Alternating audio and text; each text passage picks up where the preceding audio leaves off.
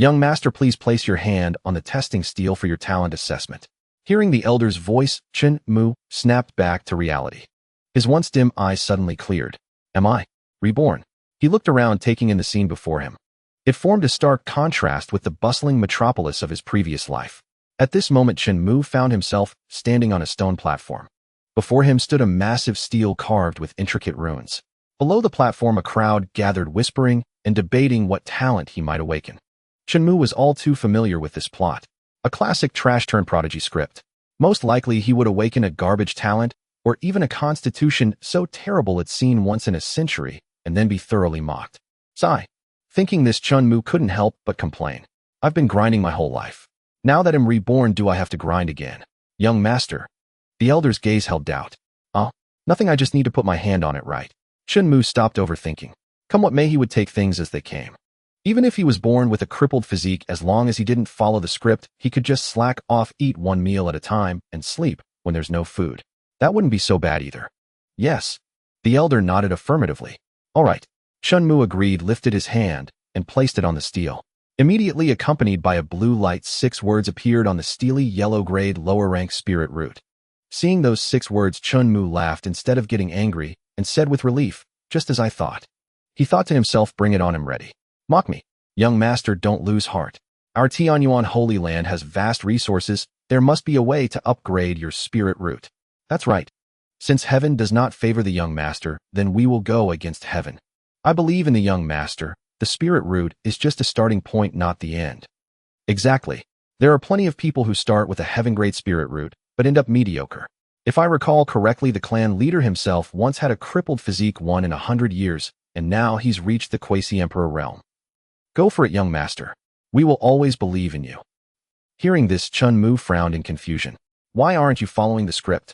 Just as he was stunned, a strange and massive surge of memories flooded into Chen Mu's mind.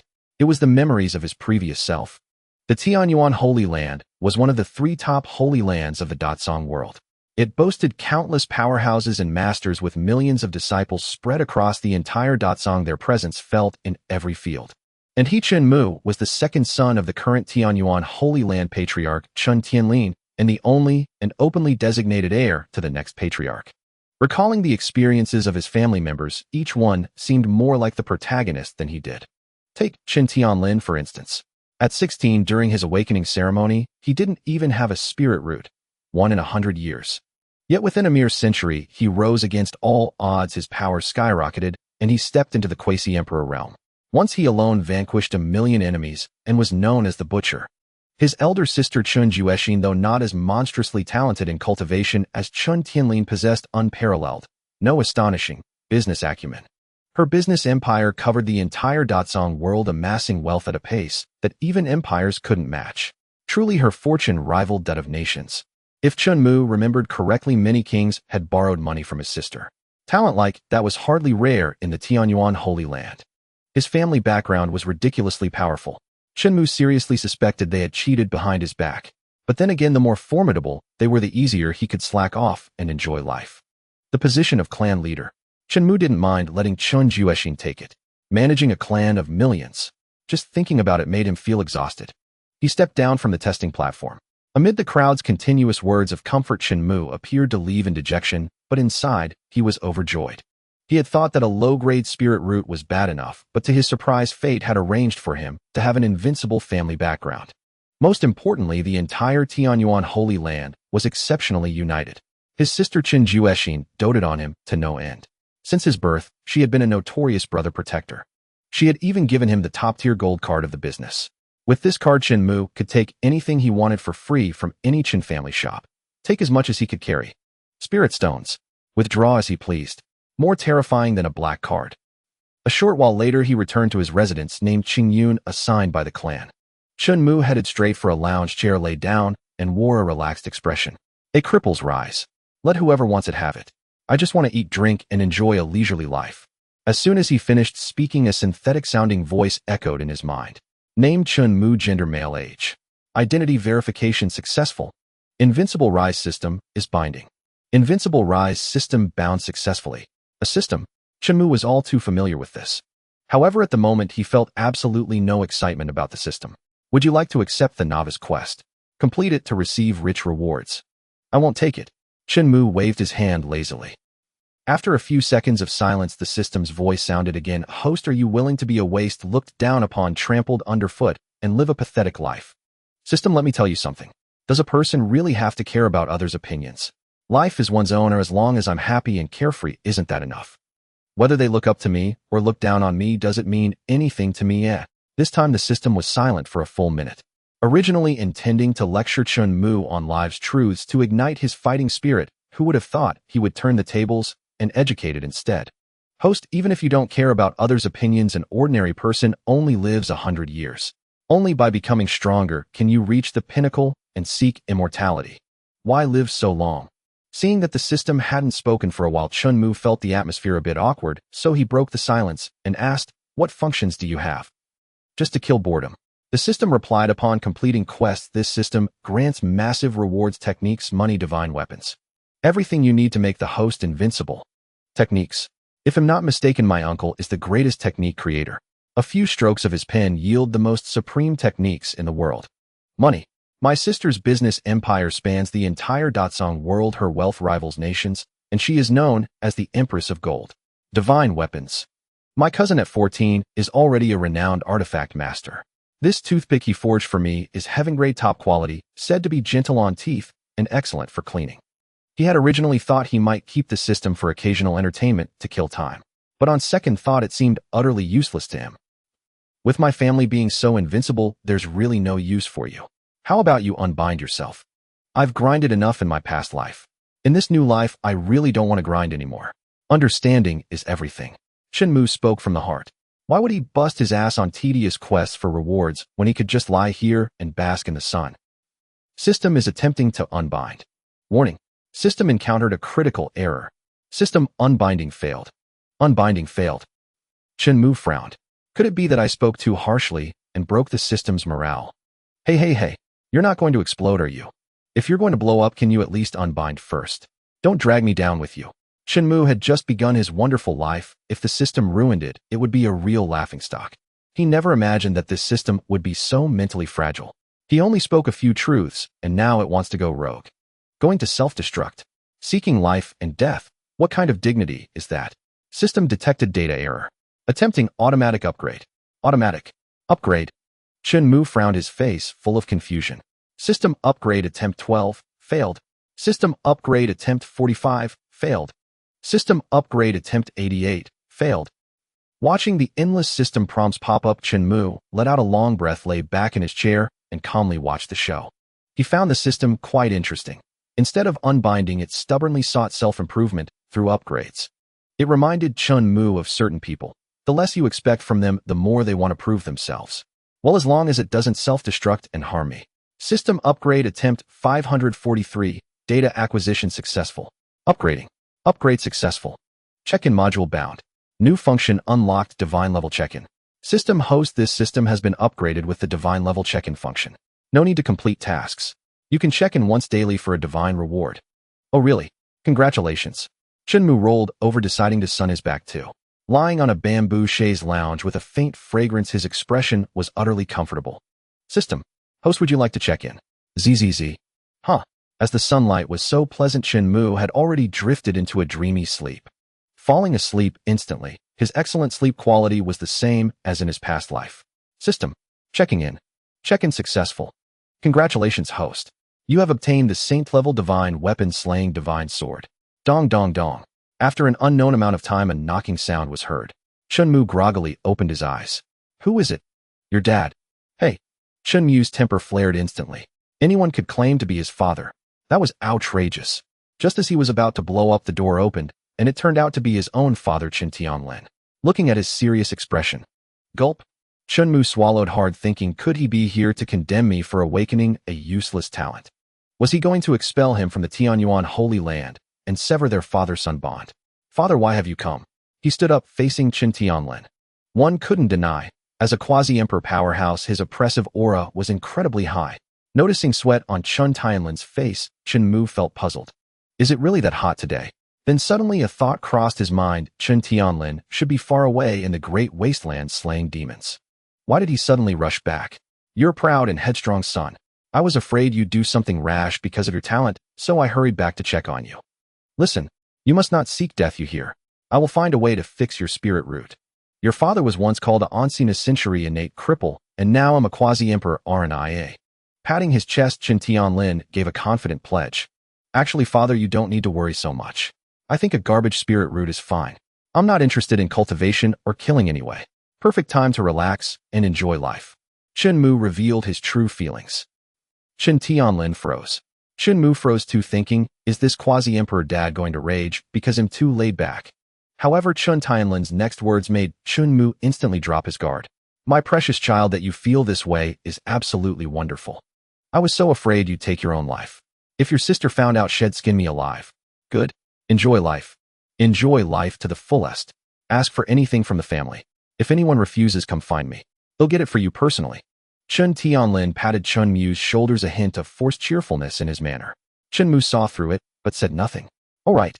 Chen Tianlin changed the subject. I found a guard for you, so if you want to go out, no one will dare to harm you. Before Chen Mu could speak, Chen Tianlin clapped his hands. The next second, a woman in a light purple gradient silk dress stepped into the Qingyun manor, holding a sword. The woman appeared to be about 15 or 16, with skin as white as snow, exquisitely beautiful and radiance that was almost blinding. Chen Mu wouldn't have doubted if someone said she was a holy maiden from some sect. Father, you're letting her be my guard? Chen Mu asked, confirming repeatedly. What? Not good enough. She may be young, but she's already the holy maiden of the Tianjin sect with a martial instructor's strength. Chen Tianlin clearly misunderstood Chen Mu's meaning. Oh, her name is Yi Qingqing. Chen Mu. So she really is a holy maiden. The Tianjin sect, if Chen Mu remembered correctly, was one of the major sects subordinate to the Tianyuan Holy Land, specializing in the way of the sword. Father, although the Tianjin sect is subordinate to us, isn't it inappropriate to bring their holy maiden to be my personal guard? Won't the entire sect have thoughts about this? Chen Mu didn't want to see the Tianjin sect and the Tianyuan Holy Land turn against each other over him, indirectly affecting his peaceful life. Don't worry about that. She was originally my... Ahem. Chen Tianlin suddenly remembered something and changed his words. Son, just as you said, enjoy life at home. I still have some matters to attend to in the Great Wasteland. He'll be off now. Hey. Before Chen Mu could speak, Chen Tianlin vanished in the blink of an eye, the door closing shut, taking Yi Qingqing with him. Outside the courtyard, Chen Tianlin covered his mouth with his hand, tears glistening in his eyes.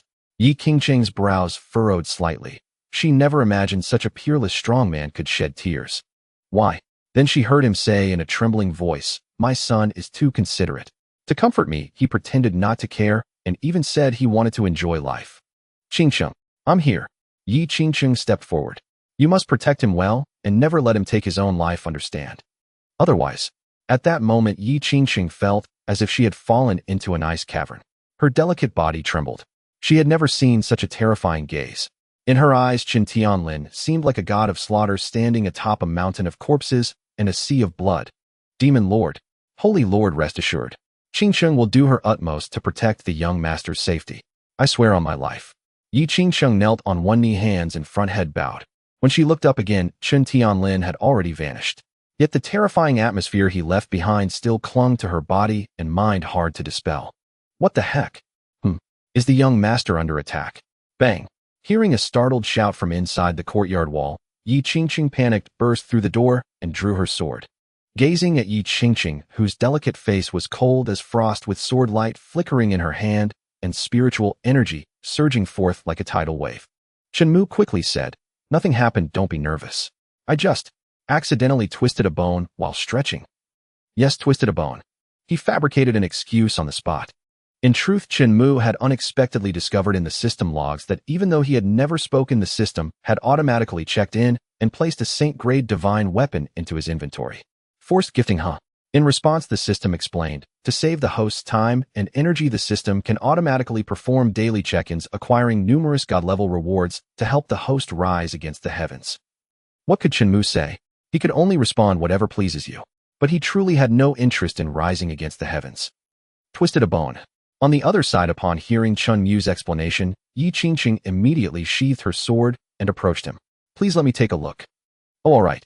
Chen Mu agreed, allowing Yi Qingqing to examine him. After confirming he was unharmed, she let out a heavy sigh of relief. To be safe, she took out a white jade medicine bottle from her spatial ring and poured out a pill.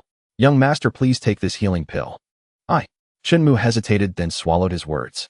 He felt that if he didn't take it, Yi Qingsheng would surely be unable to rest easy. Fine. He picked up the pill with 2 fingers and placed it in his mouth. It dissolved instantly, and a powerful surge of spiritual energy and life force spread through his meridians, reaching his limbs and nourishing his organs. He felt entirely refreshed and invigorated. What grade is this pill, Chen Mu frowned, sensing that an ordinary healing pill couldn't have such an effect. 4th grade, Yi Qingsheng replied. 4th grade. A pill that could snatch a half-dead person back from the brink of death, and you. Chen Mu couldn't help but feel she was wasting a treasure. Pill grades ranged from low to high, with only 9 in total. A 4th grade pill was already considered a precious rarity. As long as the young master is safe, a mere 4th grade pill is utterly insignificant. Yi Qingsheng shook her head, urging Chen Mu not to dwell on it. With such devotion from Yi Qingsheng, what more could Chen Mu complain about? A saintess of a grand sect going to such lengths for him. What kind of enchantment had his father cast on her? Or had he coerced her with force? Just then a knock sounded again. "He'll get the door." Yi Qingsheng immediately moved, walking with light, graceful steps toward the vermilion courtyard gate. Chen Mu meanwhile checked the system panel, opening his personal attribute page. He noticed his spiritual energy had increased considerably, on the verge of a breakthrough. After all, it was a 4th grade pill brimming with spiritual energy, and his cultivation base was still low. In the Great Song world, the cultivation realms from low to high were martial student flesh, refining martial disciple sinew, refining martial warrior skin, refining martial master bone, refining innate martial master organ, refining grandmaster marrow, refining martial saint blood exchange, and human immortal acupoint refining. Each major realm was divided into 9 heavens. As for the quasi-emperor realm that Chen Tianlin had reached, it was a domain beyond the human immortal spirit refining. Upon reaching a certain level, one could become a great emperor of a world. Currently, the position of great emperor in Chen Mu's world remained vacant. Chen Tianlin was striving with all his might to break through to the great emperor realm. Outside the door, as the courtyard gate opened, a young man was about to speak, but the excitement on his face suddenly shifted to confusion. Perplexed, he wondered how such a stunningly beautiful woman had appeared in the Qingyun mansion. Could she be his cousin-in-law? "Hello, sister-in-law," he blurted out with a bright smile. "You little rascal. What nonsense are you spouting?" Hearing the voice, even without seeing the person, Chen Mu instantly knew it was his 14-year-old cousin Jiang Sheng, a master of artifact refining. Strangely enough, Jiang Sheng was utterly obsessed with artifact refining and indifferent to almost everything else, yet within the entire Tianyuan Holy Land, he was closest to Chen Mu. Others had to book appointments far in advance to request his services, but Chen Mu could just say a single word, and Jiang Sheng would eagerly rush to comply. Whenever he obtained something good, he'd send it straight to Chen Mu free of charge. A couple of compliments would make him overjoyed. "Cousin." Jiang Sheng strode in. Yi Qingsheng closed the courtyard gate and followed behind. A hint of blush crept onto her usually icy cheeks. "Cousin, when are you getting married? When the time comes, I'll forge a few divine weapons for you as a betrothal gift. How about that?" Jiang Sheng said excitedly. Chen Mu chopped his hand down on Jiang Sheng's head, utterly exasperated. "You little brat, I told you to stop talking nonsense. She's the personal guard my father arranged for me, Yi Qingqing, the saintess of the Heaven Sword Sect." Yi Qingqing, saintess of the Heaven Sword Sect. "You know her?" Chen Mu pressed. "No." Jiang Sheng shook his head. "Then why are you so excited?" Chen Mu rolled his eyes. "She sounds impressive, that's all." Jiang Sheng scratched his head with a sheepish grin. "So why did you come to see me? Don't tell me you're here to mock me." Chen Mu changed the subject. "How could I?" Jiang Sheng said with utmost seriousness. "Even if you're a complete good-for-nothing cousin, you're still my good cousin, my lifelong good cousin. Back then, when everyone thought I was an idiot and didn't believe I could become an artifact refiner, you were the only one willing to believe in me, sneaking me into the refining room and stealing manuals for me. In short, from now on, I, Jiang Tian, have your back." Jiang Sheng thumped his chest loudly. "All right," Chen Mu agreed readily, deeply moved inside. In his memories, when Jiang Sheng was a child, he indeed had some mental issues, always with a runny nose and a habit of eating boogers. Yet despite that, he was fascinated by artifact refining and declared he would become a refiner. Learning artifact refining was a minor concern. His family mainly worried he might accidentally melt himself. As for why his past self had helped Jiang Sheng learn refining, pure amusement. He wanted to see what an idiot could actually learn. Unexpectedly, he had stumbled into cultivating a 14-year-old master refiner. In fact, Chen Mu had transmigrated to this world 16 years ago, but his memories had been sealed until now. Thinking back to himself before his consciousness awakened, he really had been quite morbidly curious. If you have nothing else to do, go back to your refining. I believe in you. Chen Mu lay back on his reclining chair, gently swaying. The sun was perfect, and he wanted to sleep a bit more. Cousin, don't rush me off. I came specifically to bring you a treasure, Jiang Sheng explained. A treasure? What treasure? Chen Mu asked calmly, playing along. To be honest, your cousin just forged a Saint-grade divine weapon. Chen Mu. System. In Datsong, the ranks of weapons and magical artifacts from low to high are divided into 6 major levels: yellow, profound, earth, heaven, saint, and divine. Each major level is further divided into 3 minor grades: upper, middle, and lower. Divine grade divine weapons have vanished for thousands of years. Currently, Saint grade is recognized as the strongest. Chen Mu knew Jiang Tian possessed unparalleled talent in artifact refining. He never expected that at just 14, he could already forge a Saint-grade weapon, something millions could only dream of. But upon second thought, it seemed hardly surprising. At 13, Jiang Tian could effortlessly refine heaven-grade weapons and artifacts. In just 1 year, was conquering Saint-grade truly that difficult? If this pace continued, Chen Mu had every reason to believe the lost divine-grade weapons might reappear. Impressive. Truly worthy of being the #1 artifact refiner of our Tianyuan sacred land. Chen Mu praised, raising his thumb. What else could he do? Jiang Tian had already written the words, "Praise me, quick, praise me," plainly on his face and eyes. Chen Mu simply couldn't ignore it. More importantly, with such an admiring young cousin, Chen Mu had no reason not to maintain a good relationship with him. That way he could enjoy his leisure more easily. He. Cousin, you flatter me. Though he said that, Jiang Tian's lips were practically curling up to the sky. Yi Qingqing, standing to the side, maintained a calm and expressionless demeanor. But inside, tumultuous waves were surging. She was astonished. It turned out the rumors were true. The Tianyuan sacred land truly possessed an unparalleled refining prodigy, the strongest in 10 million years, without equal. Forging a Saint-grade weapon at 14 was even more extraordinary than the tales. What surprised Yi Qingqing even more was that such a figure acted like an adoring fan before Chen Mu, utterly obedient. He would bloom like a flower at Chen Mu's faint praise, his lips twitching, unable to contain his ecstasy. Was this truly something a cultivator with a yellow-grade lower spiritual root could achieve? The young master must possess a formidable side I have yet to see. So what exactly did you forge? Chen Mu asked casually, eager to finish the formalities and send Jiang Tian back where he came from so he could continue basking in the sun. Jiang Tian said no more playing coy and swept his right hand over the spatial ring on his left. A flash of light burst forth. Thud! A heavy sword box crashed to the ground. This is called the God-slaying sword box, meaning even gods can be slain beneath the blade. Within it are 12 Saint-grade divine weapons controllable by thought. God-slaying sword box. God-slaying sword. Though it might be a coincidence, Chen Mu couldn't help but feel that Jiang Tian was targeting the system. And this system of his had an incredibly fragile psyche. Calling it the God-slaying sword box was one thing, but having 12 Saint-grade divine weapons inside. Where would that leave the system's dignity? The system. 12 Saint-grade divine weapons. Yi Qingqing's expression shifted slightly, barely holding back her composure. Cousin, I gift this God-slaying sword box to you. Upon hearing Jiang Tian's words, Chen Mu reminded him, if you submit it to the clan, you could earn many honor points and praise from the elders. Giving it to me gets you nothing. I don't lack honor points. The elders?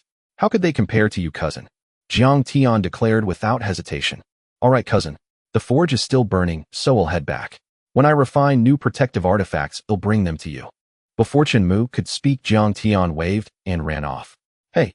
Gazing at the God-slaying sword box before him, Chen Mu had originally wanted to tell Jiang Tian. You give me this, but with my yellow-grade lower talent I can't use it.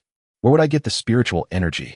But Jiang Tian ran too fast, and Chen Mu had no chance to speak. The system's special emphasis.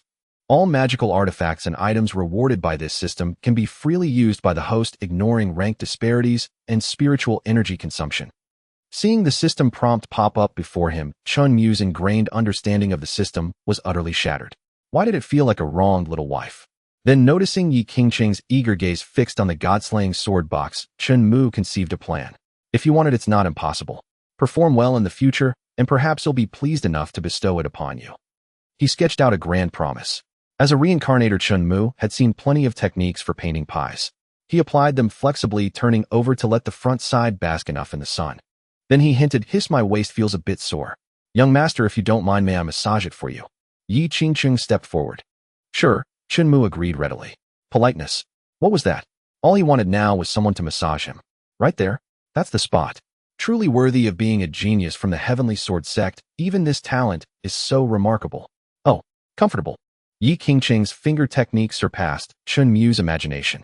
In his past life, setting aside her beauty, just this skill alone could make her a top star. Her appointments would be fully booked. Most importantly, as she massaged, she also used spiritual energy to soothe his meridians and invigorate his body. The comfort doubled. Several times over. If this scene were witnessed by the Heavenly Sword sect, they would surely be astonished. In their memory, that aloof, untouchable cold beauty, the sect's foremost female prodigy in a century, was now kneeling beside a man meticulously and earnestly massaging his shoulders and back. Was this really not a joke? Chen Mu didn't care what they thought. His own enjoyment was what mattered. He had thought this was a hellish start, but awakening a trash talent had unexpectedly made life smooth sailing. No self-protection ability. His quasi-emperor father directly brought a sect's holy maiden to serve as his guard. His young cousin promptly presented saint-grade divine weapons. Even if unused, just displaying them was enough to intimidate and deter a crowd. Moreover, he was bound to a fragile-hearted system. Its fragility was unlike any ordinary one. The more fragile it was, the greater his benefits. Only 2 words echoed in his heart, rock solid. Life was becoming more promising. Young master, is the pressure too strong? Am I hurting you? Yi Qingqing's cold yet tender whisper came from beside him. No, it's great. Keep going, Chen Mu replied lazily. Knock, knock, knock. His eyelids grew heavy, and just as drowsiness set in, a knock sounded again. Why won't it end? Has my Qingyan manor become a tourist attraction? Chen Mu grumbled. Guests were guests, and he couldn't refuse entry. Yi Qingqing rose to welcome them. With a creak, when the courtyard gate opened, and she saw who it was, Yi Qingqing's beautiful eyes widened in shock and surprise. Dakang's top talisman master, Li Xianyuan. She wondered why he would appear here. Was he here for the young master? Li Xianyuan. Chen Mu knew this man all too well. Though not a member of the Chen family, he shared an exceptionally close bond with Chen Tianlin, one that could be described as a true meeting of kindred spirits. It was precisely due to this connection that Li Xianyuan doted on Chen Mu immensely. After he grew old enough to remember, he even took Li Xianyuan as his godfather. Every few days, Li Xianyuan would bring Chen Mu to his secluded bamboo grove to stay for a while. He would take him on scenic journeys, letting him savor all kinds of rare and precious spiritual delicacies. As a godfather, Chen Mu could feel that his affection for him was in no way inferior to his biological father, Chen Tianlin. As a top-tier talisman master, even imperial powers had to treat Li Xianyuan with the utmost respect. Across the entire Dazhong world, there was not a single person who could make him bow his head. In the eyes of outsiders, Li Xianyuan was overwhelmingly powerful and decisively ruthless. Impersonal. But in Chen Mu's eyes, Li Xianyuan was merely a perfect godfather who, when he was unhappy, would get down on all fours and willingly let Chen Mu ride him like a horse to cheer him up. Godfather, why have you come? Shaking his head to clear away the superfluous thoughts, Chen Mu rose to greet him. Godfather. Yi Qingqing's pupils contracted. She had never imagined that such a special relationship existed between Chen Mu and Li Xianyuan. With his protection in the southern domain, even if one couldn't command the wind and rain, they would surely be untouchable. After all, even beating a dog requires consideration for its owner. Moreover, this was a godfather-godson relationship. Suddenly, she felt that talent in the face of an absolutely formidable background seemed not so important. So what if Chen Mu's talent awakening failed? What did it matter if he wasn't a genius? Across the entire Dazhong world, who would dare to lay a finger on him? As the holy maiden of the Heavenly Sword sect, the proud daughter of heaven, who drew everyone's attention, wasn't she still just assigned to be his personal bodyguard? It's just that I heard about your talent awakening near. Cough, cough. Considering Chen Mu's feelings, Li Xianyuan forcibly swallowed the words he had been about to say. He changed the subject. Your godfather has refined a few new talismans. Take them for self-defense. These talismans are extremely powerful. When you use them, you must be very careful. Especially this heavenly fire talisman. It is a 9th rank divine talisman. Even a martial saint without a powerful protective technique will either lose half their life or fall on the spot if struck by it. A 9th rank divine talisman. Yi Qingqing's thin lips parted in shock, her beautiful face etched with astonishment. Across the entire southern domain, regardless of status, the talisman masters capable of refining a 9th rank divine talisman could probably be counted on one hand. Setting aside the enormous material cost, the success rate was dreadfully low. Therefore, 9th rank divine talismans had always been in high demand, but short supply on the market, fetching astronomical prices. Even the various great dynasties spared no effort in collecting ninth-rank divine talismans, seeking an extra trump card to deter other powers.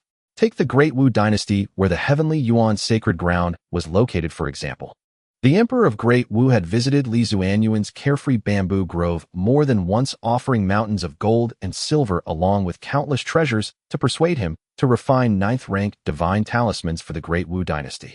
Yet he was ruthlessly rejected by Li Xianyuan. Moreover, after the emperor's fourth visit, Li Xianyuan set up a barrier to prevent further disturbances. However, it was this very great figure, whom even a nation's sovereign couldn't hire despite a clear price, who proactively refined divine talismans and personally delivered them for Chen Mu's safety. 36 7th-rank divine talismans, 12 8th-rank divine talismans, 3 9th-rank divine talismans. If the Emperor of Great Wu knew about this, he would surely be envious enough to drool. Thank you, Godfather. Chen Mu accepted them without ceremony. There was no reason to be polite with Li Xianyuan, and doing so would only sadden him and create distance. Chen Mu clearly remembered that when he was 9, Li Xianyuan tried to persuade him to learn talisman art and become a talisman master. But Chen Mu was fond of play and didn't want to sit cross-legged all day studying those headache-inducingly complex incantations. Li Xianyuan merely urged him a few more times, which directly angered Chen Mu. He blurted out, "I hate you, Godfather." This struck Li Xianyuan like a thunderbolt from a clear sky, leaving him petrified on the spot. Afterward, he became so despondent that he fell severely ill, even contemplating giving up talisman refining. On the other hand, Chen Mu's desire for a leisurely life didn't conflict with stockpiling more protective artifacts. "Our family. Why mention thanks? As long as you're safe, it's all worth it." Li Xianyuan immediately heaved a long sigh of relief. Before coming, he had worried that Chen Mu might find him meddlesome. After much hesitation, he ultimately decided that Chen Mu's safety was paramount and resolved to deliver the talismans. Just as Chen Mu was about to reply, the system's voice echoed in his mind. "System, to ensure the host has sufficient space to store valuable items, this system has activated the infinite system backpack privilege for the host." Chen Mu wasn't sure if the system was feeling insecure again, afraid of being outshone by others. Regardless, since it was entirely beneficial to him, Chen Mu said nothing. As always, as long as the system was happy, everything was fine. As long as it didn't explode, it was all good. "By the way, Muir, that little girl over there, could she be your?" Li Xianyuan lowered his voice and asked tentatively. Following his gaze, Chen Mu's eyes eventually landed on Yi Qingqing. Although Li Xianyuan had only said half a sentence, Chen Mu knew he had definitely misunderstood. He quickly explained, "Godfather, don't misunderstand. There's nothing between us. She's a personal bodyguard my father found for me." "I see. I thought I finally had a daughter-in-law and a hope of holding a grandchild." Li Xianyuan looked disappointed. Yi Qingqing, now enlightened, blushed slightly. She dared not say a word. In a flash, Li Xianyuan had teleported before her. "Greetings, Senior Xianyuan." Yi Qingqing cupped her hands in salute. She had been too stunned earlier to pay her respects. No need for formalities. Li Zuanyuan's pupils suddenly shifted as he saw through Yi Qingqing's cultivation level. Only at the martial master stage. Several beams of light flew out. "If anything happens to my godson, I will hold you accountable." Looking at the over a dozen divine talismans in her hands, ranging from 4th rank to 6th rank, covering defense, attack, and speed enhancement, everything one could need, Yi Qingqing immediately knelt on one knee and vowed, "Senior Xuanyuan, rest assured. Qingqing will risk her life to protect the young master's safety. Your strength is a bit lacking, but your awareness is commendable. When you run out of talismans, feel free to come to me for more." Li Xianyuan said appreciatively, "Thank you, Senior."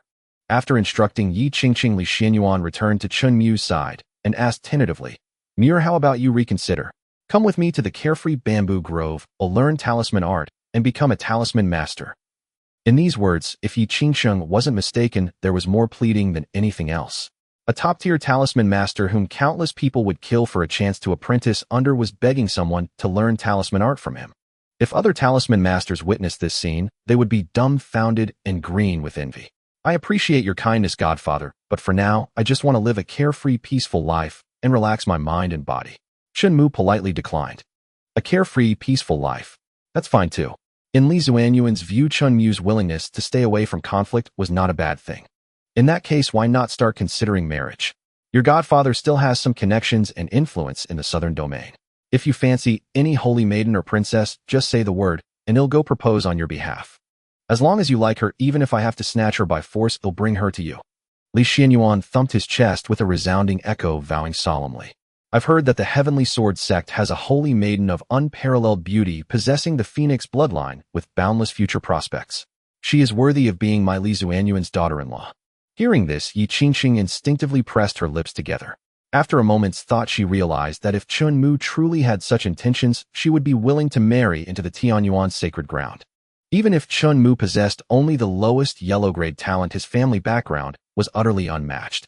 Yi Qingqing had every reason to believe that should Chen Mu wish it, he could have his pick of the world's most beautiful women. Joining the Tianyuan's sacred ground was itself a dream come true, let alone marrying the future sacred lord of that very ground. Judging by Chen Tianlin's earlier attitude, Yi Qingqing did not think he would choose another heir. Godfather, she is the holy maiden of the Heavenly Sword sect. Chen Mu gestured with his eyes. So she is Yi Qingqing. Li Xianyuan turned to look at her. Recalling it, she had indeed mentioned the word Qingqing earlier. It seems your father and I had the same idea. Li Xianyuan stroked his beard, and as if struck by a thought, burst into hearty laughter. Though he wished to stay longer, he did not want to intrude on the young couple's private time. Without personal space, how could sparks of love fly? Activating a divine talisman, he rode the clouds and mist, setting off on the path back to the carefree bamboo forest. Though he had already left, his voice just then reached Chen Mu's ears. If you have time, you can bring her to the carefree bamboo forest for a visit. Chen Mu raised a hand to his forehead and frowned. How could he not see what Li Xianyuan was thinking? It seems that urging marriage knows no borders nor realms. Chen Mu complained. Realm. Yi Qingqing's voice, as melodious as silver bells, sounded beside his ear. It's nothing. Chen Mu shook his head, telling Yi Qingqing not to mind. He had no intention of telling anyone, neither about the system nor his identity as a reincarnator. Then, looking at the divine talisman Yi Qingqing held out to him, Chen Mu asked in confusion, "What are you doing?" "My duty is to protect the young lord. These I cannot accept." Yi Qingqing was well aware that without Chen Mu, not only would she not have received the divine talisman, but a great figure like Li Xianyuan would probably not even deign to glance at her. "Don't be insincere. If I give them to you, you accept them. Don't overthink it. Besides, those divine talismans aren't for you. They're for you to protect me with." Chen Mu lifted his leg. "I understand, young lord." Hearing Chen Mu say this, Yi Qingqing felt considerably relieved inside. She stored the divine talismans in her spatial ring, then stepped forward again, kneeling on the ground to massage the front of his calf. To prevent further interruptions, Chen Mu specifically had Yi Qingqing post a notice outside the courtyard gate. It read, "Indisposed, no visitors today." He mused that he only wanted a good afternoon nap. Why was it so difficult?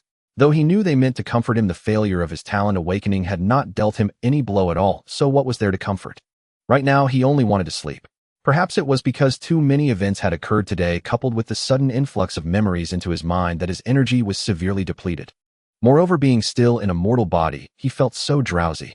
Under Yi Qingqing's exquisite fingerwork, his eyelids grew heavy and slowly closed.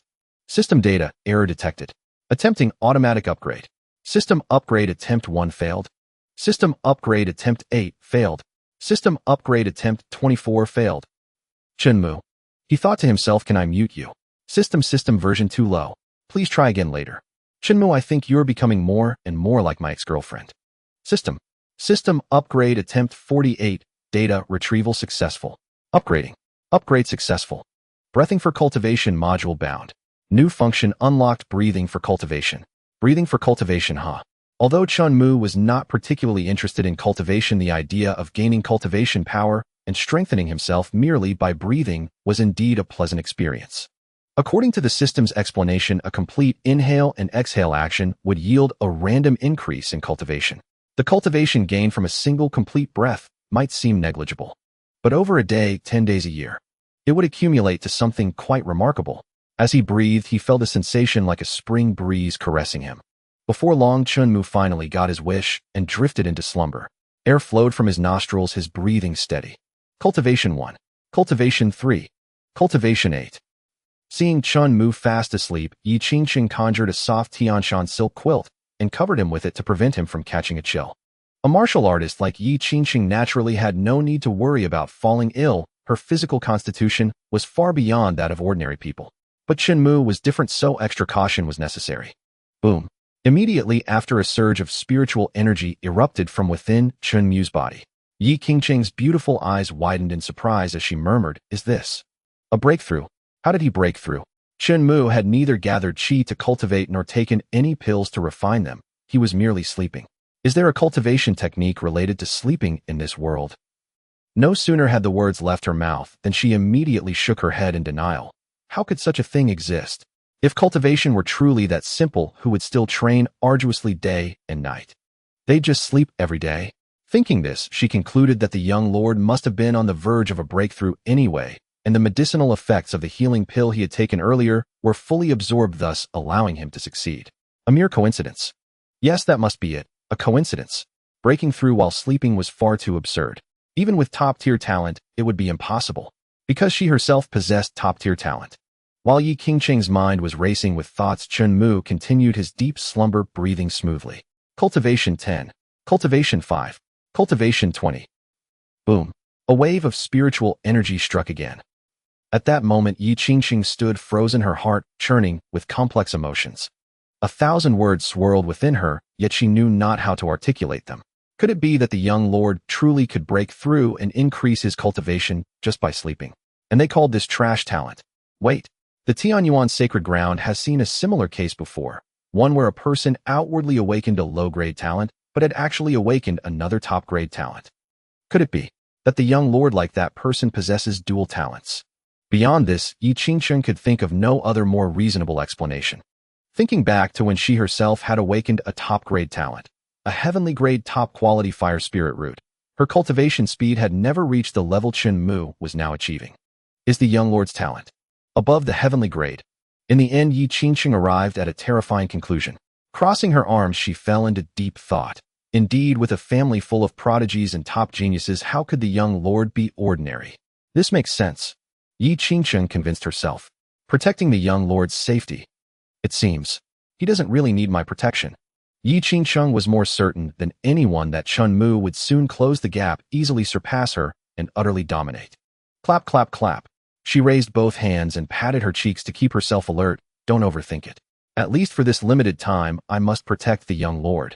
Immediately after, a voice from outside the wall reached her ears. The young lord is ill. Oh no, what shall we do? Hearing the sound, Yi Qingqing treaded more lightly than a cat, making her way toward the main gate. She glanced back from time to time, checking if she had disturbed Chen Mu's rest. Carefully opening the courtyard gate, she looked at the group outside and the enormous redwood treasure chests. Yi Qingqing could roughly guess their purpose. Yet she still asked to confirm. Who are you? What business do you have at Qingyan residence? Hearing this, the leader forcibly snapped out of his awe at Yi Qingqing's peerless beauty. He clasped his fists and replied, We have been sent by our master to present treasures to the young master. Your master? Yi Qingqing pressed further. Who is your master? She had to be certain, otherwise if Chen Mu asked later, she would struggle to explain. Our master is Chen Juexin, the young master's elder sister, the man answered truthfully. Chen Juexin. Yi Qingqing had a profound impression of this person. Rumors held that her business empire spanned the entire Datsong. Throughout Datsong, the majority of wealth and spirit stones were held in her hands alone, making her the creditor of countless individuals. Even the Heavenly Sword sect seemed to owe her a considerable debt. The Heavenly Sword sect's decision to align with the Tianyuan Holy Land was not entirely unrelated to Chen Juexin. The young master is resting. You may leave these items here. Once he awakens, I will relay your message faithfully, Yi Qingqing declared. Much obliged. With that, the man produced a spatial ring and handed it to Yi Qingqing.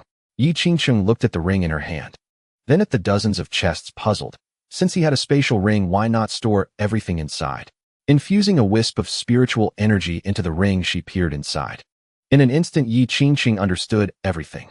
She was utterly astounded. The reason was so simple, it was almost unbelievable. It was simply completely full.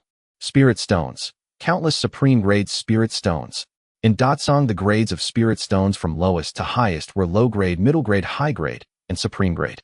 Spirit stones served not only as the continent's universal currency, but also as cultivation resources. The higher and purer the spirit stone, the more spiritual energy it contained, and the greater its value as currency. Such a vast quantity of spirit stones completely shattered Yi Qingqing's understanding of wealth. To possess riches that surpassed the world enough to rival a nation. Was this not the pinnacle?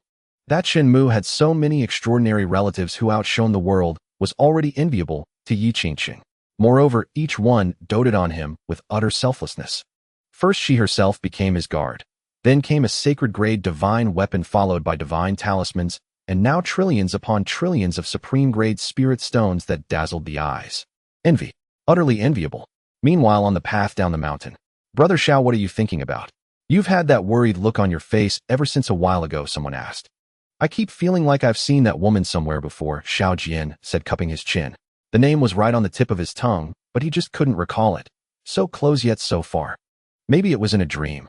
No, I feel that even the goddess I met in my dreams is not half as beautiful as her. Such a stunning woman, yet she can only serve as a maid in the Tianyuan Holy Land. Truly how enviable is the young master's lot. As they spoke, Xiao Jian's eyes suddenly lit up and he exclaimed excitedly, I remember. I finally remember who she is. Who is she? The others pressed, equally curious. The Heavenly Sword Sect's Saintess Yi Qingsheng. I once saw her in a painting, Xiao Jian affirmed with absolute certainty. The Heavenly Sword Sect's Saintess. A genius like that is serving the young master at Qingyun residence. The Heavenly Sword Sect's Saintess is indeed formidable, but the young master is our master's own younger brother and the future Tianyuan Holy Lord.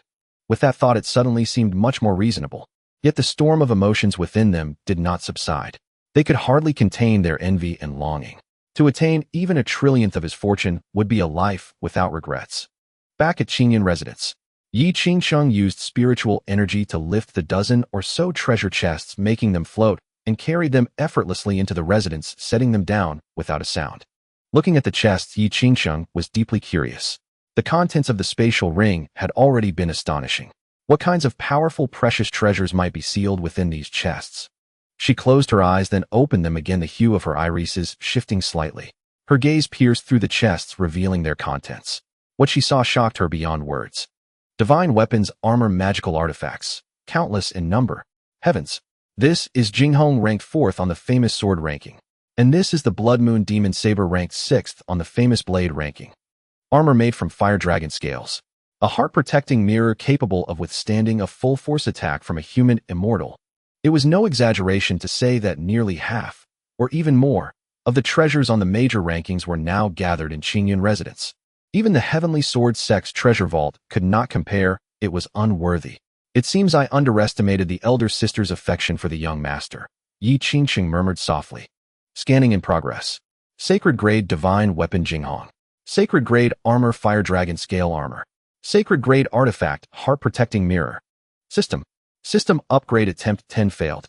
System upgrade attempt 55. Data acquisition successful. Upgrading in progress. Upgrade successful. Infinite check-in module bound. New function unlocked, unlimited divine check-in.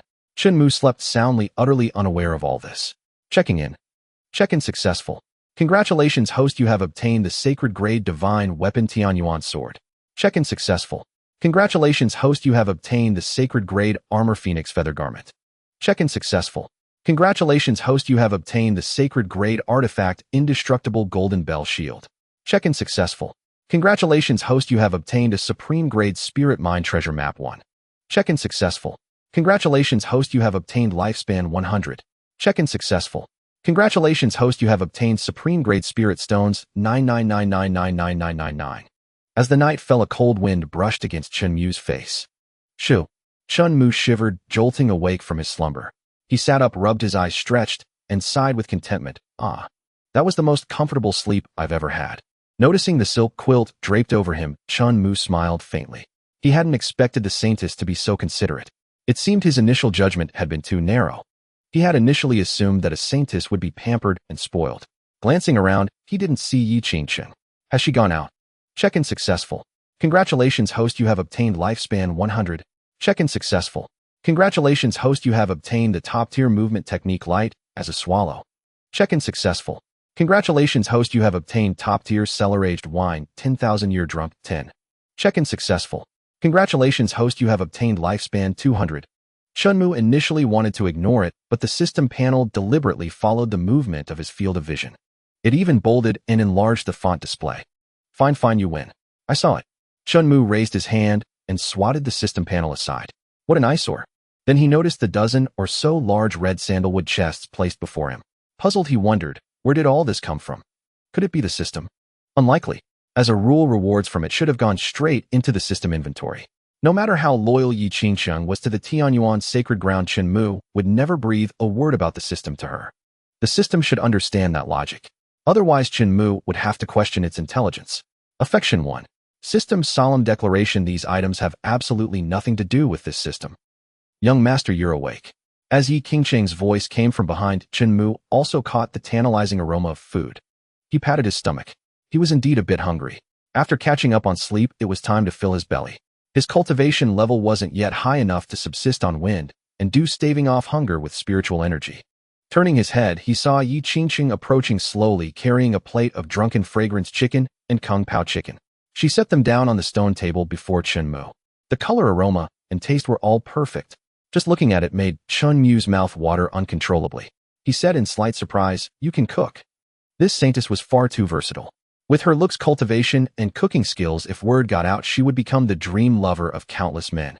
"No, I can't." Yi Qingcheng shook her head, then added, "But I can learn for you, young master." Chen Mu was naturally pleased by her sentiment, but his curiosity remained.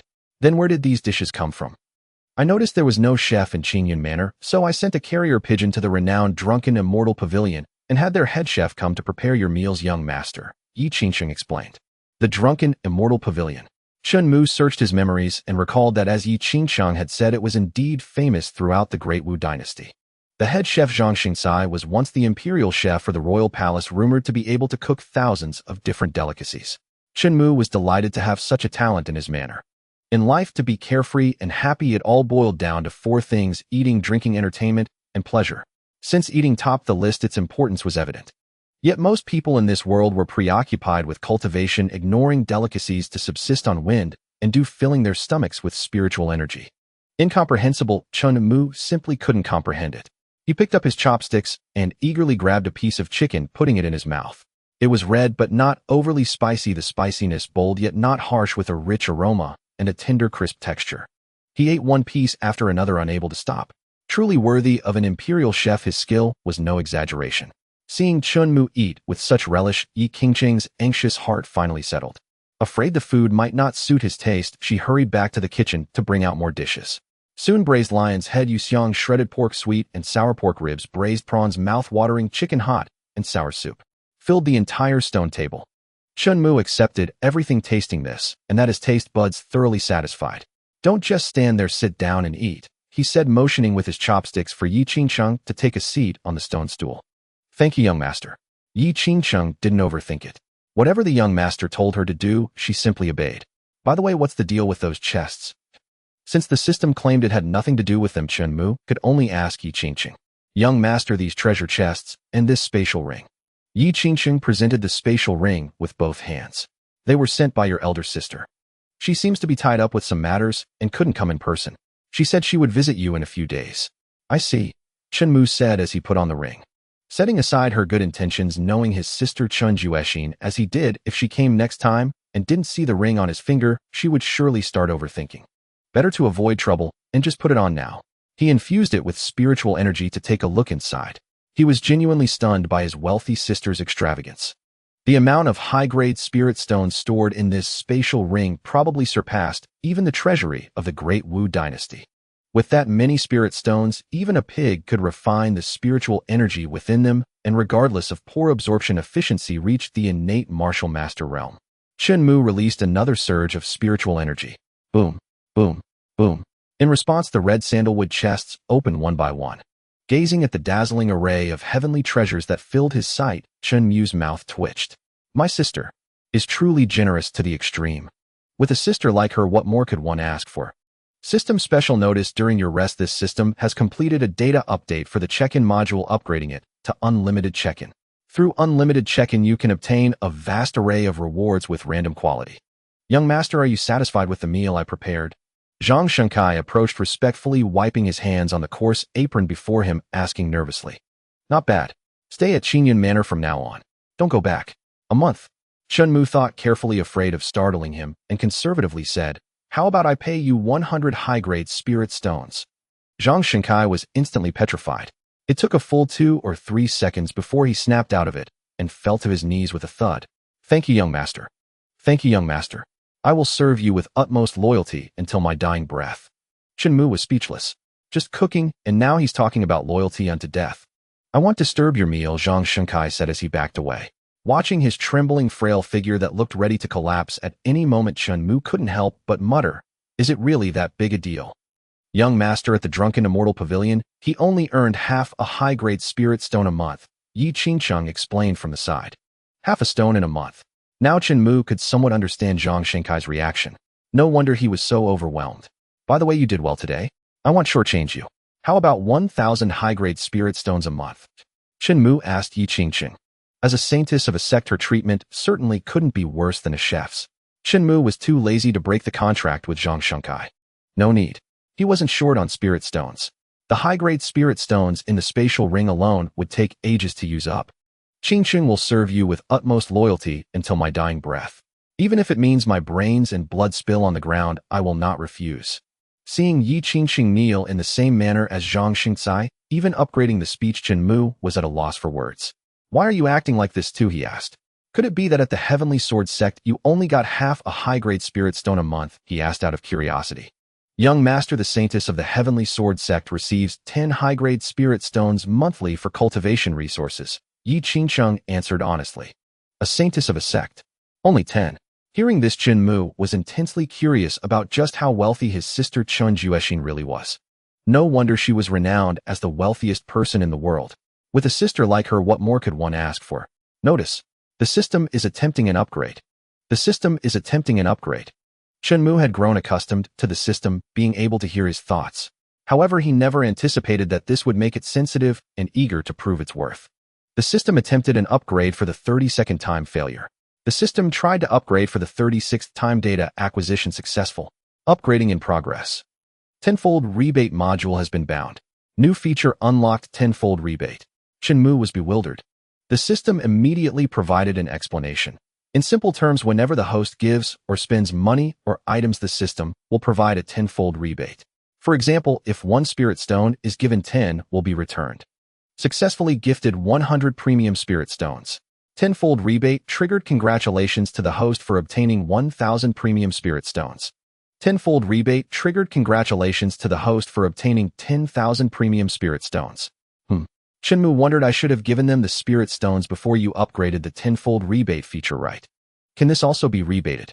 The system replied, considering the host is still unfamiliar with the function, and since it is a newly upgraded benefit, certain privileges have been granted, which is reasonable. Chen Mu remained silent. He opened the system backpack. Looking inside, he was startled at the sheer number of items. There were at least hundreds of holy-level divine weapons. Treasures. All of them were secretly signed in by the system while he was asleep. He then opened his personal attribute panel. Name Chen Mu, gender male. Talent root, low-grade, yellow rank, mixed spiritual root. These seemed quite normal. However, upon seeing the lifespan section, Chen Mu's expression completely fell apart. He raised his hand to his forehead, feeling quite a headache. Lifespan, 97800 years. 97,800 years. After confirming several times, Chen Mu finally dared to believe that the system was not joking with him. Originally, if Chen Mu remembered correctly, his lifespan was only 87 years. In just the time it took to sleep, he had gained over 90,000 years. Chen Mu hesitated, thinking with such a family background, having a bit more lifespan to enjoy is not a bad thing. He couldn't help but complain, since it can upgrade, why not upgrade emotional management first? Chen Mu worried that if the system continued to be this sensitive, it would inevitably lead to major problems one day. Just then it fell silent, pretending to be dead. He didn't know how long had passed. After cleaning up all the dishes, Chen Mu patted his stomach, feeling about 80% full.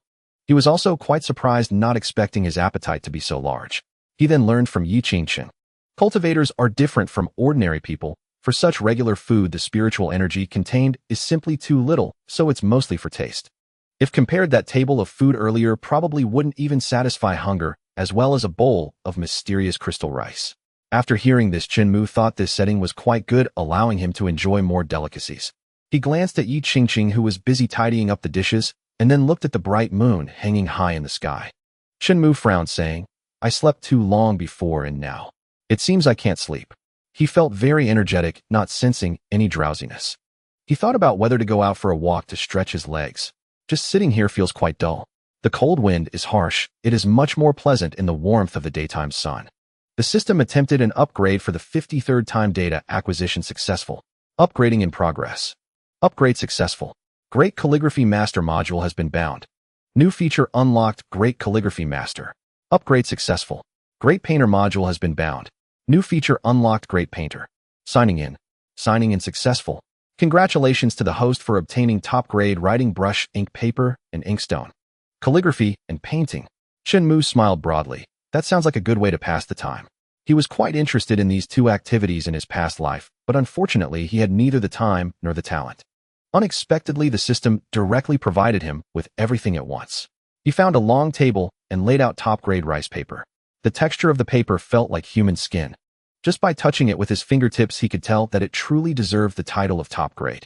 Young master, you have such elegance. Are you going to practice calligraphy? Yi Qingqing, having just finished her tasks, returned to see Chen Mu setting up such an array. She naturally stepped forward to take on the task of grinding the ink. Chen Mu nodded affirmatively. Since I'm idle anyway, I might as well find something to do and cultivate some hobbies. Yi Qingqing's thin lips parted slightly, about to say something, but she noticed the brush in Chen Mu's hand, exclaiming in surprise, Is this the Tianyuan brush? After that, she gradually realized that this paper was the extremely rare ice skin paper. It is said to feel like the skin of a young girl, belonging to the finest quality paper sought after by countless literary masters, yet unfortunately, it is priceless. The ink and inkstone are both infused with spiritual energy, and without 10,000 years they cannot be formed at all. Such a set of writing brush, ink paper, and inkstone would normally only appear in the imperial palace for royal use. My apologies, I will grind the ink for the young master right away. Noticing Chen Mu's intense gaze, Yi Qingqing quickly snapped back to reality and resumed her actions. She felt she was overreacting. For the young master, this matter was not surprising at all. She had to get used to it quickly to avoid losing composure and embarrassing herself as before. Before long, Yi Qingqing finished grinding the ink and stepped aside to avoid interfering with Chen Mu. He dipped the brush in the ink. Just as he was about to put brush to paper, his movements paused. Chen Mu suddenly remembered that while the system had endowed him with the ability to write calligraphy, he himself didn't have enough ink within him. What should he write? In the next second, he suddenly recalled a rather domineering ancient poem from his past life. He often saw others mention it. Chen Mu only chose 2 lines from it. Kill 1 man every 10 steps, leave no trace in 1,000 miles. After finishing the matter, I brush my clothes and leave, hiding my name and fame. Yi Qingqing softly read the lines, and indeed the more one savored it, the more flavor it had. Especially paired with the vigorous and powerful strokes, the penmanship was as sharp as a sword. It was so imposing, truly too imposing. Young master, I didn't expect you to be so talented. Yi Qingqing did not hide her admiration for Chen Mu. In her heart, she gained a completely new understanding of him. With such literary talent and penmanship, how could he be a waste? He could still attract countless literary giants to bow down, with talented scholars admiring him and beautiful women secretly cherishing feelings for him. Chen Mu assumed Yi Qingqing was complimenting his calligraphy skills. Did he need to explain to her that this poem was actually written by someone named Li Bai? Where could he find such a person? After finishing this piece, he tossed it aside. He laid out another sheet of paper. Seizing the moment while he still remembered, he quickly wrote down, In a single body, I fought through 3,000 miles. A single sword once faced 100,000 troops. I fear not the shattering of bones and flesh. I must leave my purity in this world. With both feet trampling the waves of the world, one shoulder, shouldering all the sorrows of the past and present. Life's pleasures must be fully enjoyed. Do not let the golden goblet face the moon empty. Oh, I am born with talent, destined to be of use. Even if I spend a fortune, I will regain it. As he finished reciting, Yi Qingqing trembled all over. The talent displayed by Chen Mu deeply shocked her. Even her soul expressed respect. She couldn't help but worship him in her heart. Yi Qingqing was very certain that these were not verses she had come across before. If they had existed, she wouldn't have just discovered them. They had long since become a must-learn for literary scholars. After writing so much, Chen Mu had nearly exhausted everything he could think of, feeling a bit drained. Moreover, with a very clear understanding of the great calligraphy master function, he decided to switch to painting next. He painted the most beautiful landscape from his previous life, memory. Serene Valley. Yi Qingqing recognized it at a glance. What? You have been there? Chen Mu casually asked, not shifting his gaze, remaining focused on the painting paper and brush strokes. It is a very beautiful place. Once you go there, you will relax completely, as if merging with the universe and all things. Yi Qingqing expressed her feelings. Is that so? If given the chance, I must go see it for myself. Yi Qingqing did not answer. The reason being, her attention was completely captivated by the serene valley that Chen Mu was painting. It looked so similar. It gave Yi Qingqing an illusion of being right there. With good paper and ink paired with Chen Mu's unparalleled painting skills, the only words that could describe her feelings were invincible. Before this, she never imagined that Chen Mu not only possessed an extremely high talent level in calligraphy, he was equally skilled in painting. Not to mention, he had the extraordinary talent to break through realms even while sleeping. Young master truly is terrifying. This completely awakened Yi Qingqing, who once considered herself a genius. In comparison, she felt like a frog at the bottom of a well. Clearly staying at the bottom of the well, yet thinking what she saw was everything. Unbeknownst to her, there are people beyond people and heavens beyond heavens. Beyond the heavens, there is the young master. She resolved to remain humble and diligent, to practice hard and not disappoint the expectations and cultivation bestowed upon her by the young master. Finished, time to pack up. He set down his brush. Chen Mu looked at the ink fragrance-rich and still not completely dried landscape painting before him, feeling very satisfied. He felt that in the future, with nothing to do, he could write and paint more, which would not only pass the time, but also cultivate his character. Young master, are you going to rest now? Seeing Chen Mu turn towards his bedroom, Yi Qingqing asked. After exercising my brain, I suddenly feel drowsy. Chen Mu raised his arm and stretched. Then how should we deal with these verses and this painting? Yi Qingqing followed up with another question. Whatever, if you like it, just take it. Otherwise, burning it is fine. Chen Mu was indifferent. After all, he could easily write as many as needed. No, don't burn it. Such good poetry, such a good painting, it would be too much of a pity to destroy them. Yi Qingqing hurriedly said. You handle it as you see fit. I'm going back to rest now. Chen Mu yawned repeatedly.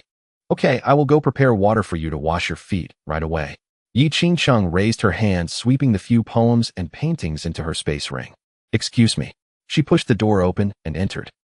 Watching Yi Qingqing place the wooden basin in front of him, squatting down and carefully helping him take off his shoes and socks, Chen Mu felt something was off.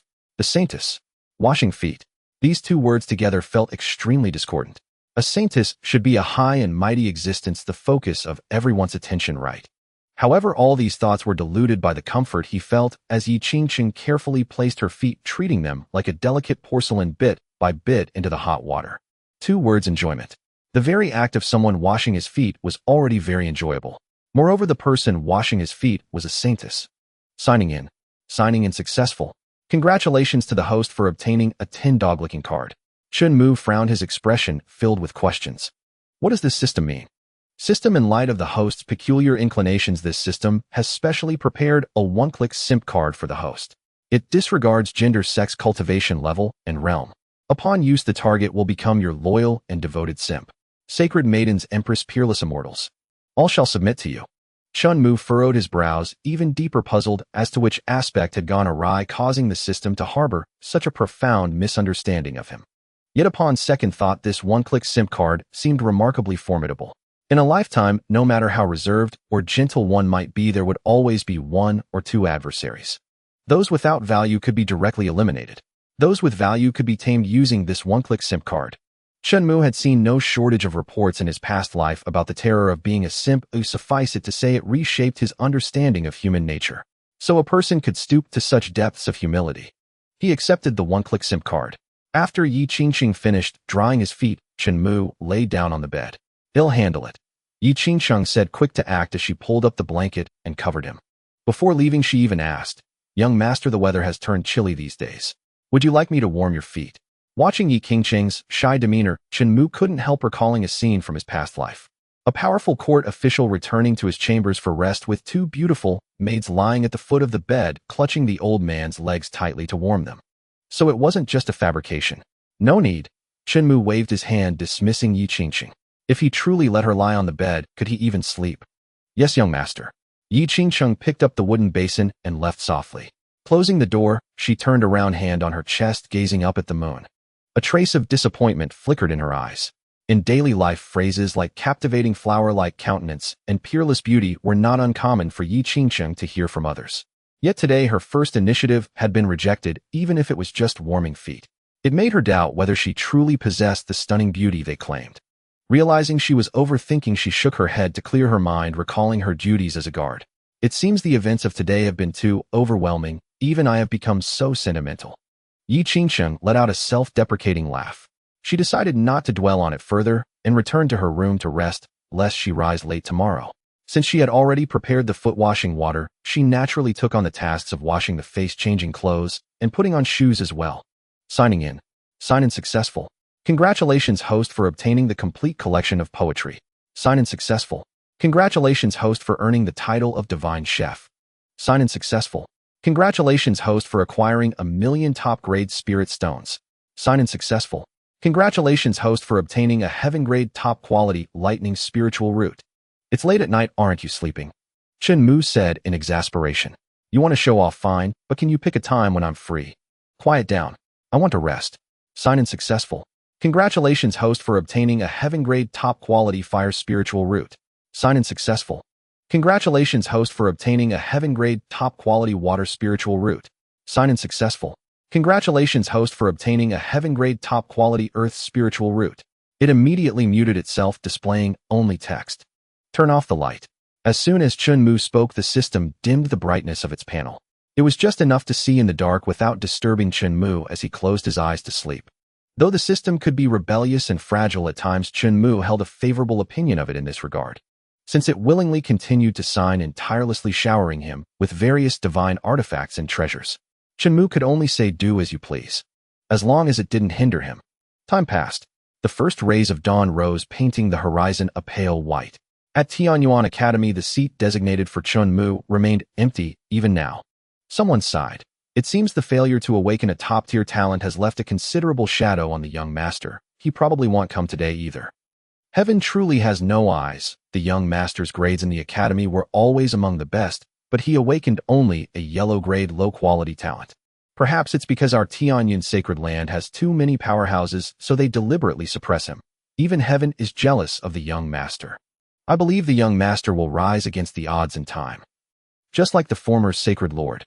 Their reverence for Tianyuan's sacred land, coupled with Chen Mu's demeanor as the young master, an heir to the position of sacred lord, who remained humble and never bullied ordinary disciples, earned him their loyalty. Diligent and studious, he also guided his fellow classmates, winning their hearts. More importantly, Chen Mu was generous, often bestowing elixirs and various spirit stones to aid their cultivation. How could such kindness be forgotten? No, it's bad.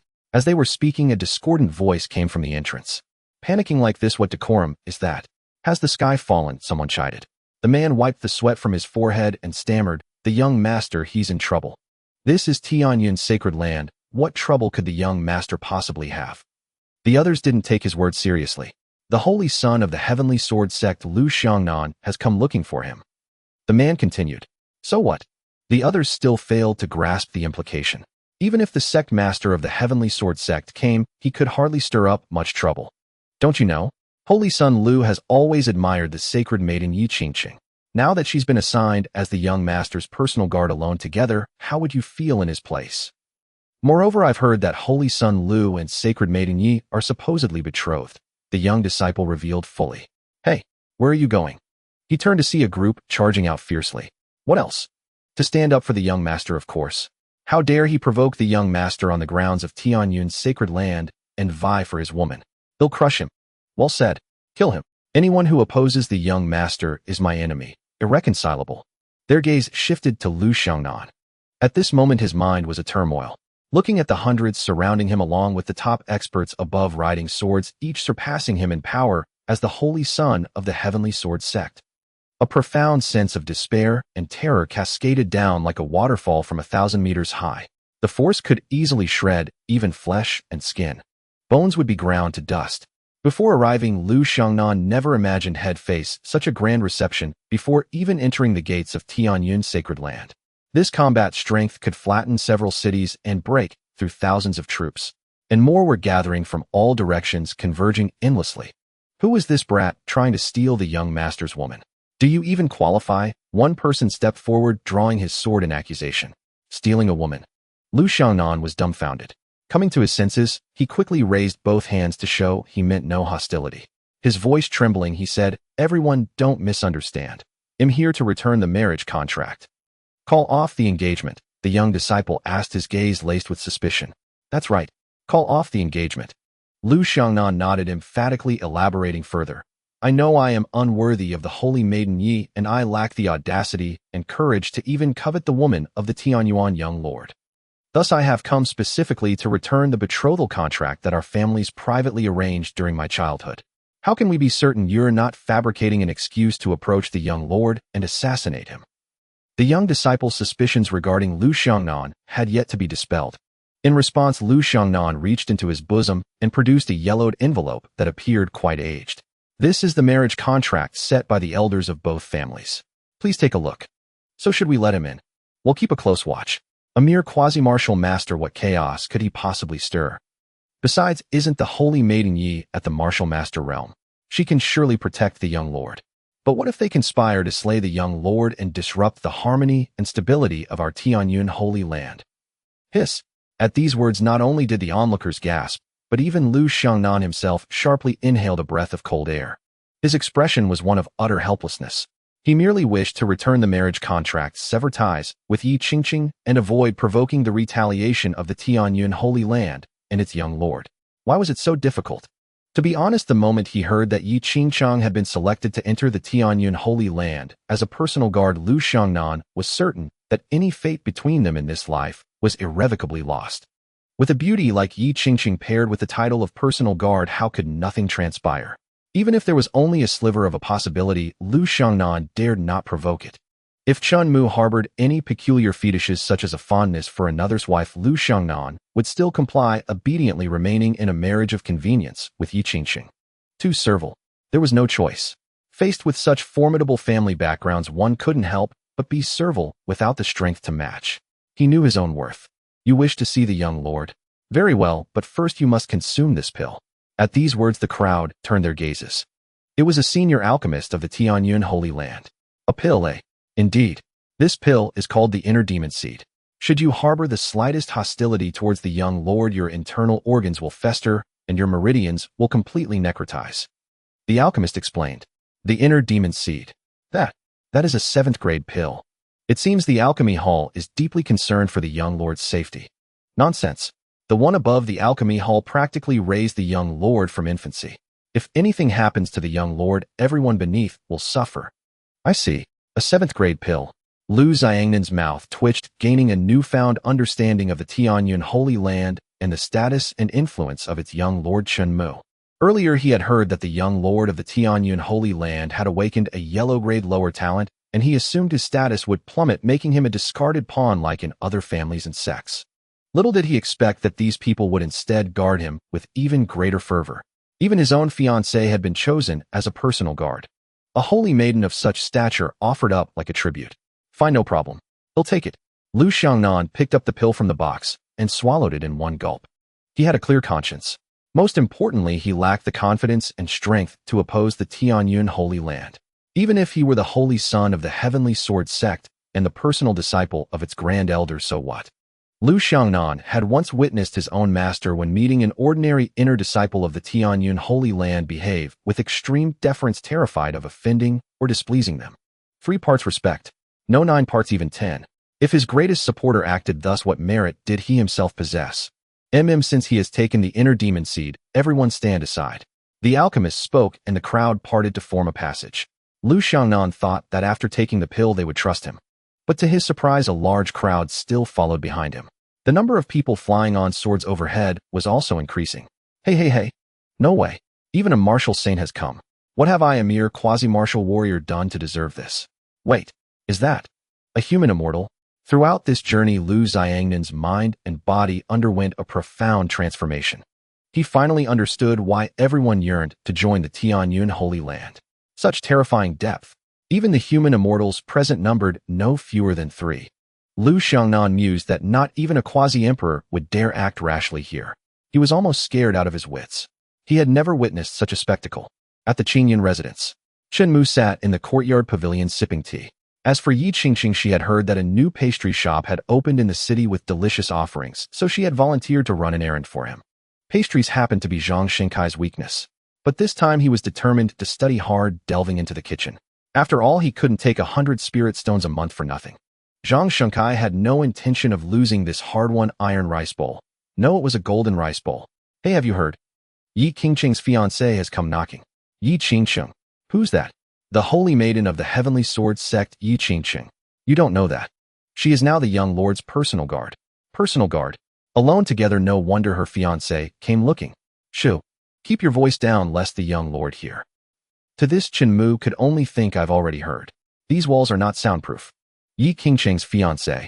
This plot is all too familiar. He thinks I lack strength and talent and wants to humiliate me.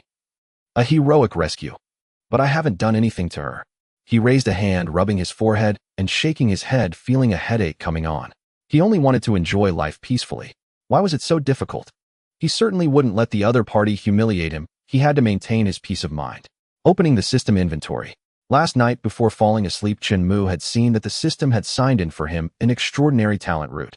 Was it a lightning spirit root? As far as he knew, the lightning spirit root was one of the most domineering and powerful among all spirit roots. With this, it should be enough to intimidate him, right? As Chen Mu pondered, he suddenly noticed that beside the lightning spirit root, there were various other spirit roots. Heaven Great Supreme Earth Spirit Root. Heaven Great Supreme Water Spirit Root. Heaven Great Supreme Fire Spirit Root. Heaven Great Supreme Wind Spirit Root. Good heavens. Did you sign in for all the top-tier spirit roots while I was asleep? System, as your system, it is my duty to exert myself wholeheartedly on your path to power. Not bad, not bad. The system had indeed solved a major problem for him, and Chen Mu felt that praise was due, especially since it was a system with a fragile heart. Selecting the Heaven Great Supreme Lightning Spirit Root, confirming its use. Activating Binding Heaven Great Extreme Quality Thunder Spirit Root. Activation successful. Binding successful. The next second the system prompted, Chen Mu felt a surge of vast, domineering spiritual energy filling his dantian. Then, following the extraordinary meridians, it spread to his limbs and bones. Faint thunder patterns flickered on his arms. So this is a Heaven Grade Extreme Quality Spirit Root. Chen Mu clenched his fist, and as he opened it, releasing a trace of spiritual energy, lightning blazed brilliantly. The thunder's might then shot straight into the sky, scattering the clouds and tearing a massive hole in the firmament. It was clearly visible even 1,000 miles away. The blue-white lightning and thunderclaps dazzled the eyes, daring to rival the sun and moon. This sight was also witnessed clearly by the crowd that had just arrived outside Qingyun Manor. They froze in their tracks. They had no idea what was unfolding within Qingyun Manor. Those experts who had been riding flying swords also sheathed their weapons and landed as they drew near. After all, it would be far too presumptuous to hover above Chen Mu the young master and look down upon him. It seems that besides Saintess, he the young master has other even more formidable guards by his side. What formidable thunder might. Old Lin, you also cultivate thunder techniques. What do you think? Such domineering, pure heavenly thunder can only come from a Heaven Grade Extreme Quality Thunder Spirit Root. Heaven Grade Extreme Quality. And a Thunder Spirit Root at that. Hearing this, Lu Xiangnan became even more determined to return the marriage contract as soon as possible, sever ties cleanly with that woman, Yi Qingcheng, and swiftly leave the Tianyuan sacred ground. If this continued, he really couldn't hold it in any longer. He might very well become the first holy son of the Tianjian sect to wet his pants. If word got out, it would bring shame not only upon himself, but upon the entire Tianjian sect in the Datsong world. Tianyuan's sacred ground was simply too terrifying. It was 100, even 1,000 times more fearsome than any forbidden land Lu Xiangnan had ever visited. Recalling the past and confirming that he had never even touched Yi Qingcheng's finger, he felt a wave of relief. Thank goodness he was a cultivation idiot. Boy, what to say and what not to say once you're inside. Surely you don't need us old-timers to teach you. Feeling the old man's arm on his shoulder and catching the icy, sinister face that smiled without mirth in his peripheral vision, along with the constant oppressive pressure of a human immortal realm expert bearing down from above. No, I understand. Lu Xiangnan's voice trembled so much it distorted, turning sharp and shrill like a eunuch's. His legs quaked uncontrollably, his knees buckled, and his body shrank slightly. Good, go on in. The old man released his grip. Yes, thank you, senior. Lu Xiangnan trudged forward with legs as heavy as lead, painstakingly climbing the steps and arriving at the door. Knock, knock, knock. He raised his hand and rapped on the courtyard gate. Enter. Hearing Chen Mu's voice, Lu Xiangnan slowly pushed the door open just enough for one person to slip through, stepped over the threshold, and went inside. Forgive the intrusion. Then he gently closed the door behind him, every movement exceedingly cautious. But when he turned around, he found only Chen Mu alone in the courtyard. So that thunderous might earlier was young. Pushing aside his thoughts and remembering his purpose, Lu Xiangnan reached into his robe to produce the marriage contract, but Chen Mu cut him off. Spare me the nonsense. Rumble. Crackle. With a mere thought, he once again unleashed overwhelming thunderous power. Fine, nearly imperceptible arcs of electricity spread and rippled through the air. Even from dozens of paces away, Lu Xiangnan could feel the thunders might seeping through his clothes, tingling and stimulating his skin. Lu Xiangnan's heart shuddered. He was frozen solid. Psychologically, it felt like a bolt from the blue, leaving him utterly stricken. He never imagined that the owner of the heaven-grade extreme quality thunder spirit root spoken of by the human immortal realm thunder cultivator was none other than Chen Mu himself. But hadn't the outside world spread rumors that he had awakened a yellow-grade low-quality trash talent? You call this trash talent? Lu Xiangnan, as a holy son of a sect, only possessed a heaven-grade mid-quality talent. Looking back at the entire history of the Tianjin sect, those with heaven-grade extreme quality talents numbered no more than 3 in 10,000 years. Not to mention one with the domineering and unique attribute of thunder. Come to think of it, how could there possibly be an ordinary mortal among such a gathering of prodigies? Who started that rumor? The next instant, he snapped back to reality. His first act was to bend his knees and fall to the ground with a thud, prostrating himself. Spare me, young master. Spare me. Seeing Lu Xiangnan kneeling, Chen Mu withdrew his spiritual energy. This fiancé, a holy son of a prestigious sect, was far weaker in mental fortitude than he had imagined, setting aside his actual strength for now. He kneels just like that. Or is the heaven-grade extreme quality thunder spirit root truly that terrifying? I have no intention of opposing the young master. I came solely to return the marriage contract between myself and Yi Qingqing. Please rest assured, young master. Aside from this contract unilaterally arranged by our families, there is absolutely no improper relationship between Yi Qingqing and me. I have never even touched her finger, and whenever we meet, I maintain a distance of over a meter. Lu Xiangnan blurted out in a rush. Panic. Utter panic. He feared that the next moment a bolt of heavenly thunder would pierce his chest, leaving a charred, bloody hole. Return the marriage contract. Those 4 words, combined with Lu Xiangnan's demeanor, instantly dispelled Chen Mu's wariness. He understood everything in a flash. Speaking in a voice only he could hear, he murmured, "It seems that even without this extreme talent, nothing much would have happened."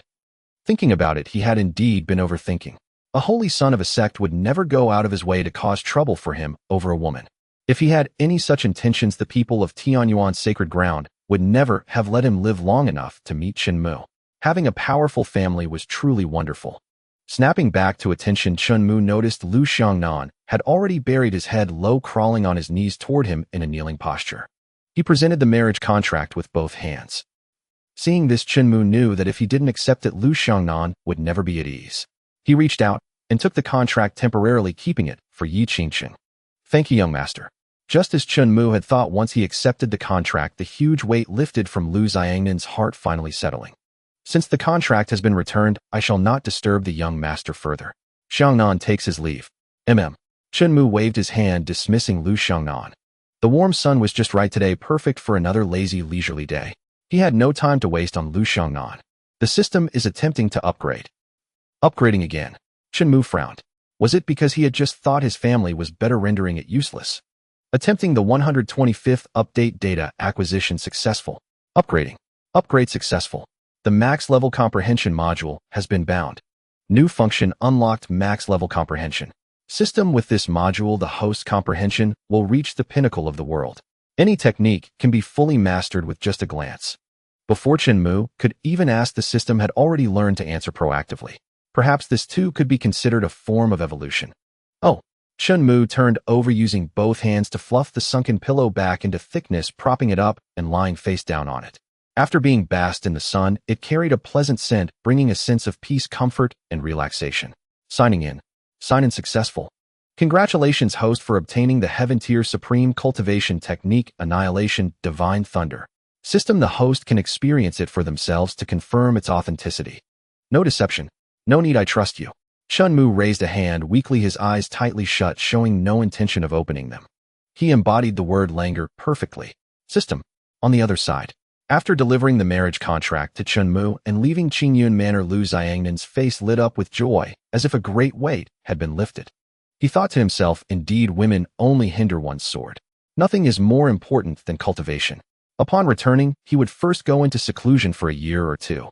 Kid, you didn't disrespect the young lord, did you? Faced with 3 human immortal realm cultivators cracking their knuckles and grinning sinisterly as they questioned him, Lu Xiangnan's face darkened with dismay. He hurriedly shook his head and waved his hands denying it. I would never dare such a thing. The marriage contract has been returned, and the young lord didn't pursue the matter with me. Please, esteemed seniors, see the truth. Seeing them exchange glances and step aside, Lu Xiangnan didn't hesitate. He quickly produced his flying sword, intending to leave the Tianyuan Holy Land. He could already feel a dampness in his trousers. He cast a glance back. Seeing the Tianyuan Holy Land receding into the distance, the figures there now no bigger than ants, Lu Xiangnan finally let out the breath he had been holding in his chest. However, in that moment of turning around, 100 swords flew towards him. They surrounded Lu Xiangnan with the force of a hurricane. Had his reaction speed not been so quick, he would have been left with more than just torn clothes. As the holy son of the heavenly sword sect, Lu Xiangnan knew well that this was a pinnacle intersect technique of the sect accessible only to prodigies. And those who could cultivate such a technique to this level were even rarer, truly one in a million. It wasn't hard to guess who the attacker was. His gaze followed the path. Although the sharpness of the sword blades distorted the air, he could still make out Yi Qingqing standing in the air on an azure longsword, her eyes filled with hostility. Before Lu Xiangnan could speak, Yi Qingqing questioned him first. What are you doing here? Do you intend to be an enemy of the young lord? Regarding Lu Xiangnan, Yi Qingqing had felt neither fondness nor enmity before this. They were simply fellow disciples of the same sect. As for the marriage contract between them, since the elders of their families had already decided, Yi Qingqing, as the younger generation, had to comply. Even if they were to marry, it wouldn't change her goal of pursuing and becoming a top-tier powerhouse. After all, it was just a political marriage. Having a nominal union without substance was normal, wasn't it? However, if Lu Xiangnan intended to use this relationship to cause trouble for Chen Mu or the Tianyuan Holy Land, Yi Qingqing would absolutely not stand idly by. She didn't want Lu Xiangnan's actions to bring calamity upon the Yi family or the entire Heavenly Sword sect. Don't misunderstand, junior sister Yi. Even if I had the guts of a bear and the heart of a leopard, I wouldn't dare oppose the young lord. Lu Xiangnan raised his hands, forcing a smile as cold sweat dripped down his face. He continued to explain, I came solely to return the marriage contract between us. Although he was the senior brother in terms of strength, Yi Qingqing was stronger. If it came to a fight, Lu Xiangnan would be no match. Return the marriage contract. Hearing Lu Xiangnan's words, Yi Qingqing dispersed the sword formation. The 100 swords merged into one and returned to her hand. That's right, returning the marriage contract. Lu Xiangnan nodded firmly, his tone absolute. Has the family agreed? Yi Qingqing asked again. Hearing this, Lu Xiangnan let out a self-deprecating laugh. How could they dare not agree? When they heard you were chosen by the saintly lord to be the young lord's woman, they rushed to find me, insisting I return the marriage contract without a moment's delay. They insisted I sever all ties with you to avoid incurring the Holy Land's vengeance. I was merely chosen to be the young lord's guard, nothing more. Please inform them not to spread rumors lest they stir up trouble. Yi Qingqing said, devoid of emotion. Oh, is that really the case? A guard? Lu Xiangnan chuckled. What are you laughing at? Yi Qingqing spun around abruptly, her long sword leaving its sheath with a resonant hum, pointing directly at the back of Lu Xiangnan's head. Boom. Lu Xiangnan's sideburns were swept up by the sword energy, and he could feel the sharp, intangible pain on his cheek. I laugh at your naivety. With his strength and talent, how could he possibly need your protection? Strength. Talent. Yi Qingqing grew increasingly confused by Lu Xiangnan's words. Earlier, when I went to Qingyun Manor to deliver the marriage contract to the young lord, I was fortunate enough to witness him display his power. He possesses a Heaven-tier Supreme Lightning Spirit Root. 1 in a billion. You should know what a Heaven-tier Supreme Spirit Root, especially of the lightning attribute, signifies, right? Faced with Lu Xiangnan's question, Yi Qingqing fell silent. How could she not know? The domineering nature of the lightning attribute often allows one to gain the upper hand in battles of the same cultivation level. A Heaven-tier Supreme Lightning Spirit Root cultivated to the human immortal realm could even rival a quasi-emperor. It is a spirit root attribute many cultivators dream of consistently ranking at the top. No wonder the young lord's strength has grown so rapidly. So he truly is a dual talent possessor. Yi Qingqing murmured softly. Her speculation had finally been verified. So in terms of talent, the young lord is clearly superior to you. Even if his current realm is lower, with the resources of the Tianyuan Holy Land, it would be effortless for him to surpass you. Given that, why would he specifically choose you to go to Qingyun Manor as his guard? Speaking of which, I truly envy you, junior sister Yi, the future lady of the Holy Land. When the time comes, please be sure to look after us fellow disciples of the Heavenly Sword sect. Lu Xiangnan said with a bow. Hearing this, though, Yi Qingqing's heart surged with emotion, she forcefully suppressed it, maintaining a calm composure, as she said, "All I need to do is obey orders." And, before leaving, Yi Qingcheng did not forget to remind Lu Xiangnan of the principle that one must be cautious with words as trouble comes from a loose tongue. Back at Qingyan Manor, standing before the door, Yi Qingcheng had repeatedly told herself not to dwell on Lu Xiangnan's words, but her mind simply couldn't stop replaying them. It was a mess of complete chaos. Future Lady of the Holy Land. Am I someone who truly deserves that title? Yi Qingcheng placed her hand over her heart, her self-confidence plummeting to depths it had never reached before. Future Lady of the Holy Land. You want to be my sister-in-law? Sister-in-law. Startled by the unfamiliar woman's voice whispering in her ear, Yi Qingcheng flinched and quickly leaped away. She retreated several steps, widening the distance to about 7 or 8 meters. Instinctively, she grasped the sword hilt at her waist. But upon recognizing the figure, Yi Qingcheng hastily adjusted her posture and greeted, "Qingcheng pays respects to the lady." Chen Juexin, the eldest daughter of the Heavenly Origin Sacred Lands Saint Lord and the younger brother's elder sister. However, she was best known for her terrifying business acumen. The Heavenly Origin Sacred Lands' ability to remain at its peak was inseparable from her financial support. For a modestly sized small sect, the annual expenses on pills, weapons, and various cultivation resources were no small sum, let alone for such a vast sacred land. Recalling how her own sect master, known for his arrogance, would bow and scrape before her with utmost humility. Though many say money is but an external object, when it reaches a certain magnitude, it becomes terrifying. Not to mention that the mainstream currency of the Great Song World Spirit Stones were also one of the primary cultivation resources. Her gaze wavered.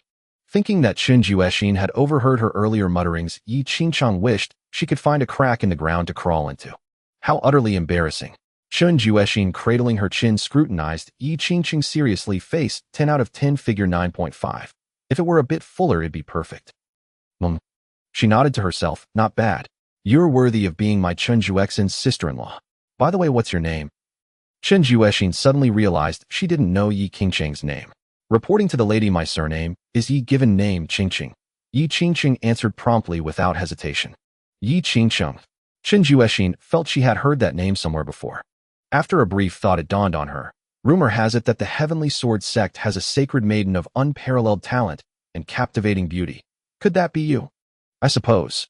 Yes, how could Yi Qingcheng deny it? After all, while the Heavenly Sword sect had more than one sacred son, it had only one sacred maiden, and that was her. Oh, so even the Heavenly Sword sect's sacred maiden has chased him to his doorstep. It seems my little brother has quite the charm. Chased to the doorstep. Yi Qingcheng looked troubled, realizing that before she could clear up the last misunderstanding, a new one had arisen. Just as she was about to speak, Chen Juexin grabbed her wrist and led her up the steps. Chen Juexin flung open the door and called out, "Rascal, spruce yourself up and come out for a blind date." Chen Mu was roused from his slumber, sitting up from the recliner. His vision was blurry, his eyes still heavy with sleep. Even though he couldn't make out who it was, he could tell from the voice that it was his elder sister, Chen Juexin. "Sis, why are you here? What can I come?" Chen Juexin appeared before Chen Mu in an instant, gently pinching his cheeks. As far as Chen Mu could recall, Chen Juexin had loved doing that since childhood, perhaps because his face felt nice to pinch. "That's not what I meant. I just thought with your business spanning the world, you'd be too busy to come back," Chen Mu explained. "Business is nothing compared to my brother's lifelong happiness. Come take a look. I've brought you a potential fiancé," Chen Juexin declared excitedly. "Fiancé?" Chen Mu turned to look. Yi Qingcheng stood there fidgeting awkwardly. "Sis, she's not a fiancé. Your father assigned her as my guard." "You've misunderstood."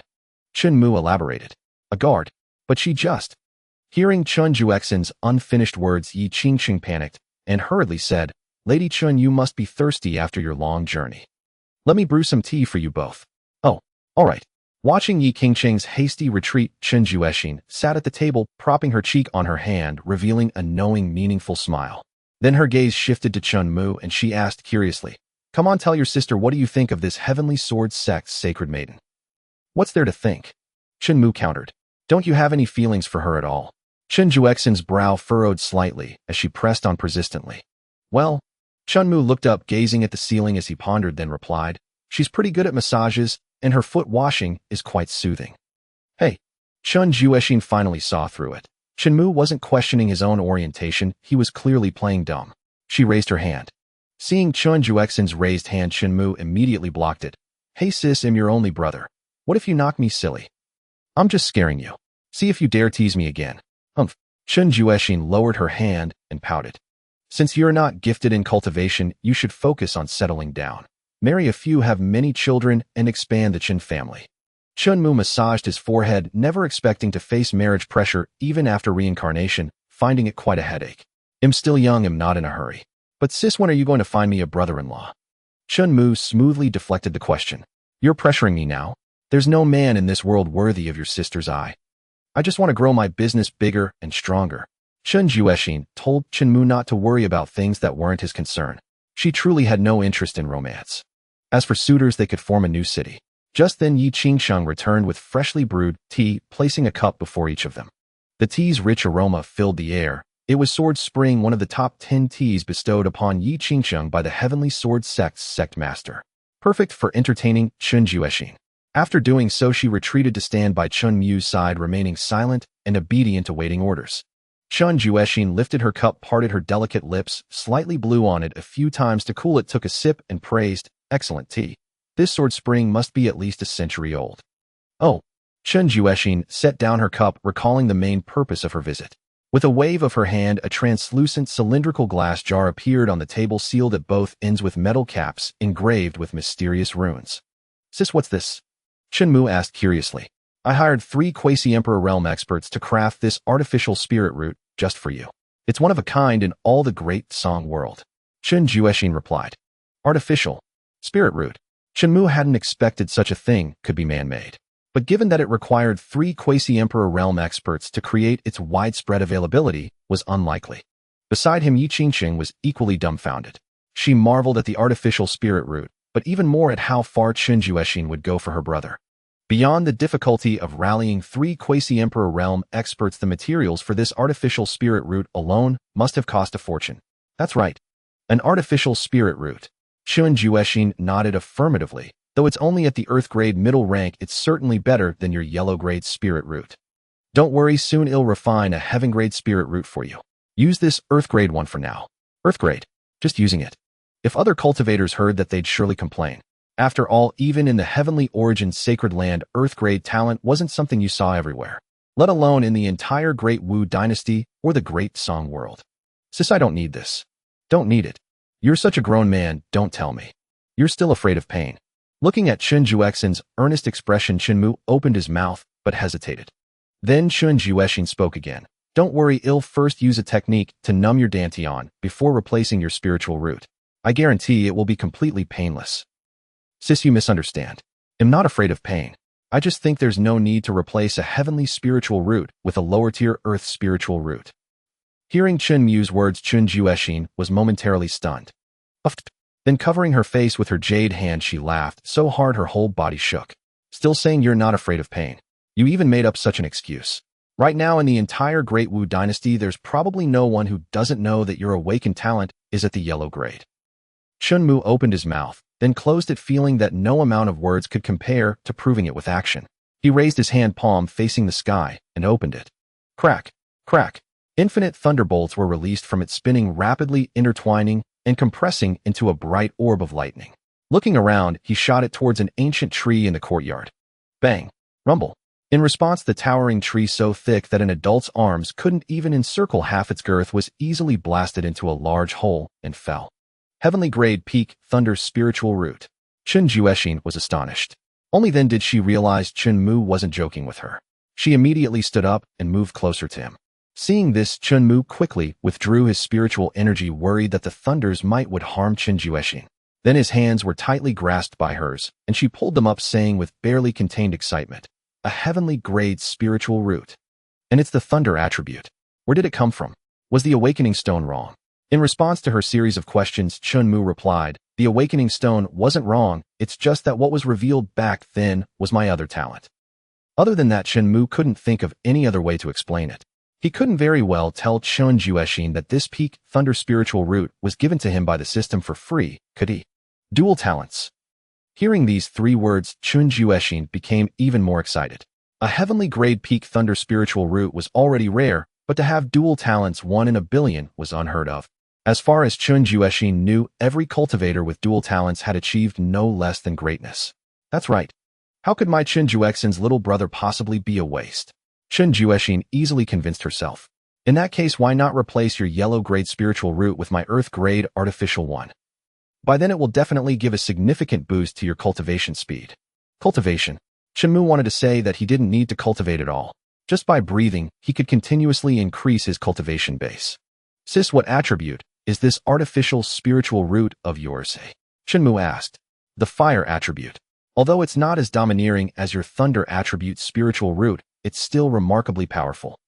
Chen Juexin had originally planned to refine a thunder attribute artificial spiritual root, but upon actually doing it, she found it to be much more difficult than she had imagined. I see. Opening the system panel, he found the heavenly grade peak fire spiritual root and confirmed the binding. Binding heavenly grade peak fire spiritual root. Activation successful. Binding successful. Sis, actually my remaining spiritual root is also heavenly grade peak, and it happens to be a fire spiritual root. As Chen Mu's voice fell, spiritual energy overflowed, flames blazed fiercely. The heat was like a scorching sun. It forced Chen Juexin and Yi Qingsheng to wince and retreat several steps, unable to bear it. The reason he chose to bind the spiritual root instead of replacing it was simply that he found it more convenient and faster. Besides, why choose an earth grade when a heavenly grade was available? Yi Qingsheng. Chen Juexin. The expressions of the two women were identical. Dual talents, both heavenly grade peak, unprecedented. Yi Qingsheng said in awe. Even she, who was seen by everyone as a prodigy of her sect, couldn't help but pale in comparison to Chen Mu. A thunder spiritual root paired with a fire spiritual root. Just what kind of great demon king will my little brother become in the future? Chen Juexin exclaimed in amazement. Seeing that he had demonstrated enough, Chen Mu withdrew his spiritual energy, and the flames dissipated with the wind. Sis, how is it? I didn't lie to you, did I? Chen Mu asked.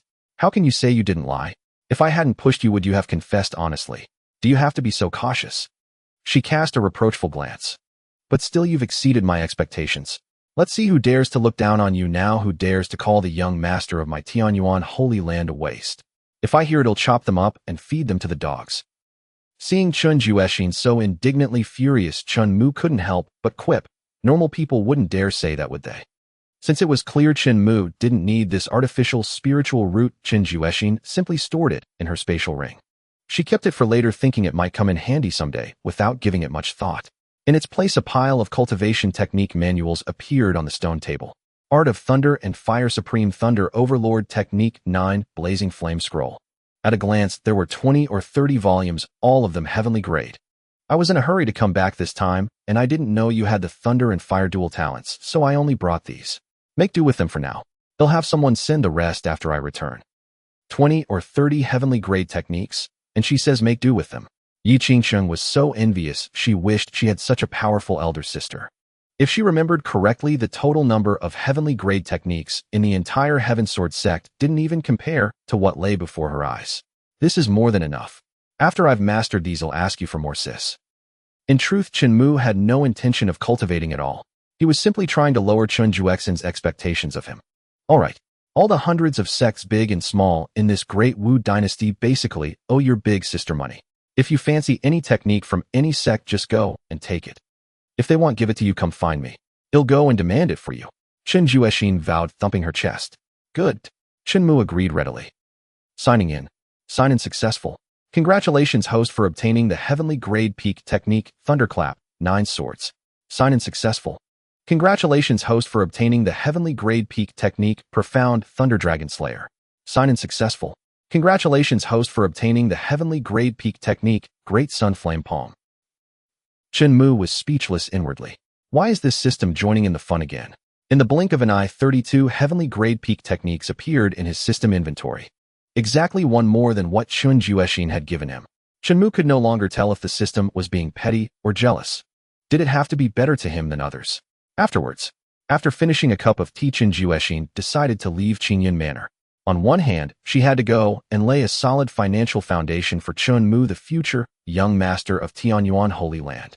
On the other hand, after leaving Tianyuan Holy Land, Chen Juexin did not return the way she came, but instead went to the nearby Tianfu city. She looked up, confirmed the 3 characters Celestial Intelligence Pavilion, and walked inside. Boss.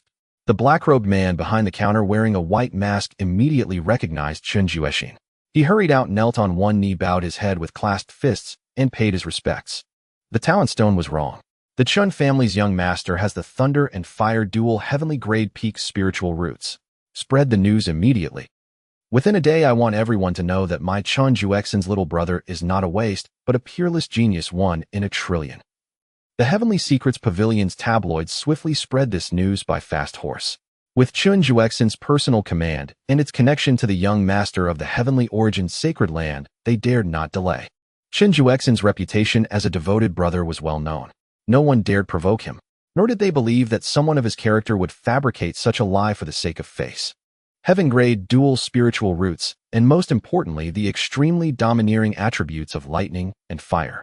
It was not hard to imagine how terrifyingly extraordinary the future achievements of this young master of the heavenly origin sacred land would be. They dared not be any less diligent. Before long, major sects, families, and even royal members began to receive the news. The Heavenly Sword sect, being closest to Tianfu City, was the first to know. At that moment, a group of elders were whispering fervently in the Great Hall. Too extraordinary. Dual talents are rare enough, and both are heaven-grade supreme.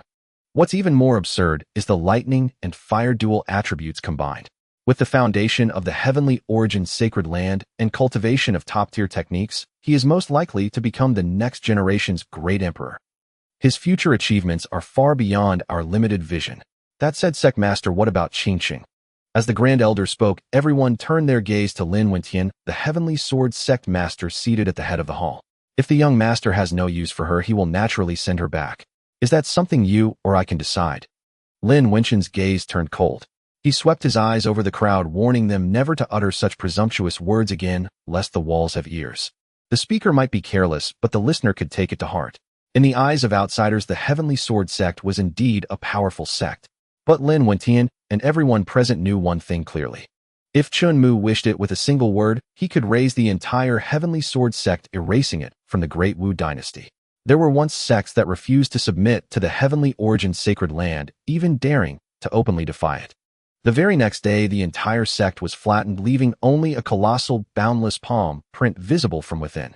Since then, the heavenly origin sacred land had firmly established itself in the Great Song, growing ever stronger. To this day, its growth rate shows no sign of slowing, only increasing. Meanwhile, across the Great Wu dynasty, Zhao Tianheng, sect master of the Mystic Thunder sect, from now on disciples of the Mystic Thunder sect shall regard the young master as they would the patriarch. Whoever dares to disrespect shall be killed without mercy. Yun Zhifan, sect master of the Azure Profound sect, from this moment the Azure Profound generation pledges to serve the young master, obeying his every command. Tai Salon, sect master of the Jade Maiden sect, those who gain the young master's favor shall be promoted directly to my personal disciples. Gifted with a supreme immortal mansion, countless spirit stones, and 10,000 pills. Such declarations were not uncommon. Whether Chen Mu heard them or not mattered little. What mattered was that sect disciples remembered one thing. This young master must not be provoked.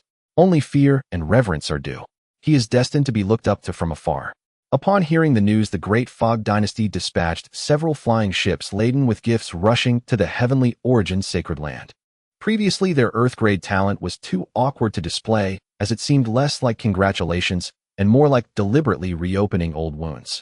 Back at the Azure Cloud Manor, young master, news of your awakening of the lightning and fire dual heavenly spiritual roots has already been published in the Heavenly Secrets Pavilion's tabloid. By now it's likely known to all. Yi Qingqing said excitedly. Chen Mu took the tabloid. She handed him and guessed, it must be my sister who had them spread the news. But this is fine, saves me from people thinking I'm weak and coming to provoke me with sarcasm, disturbing my peaceful life. Chen Mu glanced at it, then tossed it aside unimpressed. The system is attempting to upgrade. System upgrade attempt 33, failed. System upgrade attempt 35, a data acquisition successful. Upgrading. Upgrade successful. Invincible domain module bound. New function unlocked, invincible domain. Invincible domain. Chen Mu was just curious. The system immediately explained, the so-called invincible domain means that within the scope of the Azure Cloud Manor, the host is unbeatable. Even with your current strength, you could effortlessly annihilate a great emperor. Not bad, but isn't the range a bit too small? Chen Mu casually complained inwardly. Even as a homebody, he sometimes thought of going out to broaden his horizons. The system wasted no time. The system is attempting to upgrade. System upgrade attempt 12, a data acquisition successful. Upgrading. Invincible Domain Module Upgrade Successful. According to the system, after the upgrade, the coverage of the Invincible Domain expanded to encompass the entire Heavenly Origin Sacred Land. Chen Mu didn't bother to demand more from the system, content with what he had. The territory of the Heavenly Origin Sacred Land was enough for his daily activities. Mainly, it was to prevent any blind fool from disturbing his leisurely life. To slack off, one must have the capital to do so. No matter how strong others were, they couldn't keep their attention on him every moment. System well done. Chen Mu thought it best to offer some praise, just in case the system's glass heart shattered into pieces and exploded. It wouldn't matter if the system exploded. Chen Mu was mainly worried it would drag him down. Checking in. Check-in successful. Congratulations, host, for obtaining 999999999 Supreme Spirit Stones. Check-in successful. Congratulations, host, for obtaining 999999999 years of lifespan. Check-in successful. Congratulations, host, for obtaining 999999999 ninth grade dragon blood pills. It seemed the system was quite pleased. Spirit stones and pills were one thing, but lifespan nearly 1 billion at once. To Chen Mu, this was practically immortality. 1 billion years. That lifespan was absurdly long. Knock, knock, knock. After an unknown time, Chen Mu was basking in the sun, enjoying Yi Qingcheng's finger massage, when a knock reached his ears. Ignore it, continue. Yes. Hearing this, Yi Qingcheng abandoned the idea of answering the door. Enter. Chen Mu responded shortly after. Glancing sideways, Chen Mu could tell from the token hanging at his waist that the visitor was likely an inner disciple of the Heavenly Origin Sacred Land. Disciple Yang Xiaofeng pays respects to the young master. As he knelt, he couldn't help but sneak another look at Yi Qingcheng. He hadn't expected that the legendary saintess of the Heavenly Sword Secta prodigy was truly serving as a maid in the young master's residence. Truly worthy of the young master. A model for all of us. What brings you to me, eh? Chen Mu asked lazily. Reporting to the young master, a secret realm has appeared in the Tianzhou mountain range, possibly containing powerful legacies that could aid your cultivation and enhance your strength. Thus, the clan elders sent me to ask if you wish to participate in the expedition to the secret realm. Yang Xiaofeng stated. I have no interest in such things. Chen Mu waved his hand, refusing without a second thought. Why bother traveling so far? As long as he stayed within the Heavenly Origin Sacred Land, he was invincible. The system is attempting to upgrade. Upon my honor. Chen Mu had never thought that he might say something that could trigger the system's fragile ego. And now what level was it trying to ascend to? Forget it, let it be. I can't control it anyway. This system is a bit rebellious. System upgrade attempt 12 failed. System upgrade attempt 19 failed. System upgrade attempt 24, data acquisition successful. Upgrading. Upgrade successful. Puppeteer module bound. New function unlocked, puppeteer. To put it simply and clearly, this so-called puppeteer is one who manipulates puppets. Manipulating puppets. Chen Mu wondered what use this function could possibly serve him. More than that, his attention was drawn to Yi Qingcheng's expression beside him. If you wish to go, just go. Don't worry about me. Thank you, young master. Yi Qingcheng agreed so readily, simply because she didn't believe Chen Mu's current strength required her protection. The incident with Liu Xiangnan, the holy son of the Heavenly Sword Sect, returning the engagement contract, and the overwhelming array of formidable experts that followed had made it crystal clear to Yi Qingcheng. In the domain of the Tianyuan Sacred Land, harming Chen Mu was 10 times, 100 times, harder than breaking through to the Great Emperor realm. Her role, rather than a guard, was more like a personal made by the young master's side in the Qingyan mansion. Beyond that, she could deal with the insignificant riffraff unworthy of the young master's attention. Her awareness was fully sharpened. Facing Yi Qingcheng's gratitude, Chen Mu waved his hand. You were already the holy maiden of the Heavenly Sword Sect. This trip to the secret realm is your due, no need to thank me. He picked up a pastry and brought it to his mouth. The fragrance of osmanthus instantly spread across his palate. Sweet, yet not cloying, remarkably refreshing. Your disciple takes his leave. Learning that Chen Mu had no interest in the secret realm, Yang Xiaofeng withdrew. Yi Qingcheng immediately came behind Chen Mu to massage his shoulders and back. Her technique was exquisite, perfectly complementing the pastries and tea. Exquisite, indescribably so. Keeping her around wasn't a bad idea. Time passed. At noon, Yi Qingcheng received a long-distance transmission from the elder accompanying the secret realm expedition. Young Master Qingcheng will take her leave now. Wait. Chen Mu stopped Yi Qingcheng. Before she could wonder why, she turned to see him toss something her way. Catching it, she was shocked to discover it was a saint-grade divine weapon. This is called the Tianyuan sword. It's yours now, Chen Mu stated. Given Yi Qingqing's excellent performance in the Qingyun mansion recently, Chen Mu naturally had to be clear in rewarding and punishing. Was giving a Saint-grade divine weapon right off the bat too much? He had no choice. He only had Saint-grade weapons on him. The worst was still Saint-grade. There was no other option. Mainly he wanted to test something. Gifting Saint-grade divine weapon Tianyuan sword successful. Tenfold return triggered. Congratulations host, you have received Saint-grade divine weapon Tianyuan sword 10. That's right, he was testing the tenfold return function. Looking at the reward, it was identical to the Tianyuan sword he had given away. No difference in quality or power. However, the item that had been returned once couldn't be returned again. Worried about endlessly exploiting a loophole to snowball. In truth, even without the system's restriction, Chen Mu wouldn't have the patience for it. Too petty. Oh no. By the time Chen Mu realized, it was too late. System attempting upgrade. System upgrade attempt 7.0 data acquisition successful. Upgrading. Upgrade successful. Infinite hundredfold return module bound. New function unlocked, infinite hundredfold return module. Chen Mu never expected the system to not only remove the restriction on repeated returns and snowballing, but also upgrade the original tenfold return to an unlimited hundredfold return. It felt like a cracked game hack. This system was far too easy to manipulate. Thankfully, he was simple-minded and had no interest in fighting and killing. Otherwise, wouldn't he easily become an emperor and rule the world? Rule the world. A mountain of troubles came with it. Far better than lying in the courtyard basking in the sun. Thank you for your grace, young master. Qingqing will serve you with utmost loyalty, even unto death. Now Yi Qingqing's loyalty to Chen Mu was absolute. Because even as the holy maiden of the heavenly sword sect, she had never touched a saint-grade divine weapon, let alone owned one. After all, the entire heavenly sword sect could produce no more than a handful of saint-grade divine weapons. Even the sect master couldn't casually use them, let alone a holy maiden. But she had only been in the Tianyuan sacred lands, Qingyun mansion, for a few days. She had done so little for the young master, yet she had already received a saint-grade divine weapon. How could Yi Qingqing not be moved? She was determined not to disgrace the young master on this secret realm expedition. Go ahead. Take care on the road. Chen Mu said with a yawn. He gave off a languid aura as if he could never sleep enough. Yes. Yi Qingqing pushed open the door and left. A little tune would make this perfect, Chen Mu said, picking up another osmanthus cake. A bite of pastry, a sip of tea. Still, this quiet atmosphere was quite nice, perfect for an afternoon nap. Signing in. Chen Mu said with exasperation, what nonsense are you up to now? Sign-in successful. Congratulations host, you have obtained a divine grade shadow puppet. Divine grade. A tier above saint grade, the most supreme weapon. Chen Mu didn't understand why the system had signed in such a thing for him.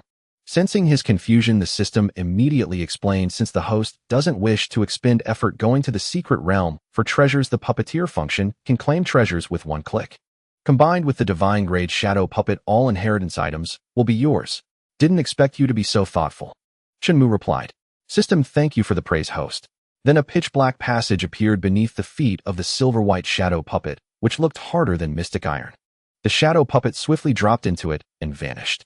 It's already been sent out. Chen Mu asked. System replying to host, the shadow puppet has merged with Yi Qingqing's shadow. It can not only claim treasures for you, but also protect Miss Yi and the other sacred land disciples. Hearing this, Chen Mu had no reason to refuse. Since it was already deployed, he chose to let things take their course. Today's warm sun was even more pleasant than yesterday's. The more he basked, the heavier his eyelids grew, his body going limp. Meanwhile, hundreds of Tianyuan's sacred land disciples, including Yi Qingqing, boarded a massive flying ship. It sped toward the secret realm marked on the map. Yi Qingqing stood alone at the bow.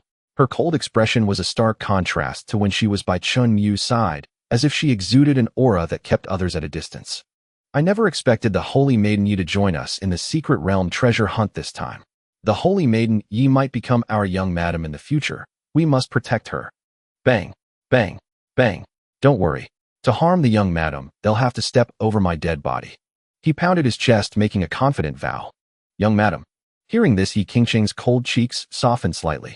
Before she could get lost in thought, she noticed several flying ships heading straight toward them. Why have so many flying boats suddenly appeared, heading toward the Tianyuan Holy Land by the looks of it? Could they be planning to attack our Tianyuan Holy Land? Ridiculous. These few flying boats can carry at most tens of thousands of people. A mere tens of thousands can be effortlessly annihilated by any outer sect elder. That's true. Wait, the emblem on those flying boats seems to be that of the Great Wu Royal Clan. The Great Wu Royal Clan. Why would they come to the Tianyuan Holy Land? While everyone was puzzled, the accompanying elder stepped through the air and advanced. Relying solely on his aura, he forcefully intercepted several royal flying boats. At the late stage of the martial saint realm, even without the backing of the Tianyuan Holy Land, this respect had to be shown. Greetings, Senior. Several figures clad in imposing armor exuding the presence of generals stepped forward and saluted in unison. Before he could speak, they took the initiative to state their purpose, fearing that the elder might, in a fit of rage, wave his hand and annihilate both the boats and everyone aboard. Even if he did, so the Great Wu dynasty would dare neither to anger nor to speak. The Great Wu dynasty's ability to develop steadily for so many years was inseparable from the Tianyuan Holy Land's protection. Otherwise, rumors would not have circulated that the true ruler of Great Wu was not its royal family, but the Tianyuan Holy Land behind it. As for their purpose this time, it was solely to congratulate the young master Chen Mu on awakening his dual supreme talents. The flying boats carried not elite troops, but mountains of various congratulatory gifts. The accompanying elder swept his divine sense over them, and only after confirming no threat did he allow them to pass. Truly worthy of being our Tianyuan Holy Land's young master, even the dynasty comes to offer gifts. Indeed, with a heaven-grade supreme thunder spirit root and a fire spirit root backed by the Tianyuan Holy Land's foundation, he is destined to become an emperor. Who would dare to show disrespect? An emperor? Datsong has not seen an emperor for so many years. If the young master truly breaks through and steps into the emperor realm, the Tianyuan Holy Land will surely endure as long as heaven reigning supreme through the ages. The mere thought filled them with barely contained excitement. An emperor? Yi Qingcheng felt the same. If she could stay by Chen Mu's side and witness his successful ascension to emperor, it would be an unparalleled honor for her. As for Chen Mu, he had no interest in the Great Wu royal clan's arrival or their tribute. He simply instructed the Tianyuan Holy Land to arrange someone to receive them. He turned over and resumed his sweet dreams. An hour later, the Tianyuan Holy Land's flying boat arrived at the location of the secret realm. The massive flying boat adorned with the Holy Land's emblem instantly drew countless onlookers. Look, that's the Tianyuan Holy Land's flying boat. How majestic! This boat must be at least saint grade. A saint grade flying boat. I wonder if the young master of the Tianyuan Holy Land has come. I'd really like to see what effect the combination of dual talents, especially thunder and fire attributes, would have. I don't see him. A mere small secret realm inheritance probably isn't worth the Tianyuan young master's notice, given his family's vast resources. Wait, isn't that Yi Qingqing the holy maiden of the Heavenly Sword sect? Why is she on the Tianyuan Holy Land's flying boat? Your information is outdated, isn't it?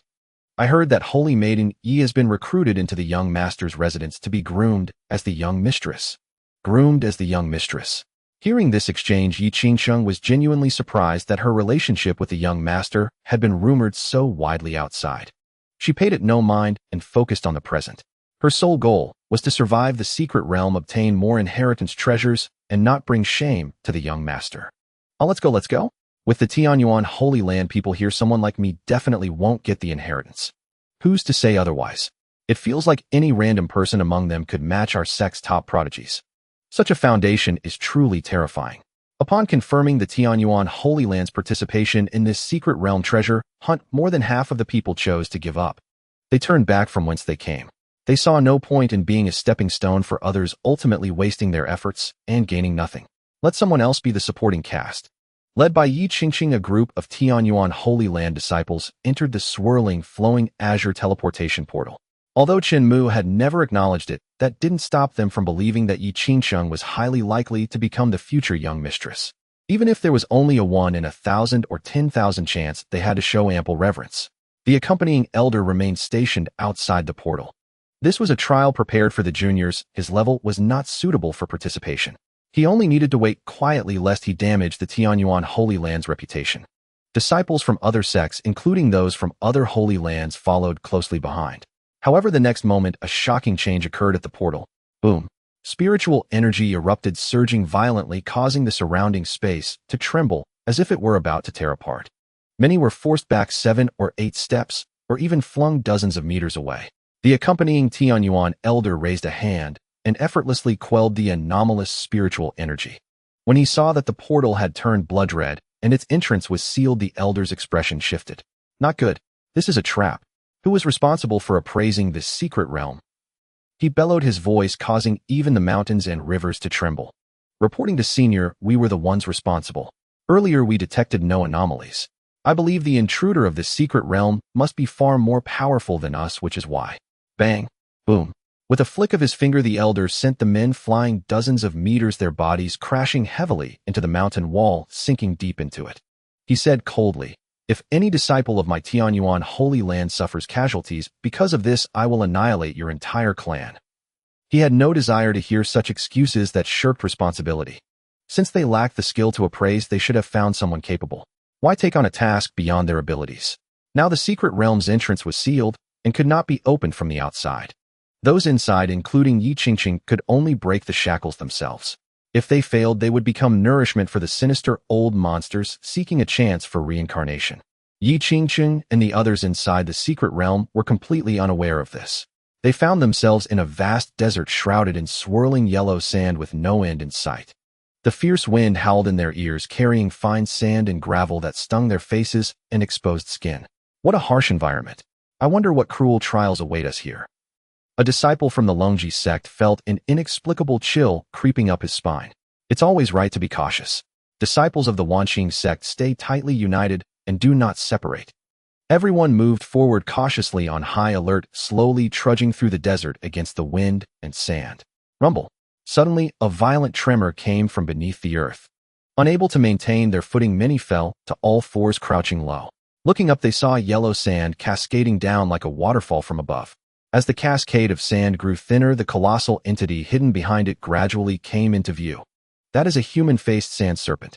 Why would a beast of such level appear in a secret realm of this grade? A human-faced sand serpent, and with at least 10,000 years of cultivation at that. 10,000 years. Even a 1,000-year beast would be a stretch for us. 10,000. What difference is there from courting death? Flee.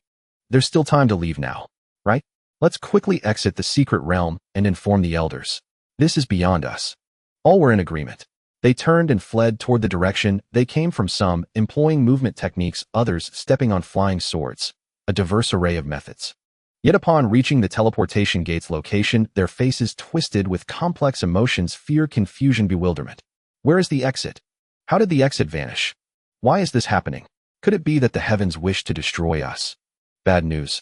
The human-faced sand serpent is closing in. Turning back, they saw the 100-meter-long serpent. Its body, which should have been immensely cumbersome, now moved as lightly as a swallow gliding over the soft sand, as if flying, its body twisting and surging forward at breakneck speed. Since we can't escape, I say we fight it. Fight? With what? With your meager cultivation. This is a tenth the sandier beast. Stall for time. The elders must have sensed the anomaly in the secret realm by now. They'll come to rescue us soon. All disciples of Xianqing sect form the formation with me. The Xianqing sect was renowned for its ever-changing, unbreakable formations. Legend had it that an ancestral founder had created the Grand Turtle Shell formation. When cultivated to its peak, 10 grandmasters could combine it to withstand a martial saint. How long they could hold out depended entirely on their spiritual energy reserves. Huanling sect channels spiritual energy to the Xianqing sect. Tianzhao sect, everyone mobilized quickly. Disciples of Wanmu sect follow their orders. At this moment, all set aside their internal conflicts and desires for treasure, united in a desperate bid to buy time. Every second of survival a chance for the elders outside the secret realm to find a way to turn the tide. Little did they know they could only rely on themselves. The disciples of the Tianyuan Holy Land also joined the fray. Such immense power. Truly worthy of those from the Tianyuan Holy Land. Not just powerful, but pure. This time maybe we can actually hold off that great.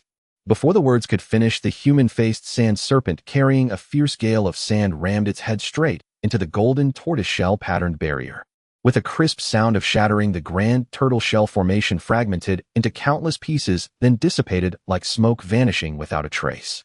All the disciples were sent flying dozens of meters away. Some landed headfirst, half their bodies buried in the sand. No good. This thing is too strong, we're no match. Monster. Monster. No. Are we really going to die here? Amid the waves of despair echoing in her ears. Though uncertain if she could defeat the human-faced sand serpent, Yi Qingqing stepped forward nonetheless. A light gleamed from her spatial ring, and the Tianyuan sword materialized in her hand. She mused, could the young lord have foreseen this calamity, and thus bestowed this saint-tier divine weapon upon me before my departure? Even with the Tianyuan sword, Yi Qingsheng could not be certain she was a match for the serpent. She had never fought a 10th Sandier beast before. But without the Tianyuan sword, she was absolutely certain she would stand no chance against it. Death would be inevitable. That's a Saint-tier divine weapon, someone with sharp eyes recognized. A Saint-tier divine weapon. She's carrying one. Isn't it normal for Miss Yi as a holy maiden to possess such a weapon? Fool. That's Saint grade.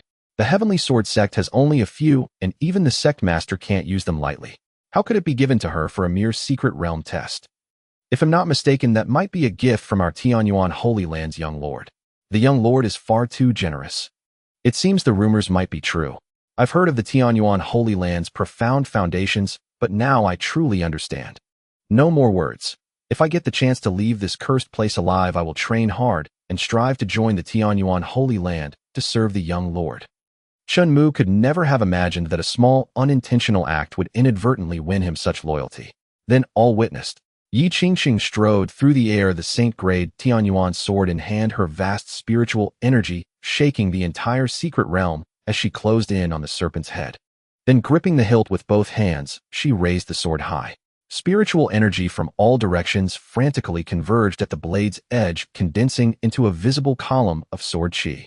The human-faced sand serpent opened its gaping maw, revealing sharp, ghastly white fangs aiming to swallow Yi Qingsheng whole. Rumble. Yi Qingsheng brought her hands down. A single sword strike fell. The air thundered deafeningly. The residual force surged like a tide, whipping up sand and wind toward the others. They quickly raised their arms to shield their faces. When they lowered their hands again, they witnessed in horror that the human-faced sand serpent, with its 10th Sandier cultivation, had been slain by a single blow from Yi Qingsheng, cleaved in two from head to tail. Bloodlines spread like a spider's web before splitting apart. Heavens! One strike kills a 10th Sandier beast. This is too powerful. I've heard Saintess Yi is at the martial master realm. A martial master shouldn't be capable of such a feat, right?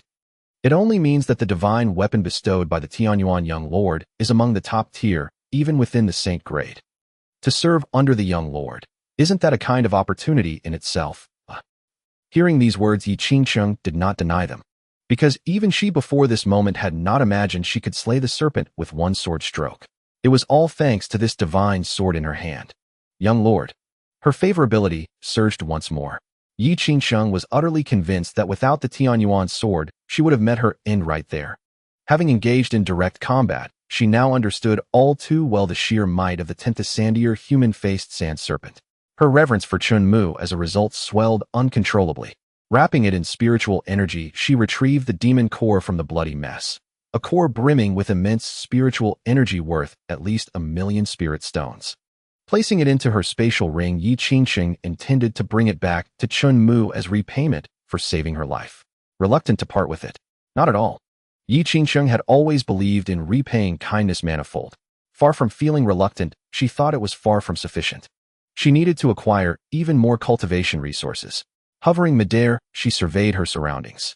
Yi Qingsheng had heard that human-faced sand serpents rarely appeared alone. As expected, the scent of the dead serpent's blood drew others. Like earthworms, they tunneled beneath the sand, raising dunes as tall as hills in their wake. They converged on Yi Qingsheng. From a god's eye view, it resembled a bizarre twisted floral totem. Feeling the intense tremors beneath their feet, the hearts of the crowd, which had barely settled, abruptly clenched again. Good heavens! More nonsense. Human-faced sand serpents never appear alone. There are always at least 4. This looks like 7 or 8. One is terrifying enough. 7 or 8. Did the elder who assessed this secret realm have a grudge against us, say? I'm just a mere martial apprentice. What did I do to deserve such a trial? Boom, boom, boom. In the next instant, one by one, the human-faced sand serpents burst forth from the earth, sending 100-meter sand pillars into the air. Facing 7 human-faced sand serpents with 10,000 years of cultivation, Yi Qingsheng, though lacking confidence, still channeled her spiritual energy, released her grip, and stood the Tianyuan sword vertically before her. A combat art, one sword transforms into 100 swords, forming a sword array that swirled around Yi Qingsheng like a hurricane. Go! She pointed forward, dividing the 100 swords into 7 groups, shooting toward the serpents. Boom, boom, boom. The human-faced sand serpents opened their foul, bloody maws, and orange-eared flames bloomed, within spewing forth blazing fire that scorched the sky. Only the solid Tianyuan sword managed to severely wound one serpent. The other illusory sword projections were shattered. A wave of exhaustion from depleted spiritual energy surged down from her crown, flooding her entire being. She smiled bitterly. It seems using the celestial sword sect's ultimate technique with a saint-grade weapon is still too much for me now. Swiftly, she retrieved a white jade vial from her spatial ring, poured out a few kyre-storing pills, and placed them in her mouth. This was no time to rest. Yi Qingcheng could disregard the lives of others, but the disciples of Tianyuan's sacred ground, both now and in the future, were part of Chen Mu's legacy. She could not watch them perish in the serpent's jaws. She had to fight with her last ounce of strength to be worthy of his guidance. As her spiritual energy recovered somewhat, facing the 7 serpents that shot straight into the sky, Yi Qingcheng targeted the one she had gravely wounded earlier, a serpent with a piercing gash across its right eye, blood still streaming out. She descended rapidly, brushing past its venomous fangs, then mustered all her strength and swung the Tianyuan sword in a fierce horizontal arc. Rumble. The sword aura pierced through the serpent, spraying a visible mist of blood. Boom. The serpent's head separated from its body, crashing heavily onto the sand, stirring up 1,000 layers of sand. Yi Qingcheng was completely buried in the sandstorm, hidden from view. But the other serpents immediately curved their bodies, turned their heads, and surged into the sand fog like a closing flower bud. Boom. The sand churned violently, spreading wider and rushing toward the crowd. Just as they feared for Yi Qingcheng's life and prepared to rush in to help, the 6 human-faced sand serpents suddenly halted. After a half-second pause, their massive bodies exploded, sending clouds of blood mist billowing outward. 6 tenth-sandier serpents, killed by Saintess Yi all by herself. Not even a bone left. What kind of technique is so terrifying? Could it be that Saintess Yi has been hiding her true cultivation level? This is far beyond what a mere martial master could achieve. When I accompanied our saint to the celestial sword sect for a spar last half-year, her strength wasn't this great. They were evenly matched. And now, the gap is too vast to calculate. Then a fierce wind howled. The sand and blood mist dispersed completely. Finally, the crowd could see clearly. What is that? An Iron Man. No life aura. It doesn't seem human, yet its spiritual energy is incredibly powerful. Could it be that he killed those 6 serpents? Murmurs spread. Only Yi Qingcheng had seen clearly that this figure had emerged from her own shadow. Mistaking him for an enemy, she swung her sword. But the shadow puppet effortlessly stopped it with a single finger. The blade trembled, and the energy transmitted back numbed her arm. That single blow made her profoundly understand the gap between them, as vast and insurmountable as the distance between heaven and earth. Especially in the next second, she witnessed the shadow puppet wave a hand and annihilate the 6 tenth-sandier serpents swarming from above into a mist of blood. Yi Qingcheng's entire being felt as if plunged into an icy abyss. This overwhelming power terrified her, chilling her hands and feet, leaving her limbs utterly uncontrollable. Even knowing that freezing up would only lead to death, she could do nothing. It was as if her body no longer belonged to her. Such oppressive pressure was something she had never felt, not even when facing the celestial sword sect's martial saint, a being at the human immortal realm. Who was this silver-armored figure? Why had he been hiding in her shadow? A peak human immortal? Or a quasi-emperor? Question after question besieged her mind, but no answers came. Meanwhile, as Yi Qingcheng was lost in thought, strange noises rumbled from underground once more. The shadow puppet first enveloped Yi Qingcheng in spiritual energy, then pushed her back dozens of meters with a single palm, reuniting her with the others. Then, with a thunderous roar, a human-faced sand serpent burst from the earth, launching the shadow puppet into the sky. The puppet stood upright, raised its foot, and stomped down. Boom. Crash. Instantly, everyone watched in stunned silence as the serpent's body swelled and bulged. Soon its flesh and skin split from the immense pressure, blood spraying out, raining down in torrents, and dyeing the sea of sand crimson. In the blink of an eye, the 100-meter body, flesh, skin, and bones, was effortlessly separated, slain. 1. Stomp. Are you kidding? That serpent was also 10th-sandy-year-old, if I'm not mistaken. You're right. In terms of cultivation, it was even stronger than the previous ones. What in the world is this creature? I bet it has something to do with Tianyuan's sacred ground. Didn't you see how it protected Saintess Yi? Indeed, it's connected to Tianyuan's sacred ground. Feeling their gazes converge on her, seeking answers, Yi Qingcheng frowned deeply. If she could, she too would like to know who he was. Thankfully, one thing was certain: he was not an enemy. Because without that layer of spiritual energy as protection, she would have been reduced to the same state as the serpents, flesh, skin, and bones separated into a blood mist under the force of that palm. Just thinking about it made her body tremble uncontrollably. Who cares who he is? Just know that he's our savior. Well said, rumble. This earthquake surpassed all previous ones combined. Before anyone could speak, a colossal sky-shrouding behemoth appeared before them. At this distance, even craning their necks to the limit, they couldn't take it all in. Visibility plummeted. The atmosphere grew suffocating. The stench of death was overwhelming. So massive. This must be 100 zhang tall. More? At least 400 or 500 meters. 100,000-year beast. Even if not exactly 100,000 years, it's close. Realizing that the colossal human-faced sand serpent before them was likely 100,000-year class beast, panic seized the crowd. Their legs turned to jelly, unable to support their bodies, and they collapsed to the ground. Yi Qingcheng remained equally silent, her fingers tightly gripping the Tianyuan sword embedded in the sand, barely keeping herself upright. 100,000-year beast. She had only heard of such things from her master's words and read about them in books. It was a great calamity capable of effortlessly razing a city and slaughtering millions. Even the Heavenly Sword sect would need to muster its full strength to contend with such a creature. For the emergence of a 100,000-year beast often triggered a beast tide of considerable scale. Wherever the beast tide passed, ordinary people and even common cultivators stood no chance of survival. Yet what lay before them was far more terrifying than anything Yi Qingcheng had heard from her master or read in books. It was as if they had stepped into a living hell, an overwhelming sense of powerlessness coursing through their bodies. A feeling of knowing that inaction meant death, yet being utterly unable to do anything. The human-faced sand serpent's golden pupils blazing with flames fixed their gaze on the shadow puppet. It showed no interest in Yi Qingcheng and the others.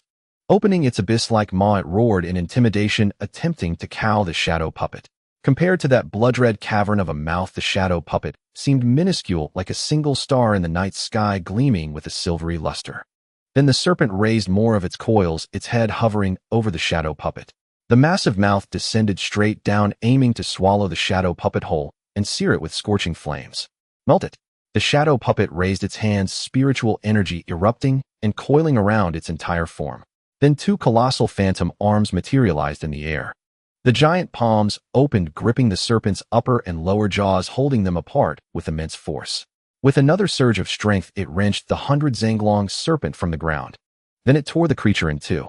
From head to tail, a complete serpent skeleton was exposed, crashing to the ground with a thunderous roar. Above, a torrential rain of blood poured down, dyeing the vast desert a deep crimson. The stench of gore was thick, punching through their nostrils with a sharp, acrid intensity. The sand dust that had previously hung in the air settled with the blood rain, greatly improving visibility. The ruins of the Sand Kingdom hidden within were revealed. They were already in a state of utter ruin. The shadow puppet transformed into a streak of light, a white scar across the sky, diving down to search for the secret realm's treasures on Chen Mu's behalf, leaving Yi Qingcheng and her group in a state of profound turmoil. Am I dreaming? A 10th sandier beast was one thing, but even that 100,000-year human-faced serpent king was killed in an instant by him. Ow. Why did you pinch me? To prove you're not dreaming. This could be a quasi-emperor realm expert on the verge of becoming a great emperor. Quasi-emperor realm. There's no other reasonable explanation. The Tianyuan Holy Land truly lives up to its reputation as a grand and mighty power. As they marveled, someone noticed that the previously vanished teleportation portal had reopened. The accompanying elders from various sects began entering the secret realm one by one. You all didn't. But before they could finish, a single glance at the horrific scene before them left them speechless with shock. Piles of 10th sandier beasts, and even 100,000-year beast. Yet upon closer inspection, they found that not a single disciple on their side had been harmed. How was this possible? It completely defied their understanding. Even with the combined strength of all the accompanying elders, they couldn't guarantee survival in such an extreme and hostile environment, let alone fighting back and slaying the serpent horde. Did you kill these beasts? Faced with the elders' question, Yi Qingcheng recounted everything truthfully, daring not to conceal a thing. You say that person hid in your shadow, and that he could kill even a 100,000-year beast with a single strike. Even the Tianyuan Holy Land elder, a martial Saint Realm cultivator, was stunned by this revelation. If not for knowing Yi Qingcheng's character and witnessing the scene with his own eyes, he would have suspected she was mocking him. Yes. Yi Qingcheng nodded firmly, her tone resolute. What do you all make of this? The Tianyuan elder asked the others. They exchanged glances, words stuck in their throats, unable to speak. They knew well that their own cultivation levels were far too low to even participate in such a discussion. The Tianyuan elder seemed about to say more, his lips parting. Suddenly, a surge of intense cold, killing intent and fear, sharp as a blade, washed over him. His eyes widened, pupils contracting. His body went numb, refusing to obey. From the corner of his eye, he saw a figure in a form-fitting silver armor walk past him in utter silence, heading straight for Yi Qingqing. In the next moment, everyone clearly saw the shadow puppet standing on Yi Qingqing's shadow, then rapidly sinking into it. Only after it had fully submerged did the oppressive pressure above them vanish completely. On the way back, the Tianyuan elder repeatedly asked Yi Qingqing about the origin of the silver-armored figure, but received no answer. Because Yi Qingqing herself knew nothing. Is that so? The Tianyuan elder gave up his questioning. Returning to his cabin, he muttered to himself, could it be related to the Heavenly Sword sect? Impossible. That silver-armored warrior's strength far surpasses mine, at least at the peak of the human immortal realm. How could the Heavenly Sword sect possess such a powerful figure? He shook his head, dismissing the thought. It seems this matter must be connected to the inner court. Having reached this conclusion, the Tianyuan elder stopped pondering. After all, he was merely a minor elder of the outer court. The mystery and power of the inner court were far beyond what he could grasp at his current stage. I can no longer be content with the present. I must continue to cultivate diligently and strive to enter the inner court as soon as possible. Without delay, he sat cross-legged, gathered his qi, and began to cultivate, refining his strength. Yi Qingqing remained on the deck, staring intently at her own shadow. She was utterly perplexed. Could it be that she actually had the backing of some ancient noble lineage? Was that silver-armored figure her guardian? Lost in wild conjectures, the sun set. When she came to her senses, she realized the flying vessel had already arrived at the Tianyuan Holy Land. Descending from the vessel, Yi Qingqing stepped onto her flying sword and sped straight toward Qingyun Manor. Thump, thump, thump. Landing, she knocked on the vermilion gate, then pushed it open and entered. Oh, you're back just in time. In the courtyard, Chen Mu had just picked up his chopsticks and Zhang Shankai had set down the last dish. Young master, Yi Qingqing began, but then noticed the silver-armored figure that should have been within her shadow emerging once more. And it was walking straight toward Chen Mu, an assassin. Yi Qingqing mistakenly believed that the actions of the person in silver armor were merely to gain her trust, facilitating their infiltration of the Tianyuan sacred land, to target Chen Mu, thereby restricting the development of the Tianyuan sacred land. Whoosh! A gust of wind rose beneath his feet, and in an instant he rushed forward. The Tianyuan sword was swiftly grasped, enveloped in spiritual energy. Although he didn't think his strength could accomplish anything before the shadow puppet. However, Yi Qingqing could not bear to watch him assassinate Chen Mu. Yet the next scene that unfolded stopped her in her tracks. She clearly saw the shadow puppet kneeling before Chen Mu, presenting a dark golden ring with mysterious runes swirling around it, resembling a space ring from ancient relics. In reality, it was an ancient treasure collected by the shadow puppet from the ruins of the Sand Kingdom within the secret realm. The space ring contained even more lost treasures, elixirs, techniques, and divine weapons. Enough to bewilder the eyes. The entire Sand Kingdom ruins had been thoroughly scavenged by the shadow puppet, and it could be said that it was solely for its own enjoyment. Chen Mu picked up the space ring presented by the shadow puppet, infused his divine sense to scan it, and found over 10,000 techniques alone. Among them, there were dozens of top-tier heavenly techniques. For example, techniques that could condense sand into an army of thousands or summon a sandstorm tornado connecting heaven and earth, stirring the winds and clouds, devastating the land. Most were related to the word sand. It makes sense, after all, these techniques were created in the realm of sand, undoubtedly influenced by the local environment. As for how Chen Mu knew all this, it was simple. Since the shadow puppet was a puppet he controlled, he naturally could access all of its memories through the system's permissions at any time. One could only say that it was indeed a divine-grade treasure capable of slaughtering beasts of 10,000 years, and even those of 100,000 years could be killed in a single blow. He couldn't help but think, with the shadow puppet by his side, even if he stepped out of the invincible domain, there was no need to worry about being targeted. Because the shadow puppet would annihilate the opponent before they had that thought. It truly was a remarkable tool. Signing in. Sign in successful. Congratulations, host, you have obtained a divine level shadow puppet 1000. Chen Mu couldn't help but complain, even though he was very satisfied with the existence of the shadow puppet. Did the system really need to immediately check in for new shadow puppets? And 1,000 of them. One could annihilate a beast with a cultivation of 100,000 and 1,000. Chen Mu felt that he might not even need to rely on the Tianyuan sacred land. He could establish his own sect and become a new sacred land. However, in the past, Chen Mu would have had some interest in such matters. Now, forget it, the family was already invincible. Why should he work so hard? So this person was arranged by you, young master. Yi Qingqing's astonished voice pulled Chen Mu back to reality. He then shifted his gaze to her. In response to her question, he nodded and replied, "Yes, when I heard you were going to enter the secret realm, I kept twitching. I felt that something would happen. So I had the shadow puppet follow you to respond promptly in case anything happened." Looking at the Tianyuan's sword in his hand, and then at the shadow puppet submerged in Chen Mu's shadow, Yi Qingqing smiled softly. Indeed, everything was the young master's arrangement. Young master, your foresight is remarkable. I admire you. Yi Qingqing knelt on one knee and clasped her fists, truthfully expressing her inner thoughts. At this moment for Yi Qingqing, Chen Mu was undoubtedly a lifesaver. Without his arrangement for the shadow puppet to protect her, she would have perished in the secret realm long ago. Thus, Yi Qingqing secretly resolved that from now on her life would belong to the young master. She could live for him or die for him. All right, as long as you're fine, get up and eat. If we delay, the food will get cold. Chen Mu spoke. Yes, young master. Hic. Rubbing his belly, Chen Mu contentedly said, "In full, no, I should say I ate a bit too much." Then, young master, should we go for a walk to digest? Yi Qingqing suggested proactively. Sure. Reflecting carefully, he realized that since his memory fully recovered, he hadn't properly explored the Tianyuan sacred land. The night was just right, and the breeze was pleasant. It was good to go out for a stroll. If he remembered correctly, there were many beautiful sights within the Tianyuan sacred land. With a creak, the courtyard door opened. He saw several disciples passing by. Upon seeing him, they immediately bowed and respectfully said, "Greetings, young master." Chen Mu responded. He then walked casually with Yi Qingqing in a chosen direction. Out of the corner of his eye, he caught them raising their heads only after they had walked far enough. They were deeply moved and marveled. It's only been a few days, and the young master's strength has actually broken through to warrior. Of course. Isn't that to be expected?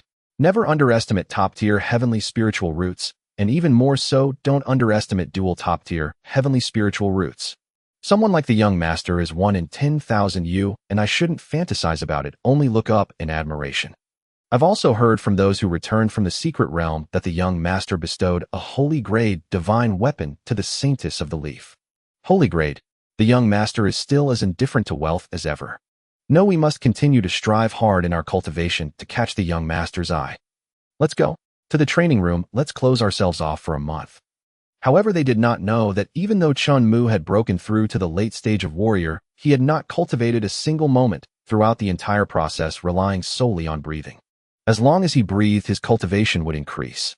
Even he had to admit that this function was excessively abnormal. The most important thing was after reaching a certain number of breaths, it would level up.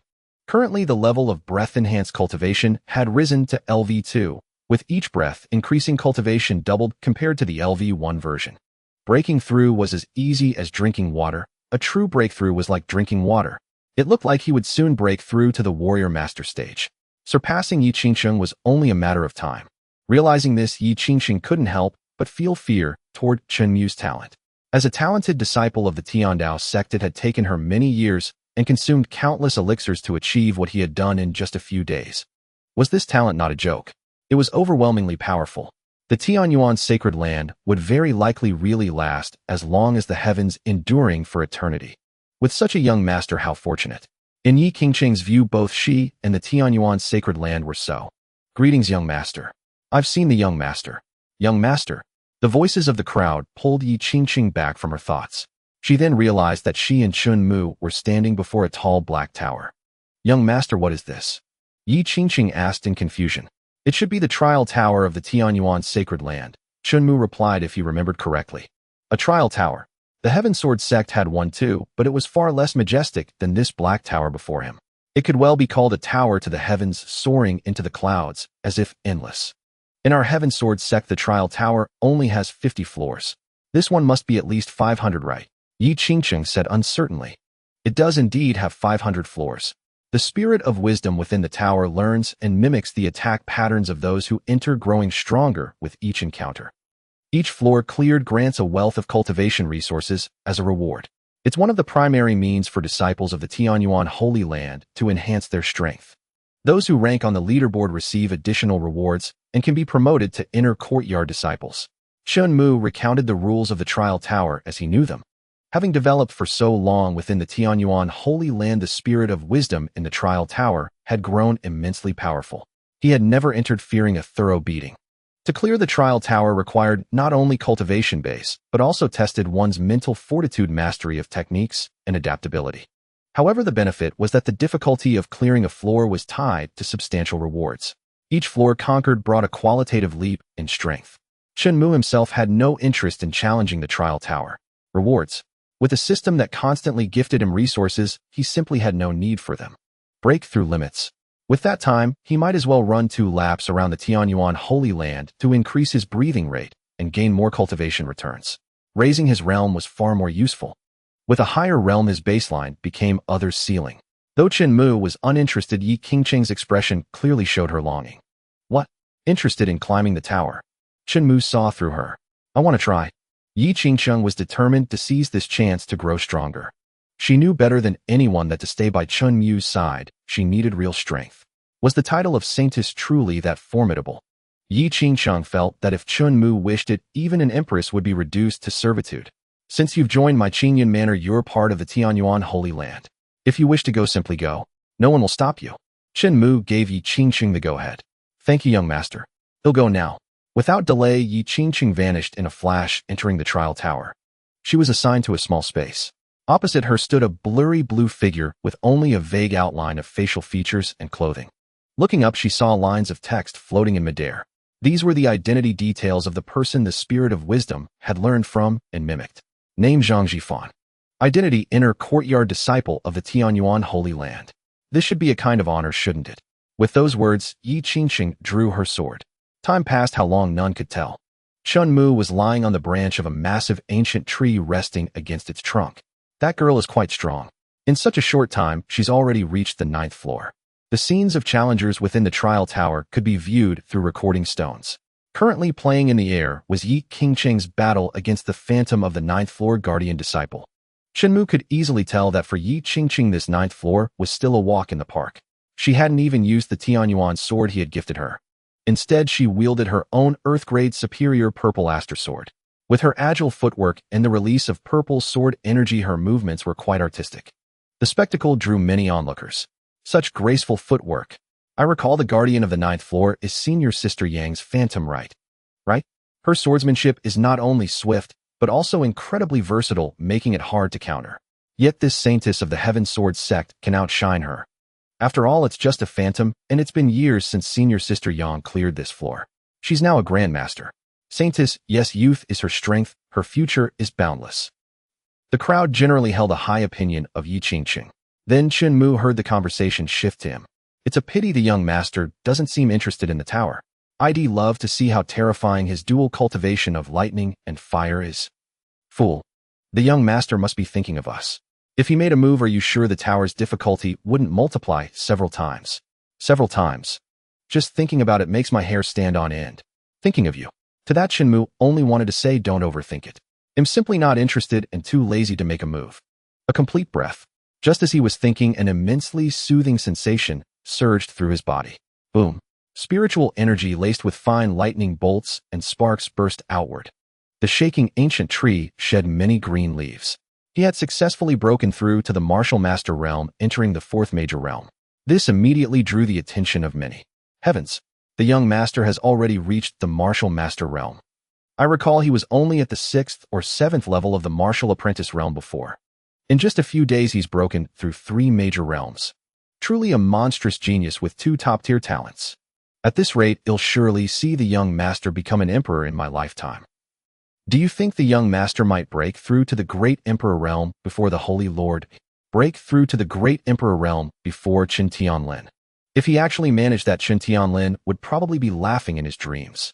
Had set up a grand banquet for thousands, inviting guests from all corners, making sure the world knew that the Tianyuan Holy Land had produced another great emperor. Just then a teleportation gate opened. A young man in white stepped out, instantly sparking a new wave of discussion. Look, it's Chen Yu. He successfully cleared 350 floors. In only half a week. Truly one of the top sword prodigies among the younger generation of the Tianyuan Holy Land. 350 floors. I wonder if he'll ever see that view in my lifetime. Chen Yu. Hearing that name, Chen Mu immediately thought of his young cousin, who had already broken through to the Grandmaster realm and was exceptionally skilled with the sword. He favored a white robe and expressionless face and was invincible with his single sword. He was utterly obsessed with the way of the sword. His swordsmanship was so formidable that even the Heaven Sword sect, which specialized in the sword, had invited him to be an honorary elder to guide their disciples. In return, the sect had to share all their sword insights and techniques to aid his cultivation. Chen Yu pays respects to cousin. Hearing Chen Yu's voice, Chen Mu looked down and saw him standing right before him. Chen Mu flipped down, landing lightly. Since you call me cousin, there's no need for such formality. All right, Chen Yu replied sparingly. In truth, he was naturally taciturn and spoke little. Chen Mu was an exception to others. Chen Yu mostly responded with nods or shakes of the head. Then he took a cloth pouch from his waist and pulled out a bamboo scroll. He handed it to Chen Mu. Cousin, I heard you awakened a lightning affinity. I happen to have a superior lightning-based sword cultivation manual. I hope it can help you. Is there really such a cultivation technique as the Thunder Sect sword art? Yes, there is. Legend has it that during the era of chaos, there was a Thunder Sect sword cultivator who wielded thousands of heavenly thunderbolts as his blades dominating the southern region of Tiannan. In terms of strength, he could even contend with our Tianyuan Holy Land's patriarch, 3 parts to his 7. To be able to trade blows with the patriarch at a 3-to-7 ratio. That's no ordinary figure. It seems I have been ignorant. Alas, the Thunder Sect's sword cultivation technique is far too unique, demanding exceptionally high requirements of its practitioners. Only those with a supreme-grade heaven-ranked Thunder Spirit root can master it. Thus, the Thunder Sect declined and faded into the dust of history.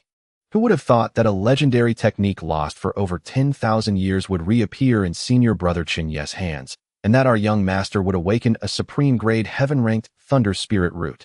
Heaven itself is aiding our Tianyuan Holy Land. Even if no one can learn this priceless treasure, it remains invaluable. I truly envy the brotherly bond between the young master and senior brother Chen Yu. Unlike my own brother, whose eyes see only profit. The Thunder Sect's sword cultivation technique is this formidable. Hearing the surrounding disciples' conversation, Chen Mu felt a surge of awe. The Tianyuan ancestor was a being who once overshadowed the world, rivaling even the Tao and the primordial gods. If the Thunder Sect ancestor could contend with him at a 3-to-7 ratio, how terrifying must his strength have been? After all, it was a token of Chen Yu's goodwill. Refusing would be inexcusable. Chen Mu did not wish to create a rift between them over this. Family should not stand on ceremony. Of course, he could not merely receive without giving. Chen Mu opened his system backpack and casually scanned its contents. He selected an ultimate movement technique manual, light as a swallow, and a sacred grade abyss sword, then retrieved them. Holding the technique manual in one hand and the abyss sword in the other, he offered them to Chen Yu. I happen to have 2 items here that are perfect for you. I believe they will greatly aid your path of the sword. Chen Yu intended to refuse. A heaven-ranked supreme movement technique.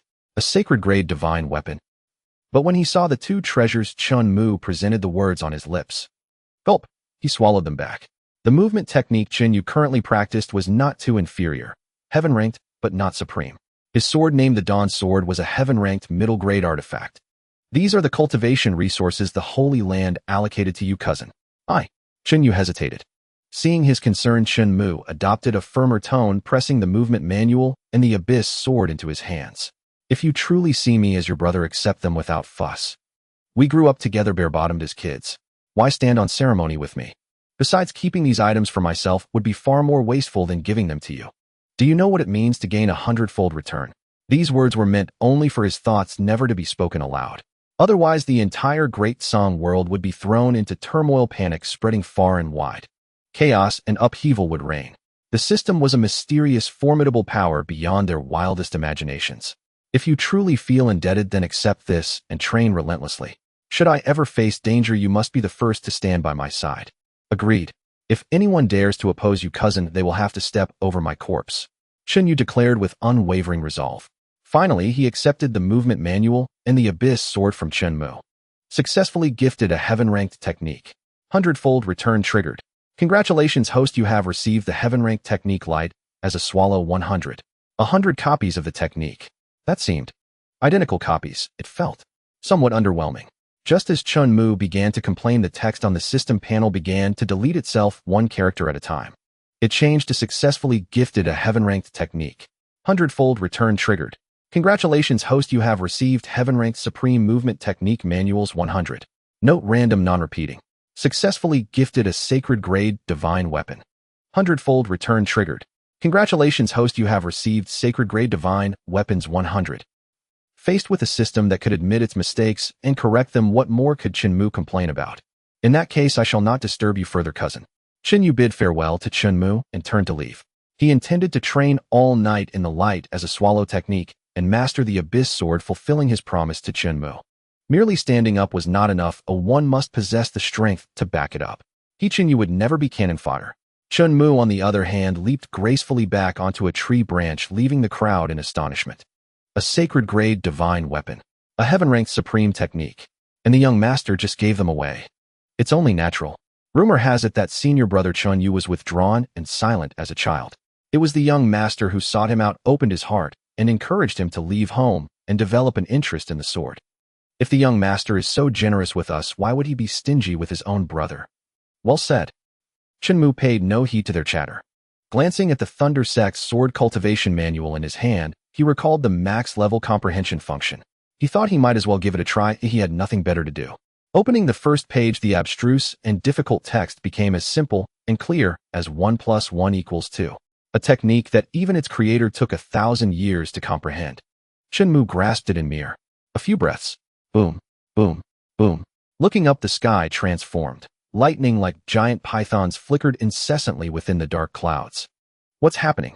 Where did this celestial phenomenon come from? I don't know. Could some elder be breaking through? That must be it. A celestial phenomenon of this magnitude. Could it be a human immortal realm breakthrough? Speculations ran rampant. Even Chen Mu, who had only taken a few steps, stopped and looked up at the sky. Gazing at the thunder and lightning in the clouds, goosebumps rose on his skin as he murmured, such an awe-inspiring heavenly might. Boom. Then a bolt of heavenly lightning struck straight down, hurtling toward Chen Mu. Cousin. Seeing this, Chen Mu panicked. He activated his movement technique to its limit, sword in hand, rushing toward him. He never expected that the celestial phenomenon triggered by a human immortal realm elder's breakthrough would inadvertently send down a bolt of heavenly lightning. And it was heading directly for Chen Mu. The power of that heavenly lightning was no joke. It could easily reduce a person to nothing but ashes. Even though Chen Mu's cultivation had reached the martial master realm, that was a human immortal's tribulation lightning. How could a martial master withstand it? It was nothing short of a mantis trying to stop a chariot. Disciples, form a formation. Shield the young master from the heavenly lightning, a quick-thinking senior brother shouted. Hurry, form the formation. Don't just stand there. Form the formation.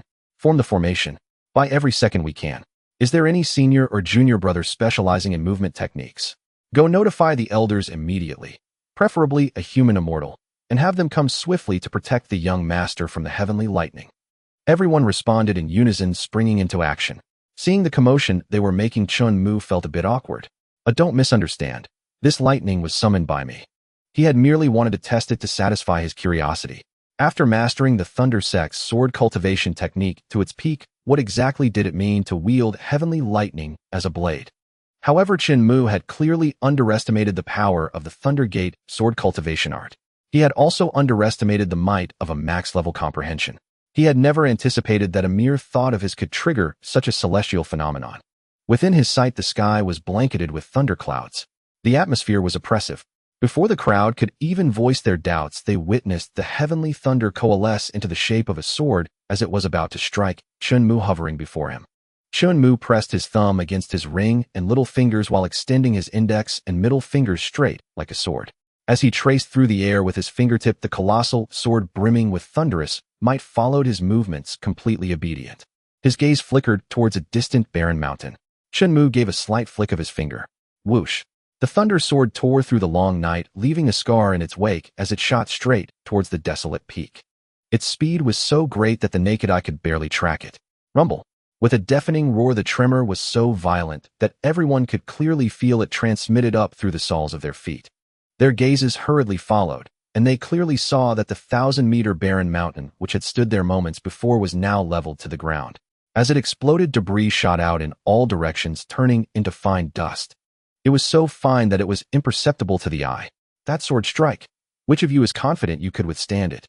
Are you joking? Among us, the highest cultivation level is merely a Xian Tian martial master. How could anyone possibly block that? It's too incredible. Judging by the young lord's sword strike ID say, it would take at least a martial saint at the peak, or even a human immortal to withstand it. Is this the terrifying power of talent and hard work? Talent. Hard work.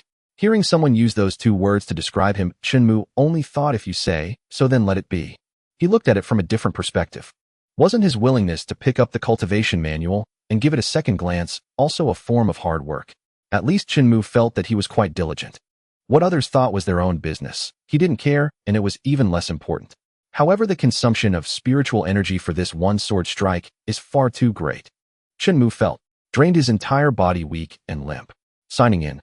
Sign in successful. Congratulations host for obtaining the infinite Dantian. The infinite Dantian. After checking the details, Chen Mu learned that this infinite Dantian could store an endless amount of spiritual energy from heaven and earth.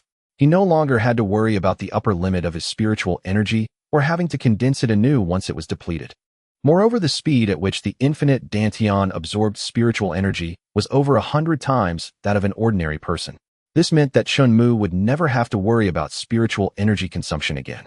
He felt a continuous stream of spiritual energy surging into his Dantian as if a Taotai resided within, constantly replenishing it.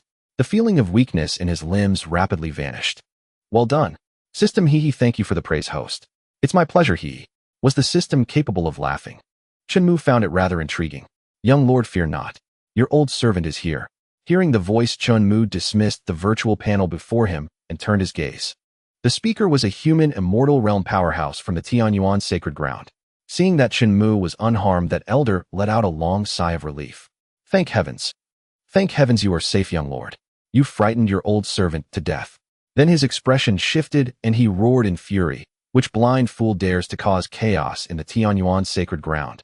If the young lord had been harmed, how many lives would you have to lose? Seeing him with his hands on his hips cursing the sky, the people exchanged glances and finally couldn't help but burst out laughing. What are you laughing at? The elder asked, looking at one of them. Reporting to the elder, the one who caused this celestial phenomenon is actually the young lord. That disciple explained. What? The young lord caused this celestial phenomenon. The elder was astonished, seriously suspecting that the other was joking with him. Elder Mo, I can confirm that what he says is true. Chen Yu stepped forward. Hearing this, Elder Mo fell silent. He knew Chen Mu's talent was unparalleled, but he never imagined it could reach such terrifying heights. How many days had it been since the rumor of him awakening a useless talent? To achieve such a feat in just a few days, how extraordinary would he become after a year, a decade, a century?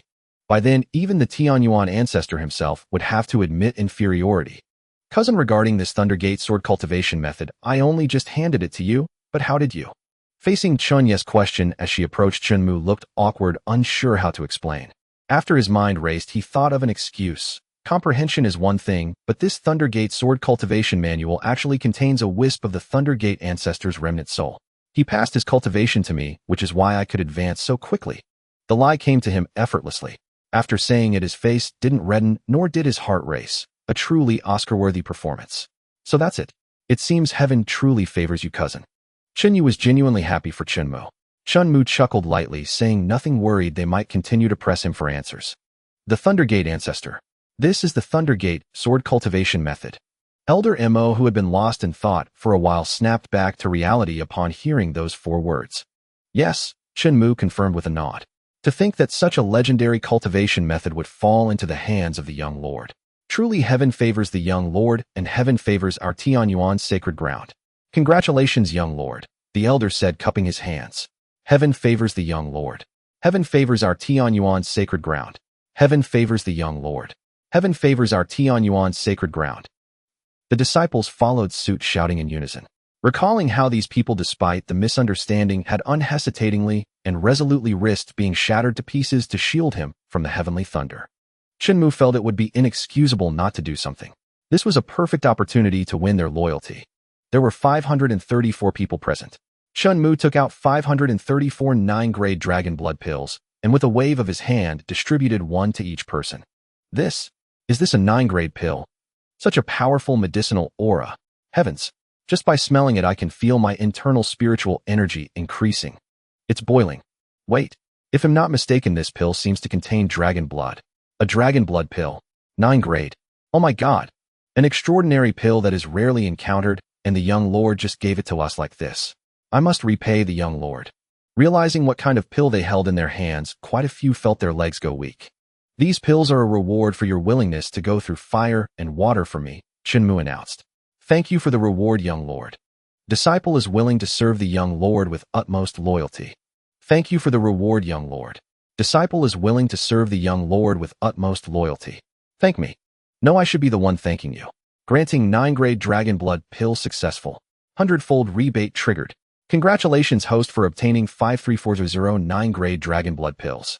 Regardless, the fact that whatever is given out is returned 100-fold is truly exhilarating. Young lord, your old servant has a request. Elder Mo hesitated, but still came before Chen Mu and spoke. Elder Mo, please speak. Chen Mu followed Elder Mo's lead. Curiosity piqued, he wondered what the elder wished to tell him.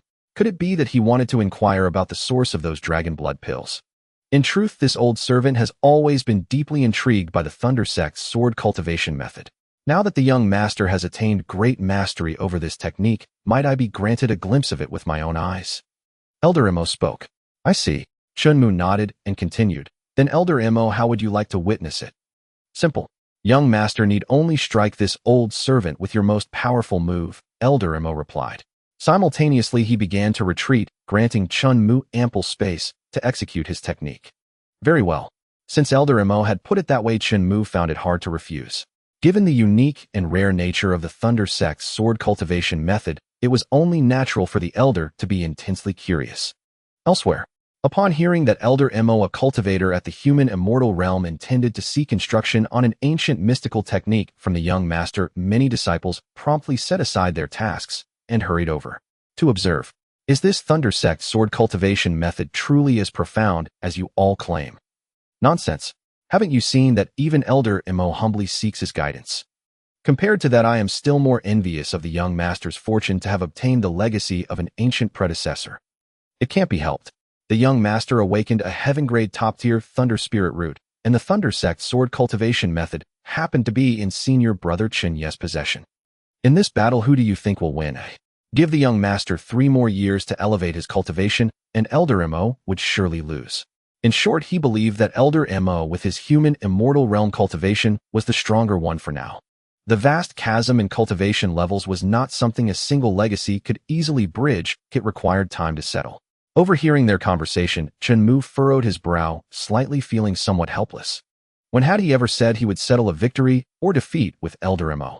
He merely wanted to show him the marvels of the Thunder Sect's sword cultivation method. Rumble, rumble, rumble. Thunderclouds gathered once more, blotting out the sky and moon. Within the visible range, every place was plunged into darkness, visibility plummeting sharply. Yet in the next second, fierce winds arose accompanied by lightning and thunder. Cold light flashed frequently, illuminating heaven and earth, resembling an apocalyptic scene. It struck fear into many disciples, causing their bodies to tremble. They had never witnessed such a terrifying spectacle. This scene is 10 times, no, 100 times more dreadful than the earlier celestial anomaly. Indeed, I feel as if the sky is about to collapse. What's happening? Is it the end of the world? A latecomer asked, puzzled and anxious. Don't panic, it's just the young master executing his technique. Executing his technique? Chen Mu's intention was simple. Since Elder Mo wanted to broaden his horizons, there was no need to hold back. After all, the system had helped him sign in for an inexhaustible Dantian, so there was no worry that his most powerful move would deplete his spiritual energy. He activated his spiritual energy in the technique. Looking up, one could see countless bolts of lightning converging, coalescing into a colossal sword capable of splitting the heavens and earth. Within it, lightning power surged wildly, and lightning runes flashed explosively, spreading across the black clouds like a spiderweb. The immense power it contained, even before descending, had already stunned the onlookers into speechlessness. They felt that this single strike could level the entire Tianyuan sacred land. Too terrifying. They knew Chen Mu was strong, but they hadn't expected him to be this formidable. Elder Mo, if you are ready, I shall unleash my sword, Chen Mu said. Chen Mu raised his right arm high, his palm half-clenched, facing the sky. The lightning power grew even more intense, surging like ocean waves with a deafening crackling sound. Young master, wait. Young master, wait. Elder Mo, whose eyes had grown clouded from distraction, instantly cleared upon hearing Chen Mu's words. He hastily raised his hand to stop him. Visible panic and fear were etched on his face. What is it? Is Elder Mo not ready yet? Chen Mu asked to confirm. No, young master. This old servant knows his own strength is insufficient to withstand this strike. I beg the young master to sheath his sword, Elder Mo confessed truthfully. Facing this sword, only one thought crossed his mind: death. This strike was 1,000 times more terrifying than the heavenly tribulation he had faced when breaking through to the human immortal realm. If he took it, Hedon, even if he managed to survive, his cultivation would likely be slashed away by at least half. Elder Mo simply lacked the courage to gamble. He had seen enough. Whether it was Chen Mu's talent or the Thunder Sect's sword cultivation method, he was deeply impressed, profoundly so. I see. Since Elder Mo had said as much, Chen Mu certainly couldn't force the strike. The Tianyuan sacred land had many human immortals, but nurturing even one was no easy feat. If he crippled him, the loss would be his own. He dismissed the lightning sword, and the black clouds dispersed, revealing the silver moon hanging high in the sky once more. The immense pressure and aura of death that had lingered over everyone finally began to recede. I never thought that in just a few days the young master's strength would have grown to such a level. Earlier someone said the young master didn't enter the trial tower for our sake. I didn't believe it, but now I do. Who would have thought? If the young master had entered, and those wisdom spirits learned even a fraction, the rest of us might not even pass the first level. At the martial master realm, he can intimidate Elder Mo, a human immortal, with a single strike. If the young master reaches the human immortal realm, who in all of Datsong could oppose this sword? No one. The young master's power has surpassed the limits of our understanding. Exclamations of awe continued unabated. Cousin, he is so strong. Chen Yu now regarded Chen Mu as his life goal. He didn't ask for much. If his future attainments in the way of the sword could reach even 1% of that strike, he would be content. As a sword cultivation prodigy, Chen Yu was willing to call Chen Mu's strike the strongest in the current era. The Thunder Sect's sword cultivation method had indeed been given to the right person. No one was more suited to this Thunder Sect sword cultivation technique than him. He murmured, "It seems that if my uncle doesn't step up his efforts, the title of Great Emperor in this life might be claimed by my cousin." As Chen Mu's loyal follower, Chen Yu naturally wished to see him ascend to the position of Great Emperor, reigning supreme for eternity. Just then, over by the trial tower, Yi Qingqing sighed and stepped out of the teleportation portal. This trial tower was much harder than she had imagined. She was eliminated before reaching the 50th floor. The further she went, the stronger the feeling of helplessness. Rubbing her arms, Yi Qingqing couldn't help but feel that the atmosphere outside the tower was even more chilling than inside. Was it an illusion? Why had so many people suddenly gathered around the trial tower? Her gaze searched and quickly found Chen Mu's figure. And she noticed the human immortal realm expert in front of him. Had something happened? Why did that human immortal realm expert appear so shaken? Looking around, Yi Qingqing found nothing amiss. She then approached a female disciple from behind, reaching out to gently tap her shoulder. As the female disciple turned around and said, "Greetings, Saintess Yi," Yi Qingqing asked, "No need for formalities. What happened here just now?" "You see, Saintess Yi." In response to Yi Qingqing's inquiry, the female disciple disclosed everything she had seen and knew without reservation. What? The young lord's single sword strike stirred the heavens and terrified a human immortal realm expert from the inner courtyard. Yi Qingqing exclaimed in astonishment, hardly believing it. Yet seeing the earnest expression on the other's face, which seemed no jest, and combined with Elder Mo's lingering fear, Yi Qingqing fully believed the female disciple's account. Even more unexpectedly, within the short span of an incense stick's burn during her trial in the tower, the young lord's cultivation had already broken through to the martial master realm. He was about to surpass her. How much time had passed? Recalling why she was brought to the Tianyuan sacred ground, and now seeing Chen Mu, who had broken through to the martial master realm and suppressed a human immortal realm expert with a single sword strike. Yi Qingqing's emotions were tangled. She momentarily suspected that Chen Tianlin, tired of hearing the world's exaggerated praise for her, had brought her here specifically to humble her before a true prodigy. Of course that was just a jest. How could the master of the Tianyuan sacred ground even notice someone as insignificant as her? Deliberately targeting her. Afterwards, seeing Chen Yu and Elder Mo leave, Yi Qingqing returned to Chen Yu's side. "Finished?" Chen Mu asked, first noticing her arrival. "Yes, I didn't reach the 50th floor. I've brought shame to you, young lord," Yi Qingqing said, lowering her head, her voice faint as a mosquito's hum. "Not at all. For your first time in the trial tower, this is already an impressive achievement. Don't be discouraged, there will be plenty of opportunities."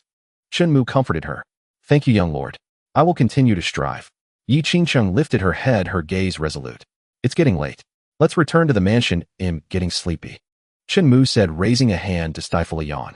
After moving around a bit, his stomach no longer felt as bloated as before. Yes, young lord. Yi Qingqing assented, following behind Chen Mu as they headed towards the Qingyan mansion. A hawk screeched. The goshawk landed on the shoulder of a disciple dressed in inner courtyard attire.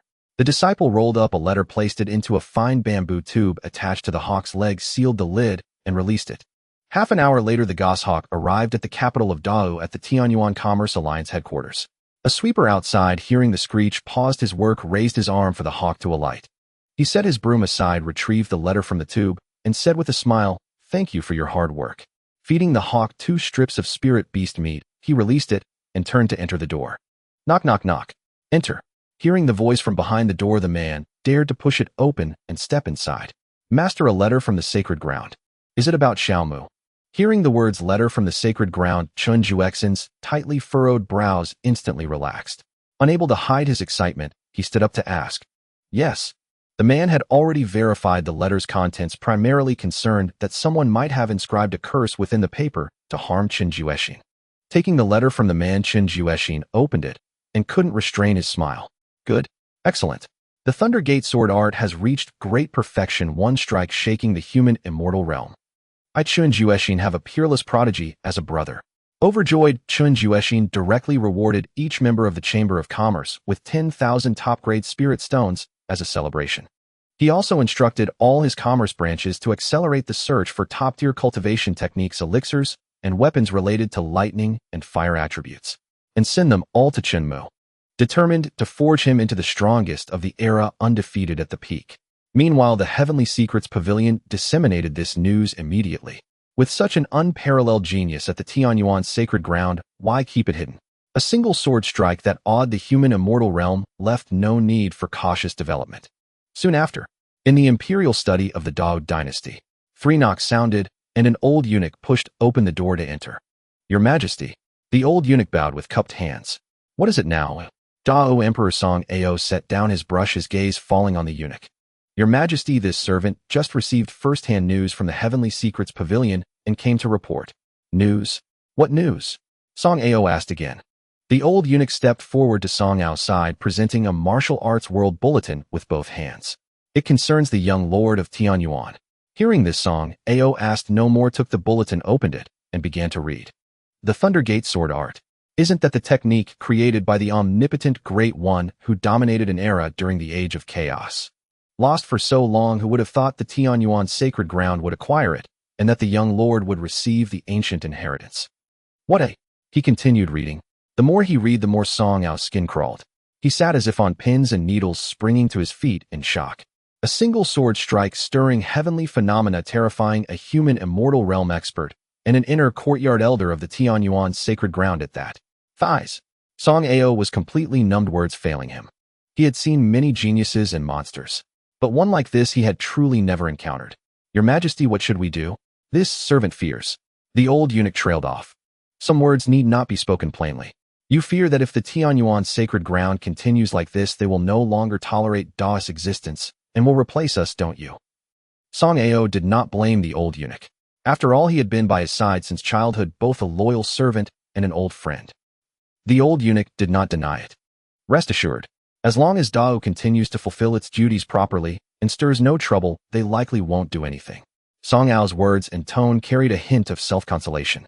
By the way, which princesses in the palace are still unmarried? Your Majesty, you intend to. Song Ao nodded. Meanwhile, on another front, at the eastern extremity sacred ground, one of the 3 great sacred grounds in the southern domain alongside Tianyuan, its master Zhao Guizhen shifted his gaze from the martial arts bulletin, swept his eyes over the assembly below, and asked, what are your thoughts on this? It must be a false rumor released by Tianyuan themselves to create momentum and attract talent. Exactly. No matter how talented, being able to terrify a human immortal realm expert with one strike in just a few days is far too absurd.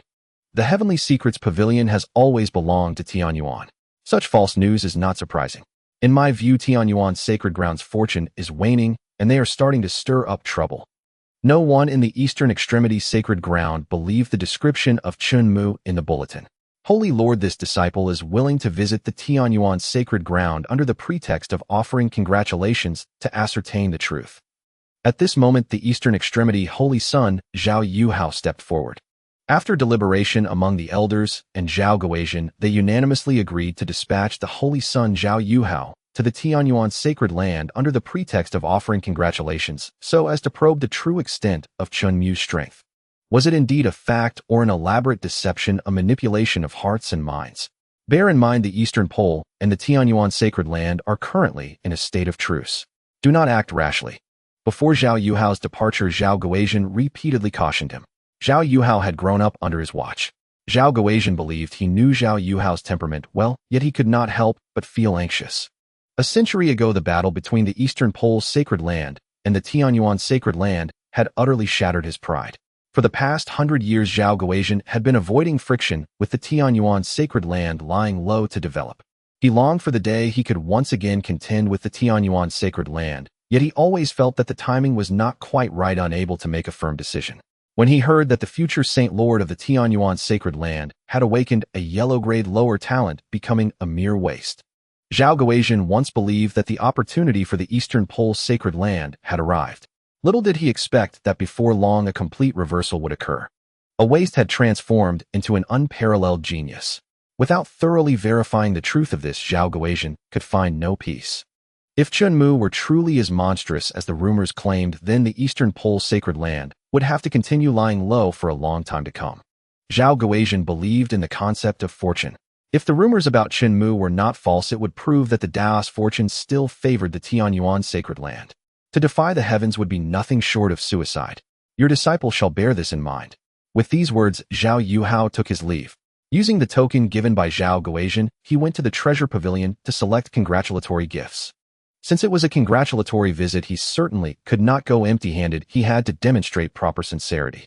Selecting several heaven-grade weapons, divine armors, along with 10 9th grade, 100 8th grade, 1,000 7th grade, and 10,000 6th grade pills, Zhao Yuhao felt that should suffice. Just as Zhao Yuhao was about to set off, a woman's voice, seductive to the bone, came from behind him. "Senior brother, please wait." Zhao Yuhao turned to see the speaker, Zhao Yueling, the holy maiden of the Eastern Pole's sacred land. Beyond that, she also held the identity of the sacred lord's daughter. With such a formidable combination of strength and background, even Zhao Yuhao had to yield some respect. "What business does junior sister Yueling have with me? I heard from father that you plan to visit the Tianyuan sacred land. Could you take me along?" Zhao Yueling asked directly, without beating around the bush. This? Zhao Yuhao looked troubled. "Senior brother is unwilling to take me." Zhao Yueling clasped her hands behind her back, stepped closer, and fixed her large watery eyes on him, as if she would burst into tears the moment he refused. "I am naturally willing, but this matter is of great importance." "What about the sacred lord?" Hearing this, Zhao Yueling interrupted. "Father told me to seek your decision. Besides such a significant matter, wouldn't it be improper for you to go alone? Wouldn't it show more sincerity if we, a holy maiden and a holy son, go together?" Zhao Yueling grasped Zhao Yuhao's hands, gently shaking them, and coaxed in a syrupy voice, "Senior brother, please take me along, okay? Fine. But you must follow my arrangements on this trip." On one hand, Zhao Yuhao could not resist Zhao Yueling's persistence. On the other hand, he felt her words held some truth. Going alone did indeed seem too weak. "No problem. They'll listen to you completely." Zhao Yueling nodded her head rapidly, like a chick pecking at rice, agreeing most sweetly. Afterward, Zhao Yuhao also selected several outstanding intercourt disciples to accompany them. They boarded a small flying vessel, ascended into the sky, and sped towards the Tianyuan sacred land. Aboard the vessel, noticing Zhao Yuhao's gaze fixed on her, Zhao Yueling smiled and asked, "Senior brother, is there something dirty on my face?" "No." Zhao Yuhao shook his head. "It's just that you seem different since your trip to the Tianqiu mountain range." "Is that so?" "Not really. Have I not always been like this? Or is senior brother trying to compliment me on becoming more beautiful?" Zhao Yueling's expression remained unchanged as she smiled with narrowed eyes. Zhao Yuhao laughed heartily. "You saw through me. The wind is strong at night. Be careful not to catch a cold. Retire to your cabin early for rest." "All right, thank you for your concern, senior brother." As Zhao Yuhao turned and walked towards the cabin, Zhao Yueling's smile instantly turned cold. Time passed, and soon the horizon glowed with the pale light of dawn. Chen Mu opened his eyes and sat up from the bed. That was a satisfying sleep. He stretched lazily. Immediately after, a knock came at the door. "Young lord, I'm coming in." Yi Qingxing pushed the door open, carrying a basin of warm washing water. She helped Chen Mu change clothes, put on his shoes, and then washed his face. The entire routine was already second nature to her. Young Lord, breakfast is ready. You may dine at your convenience. Good, I understand. Chen Mu walked into the courtyard, sat down at the stone table, and began to enjoy his breakfast of various pastries and herbal tea. This simple, tranquil life was all he sought. At that moment, two flying vessels arriving from different directions reached the Tianyuan sacred land. One came from the Great Wu dynasty.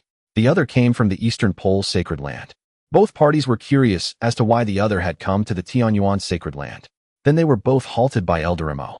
He was puzzled. The Great Wu dynasty had already come once, just yesterday. Why had they returned? Setting that aside, why was a flying vessel from the Eastern Pole sacred land appearing at the Tianyuan sacred land? Scanning with his divine sense, the highest cultivation level among them was merely a Xiantian martial master. It didn't seem like they were here to cause trouble. If they truly were here to cause trouble, Elder Mo could crush them along with their entire vessel into dust with a single thought. Greetings, Elder. We have been sent by His Majesty to bring the eldest princess to discuss a marriage alliance with the Saint Lord. The old eunuch standing at the bow of the ship spoke with cupped hands. The Great Wu dynasty. A marriage alliance. The eldest princess. Zhao Yuhao recognized the speaker, a favored figure of the Great Wu Emperor Song Ao. But more than that, Zhao Yuhao was astonished that Emperor Song Ao of Great Wu would offer his most precious daughter, the eldest princess renowned as the foremost talent of Great Wu, to the Tianyuan sacred land. Could it be that the rumors were true? A marriage alliance. Elder Mo murmured with a low chuckle. The young lord's luck with women is truly remarkable. First the holy maiden of the heavenly sword sect, and now the eldest princess of Great Wu, both coming to seek a marriage alliance of their own accord. Then turning his gaze to Zhao Yuhao and his group, he asked, why are you not staying put in the Eastern Pole sacred land, but instead coming to our Tianyuan sacred land? In reply, Elder, we have been ordered by the Eastern Pole sacred lord to offer congratulations to the Tianyuan young lord. Zhao Yuhao responded with cupped hands, not daring to be slow before a human immortal realm elder. Hearing this, the old eunuch thought to himself, even the Eastern Pole sacred land has set aside old grudges and traveled a great distance to offer congratulations. It seems the rumors are indeed true. Both sides engaged in mutual speculation. Then, after confirming there was no mistake, Elder Mo stepped aside and let them pass. As the saying goes, it's better to tear down a temple than to break up a marriage. Even if Chen Mu had no interest in the Grand Princess of Great Wu, he still had to meet her. As for Zhao Yuhao and the others, though suspicious, Elder Mo had no evidence. The reasoning was sound. He couldn't just block their entry without cause. However, as a precaution, he followed close by to guard against any unforeseen events. He certainly didn't believe that with their current cultivation levels, Zhao Yuhao and his group could contend with Chen Mu. That earth-shattering sword strike. Even after a whole night had passed, Elder Mo's psychological shadow had not dissipated, but instead grew more severe, giving him nightmares all night long. He dreamed that beneath that sword not only his body, but also his 3 souls and 7 spirits were vaporized. So why did he still follow? The reason was simple. In Elder Mo's view, they were unworthy of Chen Mu's action. If they harbored any hostility, he would sweep away such trash himself. Before long, news of the arrival of the Great Wu dynasty and the Eastern Extreme sacred land spread among the disciples. Truly worthy of the young master. First Yi Qingqing, the saintess of the heavenly sword sect, and now the Grand Princess of Great Wu comes to propose marriage and form an alliance. The Grand Princess of Great Wu, if I recall correctly, is that foremost talented woman.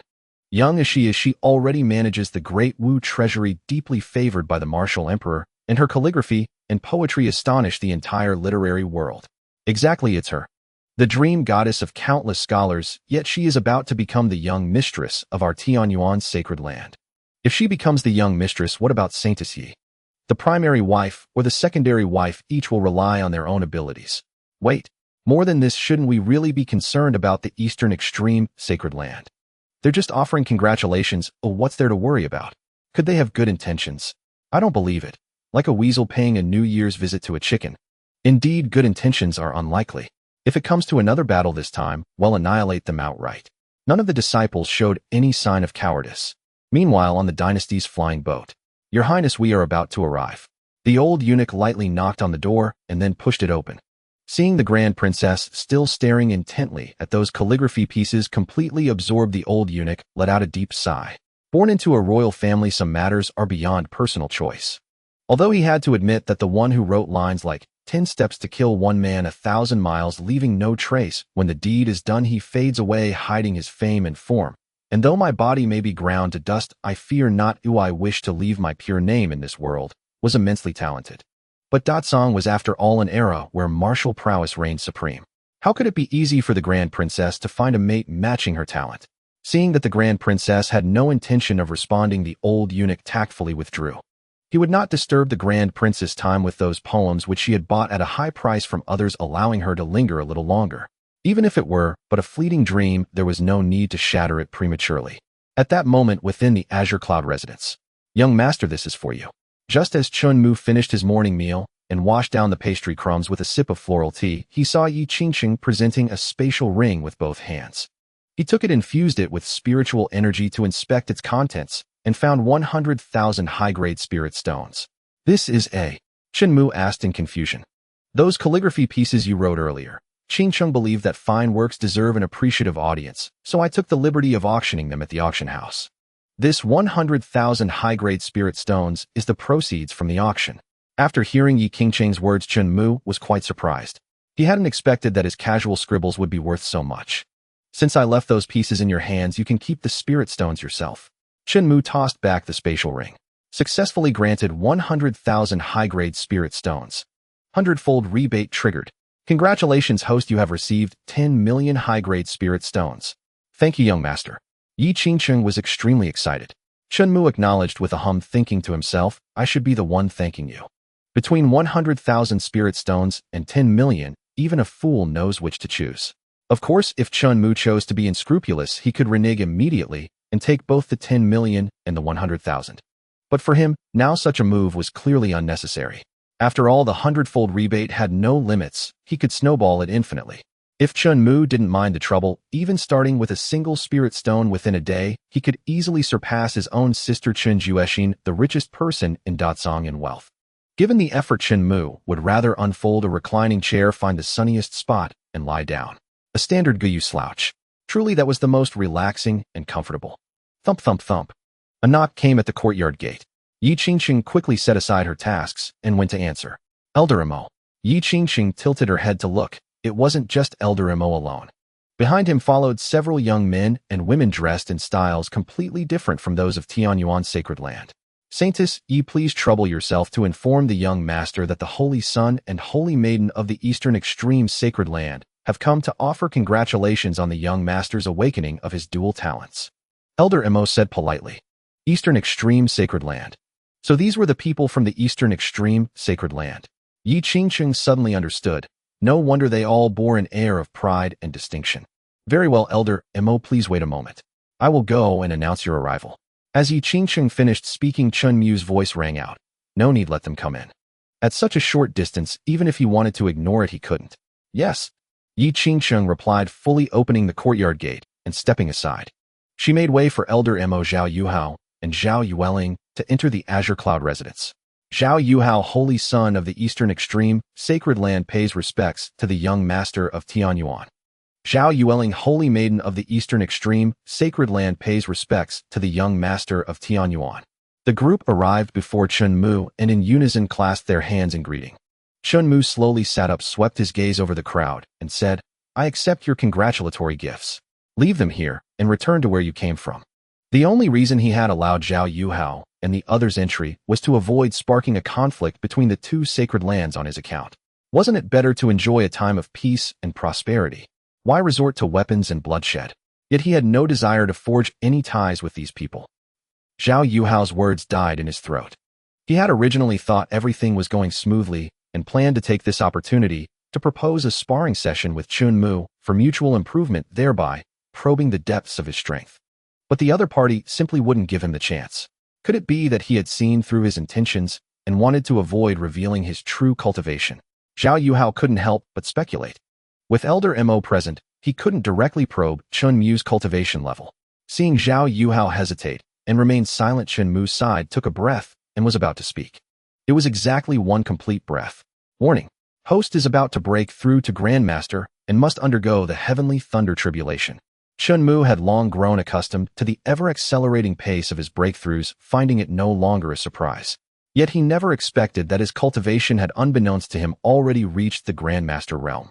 Unlike previous breakthroughs, the gap between a martial master and a Grandmaster was a watershed. It signified the potential to become a human immortal, and for this very reason tribulation, lightning would appear. If one could withstand it, boundless prospects awaited. If not, one's cultivation would regress. A second attempt, not entirely hopeless, but the chances would become far slimmer. This proved one's potential was limited. He mused silently, wondering if he could endure this lightning tribulation. Signing in progress. Sign in successful. Congratulations, host, for obtaining the Myriad Thunder Dao body. The Myriad Thunder Dao body. As Chen Mu puzzled over this, the system promptly explained, reply to host the Myriad Thunder Dao body is a sacred physique ranked 28th on the physique ranking. It can bear countless thunderous mites, harness them for personal use, and rapidly enhance cultivation. Combined with the top-grade Heavenly Thunder Spirit root you possess, the effects are doubled. You really are thoughtful, Chen Mu said to himself. The system replied, not at all, wholeheartedly serving the host is this system's sole purpose and mission. Chen Mu felt a strong urge to retort, if only you had a better attitude and didn't conjure up so many tricks, I wouldn't have to endure all this. Instead of being sought out by sacred sons and sacred daughters with ulterior motives, he could lie in the courtyard quietly soaking in the sun. But even if he said this, would the system listen? No need to think, it would definitely go in one ear and out the other, treating it as wind. In matters of feigning ignorance, Chen Mu privately believed that if the system claimed to be second, no one in the world dared to claim first. With things as they were, Chen Mu could only go with the flow. Troublesome as it was, at least it brought no harm and was all to his benefit. Everyone please move aside. I'm about to break through so I don't accidentally harm you. Chen Mu kindly warned. Looking up, he could clearly see thunderclouds gathering from all directions, threatening to blot out the sky. Zhao Yuhao and Zhao Yueling also noticed that the sky had darkened considerably compared to before. Following Chen Mu's gaze, they saw vast black thunderclouds churning violently, rolling in. Tribulation lightning. Isn't that only supposed to occur when breaking through major realms after the Grandmaster stage? Zhao Yueling exclaimed in shock, stepping back instinctively. If struck by that heavenly thunder, it would be no joke. Zhao Yuhao's gaze snapped back to Chen Mu. His eyes widened like bronze bells. His heart was filled with immense shock. He actually had Grandmaster cultivation. Zhao Yuhao had only recently heard that when Chen Mu awakened his talent, his strength was merely at the martial student stage. How long had it been since then, and he was already about to break through to Grandmaster? Was this really not a joke? Boom. A deafening clap of thunder gave Zhao Yuhao a definitive answer. It was no joke. Everyone quickly retreat outside the mansion to avoid being harmed by the tribulation lightning. Elder Mo warned again. All right. Zhao Yuhao signaled to Zhao Yueling and the others. Together they retreated to the gate of Qingyun Mansion. Elder Mo, I see that the heavenly thunder is quite formidable. Won't you go protect young Master Chen? Zhao Yuhao asked curiously. If you were fortunate enough to witness the sword strike the young master displayed yesterday, you wouldn't think that way. Elder Mo shook his head, his smile bitter and full of self-mockery. That sword strike. Zhao Yuhao was puzzled for a moment, then quickly pieced it together. Zhao Yuhao was no stranger to Mo Changyuan. Before Zhao Yuhao was even born, Mo had already broken through to the human immortal realm. His spear technique was so masterful that he was known as the Spear Saint in the Great Martial Dynasty. From the expression on Mo Shengyuan's face at this moment, Zhao Yuhao saw admiration, expectation, and fear. The Spear Saint Mo Changyuan was actually afraid of a junior. Even witnessing it with his own eyes, Zhao Yuhao still couldn't help but doubt if he was hallucinating. Could it be? His gaze quickly returned to Chen Mu. The human immortal powerhouse that the Tianji Pavilion said was stunned by the Tianyuan young master's single sword strike was none other than the Spear Saint Mo Changyuan, right? Gulp. Thinking of this, Zhao Yuhao couldn't help but swallow hard. The Tianyuan young master was far more monstrous than he had ever imagined. Rumble. At that moment, another thunderclap rang out. No, it struck down. That heavenly thunder, several meters thick, fell straight from 10,000 meters high. The sound was so loud and the range of its impact so vast that even the ground beneath their feet trembled. Zhao Yuhao had heard that the stronger one's power, the more formidable the tribulation lightning one faced during a breakthrough. Seeing it today confirmed his thoughts. From another perspective, if this heavenly thunder fell on him, what use would his martial master cultivation be? In an instant, he would be reduced to ashes. Yet when it fell on Chen Mu, it had no effect at all. Watching Chen Mu completely enveloped in the power of thunder, without even a furrow of his brow, as if nothing had happened. Zhao Yuhao was dumbfounded. Zhao Yueling and the others were no better. Their stunned expressions were as if they had been carved from the same mold. Mo Changyuan was also deeply surprised. He had expected Chen Mu to easily pass the tribulation lightning, but not to this extent. The heavenly tribulation lightning striking him didn't even reach the level of a tickle. The first heavenly tribulation lightning ended. The thunderclouds showed no sign of dispersing, at their center lightning flickered frequently. The second heavenly tribulation lightning was building up power. Rumble. Soon the second heavenly thunder struck.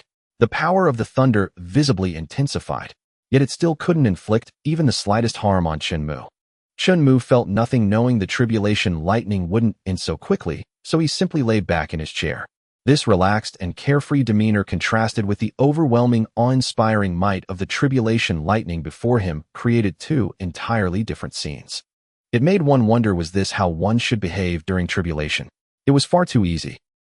Looking at Chen Mu, then recalling his own experience when breaking through to the Grandmaster realm, enduring immense hardship and nearly losing half his life, Mo Chuanyuan could only say, I am the one who disgraces and holds back the word genius. Rumble, rumble, rumble. The third, the fourth, the fifth. Over a dozen heavenly thunders struck in succession. Chen Mu felt that this number was far too many. Could it be that he was acting too casually, angering the heavens, forcing them to make him suffer some injury to be satisfied? Were they all that fragile-hearted? Speechless, utterly speechless. Ignoring the pale-faced group outside Qingyan Mansion, Chen Mu finally took action and stood up.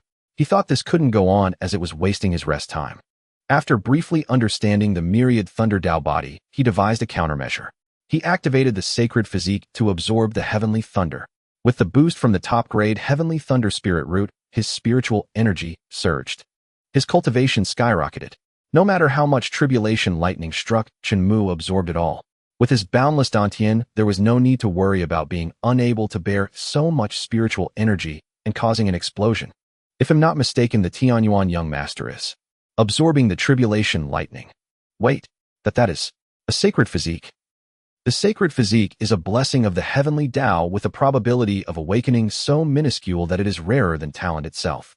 Even for a behemoth like the Tianyuan Holy Land with its vast resources and countless powerhouses, the chance of a disciple awakening a sacred physique is 1 in 10,000, infinitesimally small. Among the 3,000 physiques in this world, even a sacred physique ranked beyond the top 100 once awakened and diligently cultivated could allow even a person of mediocre talent to become a dominant force with significant influence. If one could awaken a sacred physique within the top 100, they would inevitably become a supreme sovereign. After dual heaven-tier peak talents, now a sacred physique. Zhao Yuhao was so stunned that he could barely speak. He recalled how he had just intended to spar with Chen Mu to probe his true strength. Zhao Yuhao suddenly felt like an idiot. Where did he get the courage? It wasn't self-deprecation. He genuinely believed that with a single thought, Chen Mu could erase him from existence.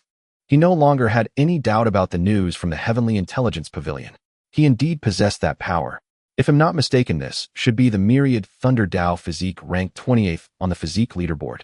Hearing Zhao Yuling's words, Mo Chuanyuan was somewhat surprised. You know about this? It was the same question Zhao Yuhao wanted to ask.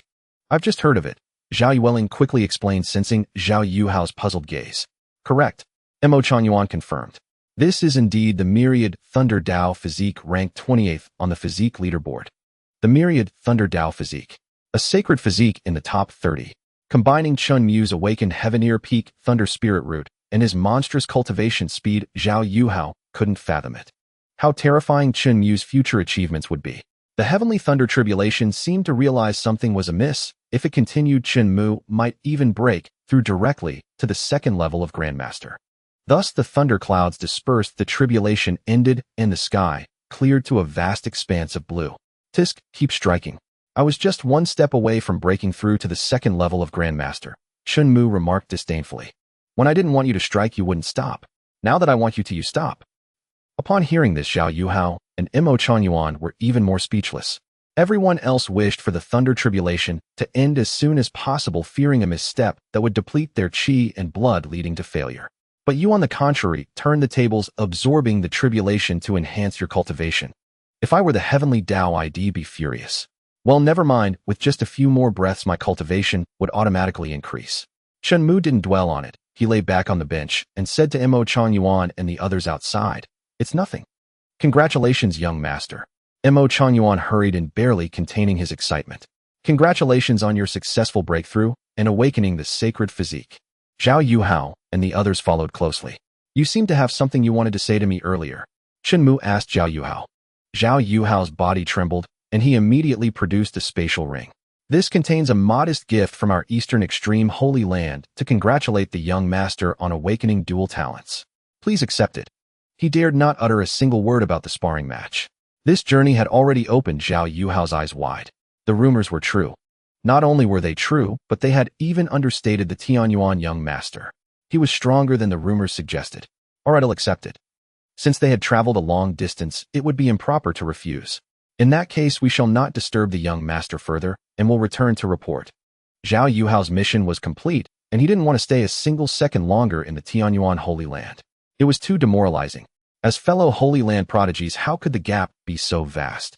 Chen Mu nodded, indicating no need to see them off, and wishing them a smooth journey. Zhao Yuhao turned to leave, but noticed Zhao Yueling hadn't followed. Junior sister, let's go. Zhao Yueling didn't respond. Instead, she approached Chen Mu and asked, I see that the Qingyan residence is spacious, but has few servants. Why not let Yueling stay and serve the young master? Mo Changyuan was taken aback. Yi Qingcheng was one thing, but Zhao Yueling was the saintess of the Eastern Extreme Holy Land, and she was volunteering to be a maidservant in the Qingyan residence. Zhao Yuhao was equally shocked by Zhao Yueling's proposal. He admitted that Chen Mu's talent and strength were unparalleled. But Zhao Yueling was after all the saintess of the Eastern Extreme Holy Land and the daughter of its holy lord. If word got out that she was serving as a maidservant in the Qingyan residence, it might be misinterpreted as the Eastern Extreme Holy Land submitting to the Tianyuan Holy Land. Zhao Yuhao wouldn't be able to explain himself upon his return. Chen Mu didn't rush to respond. He felt that Zhao Yueling had ulterior motives. Her gaze was like that of a predator eyeing its prey. Signing in. Sign in successful. Congratulations, host, for obtaining the Divine Eye of Heaven. The Divine Eye of Heaven. The literal meaning was not hard to grasp. It was likely a skill to enhance the eyes. Chen Mu's pupils changed, shimmering with countless golden threads like divine eyes. He looked at Zhao Yueling again. What he saw shocked him. Zhao Yueling was filled with surging demonic qi. Her consciousness and actions were entirely controlled by this demonic energy. Meeting Chen Mu's sacred gaze, Zhao Yueling trembled, frightened, and stepped back several paces. Chen Mu wasted no words. A thunderbolt materialized in his palm. With a thunderous boom, a flash of lightning struck Zhao Yueling's chest. Junior sister. Seeing Zhao Yueling enveloped in lightning and writhing in agony, Zhao Yuhao rushed forward but couldn't get close. The power of Chen Mu's thunderbolt was too overwhelming for Zhao Yuhao to withstand. Young Master Chen, what is the meaning of this? Zhao Yuhao couldn't think of any offense he had committed against Chen Mu. Even if Chen Mu looked down on their Holy Land saintess, did he have to reject her in such a manner? Can't you see? Chen Mu explained. This person is not your junior sister, or rather she has been invaded by a demonic entity that controls her mind. What? A demonic invasion? Could it be? Zhao Yuhao recalled their expedition to the Heavenly Longevity mountain range. Although the mission to suppress the demonic cult was a great success, they had not found the key member mentioned in the intelligence. At that time, the person responsible for searching the rooms was Zhao Yueling. After emerging from the room, Zhao Yueling often exhibited strange behavior, as if she were a different person. She had brushed it off with various excuses. Now it turned out she had been invaded by a demon. When Zhao Yuhao's gaze shifted back to Zhao Yueling, he could indeed see a mass of sinister black demonic qi being forcibly expelled from her body by the thunder's might, emitting even more agonizing wails. Once it was completely separated, a humanoid silhouette appeared, its features blurred, neither male nor female. Righteous or evil, it was clear at a glance. Seeing such a vile entity being forced out of his own junior sister's body, Zhao Yuhao was utterly astonished. He was absolutely certain. This was the core member of the demonic cult who had escaped the encirclement in Tianshou mountain range. Zhao Yuhao never imagined she would be hiding within Zhao Yueling's body, controlling it. No wonder there had been such a strong sense of dissonance during their daily interactions. Damn it! The demonic voice was chaotic, leaning more towards a woman's. Realizing it could no longer parasitize the body, it decisively turned and fled. She was no fool. In this situation, even if she wasn't within the Tianyuan sacred ground, there was a human immortal realm powerhouse sitting right beside her. How could she possibly be a match? Flee. Flee without looking back. Perhaps there might still be a sliver of a chance for survival. Fiend. How dare you? Seeing the demonic aura escape hundreds of meters in an instant, Mo Changyuan was about to make his move. But then the palm thunder that had been surrounding Zhao Yueling transformed into a sword shape under Chen Mu's command. Whoosh. The thunder sword shot out like an arrow from a bowstring, outpacing Imo Changyuan. In the blink of an eye, it struck the demonic aura, directly piercing through and cleaving its chest. Earlier, to avoid harming Zhao Yueling's body and soul, Chen Mu had deliberately suppressed the thunder's power. But now, dealing with this remnant of the demonic cult, Chen Mu had no intention of showing mercy. Rumble. The thunder sword summoned a torrent of heavenly thunder. With a deafening explosion, the humanoid demonic aura dissolved into nothingness within the pillar of lightning, evaporating on the spot. Although already numbed by what had happened before, Zhao Yuhao was still astonished by the scene unfolding before his eyes. Who would have thought that this seemingly casual sword strike could summon heavenly thunder? Was this not a divine technique? Even Imo Changyuan, a human immortal realm expert, beside him couldn't react as fast as Chen Mu. It was unimaginable. If Chen Mu were at the same cultivation level as him, just how astonishing would his strength be? With a mere wave of his hand, he summoned rolling thunder. No wonder Imo Changyuan was no match and had been defeated. Although he had little information about that core member of the demonic cult, she was at least at the half-step martial saint realm, or perhaps even a full martial saint, far surpassing Chen Mu, who had just broken through to Grandmaster. Not only could he challenge a martial saint across realms, but he could also kill one with a single sword strike. He had a junior sister come forward to support Zhao Yueling, who was still half asleep and barely conscious. Zhao Yuhao walked up to Chen Mu, dropped to both knees, and kowtowed sincerely. "Thank you, young master, for saving my junior sister and purging the demonic spy from the Eastern Extreme Sacred Ground. Our Eastern Extreme Sacred Ground owes you a great debt. If there is ever anything we can do, please command us, young master." "Good, I'll remember that. You may rise." Having a sacred ground owe him a favor was something countless people dreamed of. Since Zhao Yuhao had said so, Chen Mu naturally had no reason to refuse. He had intervened simply because he couldn't stand the demonic cult's ill intentions towards him. He hadn't expected this unexpected gain. Considering that Zhao Yueling was the daughter of the Eastern Extreme Sacred Lord, such a life-saving grace meant he likely wouldn't have to worry about conflict between the two sacred grounds for a long time. Even ordinary people knew to care about their reputation, let alone a sacred ground.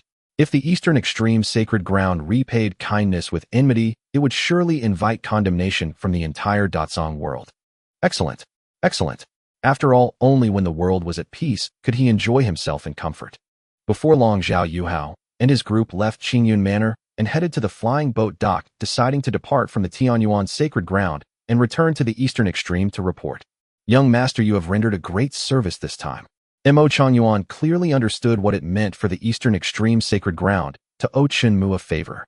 As the young master of the Tianyuan Sacred Ground, Chen Mu could represent it. If the Eastern Extreme Sacred Ground still valued its face, it would not trouble the Tianyuan Sacred Ground for at least several decades.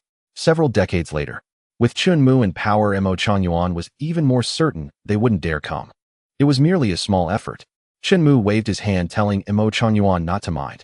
Hearing this, Imo Changyuan felt even greater admiration for Chen Mu.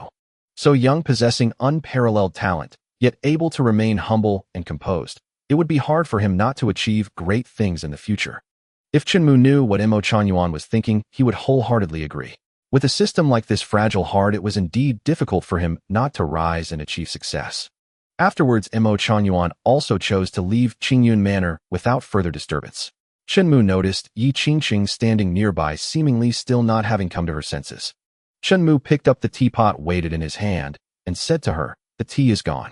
Brew another pot for me." "Yes, young master." Yi Qingqing quickly stepped forward to comply. Checking in. Check-in successful. "Congratulations, host, you have obtained Enlightenment Tea." Enlightenment Tea. System Enlightenment Tea not only has a rich aroma, but also grants an opportunity for enlightenment. Far superior to the tea leaves you are currently drinking. You have to compare even this. Chen Mu was speechless. He was quite curious about what this supreme spiritual tea capable of inducing enlightenment would taste like. So he called out to Yi Qingqing, "Wait. Use these tea leaves instead." Chen Mu took out a packet of enlightenment tea cake. "Yes, young master." Yi Qingqing took the tea cake. Without even bringing it close to her nose, the refreshing fragrance of the tea had already entered her nostrils with her breath. Although she didn't know what kind of tea this was, Yi Qingqing was certain it was definitely excellent tea. On the other side, in the main hall, the old eunuch's legs were nearly sore from standing when Qin Tianlin finally arrived. "Apologies, I encountered something unexpected and kept you all waiting." Qin Tianlin stepped down from his flying sword, rolling up his sleeves. His entire demeanor exuded 4 words: immortal grace and Dao Bone. "Not at all. Meeting the Tianyuan Sacred Lord is already our honor. The old eunuch quickly expressed. Greetings, Tianyuan Sacred Lord. The Grand Princess Song Wanjuan, seated in a chair, also stood up promptly. I have long heard that the Grand Princess of the Great Wu is of unparalleled beauty, and today, I see it is indeed extraordinary. Chen Tianlin, knowing the purpose of their visit, said with great satisfaction. The Sacred Lord flatters me. Song Wanjun smiled charmingly. No flattery, I'm only speaking the truth. Chen Tianlin instantly teleported to the top of the steps and sat on the Sacred Lord's throne. Servants, serve new tea to our distinguished guests who have traveled from afar. Please be seated. Thank you, Sacred Lord. Song Wanjun sat back down.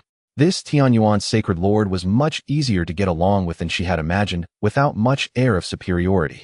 May I ask the purpose of your long journey here? Chen Tianlin asked knowingly. In reply to the Sacred Lord, we have come on the orders of the Great Wu Emperor to discuss the marriage alliance between the Grand Princess and the young master. Hearing the old eunuch's words, Chen Tianlin couldn't have been more pleased. He hadn't expected that the Great Wu Emperor would offer his most beloved daughter known to all. This only further proved my son has the bearing of an emperor. Pride. Chen Tianlin's heart swelled with immense pride. The reason he had arrived a step late was precisely because his divine sense had detected an aura of malevolent evil within the heaven's origin sacred ground. Thus he had gone to deal with it. Little did he expect to witness it. That evil entity possessing at least a martial saint's cultivation was slain with a single sword strike by his own precious son. It was nothing short of a massacre. Then what unfolded before his eyes happened next. It sent waves of exhilaration through Chen Tianlin's very being. This was even more satisfying than achieving the Tao of the great emperor right then and there. Yet upon careful reflection, wasn't his son's rate of breakthrough far too rapid? Just a few days ago, he was the object of scorn and ridicule from outsiders, a good for nothing. Now he had already reached the Grandmaster realm. This speed was something even Chen Tianlin, who had once risen swiftly thanks to special opportunities, had to admit was beyond his own capabilities. It seemed there would be another rival on the path to becoming a great emperor. But having a son who was a great emperor didn't seem so bad either. How proud would it be to tell others? For an instant, Chen Tianlin even entertained the thought of abandoning his own pursuit of the Tao and channeling all his cultivation resources to Chen Mu, helping him become the great emperor. Sect Master. After the words were spoken, Chen Tianlin remained silent for a long time, his expression shifting constantly, sometimes beaming with smiles, sometimes furrowing his brows. It was truly puzzling. The old eunuch tried calling out to him. All right, I understand. Chen Tianlin snapped back to reality. Does that mean you agree to the marriage alliance? The old eunuch asked with a delighted smile. Of course I agree. However, the specifics must be decided by my son himself. Chen Tianlin had no intention of forcing Chen Mu to marry Song Wanjun. Most importantly, he lacked the courage. He feared that in a fit of rage, Chen Mu would sever their father-son relationship and leave home. If that happened, Chen Juexin would likely leave with him as well. Then he would be left all alone, a solitary old man. Chen Tianlin would rather see the heavens fall than let such a thing happen. Of course, the old eunuch said aloud. In his heart, however, he couldn't help but think the rumors that the young lord holds an extraordinary position within the heavens' origin sacred ground are indeed well-founded.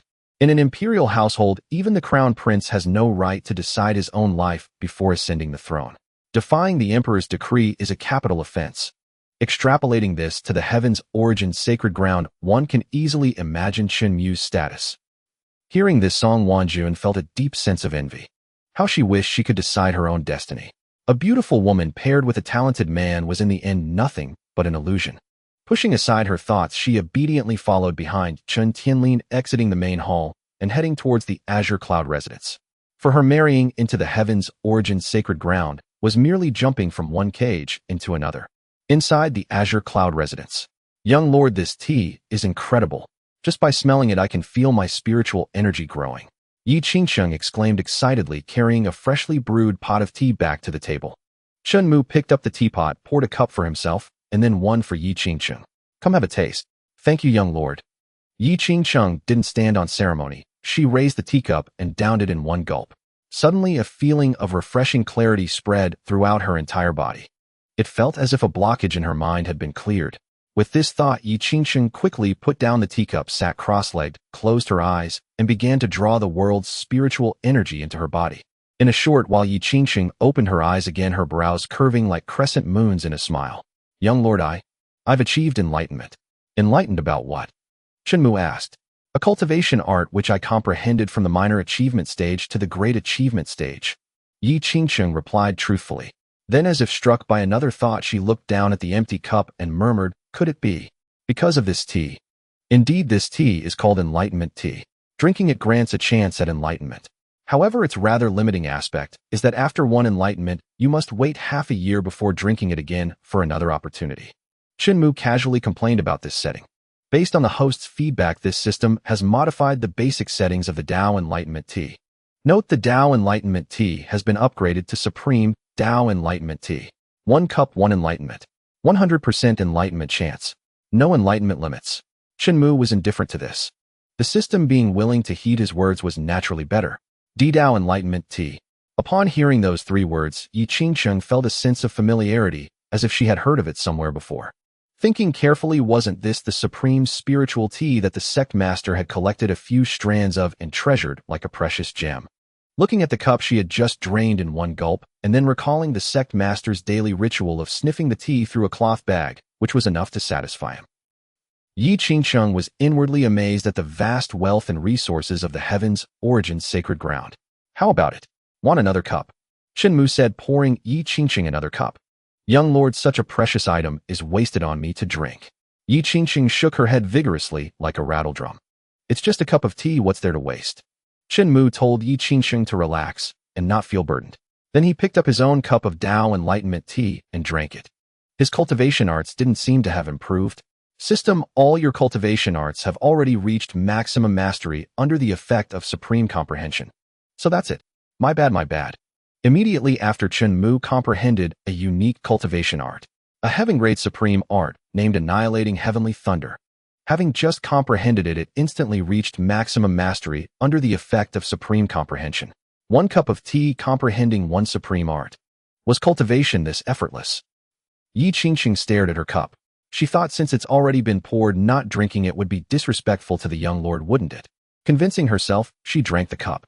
Even if she wouldn't have another chance at enlightenment for half a year, the wonderful taste was truly unforgettable. However, after finishing the cup, Yi Qingcheng discovered that she had achieved enlightenment again. Young lord, I've achieved enlightenment again. To this, Chen Mu explained, it seems I might have grabbed the wrong tea leaves. This is the Supreme Dao Enlightenment Tea, 1 cup, 1 enlightenment. It's fine, drink up without worry, I have plenty more. Chen Mu poured Yi Qingcheng another cup, knowing she was too shy to drink freely. Supreme Dao Enlightenment Tea, 1 enlightenment per cup. Yi Qingcheng. She found it hard to imagine how the sect master would react if he knew about this. Would he cry and beg to be her personal guard? Meanwhile, outside the door, Chen Tianlin had already arrived at the Azure Cloud residence with the old eunuch and Song Wanjun. Looking up, he saw purple qi coming from the east, an auspicious omen. Chen Tianlin had never seen such dense purple qi before. Why was it lingering solely above the Azure Cloud residence? Could there be a great opportunity within? Muir, great news. Your father has found you a marriage. Pushing open the courtyard gate, he only got halfway through his sentence before Chen Tianlin froze completely. A rich, fragrant aroma of tea assailed his senses. His expression shifted dramatically. Could this be the Dao Enlightenment Tea? Enlightenment Tea. Upon hearing these 3 words, the expressions of Grand Princess Song Wanjun of the Great Wu Dynasty and the elderly eunuch shifted.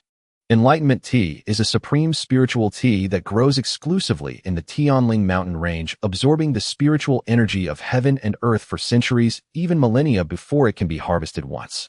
Legends say that after drinking it, one might gain a chance for sudden enlightenment.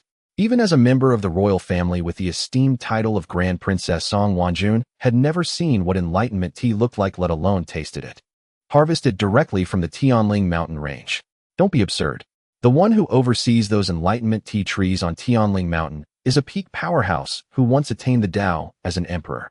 Though now in his twilight years, having fallen from the throne of emperor, how could those who ascend the mountain dare to mock, belittle, or challenge a deity who has descended? They would likely lose their lives venturing there. Watching Chen Mu and Yi Qingcheng raise their cups in a toast, Song Wanjun and the eunuch felt an indescribable envy. Inhaling the tea's fragrance, they couldn't help but wonder if enlightenment tea was truly as miraculous as the rumors claimed. What unique flavor might it hold? Yi Qingcheng, Song Wanjun had heard of her.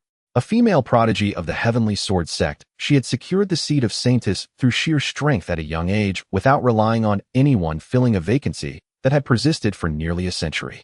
Now her identity was that of Chen Mu's personal guard. Could it be that he had bestowed such a precious, rare, and invaluable cultivation resource as enlightenment tea upon a mere guard? Was this a testament to the vast resources of the Tianyuan Holy Land, or was this young master simply so extravagantly generous as to be beyond belief? Muir, could these purple clouds and auspicious signs be the result of your drinking enlightenment tea? Chen Tianlin asked. Purple clouds. Auspicious signs. Hearing this, Chen Mu and Yi Qingqing simultaneously looked up and noticed the extraordinary sight above them. Drinking tea and producing purple clouds from the east. How intriguing. I suppose so. Chen Mu replied uncertainly. I truly envy the bond between you and your sister. I can't even recall how many years it's been since I last tasted enlightenment tea. Chen Tianlin mistakenly believed that the enlightenment tea had been purchased at great expense by Chen Mu's sister Chen Juexin to aid in his cultivation. Chen Mu didn't bother to explain. Since you wish to drink it, father, take this tea cake back. Chen Mu produced a sealed brand new cake of enlightenment tea from thin air and handed it to Chen Tianlin. Feeling the substantial weight in his hands, even Chen Tianlin, who considered himself well-versed in live storms, couldn't help but be stunned. This quantity. Was he joking? The Tianling mountain range hadn't produced even half this amount in 1,000 years, had it? Chen Mu, however, paid little attention to Chen Tianlin's thoughts, his focus drawn to the system notification flashing before his eyes. Gift of enlightenment tea successful. 100-fold rebate triggered. Congratulations, host, you have received enlightenment tea cakes 100. As always, it felt rather satisfying. My son, you move me so. Come, let your father give you a kiss. Hey. Seeing Chen Tianlin lunge at him, Chen Mu reacted swiftly. He quickly reached out to hold Chen Tianlin back. No need, no need. Chen Tianlin, recalling that there were outsiders present and assuming Chen Mu was simply shy, refrained from insisting.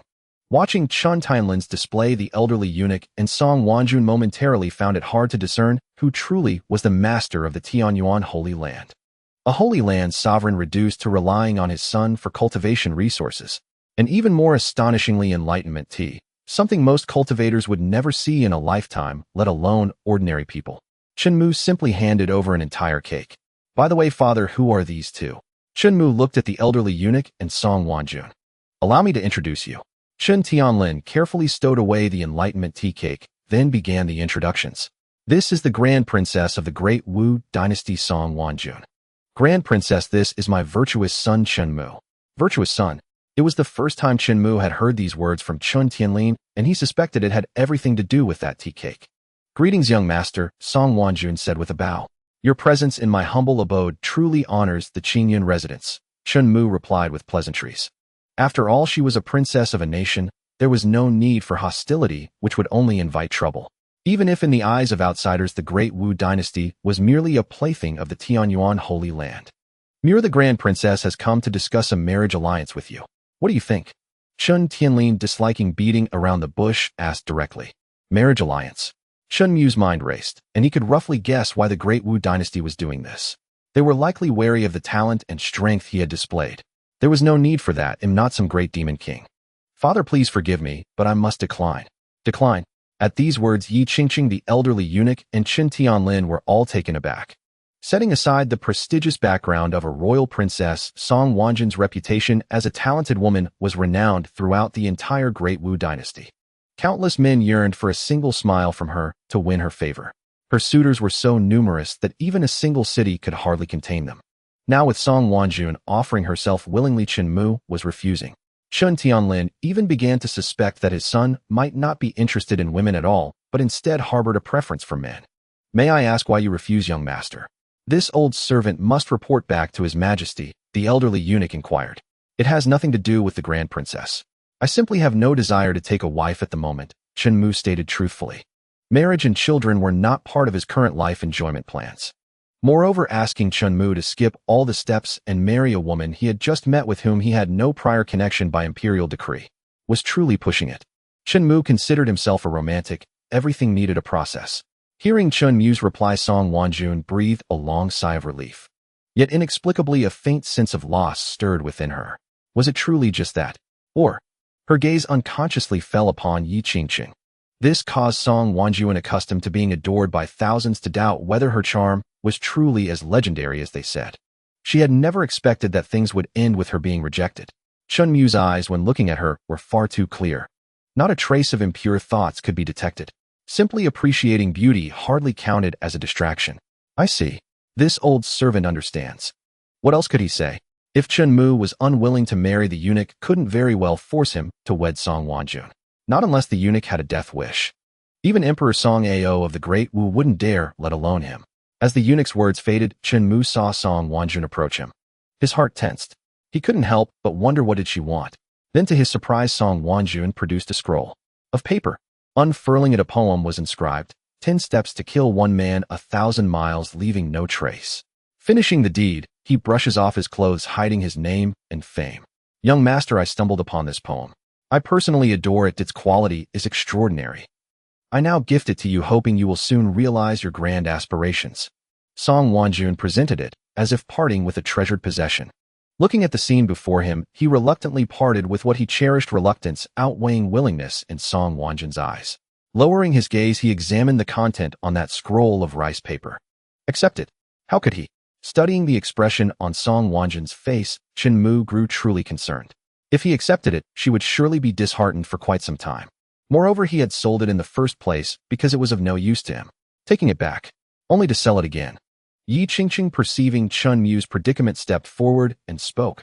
Miss Song, in truth, this calligraphy piece was penned by the young master himself, and I took it to the auction house to be sold on his behalf. At these words, Song Wanjun's expression shifted from frozen to incredulous, and then a sparkle of starlight gleamed in her eyes. An uncontrollable sense of admiration overflowed. Though she already knew the answer, she still couldn't help but ask repeatedly for confirmation. Young master, this verse. Know all these poems. Were they written by you? Chen Mu could clearly sense that Song Wanjun's reverence for him at this moment was more heartfelt than before. Indeed, I wrote them. Chen Mu nodded in acknowledgement. It was nothing shameful, so there was no need to conceal it. The old eunuch, overhearing this, marveled at how wonderfully inscrutable fate could be. Could it be that the marriage alliance still stood a chance? Meanwhile, Chen Tianlin reached out, picked up a piece of rice paper from the table, held it in both hands, and murmured softly. Alone he fought across 3,000 miles. With one sword, he once faced 1,000,000 troops. To be honest, Chen Tianlin had little knowledge of calligraphy or poetry. Yet now, paired with the vigorous, sinewy strokes that seemed to pierce the paper and such domineering verses, even he could not help but be deeply moved. Could my son truly possess such talent? He picked up a few more sheets, and the more he read, the more his heart surged with emotion, unable to cool. It was easy to understand why even Song Wanjun, the foremost talented woman of the Great Wu dynasty, would reveal such an expression of adoration upon learning that these poems were written by her own son. The eldest princess has traveled a great distance, and I have little to offer. Since you admire my poems so much, I shall compose one especially for you. Chen Mu wrapped the rice paper in spiritual energy, unrolled it, laid it flat, and suspended it in midair. Then, taking a brush, he dipped it in the ink. Yi Qingqiang had ground one hand behind his back, the other raised, swiftly dancing across the paper. His posture was graceful, a delight to behold. Song Wanjun and Chen Tianlin quickly circled around to Chen Mu's side, eager to see the poem he was writing. Chen Tianlin read aloud. Her robe is made of cloud, her face of flowers made, caressed by vernal breeze, with freshened dew displayed. If not a fairy from the Jade Mountains proud, she's one from Moon Palace where the moonbeams cloud. Excellent. Well written. The old eunuch also offered heartfelt praise. Seeing clouds, one imagines her splendid garments. Seeing flowers, one envisions her radiant visage. Such celestial beauty. If not a drifting fairy from the Jade Mountains, then surely a divine maiden bathed in moonlight before the Jasper Terrace. He believed this poem described Song Wanjun perfectly, sufficiently embodying her beauty. Thank you for this gift, young master. Wanjun will treasure it dearly. Song Wanjun's pretty face blushed with shyness, her voice softening. She deliberately lowered her head, not wanting to be seen. In that case, I shall not keep you two any longer. Chen Mu instructed Yi Qingqiang to see the guests out. Song Wanjun seemed to want to say something, but held back, turning to leave Qingyun Manor with the old eunuch. My son, I shall not disturb your cultivation further. Chen Mu could tell that Chen Tianlin, despite his words, was simply eager to return and brew him a cup of enlightenment tea.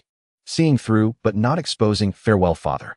Before leaving, perhaps feeling it was inappropriate to come empty-handed and receive such a valuable tea cake, or worried that Chun Juexin would scold him upon learning of this.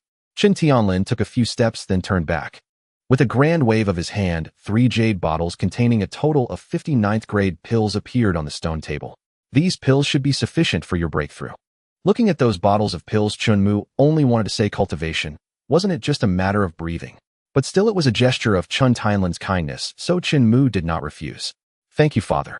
He thought to keep them, they might come in handy someday. Even if he had no use for them, he could give them to others, earning returns and winning loyalty. Outside Qingyan Manor, watching Yi Qingchen close the courtyard gate, Song Wanjun's thoughts were tangled. Seeing Chen Tianlin brush past her and about to disappear into the distance, she immediately called out, "Sovereign, please wait. Is there something else, eldest princess?" Chen Tianlin halted and continued, "If it concerns the marriage alliance between our families, since Muir disagrees, I truly have no say in the matter. I hope you understand. I am not one to force others." Song Wanjun shook her head. "That's not it. I wish to request permission from the sovereign to remain in the Tianyuan sacred ground and become a disciple here. The eldest princess of Great Wu joining my Tianyuan sacred ground." Chen Tianlin's face showed hesitation. How could he not see through Song Wanjun's little scheme? My son is truly cursed with romantic entanglements. Feeling Chen Tianlin's gaze upon him, the old eunuch quickly said, "I believe His Majesty will surely consent." In the old eunuch's view, since a marriage alliance was impossible, having Song Wanjun stay in Tianyuan sacred ground as a sort of hostage was not a bad alternative. Everyone knew how doting Song Ao was towards Song Wanjun. By keeping her in Tianyuan sacred ground, they would essentially hold Song Ao's weakness. Thus, the sacred ground would no longer need to worry about the Great Wu dynasty harboring rebellious intentions. The old eunuch couldn't help but admire Song Wanjun's cleverness. Little did he know that his thoughts and Song Wanjun's intentions were worlds apart on entirely different levels. In that case, take this token and report to the inner courtyard. Chen Tianlin conjured a token and handed it to Song Wanjun. He granted her an exceptional promotion to inner courtyard disciple. After all, she was a princess of a nation and likely to become his future daughter-in-law. He couldn't very well let her start from the bottom like the others. "Thank you, sovereign." Song Wanjun raised both hands and respectfully accepted the token. When she looked up again, Chen Tianlin had vanished. "Eunuch Yin, I entrust the matter with my father to you," Song Wanjun said to the old eunuch. "Rest assured, your highness, this old servant will do his utmost." Based solely on what he had witnessed and heard at Qingyan Manor today, the old eunuch believed that Song Ao would surely praise Song Wanjun's flexible thinking upon hearing it. Then the two parted ways. The old eunuch headed toward the flying boat, while Song Wanjun turned to report to the inner courtyard, admiring the poem Chen Mu had given her along the way, exclaiming in praise. The blush on her face deepened. In her eyes, no amount of praise from others could compare to these 4 lines of verse. She realized there was always a higher mountain beyond the peak. As for Chen Tianlin, he had long returned to the sovereign's manor. Gurgle, gurgle. He quickly boiled a pot of cold water with palm fire. Then carefully he broke off a corner of the tea and placed it inside. He covered the pot, his face full of eagerness. "It's been over half a year since I last drank this enlightenment tea. I hope this time I can experience the exhilaration of enlightenment again." The higher one's cultivation, the harder it was to achieve enlightenment, especially for a powerhouse like Chen Tianlin. However, the rewards from a single enlightenment far exceeded those of others. Gazing at the large tea cake in his hands, he thought surely he could achieve enlightenment at least once. Chen Tianlin believed his luck was not bad. Little did he know that this enlightenment tea was completely different from the one he was familiar with. The moment the hot water touched the tea leaves, a rich fragrance surged into the nostrils, spreading in all directions and instantly filling the entire room. This enlightenment tea seems to have a much stronger aroma than the previous ones. Is it because it's aged tea? Due to the unique nature of enlightenment tea, though everyone knew it grew more fragrant with age, few could preserve it. After all, what mattered more than a fleeting moment of enlightenment and enhanced cultivation? After confirming the tea had steeped properly, Chen Tianlin poured himself a cup. He first savored the aroma, then took a sip. After downing a cup, he achieved instant enlightenment. A cultivation art that had stumped him for over half a year with no progress was now perfected on the spot. Staring at the remaining half-pot of tea, Chen Tianlin knew not whether to rejoice or worry. Was this too fast? 1 cup and immediate enlightenment. Could it be that my fortune has grown? Gazing at the leftover pot, since it was already brewed, it couldn't be wasted. He poured another cup. Plain tea was fine too. After 1 more cup down. How can this be? Chen Tianlin was astonished to find he had attained enlightenment again. This time he directly comprehended a unique and extraordinary cultivation method he had never known before. Isn't enlightenment tea supposed to grant only 1 epiphany every half year? Chen Tianlin even wondered if the order of the heavenly Tao had gone awry. Once the Tao was restored, would the mental method in his mind be erased? Or perhaps, lowering his gaze to the empty teacup, Is there something wrong with this tea? To test his suspicion, Chen Tianlin hastily poured another cup. He drank it in one gulp, and enlightenment struck again. Another cup, another epiphany. Again, instant realization. Is this truly enlightenment tea? Staring at the remaining tea cake in his hand, Chen Tianlin was ecstatic. One cup, one epiphany. No one would believe it if he told them. Even the one atop the heavenly spirit mountain range would surely drop their jaw upon hearing this. Now Chen Tianlin finally understood how Chen Mu and Yi Qingxiang could cultivate an auspicious purple haze just by drinking tea. This was a celestial tea 1,000 times, no 100 times, more potent than common enlightenment tea. With this I might even be able to strive for the great emperor realm. After much deliberation, Chen Tianlin decided to go into seclusion. Taking the tea cake, he headed to the rear mountain. Entering a cave abundant with spiritual energy, he summoned a massive boulder to seal the entrance. Then he proceeded to the depths of the cave and sat cross-legged on a large blue stone. He brewed tea and began to gather spiritual energy into his body, cultivating and refining his power, laying the foundation to break through to the great emperor realm. News of Chen Tianlin's seclusion to pursue the great emperor realm soon reached Chen Mu's ears through the murmurs beyond the courtyard walls. He was certain that Chen Tianlin had likely discovered the wondrous effects of the tea cake he had gifted. Is my Chen family about to produce another great emperor of this era? Having a father who is a great emperor instantly maxed out his sense of security. Reflecting on this, Chen Mu felt a thrill of excitement. Becoming a great emperor meant enjoying the blessings of the heavenly Tao and becoming the supreme being of the age. Given his standing in Chen Tianlin's heart, Chen Mu could boldly declare that his future was set. If not now, when would he laze around? Truly no talent can rival a grand legacy. Chen Mu lay on a lounge chair, the sun shining on his neck, while his head was perfectly shaded by the tree. Carefree and at ease. Yi Qingxiang. She had just left for the trial tower to continue her training and strengthen herself. Signing in. Sign in successful. Congratulations, host. You have received the Great Emperor Cultivation Experience Pack. Chen Mu thought to himself, system, isn't this a bit inappropriate? Only one great emperor can exist in this world. If I become one, what about my father? To this the system explained, host, rest assured. The system's rewards exist outside the rules of the heavenly Tao. You will not be bound by them. In short, the heavenly Tao could restrict others, but not Chen Mu. However, if Chen Mu used the Great Emperor Experience Pack now, it would still affect Chen Tianlin. He decided to wait for his father to break through to the Great Emperor realm before using the pack to ascend in one step. A safer approach. With that tea cake, Chen Mu believed that given Chen Tianlin's fortune and strength, breaking through to the Great Emperor realm would only take a few days. After all, he was already the most promising among the current quasi-emperors to ascend. A great emperor father combined with an invincible domain and his own great emperor cultivation. Stable. This was incredibly stable. He suddenly felt quite satisfied. He sighed. Indeed, no one can escape the law of it's actually good. Even without this freebie system, Chen Mu could have comfortably coasted through life. But who could guarantee that this peaceful life wouldn't be shattered one day? To coast, one needed capital. What was wrong with playing it safe? He stopped overthinking and waved his hand to dismiss the system's virtual panel. He turned over. The sun was perfect for an afternoon nap. A lazy, carefree feeling. At the eastern extreme sacred land, Zhao Yuhao, along with Zhao Yueling, who had just regained consciousness and was still groggy, stepped down from the flying boat. Junior sister, you've just recovered and are still weak. Leave the sacred lord and the elders to me. You should rest first. Then I'll trouble you, senior brother. Zhao Yueling did not refuse Zhao Yuhao's kindness. She indeed felt very frail and might faint if she stood any longer. She only wished to lie down and recover. Watching Zhao Yueling leave, Zhao Yuhao proceeded alone to the sacred hall. Seeing Zhao Yuhao return, an elder stood up eagerly and asked, Yuhao, how did it go? Are the rumors from the Heavenly Secrets Pavilion about that young lord of the heavenly origin true or false? Reporting to the sacred lord and all elders after this journey, I am certain that the rumors not only are true, but actually understate the young lord's prowess. Understate? What do you mean? The version circulated by the Heavenly Secrets Pavilion already sounded exaggerated beyond belief to Zhao Guozian and the others. They couldn't believe Zhao Yuhao would say such a thing. Sacred Lord, the young lord of heavenly origin, has now successfully entered the Grandmaster realm. Zhao Yuhao's words sent shockwaves through everyone present. The Grandmaster realm. It's only been a few days. It seems his talent is indeed terrifying, and the foundations of the heavenly origin sacred land are far greater than we imagined. Breaking through to the Grandmaster realm in just a few days. Does that mean he'll soon reach the quasi-emperor stage and achieve the great emperor realm? Too incredible. Too absurd.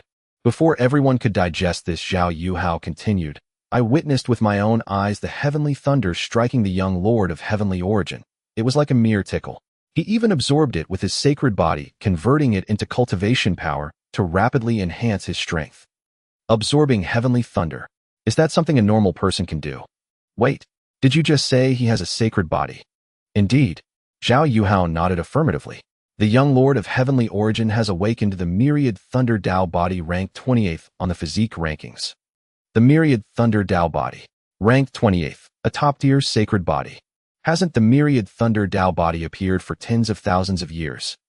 A thunder tribute sacred body combined with a top-tier celestial grade thunder spiritual root. Heavens! I cannot imagine what astonishing achievements this young lord of heavenly origin will accomplish in the future. Furthermore, there's more.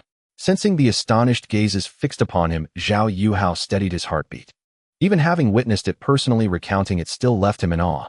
Thus he was not surprised by the genuine shock displayed by Zhao Guozian and the others. He continued, furthermore, the young lord of heavenly origin discovered an evil spirit concealed within junior sister Zhao's body. If this disciple's judgment is correct, that demon was the core member of the demonic sect we failed to find during our previous expedition to the Heavenly Longevity mountain range. What? A demonic sect member was possessing Yuling's body. Hearing this, Zhao Guozian was alarmed. He stood up in shock. Sacred Lord, rest assured. That demon was forced out by the young lord's heavenly thunder and slain with a single sword strike. Junior sister is now safely back in the eastern extreme, though she is still weak and recovering at her residence. Only after hearing Zhao Yuhao's assurance did Zhao Guozian calm down. He sat back on the sacred lord's throne. I never imagined a demon was parasitizing the sacred maiden's body. No wonder she has seemed off lately. That demon's concealment art even fooled us. How despicable. By the way, what was the final outcome of that demon? The third elder asked. Knowing it was outmatched, the demon tried to flee, but was slain by the young lord with a single sword strike. Its body obliterated, and its divine sense utterly destroyed. Zhao Yuhao answered. What was the demon's cultivation level? The third elder pressed. At least the martial saint realm. Upon hearing this, everyone wore expressions as if they had seen a ghost. What? The martial saint realm? Then how could someone at the Grandmaster realm slay a martial saint with a single sword strike? Yuhao, your words are contradictory. Many suspected that Zhao Yuhao had been fed a potion by the heavenly origin sacred land and sent back to spread false information. This was to dissuade them from their plan to attack the heavenly origin sacred land and restore the eastern extreme's glory. Zhao Yuhao certainly knew that they would not easily believe what he said. If someone else were to say such words to him, Zhao Yuhao would have the same instinctive doubt. He calmed himself and further explained, Elder, the young master of Tianyuan summoned the heavenly thunder with that sword, shattering the evil spirits. He can summon heavenly thunder. Faced with their unwavering skepticism, Zhao Yuhao took out a crystal stone, also known as a recording stone. He had felt at the time that if he spoke of those events, these people would certainly not believe him. Thus, at the moment Chen Mu struck down the evil spirit, Zhao Yuhao hurriedly recorded that scene with the recording stone. When the facts were clearly presented before everyone, they could no longer doubt. At least for now, there was no record of anyone being able to alter the images captured by a recording stone. Is this child truly not possessed by some ancient monster? It's hard to imagine that this is an achievement one can attain at such a young age. Indeed, it's astonishing. Compared to the Chen Tianlin of the past, he must be far superior, right? Pass it down from now on. Anyone from our eastern extreme Holy Land is forbidden from being enemies with the Tianyuan Holy Land, otherwise they will be expelled from the Holy Land, and their life and death will be at Tianyuan's discretion. Zhao Guozian declared, We will obey the Holy Master's command. Everyone responded in unison. It was not surprising that Zhao Guozian would say such words. It had been anticipated. Not to mention Chen Mu's talent and terrifying strength. Just his act of removing the evil cult spies for the eastern extreme Holy Land and saving the Holy Master's daughter was a great favor, making it impossible for the eastern extreme to act against the Tianyuan Holy Land. If a reputation for ingratitude were to be left behind, it would damage the Holy Land's honor. Among practitioners, there were many who were of good character. Song Wanjun had already registered her information, received the training outfit for inner courtyard disciples, the keys to her residence, and other cultivation resources. Seeing Song Wanjun walk out of the pavilion, still holding the training outfit for inner courtyard disciples, the crowd buzzed with excitement. No way. Is the rumor true? The eldest princess of the Great Wu dynasty, that first talent of the Great Wu, actually joined our Tianyuan Holy Land. Doesn't that mean she has become our junior sister? I heard that the eldest princess came to discuss a marriage alliance. Marriage alliance? Who is she marrying? Obviously it's with the young master, but he rejected her. Rejected? As expected of the young master, if it were me facing such a stunning beauty, I definitely couldn't refuse. If that's the case, why does she continue to stay in Tianyuan and become our disciple? It left everyone perplexed. Listening to the heated discussions around her, Song Wanjun couldn't help but quicken her pace, her face buried, not daring to look up. The only visible sign was her reddening ears. You don't intend to stay and look for an opportunity to gradually win over my little Mu, do you? At that moment a voice reached Song Wanjun's ears. She looked up to see a woman dressed in green, appearing dignified and graceful. May I ask, who are you? Song Wanjun noticed that this person was of notable status and slightly older than herself, hence she used an honorific. Me. I am the daughter-in-law of the Tianyuan Holy Land. The woman had only spoken halfway when a man suddenly stepped out, grabbing her shoulder. Don't put her in a difficult position. Sorry to intrude, he said with a slight smile to express his apology before leading the woman away. What difficulty? As a sister-in-law, it's only normal for me to care about little Mu's romantic life, isn't it? Her demeanor clearly shows that she has developed feelings for our little Mu. Although the woman tried to keep her voice low, every word reached Song Wanjun's ears. Her cheeks flushed even redder. She couldn't help but ask herself, is it that obvious? At the same time, through the term sister-in-law, she could confirm their identities. Shaking her head to clear her mind, she decided not to think further and walked towards the residence, eager to change into her training outfit and quickly integrate into the big family of the Tianyuan Holy Land, leaving the onlookers wide-eyed. The Great Wu's eldest princess, the first talent, has secretly developed feelings for our young master. In the blink of an eye, the couple arrived at Qingyun Mansion. They knocked on the door. Seeing no one respond, the woman cautiously pushed open the courtyard gate. Then they saw Chen Mu sleeping soundly in the yard. With a glance and a gesture, they signaled the man to be quiet and not to wake him. The two of them stealthily entered Qingyun Mansion. If it weren't for knowing their identities, any passing disciples would likely have drawn their swords and signaled for help.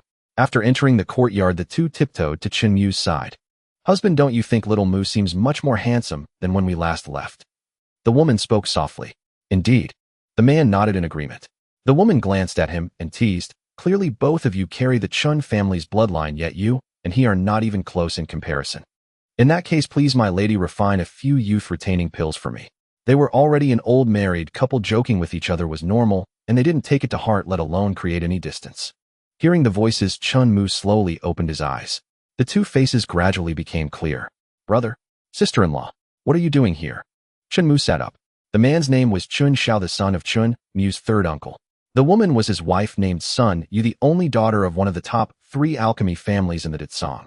As far as Chen Mu knew, Chun Xiao was a rare alchemy genius, and because of this he had the opportunity to meet Sun Yu. He had even fallen in love with her at first sight and pursued her. He was even willing to marry into the Sun family for her. His third uncle initially had strong objections, but eventually gave in to the persuasion of others. It turned out that Chun Xiao's choice was not wrong. After their marriage, the Sun family's alchemy business flourished even more. They had become the leading force, dominating nearly half of the alchemy market. I heard your sister-in-law made some special pills for you since you awakened the Heavenly Thunder attribute and the top-grade Fire attribute spiritual root. She specifically came to deliver them to you. So that's it. Thank you, sister-in-law. Chen Mu did not expect Sun Yu to make such a long trip just for this. It's nothing, your cousin helped a lot with this, said Sun Yu, taking out several bottles of pills. Purple Thunder Pill, Dragon Flame Pill, Purple Sun Pill, Dragon Phoenix Pill, Earth Origin Pill. All were 9th grade. Moreover, they had pill patterns. The presence of pill patterns proved their quality, making them top tier. They were easier to refine and absorb with effects doubled. Ordinary people might not even be able to refine a single pill with patterns after 10 furnaces. Yet all those given by Sun Yu had patterns. Chen Mu didn't believe anyone could guarantee to refine pills with patterns. They must have specially selected the pills with patterns for him. It was hard not to be touched. This family was truly wonderful. He accepted the pills. It would be unreasonable not to accept something specially made for him. Then Chen Mu took out a cake of enlightenment tea. Sister-in-law, brother, Xiao, this is for you. This is enlightenment tea. Sun Yu recognized it at a glance. Because one of the pills she refined for Chen Mu contained enlightenment tea. Sun Yu and Chun Xiao had sought many connections to barely find a few leaves. Who would have thought that Chen Mu would offer a whole cake? Even though the heavy sensation in his hands was incredibly clear, he still felt it was unreal. This won't do, this is too precious. Little Mu, you are in dire need of cultivation resources right now. You should keep the enlightenment tea for yourself. Son, you pushed it back? Sister-in-law, just accept it. I have plenty of it, I drink it every day. Chen Mu gestured towards the stone table, where there was still more than half a pot of enlightenment tea. Since it's Little Mu's kind intention, just don't refuse anymore. Take it back to refine pills, and send them back to aid his cultivation. Oh, wouldn't that be better? That makes sense. Then I will accept it. Sun Yu was successfully persuaded by Chen Xiao. Successfully gifted enlightenment tea. 100-fold return has been triggered. Congratulations to the host for receiving enlightenment tea 100. Listening to the conversation between the two and seeing the system prompt before him, Chen Mu couldn't help but feel that he was reaping all the benefits. Come, sister-in-law, brother Xiao, sit down. Chen Mu gestured for them to take a seat. He poured each of them a cup of enlightenment tea. They exchanged glances and then drank it down. Instant enlightenment. This enlightenment tea is truly magical. Chen Xiao exclaimed. He was already eager to use the enlightenment tea in alchemy to refine pills. It is indeed magical, but I heard that the probability of enlightenment from enlightenment tea is not particularly high. How come we both achieved enlightenment at once? Sun Yu asked curiously. This is not ordinary enlightenment tea, Chen Mu explained. This is top-grade enlightenment tea. 1 cup brings enlightenment without limit on the number of times. 1 cup, 1 enlightenment. Unlimited times. Every word and every syllable resonated in Chen Xiao and Sun Yu's hearts. Can I have another cup? To confirm her thoughts, Sun Yu asked. Of course, sister-in-law, you can drink as much as you want. Chen Mu picked up the teapot and poured another cup for each of them. They drank it down. As expected, they achieved enlightenment again. With this, I feel I can refine pills that surpass the 9th grade. Chen Xiao said confidently. Sun Yu shared the same thought. Such top-notch materials for alchemy were rarely seen, even within alchemy families. Let alone a whole cake of it. For ordinary families, even if they were a prestigious family or a dynasty, possessing such an item would inevitably cause a bloodbath once exposed. In the case of the Tianyuan Holy Land, there was no need to worry given its foundation. One could come and go, but they had to be alive to do so. Chen Xiao and Sun Yu did not inquire further about the origins of this top-grade enlightenment tea. They felt it was unnecessary. By the way, Little Mu, do you have any interest in alchemy? Sun Yu asked. Yes, with a top-grade fire spiritual root, as long as I cultivate the right techniques, I can definitely become a top-tier alchemist. Chen Xiao echoed. They had come not only to deliver pills, but also to see if they could guide him onto the path of becoming an alchemist. With your talent alongside the top alchemists from the Sun family, you will surely achieve great things. You are the future Pill King, Pill Saint, Pill God, Pill Immortal. Looking at the high expectations and praises from the two, Chen Mu found himself in a difficult position. Alchemy. Just the thought of it made him feel hot and weary. The system is attempting to upgrade. What level would it level up to now? Chen Mu had every reason to suspect that this system simply had a peculiar hobby of constantly surpassing itself, using him as a mere excuse. This was, after all, far too frequent. System attempted upgrade 6th time failed. System attempted upgrade 15th time failed. System attempted upgrade 21st time data acquisition successful. Upgrading. Upgrade successful. One-click pill refining module bound. New function unlocked. One-click pill refining. One-click pill refining. Pill refining could be done with 1 click. Chen Mu was well aware of the stringent demands pill refining placed on an alchemist. Even a slight error in heat control could lead to failure. At best, the pill would crack and turn to charcoal. At worst, the furnace would explode. A furnace explosion was the most terrifying, as the immense spiritual energy accumulated inside would be released in an instant, no different from a bomb. Its power was even greater. Most of the time, this pressure far exceeded what an alchemist could withstand. Destroyed homes and lost lives were not uncommon. Therefore, before fully mastering alchemy, many alchemists would choose to wear protective artifacts. They feared losing their lives before successfully refining a single pill. Chen Mu asked inwardly, System, how does this one-click pill refining work? System replied to host, simply prepare the required materials according to the catalog, click one-click pill refining, and it will be done. This system has thoughtfully prepared quality options for the host, allowing free choice between low, medium, high, supreme, and pill vein. Even the quality could be freely controlled.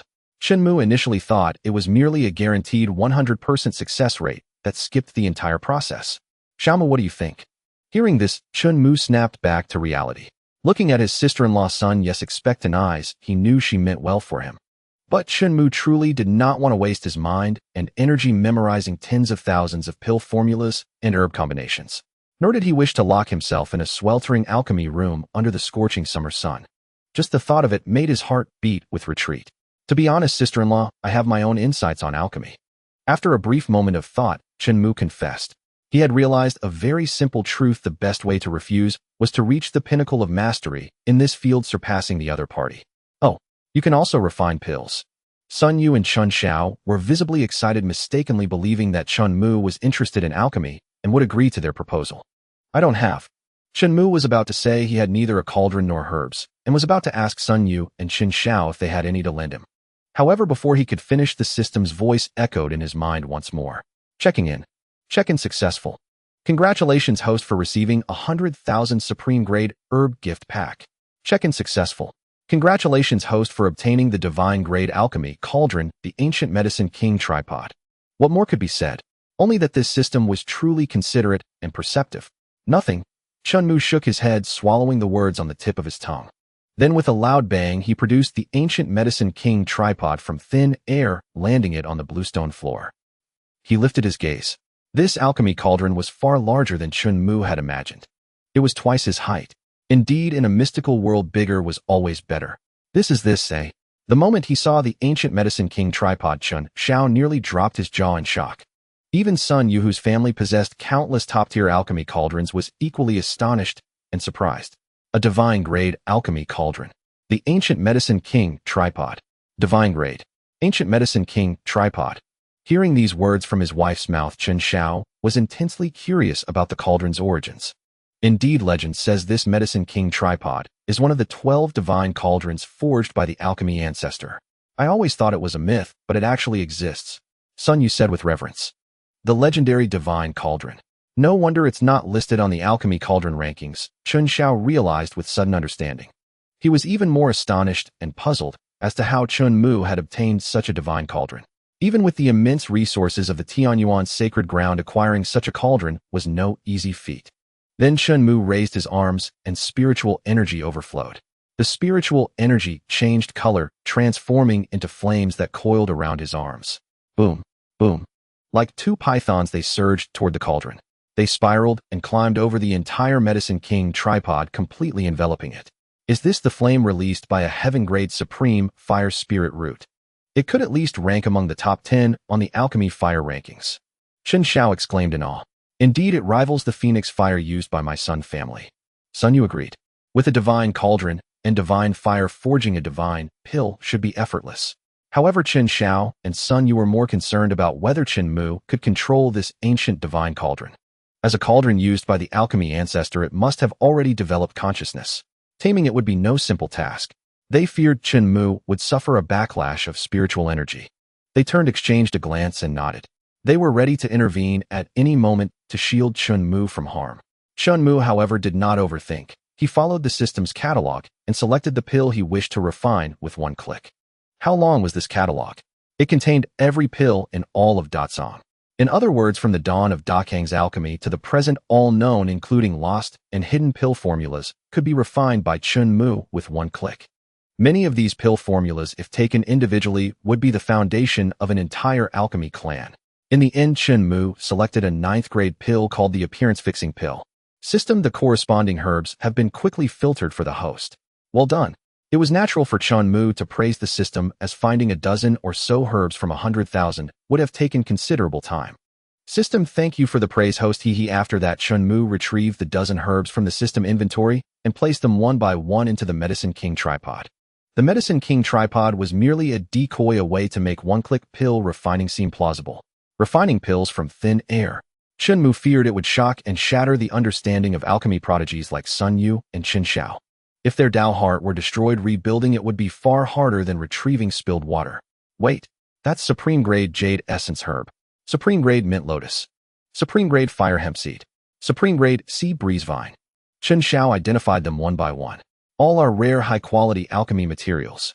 Sun Yu echoed in admiration. Their hearts were suspended even higher. An ancient divine cauldron, a heaven-grade supreme flame, and top-tier supreme-grade herbs. This, even if they themselves attempted it, they couldn't guarantee a 100% success in condensing the pill. For a novice like Chen Mu, just starting on the path of alchemy, what was the probability of success? Based on Chen Xiao and Sun Ye's personal experience, it was less than 0.001. Yet they couldn't bear to speak up and dampen Chen Mu's confidence. Behind their backs, their hands had already begun to circulate spiritual energy. They were both ready to act at any moment to suppress a raging cauldron. Chen Mu outwardly unleashed a continuous blaze of flames, roasting the Medicine King cauldron with an air of practiced skill. In truth, he had already opened the system panel and switched to the one-click pill refinement function page. He dragged all those medicinal herbs into the pill furnace. The opening and placing animations were exquisitely crafted. After confirming everything was correct, he clicked one-click pill refinement, setting the quality to vein pattern grade. If he was going to refine, he might as well refine the best, thus dispelling Chen Xiao and Sun Ye's notion of persuading him to study the Tao of alchemy. Not only could he politely refuse them, but he could also deter anyone else with similar ideas. How could he still need to learn when he was already at the peak? One-click pill refinement in progress. Pill refinement successful. Congratulations, host. You have obtained 3 appearance-fixing pills. Quality vein pattern grade. Then he had the system discreetly and imperceptibly place these 3 appearance-fixing pills into the Medicine King cauldron. Chen Mu extinguished the flames and withdrew his spiritual energy. Had he failed? Seeing this, Sun Yu and Chen Xiao were already mentally composing words of comfort for Chen Mu. They planned to advise him not to set his sights so high from the start to reduce his own pressure and begin with the simplest tasks. It's done. Looks pretty good. Done. Pretty good. Sun Yu and Chen Xiao, who had just opened their mouths, closed them again. They exchanged a glance, their expressions troubled. Was refining pills really that easy? They suspected that Chen Mu had likely not even grasped the basic method of pill formation, mistaking a clump of impurities that had congealed into the shape of a pill for a genuine one. Nevertheless, the fact that he had developed an interest in alchemy already delighted Sun Yu and Chen Xiao. They were willing to dedicate all their efforts to nurture him into a supreme alchemy master whose name would echo through the ages. If he wasn't interested, why would he have prepared the ancient Medicine King cauldron and so many top-grade medicinal herbs in advance?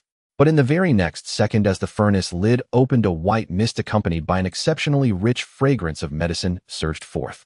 Its texture was like a mist cascading down, slowly engulfing the two of them.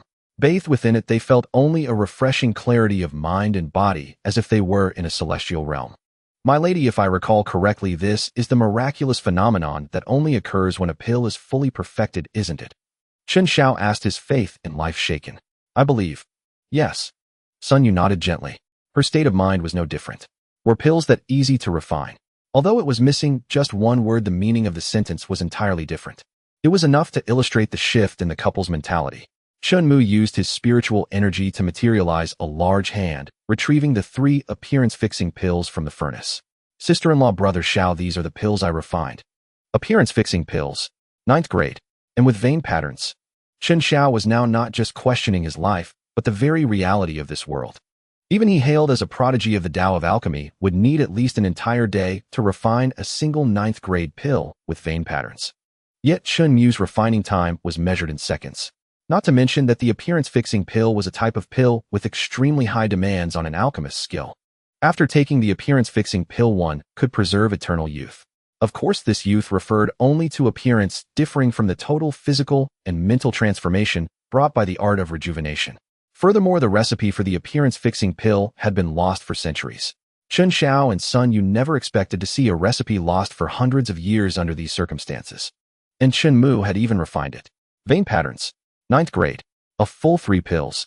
Considering the time it took to refine them, this could no longer be called talent. It was the absolute genius among peerless geniuses. Even Chen Xiao couldn't help but pale in comparison before him. Xiao Mu, what you said wasn't just a little insight. You were being overly modest. Sun Yu said with a playful glare. She felt like a fool for having thought so much just moments ago. Indeed, even the strongest alchemist of the Sun family standing before you would have to sigh and admit that there is always a sky beyond the sky, a man beyond men. Chen Xiao stated without exaggeration. In the eyes of Chen Xiao and Sun Yu, what Chen Mu possessed was no longer mere talent. Talent accelerates one's comprehension, allowing one to quickly master a field. Chen Mu, however, had achieved mastery right from the start. In my view, it's not that Xiao Mu needs to come to the Sun family to study alchemy, but rather that our Sun family alchemists should humbly seek your guidance. Sun Yu said this very seriously with no hint of jest. She genuinely believed that if they could learn even a fraction of Chen Mu's skill, it would further solidify the Sun family's dominant position in the field of alchemy. We're all family, sister-in-law. If you need anything, just say the word. Chen Mu said casually. Seeing that he had dissuaded them from making him go to the Sun family to study alchemy, he breathed a long sigh of relief. By the way, Xiao Mu, can I borrow this Medicine King cauldron for a few days? I feel that paired with the top-grade enlightenment tea, I can refine more pills that will be helpful to you. Why was Chen Xiao so good to Chen Mu? The reason was simple. The first person to take the lead in persuading the Chen family to respect Chen Xiao's wishes was Chen Mu. Without his intervention, no amount of talk from others would have made a difference. We're family, why talk about borrowing?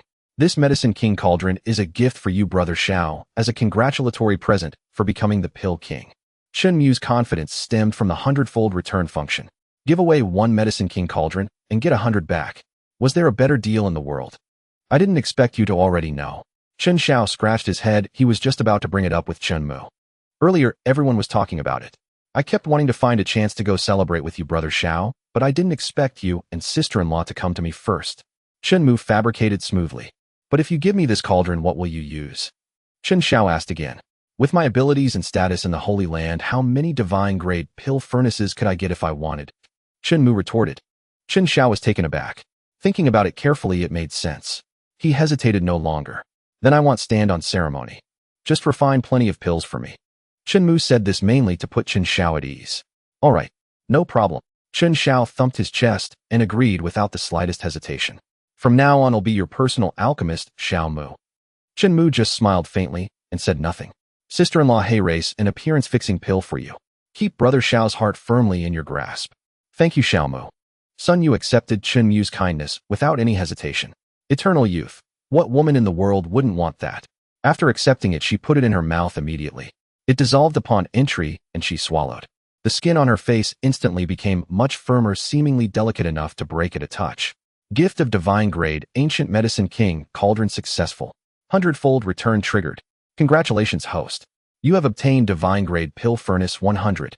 This time, without Chen Mu needing to prompt, the system directly returned 100 completely different divine grade pill furnaces.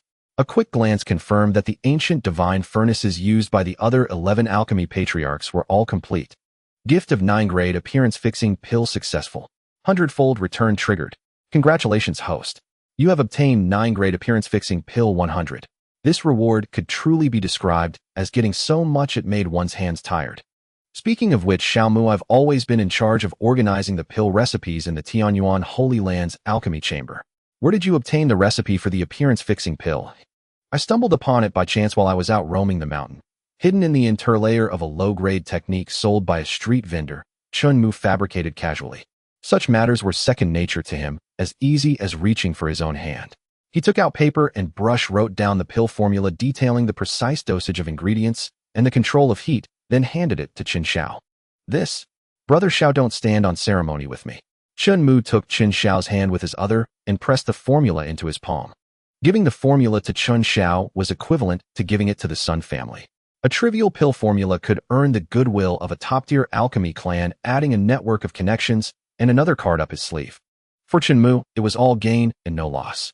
Moreover, he possessed the heaven-defying ability of infinite 100-fold rebate. Gift of 9-grade appearance-fixing pill formula successful. 100-fold rebate triggered. Congratulations, host, you have received longevity pill formula 1. Only 1. Chen Mu was puzzled.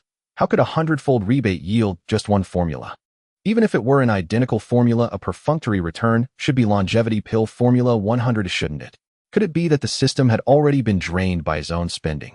Just as Chen Mu was thinking this, the system quickly explained to the host the 100-fold rebate possesses randomness. The 100-fold can be an increase in quantity or equally an enhancement in quality. If the host prefers an increase in quantity, this system can delete the quality enhancement setting. Realizing it was a misunderstanding, Chen Mu told the system to keep things as they were, no need for changes. Afterward, Chen Mu saw off Sun Yu and Chen Xiao. They had come straight to his Qingyun residence without first visiting the other elders of the clan. Clearly, since all that needed to be said and done was finished, it was time for them to meet those clan elders. Sister-in-law, Brother Xiao, feel free to visit any time. Waving his hand, he watched them turn and walk away, then closed the courtyard gate and returned inside. He lay down. Phew. He exhaled, at least I didn't slip up. Interacting with people is no easy task. If possible, he really wished to find a quiet place and live in seclusion. But considering his identity and the kin around him, he decisively shook his head and abandoned the thought. That would only complicate simple matters. He opened the system panel and quickly located the longevity pill. Chen Mu was curious. How exaggerated would the effects be of a pill whose quality had been enhanced 100-fold beyond the 9th grade formula? The longevity pill after consumption can increase lifespan by at least 10 years. Chen Mu was utterly astonished. This pill could actually extend one's life. Although cultivating to higher realms also prolonged life, it was at most tens of thousands of years. But pills were different. You simply consumed them with no upper limit. Delving deeper, a low-grade longevity pill could extend life by 10 to 30 years, or a medium grade by 100 years, a high grade by 200 years, and a supreme grade by 500 years. A pill with pill patterns could extend life by 1000 years. Combining this with one-click pill refinement and the ability to freely choose the pill's grade. Chen Mu had only 3 words utterly heaven-defying. Because if he wished, he could easily forge a clan of immortals.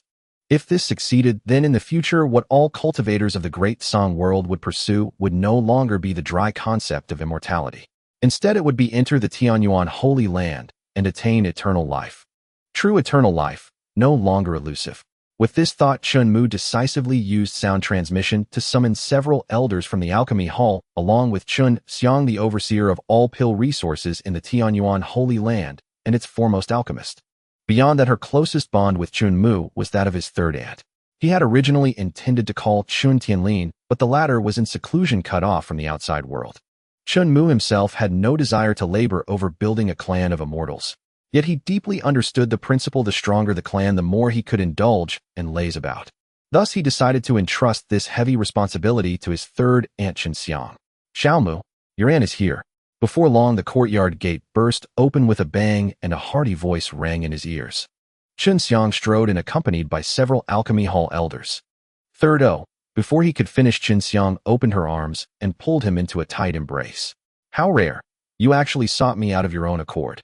Could it be that you finally missed being doted on by your third aunt?" "Third aunt? I can't breathe."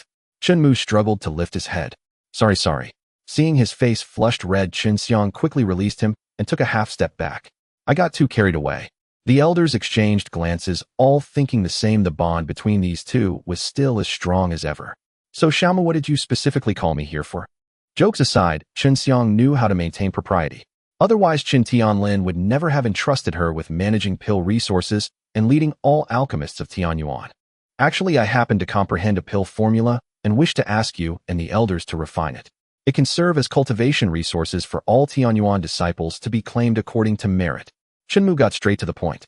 He claimed to have comprehended the formula himself because throughout the billions of years of Great Song World's history, the longevity pill had never existed. Comprehended a pill formula. The group was astounded by the sheer number and power of Chen Mu's talents. "What kind of formula?" Chen Xiang asked what everyone wanted to know. "The longevity pill." Chen Mu produced the formula he had prepared earlier and handed it to Chen Xiang. "Longevity pill." Chen Xiang looked puzzled. She took the formula, glanced at it, and was instantly captivated by its contents, her expression turning incredulous. "Yes, a pill that can extend lifespan with no side effects whatsoever," Chen Mu explained. "Extend lifespan? Young master, are you joking with us? I've been refining pills for nearly 1,000 years and have never heard of a pill that can extend life." The old fellows could no longer contain themselves, vying to speak. "I'm not joking. I can assure you that every word I say is true. Low grade 10 to 30 years, medium grade 100 years, high grade 200 years, suprema grade 500 years, pill pattern grade 1,000 years." A few simple sentences left them all speechless with shock. A single pill could extend life by 1,000 years. Unheard of, unseen. Though skeptical, they couldn't imagine Chen Mu being one to joke about such things. It was deeply contradictory. They wavered between belief and disbelief, tearing themselves apart. Chen Xiang, however, stared intently at the formula in her hands, lost in thought. These people dare to doubt the host. Truly a case of dogs looking down on others. Utterly presumptuous. The system's voice was filled with discontent and blazing anger. "Signing in. Sign in successful. Congratulations, host, you have received pill pattern grade longevity pills 1000. One pill equals 1,000 years of lifespan, and 10,000 pills together grant a full 10 million years. For most, this could already be deemed as immortality." Chen Mu naturally understood why the system had arranged such a reward for him. It simply aimed to embarrass those elders. In other words, this system was fiercely protective. It couldn't bear to see others treat him well, nor could it stand him being belittled or bullied. He felt a touch of gratitude. If you all doubt me, I have a few experimental pills here. You can try them. Chen Mu produced 5 longevity pills. Wrapped in spiritual energy, he sent them to Chen Xiang and several elders in the alchemy chamber. Heavens! Such spiritual energy. Such immense medicinal and spiritual qi. Of course it's immense. Pill patterns, there are pill patterns. 9th grade. With pill patterns. Young master, were these pills refined by your own hands? Yes. Chen Mu shamelessly admitted, trusting the system wouldn't object. The young master is a genius in alchemy unseen in 1,000, no 10,000 years. No 100 billion, a trillion years. The elder's words shifted repeatedly. Put bluntly, it was simply incredible. My Muir is not only unmatched in cultivation talent, but also so unparalleled in the realm of alchemy. Chen Xiang remained silent, but couldn't hide her astonishment, her beautiful eyes wide as she stared at Chen Mu. If you don't mind, please try them. Chen Mu's words snapped everyone back from their daze. They quickly shook their heads and waved their hands, saying, "Don't mind. Of course we don't mind. Rather, tasting a pill refined by you, young master, is a blessing cultivated over 100 lifetimes." Then I won't hold back. Someone directly placed the pill into their mouth and swallowed it with a gulp. Instantly, they felt a vast surge of spiritual energy and vitality spread through their limbs and bones, merging into every inch of their flesh. This sensation was unprecedented. For those at their level, sensing their own lifespan was not a difficult task. With a slight divination, their pupils contracted, trembling as they said, "It truly increased our lifespan by 1,000 years. Unbelievable. Absolutely unbelievable. With this pill, our Tianyuan sacred land will endure as long as heaven, eternal and everlasting." Haha, exactly. As long as we live long enough, wearing down our enemies, the entire Datsong world will become Tianyuan's territory. This pill formula is epic-making for the Tianyuan sacred land. Young master, could you be the reincarnation of the alchemy ancestor? Chen Xiang's intended words were all spoken by those people. She had to swallow her words. It wasn't very satisfying. Xiaomu, you've rendered a great service to Tianyuan this time. It's a pity the sacred lord is in seclusion. Otherwise, if he learned you'd comprehended such a divine pill formula, he'd be so thrilled he'd pass the sacred lord position to you directly. Hearing Chen Xiang's words, Chen Mu forced a smile. If he truly took the sacred lord's seat, could he still be as leisurely as now, playing the absentee manager? At this thought, Chen Mu felt grateful for giving Chen Tianlin the enlightenment, prompting his early seclusion to break through to the great emperor level. Chen Mu had no interest in taking over the Tianyuan sacred land's authority. Longevity pill formula gifted successfully. 100-fold return triggered. Congratulations, host, for obtaining 100 peerless pill formulas. 100 pill formulas, each enhanced 100-fold over 9th grade pills. Chen Mu glanced over them. Any one of them could forge an immortal power. This system was excessively generous. Afterward, Chen Xiang and the others didn't linger.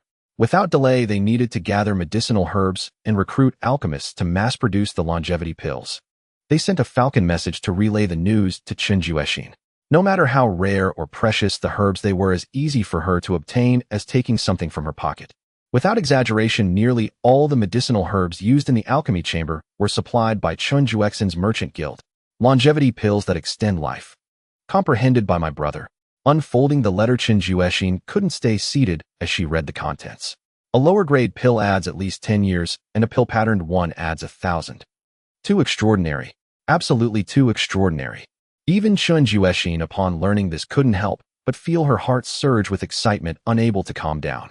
Especially since the one who comprehended this unprecedented pill formula was her precious younger brother. Pride. Chen Juexin was immensely proud. She wished the whole world knew, but she restrained her impulse to boast. She quickly ordered people to gather the corresponding herbs and deliver them to the Tianyuan sacred land. At any cost. No expense was too great. A flame burst from her palm, burning the letter to ashes. Cradling her cheek with one hand, watching the flickering flame in the wind, Chen Juexin couldn't help but wonder. I truly want to see how mighty the Tianyuan sacred land will become under my brother's leadership in the future. She had clearly forgotten that Chen Tianlin was the sacred lord of Tianyuan. Her mind was wholly focused on Chen Mu. Knowing that everyone from top to bottom was working so hard, Chen Mu felt at ease. He continued lounging lazily. Unfortunately, Chen Mu wasn't sleepy at all. Instead, he was very alert. Excessively so.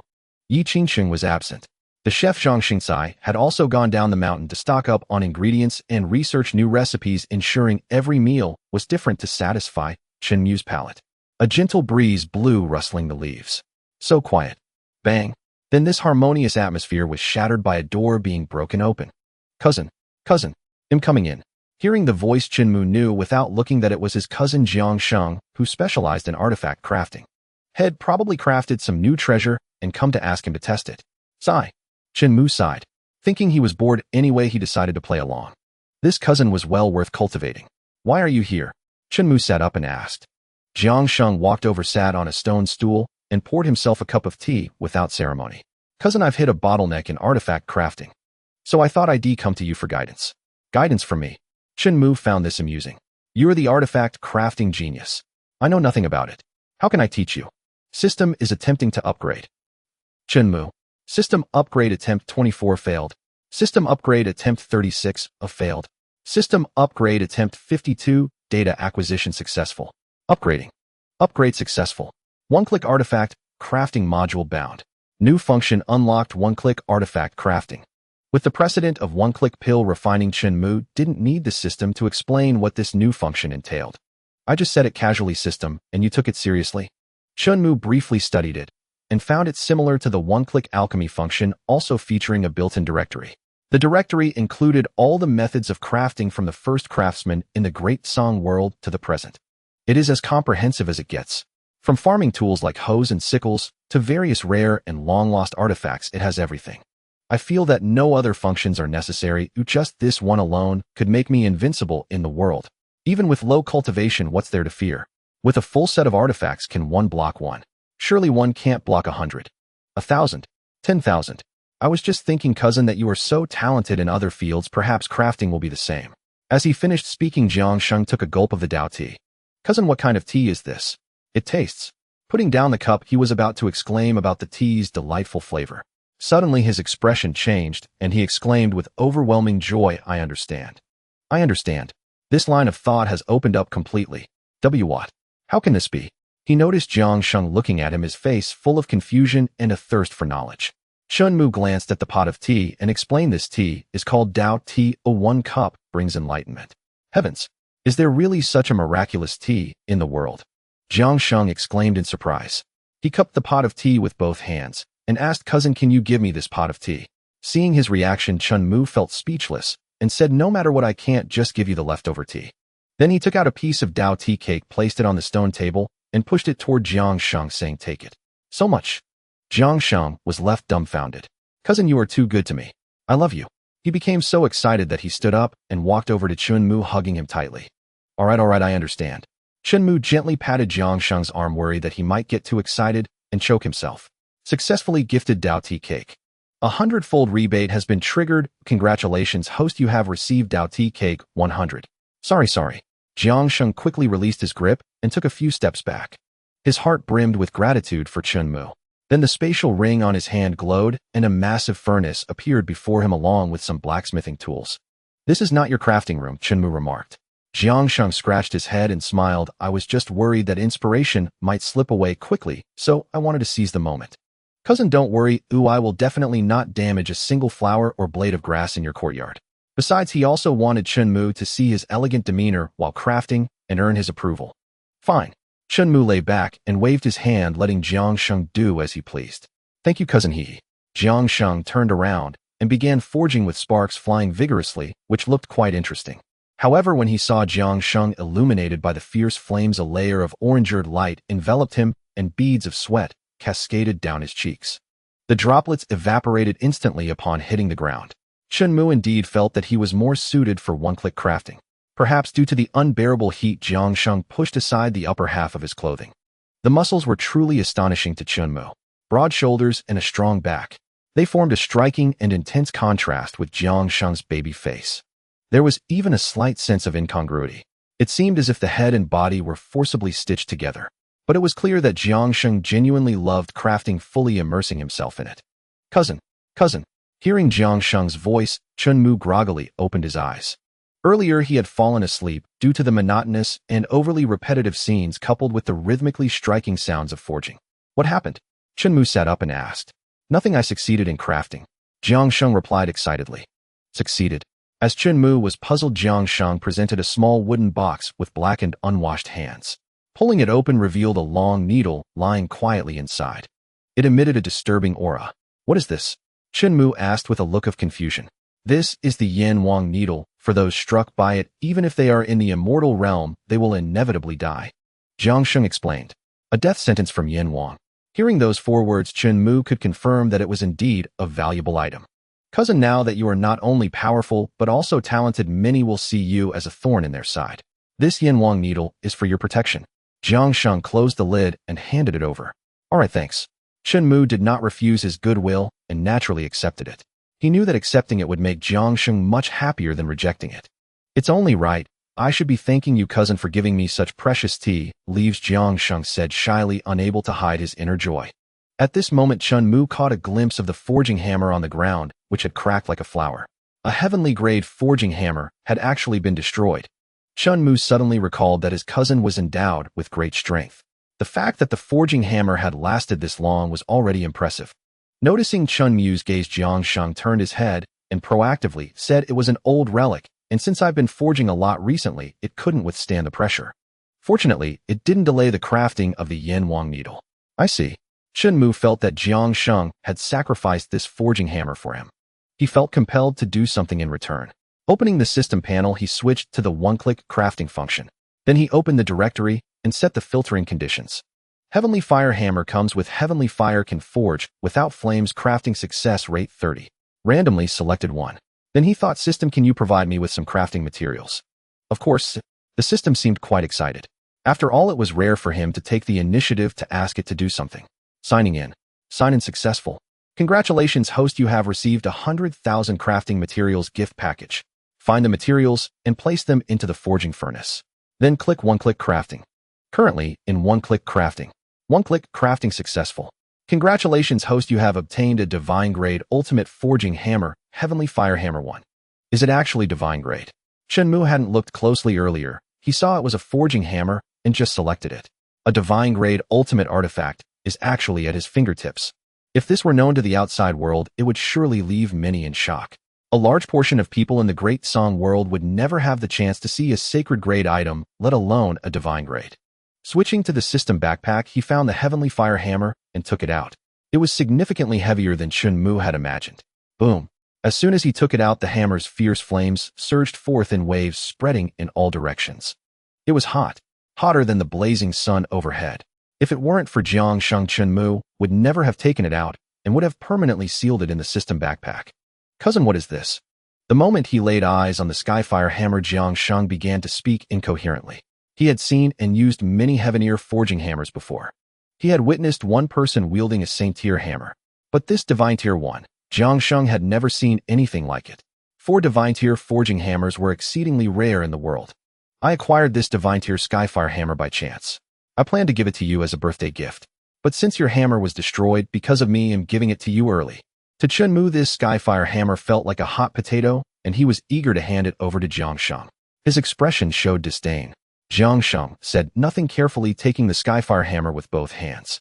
He handled it like a delicate piece of porcelain, afraid of chipping or damaging it. His gaze was more captivated than if an ancient millennium beauty stood before him. His eyes were glued to it, unable to look away. If one listened closely, they could hear him murmuring, "Beautiful, so utterly beautiful. How can something so exquisite exist in this world?" He lifted his head to look at Chen Mu. Jiang Tian asked repeatedly, "Cousin, can I really keep this? It was meant for you, so why can't you keep it? What, you don't want it? If not, give it back to me," Chen Mu said teasingly. Seeing Chen Mu's outstretched hand, Jiang Tian immediately retreated several steps, putting 7 or 8 meters between them. "I want it. Of course I want it. Thank you, cousin." He bowed deeply, his head nearly hitting the ground. "Cousin, from now on, I am yours to command. If you say east, I won't go west. If you say north, I won't go south." Hearing Jiang Tian's earnest vow, Chen Mu smiled and agreed. "Good, I'll remember that." Gift of Divine Tier Skyfire Hammer successful. 100-fold rebate triggered. Congratulations, host, you have received a Divine Tier reward 100. This time the system had clearly learned from its previous mistake. Instead of directly returning 100 Divine Tier Skyfire Hammers, it randomly granted 100 Divine Tier weapons, armor, and magical artifacts. Even without using all of them, Chen Mu could already dominate the world. Life was becoming more and more stable. Afterwards, Jiang Tian put away the furnace and the series of blacksmithing tools, storing them back in his spatial ring. After all, these were only temporary forging equipment far inferior to a proper forging room. Well, cousin, I won't disturb your cultivation any longer. They'll head back to the forging room. Having obtained the Skyfire hammer, Jiang Sheng could only think of returning to the forging room to test the divine tier hammer and see what made it so special. His face was written with impatience. Go on, go on. Chen Mu waved his hand, telling Jiang Sheng not to worry about him. He had been forcibly awakened by Jiang Sheng and was still drowsy just in time for a nap. Goodbye, cousin. Jiang Sheng vanished in a flash.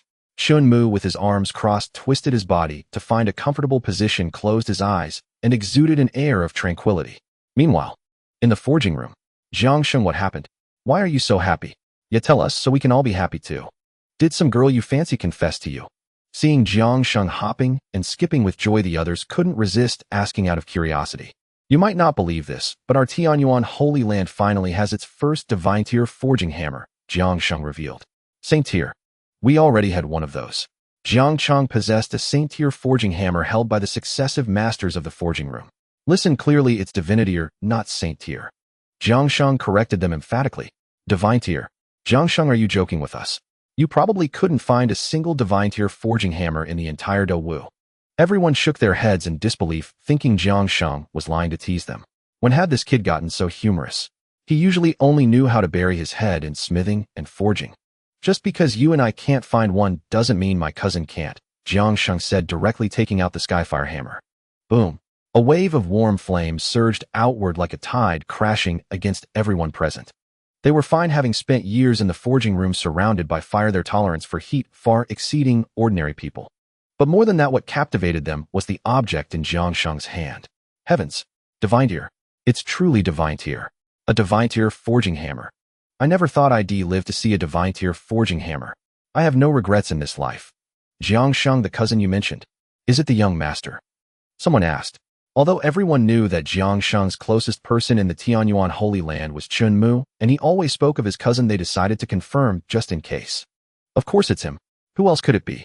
This was originally a birthday gift my cousin prepared for me, but since my previous forging hammer was damaged, he gave it to me early. Was Jiang Sheng showing off? Yes, he was indeed flaunting that he had such a wonderful cousin. A divine tier forging hammer as a birthday gift. I knew the young master's generosity was always extravagant, but I never imagined it would be to this extent. Looks like we'll have to perform well in front of the young master from now on. Indeed, working for the young master means there's meat on the table. Am loyal to the young master for life. Unknowingly, Chen Mu had garnered a wave of loyalty in the forging room. Then Jiang Sheng stopped chatting idly with them. He entered his private forging chamber, brewed a pot of enlightenment tea, and furiously hammered away at the forge for Chen Mu. He felt he owed him more and more. At the same time, in the alchemy room, 98 9 100. Exactly 100 top-grade longevity pills, each extending life by 500 years. The alchemist counted. In the Tianyuan Holy Land, many alchemists could refine pills with Dan patterns, but to be safe, Chen Xiang ordered them to start with top-grade longevity pills. Once they were familiar with refining top-grade pills, they would consider Dan-grade ones to reduce waste. Chen Xiang approached the box filled with longevity pills, more lustrous than pearls. She raised her hand, and her jade-like fingers waved gently. Using spiritual energy, she wrapped around more than 20 longevity pills and distributed them to the alchemists who had participated in their refinement. These are rewards for you. Remember, more work means more gain. Chen Xiang knew well that to make longevity pills a standard in the Tianyuan Holy Land, she first had to let these alchemists taste the sweetness. Thank you, Hall Master. Thank you for the pills, Hall Master. Upon hearing this, Chen Xiang shook her head. The one you should thank isn't me, but the young master. She had no intention of claiming all the credit. The Hall Master is right. Send someone to spread the word that under young Master Chen Mu's leadership, the Tianyuan Holy Land rewards with longevity pills. The chance at longevity has been given to them. Whether they can seize it depends on their own efforts. Chen Xiang was eager to witness the earth-shattering transformation of the Tianyuan Holy Land. Under the promotion of the Alchemy Hall, the news quickly spread among the disciples and elders of the Tianyuan Holy Land. Have you heard? The young master has comprehended a recipe for a longevity pill. Even the lowest grade can extend one's lifespan by decades, while the Denmark grade can add thousands of years. A single pill can grant 1,000 years of life. Then 10 would mean 10 millennia. No need to think too hard, there must be a limit. One can only consume it once. No.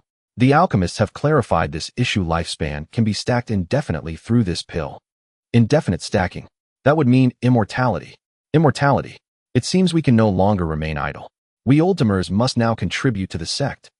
The enthusiasm of the inner and outer court elders was instantly ignited. If even the elders were so stirred, the disciples were even more so. Immortality. Can we participate too? Yes, the Alchemy Hall said there are no restrictions. Anyone from the Tianyuan Holy Land can join. We must thank the elders of the Alchemy Hall. The one you truly need to thank is the young master. He was the one who comprehended this recipe. What? The recipe was comprehended by the young master, and he actually shared it with everyone. If it were me, I likely couldn't bear to part with it. It only shows that the young master sees further than any of us and loves this land more deeply.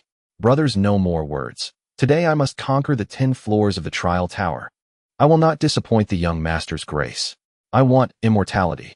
For a time, the entire Tianyuan Holy Land was ablaze with fervent passion. The allure of immortality was truly irresistible. Chen Mu's status and influence in everyone's hearts soared dramatically. Even if he were to claim the position of Holy Lord of the Tianyuan Holy Land, now all would unhesitatingly support him. For most of them had embarked on the path of cultivation in pursuit of immortality to escape death and reincarnation. This time, although Chun Jueshin did not order the Heavenly Intelligence Pavilion to spread the news, the matter of the longevity pill spread like wildfire, shaking the entire Great Wu Dynasty and the Great Song world. In the imperial study of the Great Wu Dynasty, what? Are you telling me that the Tianyuan Holy Land has produced a pill that can indefinitely extend lifespan? Upon hearing the news from the black-clad spy, Song Ao was so startled that his brush fell to the floor and he slammed the table as he rose. Your Majesty, according to my knowledge, the lower grade can extend life by 10 to 30 years, the medium grade by 100 years, the upper grade by 200 years, the supreme grade by 500 years, and the Denmark grade can even extend it by 100 years. After hearing the spy's words, Song Ao felt a profound sense of helplessness and slumped back into his chair. Your Majesty, it's nothing. Seeing the spy's concerned expression, Song Ao waved his hand, dismissing him. Yes, I shall take my leave. The spy vanished from the study without even the sound of a door opening. He came and went in haste. The longevity pill. Indefinite. Isn't that too absurd? Previously, Song Ao had harbored resentment over the Tianyuan Holy Land's rejection of a marriage alliance and his precious daughter Song Wanjin's voluntary stay there. Now all such thoughts were utterly dispelled. He was like a mute swallowing bitter gourd, unable to voice his grievances. He dared not be angry. He dared not speak. A single person achieving immortality was terrifying enough, but a group mastering the path to eternal life was another matter entirely. Song Ao could not fathom how much territory, not just in the Great Wu Dynasty, but the entire Great Song world, would bear the name Tianyuan 100 years from now with such resources and methods at their disposal. Subjugation through forced voluntary submission for immortality. Song Ao could envision many outcomes, but all these outcomes ultimately pointed to one thing: the Tianyuan Holy Land would endure forever. Truly eternal. He clenched the dragon head armrest and let out a bitter laugh. I wonder how much longer I can sit on this throne. Other than cherishing the time he had left, Song Ao could do nothing. He thought that if he governed the Great Wu Dynasty diligently and avoided causing trouble, perhaps they would be willing to keep him as a puppet emperor. Sigh. At this thought, he let out one long sigh after another. The Tianyuan Holy Land truly has produced an unparalleled Ancient Millennium prodigy as its young master. At the same time, within the Dragon Might Gate, one of the 10 great powers of the Great Wu Dynasty. Elder Yi. What is it? Can't you stay? Zhao Changshu, the sect master of the Dragon Might Gate, pleaded earnestly, trying to retain the supreme elder who had already packed his bags. Stay? Can you grant me immortality? Elder Yi retorted. I will. Zhao Changshu vowed. I will find a way to obtain the method of immortality for you. Ensure you survive this year first, you little fool. Elder Yi glanced at Zhao Changshu, whose hair, brows, and beard were already white, then turned away with a helpless smile. Such incidents were not uncommon. In clans and sects, the younger generation might still hold firm. But the older generation, especially those nearing their end of days who could no longer extend their lifespans through cultivation, chose to pack their belongings and journey to the Tianyuan Holy Land to pledge their allegiance. All for the sake of obtaining the longevity pill to prolong their lives. And these people were precisely the most powerful. The influx of countless experts into the Tianyuan Holy Land was bound to cause a stir. Moreover, many prodigies from sects not affiliated with the Tianyuan Holy Land were tempted to leave their sects. This even included the Dongji Holy Land. The elders cajoled and increased benefits to stabilize them. Of course, there were also those who refused to believe and directly retorted, "Do you think the Tianyuan Holy Land is a trash bin? Do you even have anything worthy of their acceptance? You may be a prodigy within our sect, but in the Tianyuan Holy Land you might not even qualify as a nominal disciple. Even if you become a nominal disciple, how will you compete with others for a chance at immortality? Better to stay, consolidate your strength first, and then talk about the rest." With a mix of lecturing and empty promises, they managed to persuade the people to stay. But upon reflection, it was rather disheartening. They knew full well that these people were only staying to pave the way for a future move to the Tianyuan Holy Land, yet they had no choice but to train them. Bitter, utterly bitter. Tears welled up in their eyes, but they had to look up and force them back, unwilling to show their vulnerability. With a long sigh, "Maybe we should just surrender to the Tianyuan Holy Land." In the Dongji Holy Land, Zhaoguizhen, the Holy Lord, had a splitting headache. His desk was piled high with letters of resignation from affiliated sects. Though they did not state it outright, it wasn't hard to guess that they intended to pledge allegiance to the Tianyuan Holy Land. Even a dog must be dealt with considering its owner. How could Zhaoguizhen dare to pursue the matter? He clicked his tongue. Alas, why doesn't our Dongji Holy Land have such a young master? If we don't have such a young master, we could still have such a son-in-law. A voice sounded beside him. The speaker was none other than Zhao Gizen's wife, the birth mother of Zhao Yueling, Li Zhu. "Madam, why have you come?" Zhaoguizhen asked in surprise upon seeing Li Zhu. "I am here to resolve your worries." Li Zhu walked to the seat beside Zhaoguizhen and sat down. "My son-in-law, are you thinking of marrying our daughter into the Tianyuan Holy Land? A political marriage?" Zhaoguizhen confirmed. "Other than this, is there any other choice? If we continue as we are, our Dongji Holy Land will soon be squeezed out of existence. Moreover, the young master of Tianyuan saved Yuling's life. Offering herself in marriage is a sufficient justification." Li Zhu stated her opinion. "But what about our daughter?" Zhaoguizhen did not wish to force Zhao Yueling to sacrifice for the clan. "I heard from Yu Hao that after Yueling woke up, she kept asking him about the young master of Tianyuan. She seems rather fond of him. I believe she will not refuse. Besides, it is rumored that the Tianyuan Sacred Lord has already entered seclusion, striving to break through to the great emperor. You should be well aware of what it means if he truly ascends to the throne." Faced with Li Zhu's words, Zhaoguizhen fell into a long silence. Having finally made a decision, he resolved to ask for his daughter's opinion. Just then a disciple hurried in. "Sacred Lord, an elder from the Five Poisons Holy Land requests an audience." "The Five Poisons Holy Land? What business do they have here?" Li Zhu asked in confusion. What else could it be? "They must be here regarding the Tianyuan Holy Land, seeking an alliance with us." Zhaoguizhen knew without thinking. He then said to the disciple, "Let him in. After all, he was an envoy from a holy land. A basic respect must be given." "Yes." Moments later, an old man clad in a black-green robe with a crimson serpent coiled around his neck strode into the hall. An aura of sinister malevolence emanated from his entire being.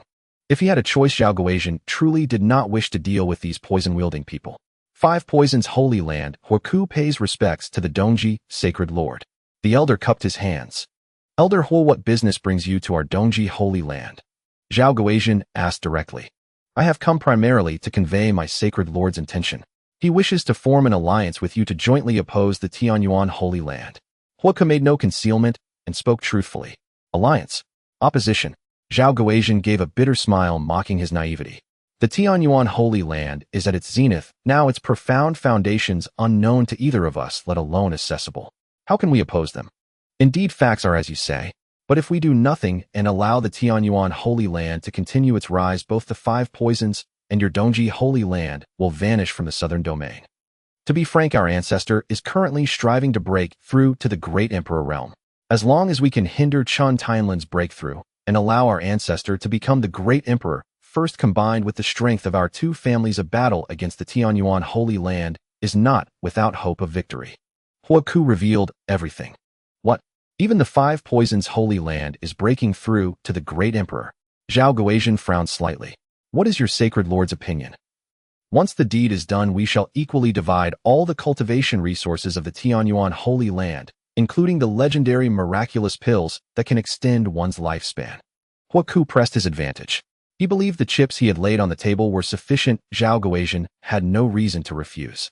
Not to mention Chen Tianlin, the young master of Tianyuan, whose cultivation speed was absurdly fast, and whose talents in cultivation alchemy and other matters were each more extraordinary than the last. If this child were not eliminated, how could one find peace? Their 5 poisons holy land would never willingly become another's puppet or swear fealty. They must strike while he was still weak before he grew strong and eradicate him. Or better, yet use the 5 poisons holy land secret arts to refine him into a corpse puppet, turning him into a tool for their own use. I am honored by the 5 poisons sacred lord's regard, but our Dongji holy land has no intention of opposing Tianyuan or being faithless. Zhao Guozian refused. Sacred lord, my mind is made up. Say no more. Zhao Guozian raised his hand, not even giving Huaku a chance to speak. Guard, show our guest out. Since that is the case, I shall not disturb you further. Farewell. As Huaku turned, a venomous glint flashed in his eyes, fleeting in an instant. The poisonous serpent coiled around his neck also gleamed with cold, deadly light. I have a feeling they won't let it go so easily. Li Zhu expressed her view. For now, they shouldn't dare to act recklessly. Have the disciples pay extra attention to their daily necessities, lest someone poisons us secretly. Zhao Guozian did not believe a single word Huaku had said, especially the claim of equally dividing the Tianyuan Holy Land. Once the Tianyuan Holy Land declined, the 5 poisons Holy Land's fangs would surely turn on Dongji first. 2 tigers cannot share one mountain. If the 5 poisons Holy Land had the chance to dominate the southern domain alone, why would they willingly share it with Dongji? Should we inform the Tianyuan Holy Land about this? Li Zhu asked again. We need only observe from the sidelines without any involvement. Zhao Guozian shook his head. Li Zhu acknowledged, respecting Zhao Guozian's decision. At the 5 poisons Holy Land, Huaku recounted every word of the dialogue between him and Zhao Guozian during his visit to Dongji, omitting nothing. What a fine Dongji Holy Land, what a fine Zhao Guozian. Our willingness to cooperate with them was a blessing earned over 100 lifetimes, yet they dared to refuse. How utterly clueless. So what should we do now? Should we teach the Dongji Holy Land a lesson first? There's no need. For now, all our attention must be focused on the Tianyuan Holy Land. We shouldn't bother with a minor power like Dongji. Speaking of which, the struggle over the Dao's fortune between our ancestor and Chen Tianlin is intensifying. Boom. Rumble. Arriving outside the gate, they looked up at the chaotic sky, flashing with thunder and lightning. Everyone's faces were grim.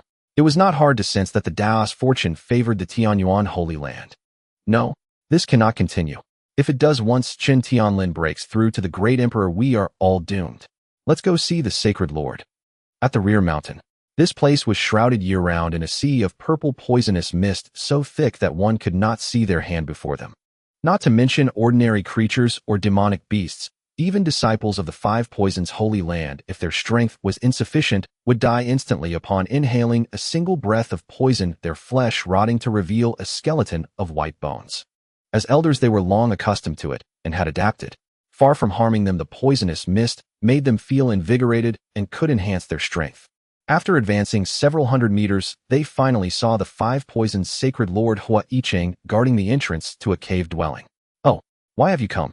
Hua Yicheng heard their footsteps and turned around. Sacred lord. The group recounted the Dongji Holy Land's refusal to form an alliance. Is that so? They refused. Hua Yicheng did not seem surprised. His expression was one of matter-of-fact acceptance. He appeared as if he had never held any hope for this matter in the first place. Sacred lord, we beg you to set out immediately to strike against Tianyuan, prevent Chen Tianlin from absorbing the Dao's fortune, and aid our ancestor in attaining the great Emperor Dao. The group knelt in unison, speaking with one voice. Oh, has the 5 poison sacred land already decided to attack Tianyuan, hindering my father's path to becoming an emperor? Chen Mu's response was somewhat nonchalant as he gazed at the elderly man before him, whose neck was entwined with a crimson serpent.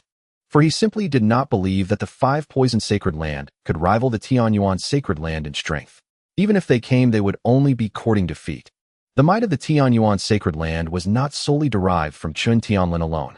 Reporting to the young master, this I heard with my own ears and saw with my own eyes. Absolutely genuine, without a shred of falsehood. Huaku vowed earnestly. Judging by your attire, you are from the 5 poison sacred land. Chen Mu confirmed. Huaku shook his head, then from head to toe underwent a rapid transformation.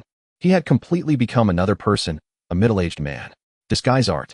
Chen Mu was uncertain if that was the correct term. The disguise art he knew only changed one's face. This swift full-body alteration was truly a first for him. System. This man is named Shan Yurong, known in the martial world as the Thousand-Faced Demon Lord. He is a master of disguise and transformation who no one knows his true appearance. The Thousand-Faced Demon Lord Shan Yurong, is it? Chen Mu had heard some tales about this man. To be known by the young master is truly my honor. Shan Yurong placed his hand over his left chest and bowed slightly. So how did you come to know of this matter? Chen Mu asked again. Subsequently, Shan Yurong withheld nothing and recounted the entire process in full. It turned out that Shan Yurong had initially infiltrated the eastern extreme sacred land. It was he who had taken the initiative to guide Huaku to the Great Hall to meet the sacred Lord Zhaoguation. Then Shan Yurong followed Huaku all the way down the mountain. He discovered Huaku arriving at a river, removing the crimson serpent coiled around his neck, intending to drip its venom into the water. This river connected to countless wells of varying sizes throughout the eastern extreme sacred land. If he had succeeded, it would have caused massive casualties. Thus Shan Yurong acted decisively, slaying him without leaving a trace. Then, turning the situation to his advantage, he infiltrated the five-poison sacred land, accompanied the group of elders to the rear mountain, and met the five-poison sacred lord. Learning that the sacred lord had ordered the gathering of forces to attack the Tianyuan sacred land and hinder sacred lord Chen Tianlin's breakthrough to emperor, Shan Yurong immediately set out for Tianyuan's Qingyun mansion. As for his motive, Chen Mu knew without thinking, either to curry favor with the Tianyuan sacred land or to obtain the longevity pill. He mused inwardly, system, check this person for me. Querying. Query successful. The moment the system's voice faded, all identity information about Shan Yurong was laid bare before Chen Mu's eyes without omission. From his miserable birth to how he and his sister depended on each other for survival, to how he fortuitously obtained the art of 1,000 transformations, seeking a way to prolong his sister's life through aid from various sources. Everything was recorded with crystal clarity. Frankly, this experience, coupled with the sister's background, Chen Mu even felt that in his past life this could have been the protagonist of a wasted talent rising novel penned by some author. This sister was surely not as simple as she appeared. She must possess some special constitution. Of course, this was merely Chen Mu's unfounded speculation. He did not dwell on it. Then he said, "You seek the longevity pill to extend the life of your sister who is on the brink of death, correct?" Without beating around the bush, he cut straight to the chase, aiming to instill fear in Shan Yurong. To make it clear that he knew everything about him, that his meager disguises were not enough to fool him, and that he had best not harbor any ill intentions. Chen Mu believed this man was very useful and could be recruited into the Tianyuan sacred land. Shan Yurong's heart trembled. Then he let out a relieved smile. The young master of Tianyuan is indeed as formidable as the rumors say. He admitted generously, "That's right, I am here precisely for the longevity pill. I beg the young master to grant me the pill. For this life-saving grace, Shan Yurong is willing to serve you with unwavering loyalty for eternity. I will exert myself to the utmost until my dying day." Watching Shan Yurong kneel before him prostrate on the ground, curled into a ball, Chen Mu had no doubt that his sister was of utmost importance to him, like the very core of his being. Remember your words. Chen Mu produced 10 dam pattern longevity pills placed in a celadone vase that could be held in one hand. This would ensure the medicinal energy remained sealed, preserving the pill's efficacy. Gift of dam pattern longevity pills successful. 100-fold rebate triggered. Congratulations, host, you have received dam pattern longevity pills 1,000. Thank you, young master. Gazing at the celadone vase in his hand, Shan Yurong trembled with excitement. After searching for so many years, he had finally found it. Go have your sister take the pill now." Chen Mu waved his hand. "Yes." Shan Yurong departed the Qingyun mansion in a flash, unwilling to waste a single second. Watching his retreating figure, Chen Mu rested his head on his hands and murmured, "This talent. Perhaps he could join my sister's Celestial Secrets Pavilion. If so, the pavilion's business would surely expand even further. The art of transformation. It really does seem convenient." Chen Mu couldn't help but wonder what it would be like if he could transform into anyone at will. Signing in. Sign in successful. Congratulations, host, you have obtained the art of 10,000 transformations. Good heavens. Others have 1,000, and you give me 10,000. System, what others have my host naturally must have too. Hearing its matter-of-fact tone, Chen Mu had no rebuttal nor any reason to refute it. He was eager to try it out. Who should I transform into? Is it enough to just visualize the person's image in my mind to complete the transformation? The first person Chen Mu thought of was Yi Qingqing, whom he had spent the most time with recently. In the next instant, from head to toe, he had completely transformed into her likeness as she had looked when she left that day. He went to the rockery pond in the courtyard and peered at his reflection in the water. Chen Mu was quite astonished. Oh, not bad at all, truly alike. No, I should say identical. He straightened up and moved around. There was no discomfort whatsoever, as if this body were his own. He rolled up his sleeve, revealing a fair arm, and touched it. Has even the texture of the skin been perfectly replicated? Though Chen Mu had never touched Yi Qingcheng's hand, he was certain it was entirely different from his own skin, finer, smoother, softer. He looked down and could only see the tips of his toes. The figure was not bad. Chen Mu could not imagine what would happen if such an ability fell into the wrong hands. If it were in the world before his rebirth, it would surely cause even greater chaos. Frightening, truly frightening. He shook his head in awe. Just then the courtyard gate suddenly creaked open.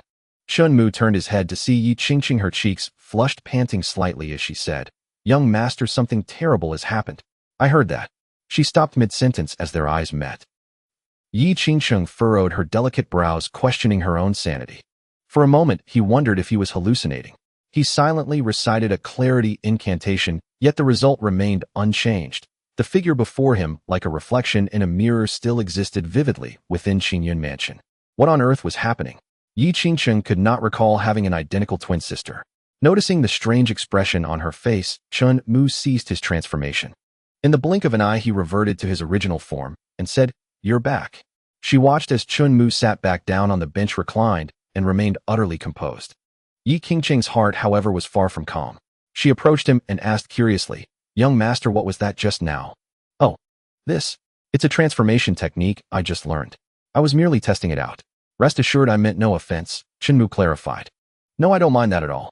I'm simply astonished that your mastery of the transformation technique has reached such a consummate level.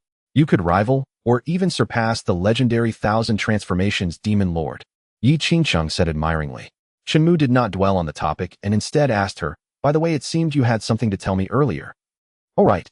Yi Qingcheng suddenly remembered the urgent matter at hand, and her expression turned anxious again. "Young master, something terrible has happened. Rumor has it that the entire Five Poisons Holy Land has mobilized and is heading straight for our Tianyuan Holy Land. Some say they can't stand the Holy Lord achieving the great Emperor Dao, which would upset the balance of the southern domain, so they've come to interfere." "Don't worry, nothing will happen. I have my plans," Chen Mu said, calculating the time. With Chen Tianlin's strength, the enlightenment tea, and the auspicious clouds and purple qi overhead, the Five Poisons Holy Land wouldn't even have a chance to act. On the contrary, this move would only doom their own future. It would hand Tianyuan Holy Land a perfect opportunity to strike. Since they initiated hostilities, how could they blame me for bullying the weak with strength? Could it be that the strong must silently endure when provoked by the weak? What kind of cultivation would that be? Seeing Chen Mu so unflappable, Yi Qingcheng hesitated to speak. She thought that the young master and the foundations of Tianyuan Holy Land might be far more formidable than she had imagined. To remain so composed when an entire Holy Land had mobilized its full force. How many in the world could do the same? "By the way, how did your trip to the trial tower go today?" Chen Mu changed the subject. "I advanced 20 more floors than yesterday, young master," Yi Qingcheng replied. Seeing Chen Mu lie down, she walked behind him and began to gently massage his temples, shoulders, and neck. Chen Mu looked utterly at ease. Meanwhile, down the mountain in a guest room at an inn, Shan Yurong quietly pushed open the door, careful not to disturb his sister Shan Yuchan, who was resting. But Shan Yuchan still heard the noise and asked weakly, "Brother, is that you?" "Yes, it's me." Shan Yurong closed the door and approached the bed, barely containing his excitement. "Yuchan, I finally found a life-extending medicine for you. Here, let me help you sit up." With her brother's help, Shan Yuchan sat up, leaning against the pillow, her face puzzled. A life-extending medicine? Yes, a pill that can increase one's lifespan. One pill can at least add 10 years of life, and a Danwen-grade pill can even grant 1,000 years. Shan Yurong's voice trembled with excitement. He had waited far too long for this day. 10 years. 1,000 years. Shan Yuchan appeared frail and sickly, speaking with little strength, yet she couldn't hide her astonishment. Could such a miraculous pill truly exist?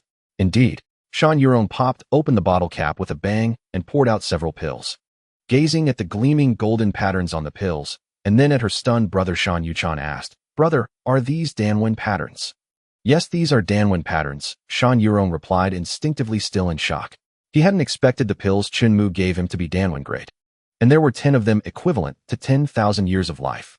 This was something countless powerhouses could seek their entire lives, but never find. Had he truly just given them to him? Shan Yurong's resolve to follow Chen Mu grew even stronger. Such immense kindness must be repaid. Little did he know, by giving him these 10 pills, Chen Mu had not only netted 1,000 in return, but also secured his unwavering loyalty. "Here, Yuchan, take them quickly. Once you do, you'll be able to recover." "Brother, let's share them. I don't want to live in this world alone." "All right." Afterward, each of them consumed 5 Danwen-grade life extension pills, gaining 5,000 years of life. Just as Shan Yuron was about to ask how his sister felt, a howling sound like tearing wind came from above them.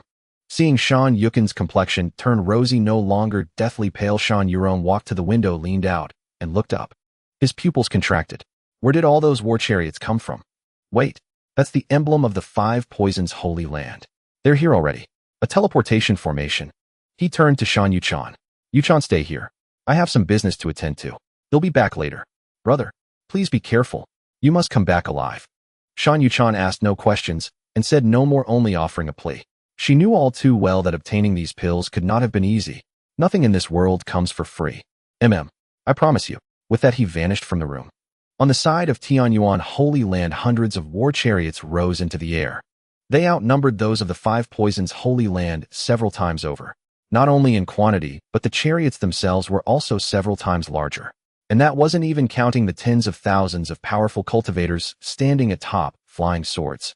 Martial sages and human immortals alike emerged, exuding an aura of world-shattering might. The very wind and clouds changed color.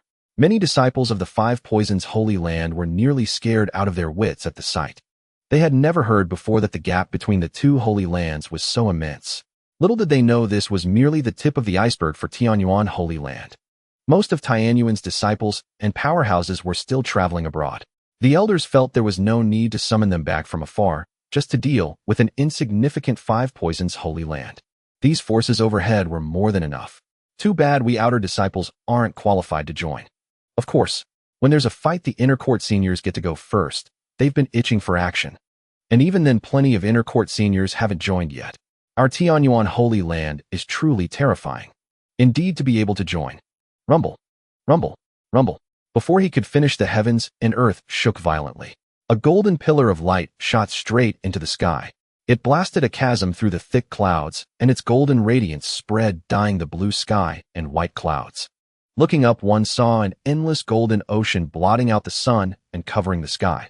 Such a powerful Tao aura. Has the Holy Lord succeeded in attaining the great Emperor Tao?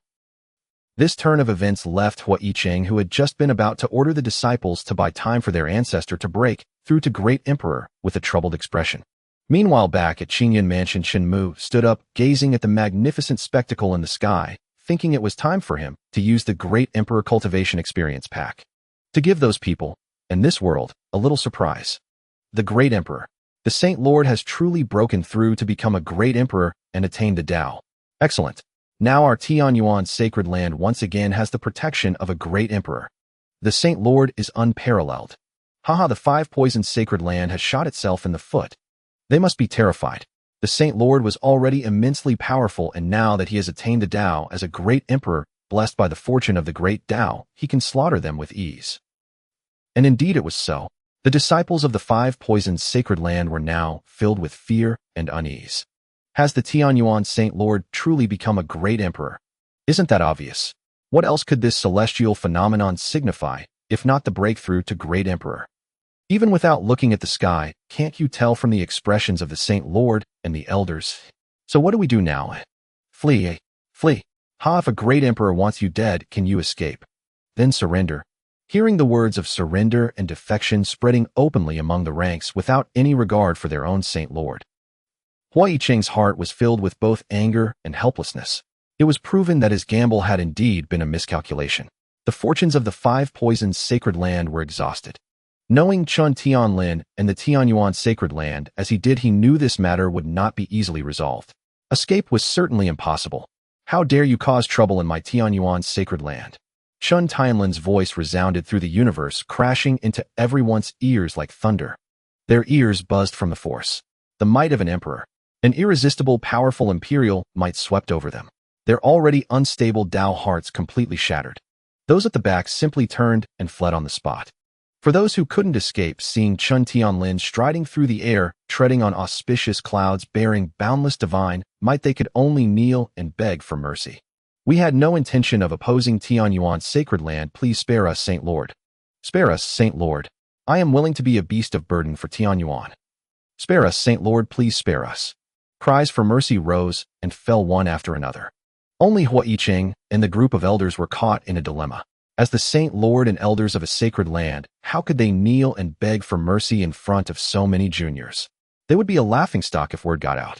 As Chen Tianlin drew nearer, their hearts were in their throats. Chen Tianlin, you stole my great Tao fortune and destroyed my chance to attain the Tao. I want you dead. An ethereal, aged voice once again reached everyone's ears. Following the sound, they saw a rolling tide of eerie green-black poisonous clouds and mists surging forward like ocean waves. It was immensely fierce. The ancestor is here. An elder rejoiced. Although the five poisons ancestor had failed to become a great emperor, his inherent strength was still not to be underestimated. The odds of victory were not entirely absent. Chen Tianlin halted his steps. He raised his hand and waved. Boom! An endless sea of fire erupted behind him, sweeping towards the poisonous clouds and mists. It seemed as if the very heavens were set ablaze, displaying a bizarre and magnificent spectrum of colors. Its scorching heat was in no way inferior to the blazing sun overhead. Under such intense heat, the poisonous mists and clouds were instantly ignited and reduced to nothing. They had no power to resist. No, I am not resigned. Why? Why? Within the remaining wisps of poisonous clouds, the grotesque image of an old man could be seen. He desperately tried to break free, stretching out his large hands to contend with the sky-burning sea of fire. But it was all in vain. He was engulfed by the flames and devoured completely. This was something Hua Yicheng and the others had never anticipated. Their own ancestor, so powerful a half-emperor, was utterly powerless against Chen Tianlin. What was most terrifying was how casual Chen Tianlin's strike seemed. There was no indication he was even trying seriously. He felt far stronger than others who had just newly attained the great emperor realm. Several times stronger. Why? So powerful. Our Saint Lord is truly too powerful. May Tianyuan's sacred land last for eternity. The Saint Lord is invincible. The Saint Lord is mighty. The disciples of Tianyuan's sacred land raised their arms and cheered. Their shouts seemed as if they could overturn the sky itself. Just at that moment, inside the Qingyan residence, Great Emperor Cultivation Experience Pack is being used. Great Emperor Cultivation Experience Pack used successfully. As the system's voice faded, a golden pillar of light, imbued with immense spiritual energy and fortune, shot straight into the sky, into the cosmos. It pierced through the heavens. It even allowed people to see a starry, brilliant night sky in the middle of the day. They couldn't help but feel that this was the true, genuine celestial phenomenon. What's happening? Don't look at me, how should I know? The lingering might of the Saint Lord's breakthrough. How could lingering might come from the young Lord's Qingyun residence? Could it be? Has the young Lord also attained the great Emperor Dao? But wasn't he just at the Grandmaster realm before? Then let me ask you, how many days did it take him to break through to Grandmaster? But can't only one great emperor be born in a single realm? We already have one great emperor in the southern domain. How can there be a second? If this happened to the young Lord, I wouldn't find it strange. Rather, it's only fitting that he should break the rules. Rumble, rumble, rumble. An even more intense tremor shook the entire southern domain. Visibility decreased. Looking up, the sky was filled with a clear and extraordinarily brilliant array of stars. The blue sky, white clouds, and the blazing sun had all vanished without a trace. This was a strange sight no one, not even Chen Tianlin, had ever witnessed. They could think of no other possibility besides someone successfully attaining the great Emperor Dao. Even if there was another explanation, it would signify an existence far surpassing a great emperor. How can this be? Two great emperors. Doesn't this violate the order of the heavenly Tao? No matter how much the great Tao fortune favors Tianyuan's sacred land, does it need to go this far? Two great emperors. Unprecedented. Absolutely unprecedented. I've long heard that the young lord of Tianyuan's sacred land was exceptionally monstrous, but I never imagined he could be this monstrous.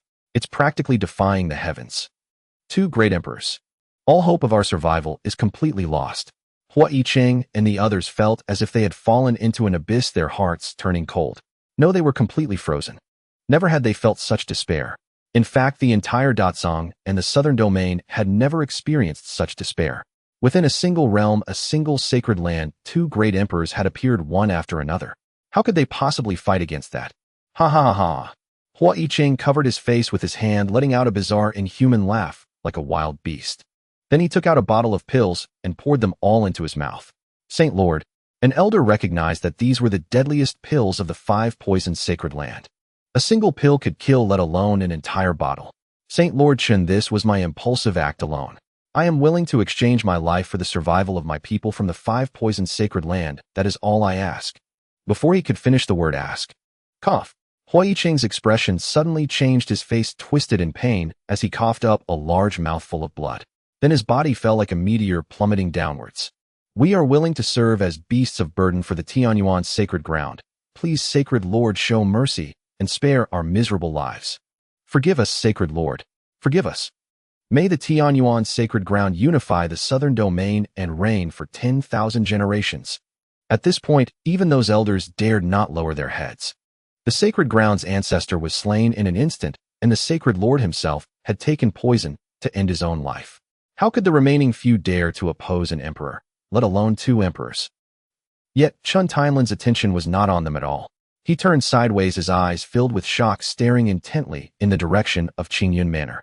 He had never doubted that Chen Mu's fortune was unmatched, but he never imagined it could reach such a level. On the very same day he himself had just attained the Tao and become an emperor, Chen Mu also broke through, shattering the order of heaven. Such fortune, calling him a child of destiny, would not be an exaggeration. A born emperor. Chen Tianlin even wondered if Chen Mu might have had the opportunity to attain the Tao long ago. But perhaps because of him Chen Mu had been holding back. The reason was simple: Chen Tianlin himself lacked the power to break the order of heaven. The more he thought, the more moved he became. What virtues did Chen Tianlin possess to father such an extraordinary son? Sacred Lord, how should we deal with these people from the 5-poisoned sacred ground? An elder stepped forward to ask, seeing Chen Tianlin remain silent. Oh, take over the 5-poisoned sacred ground and merge it into Tianyuan. Chen Tianlin spoke calmly, as if discussing something trivial.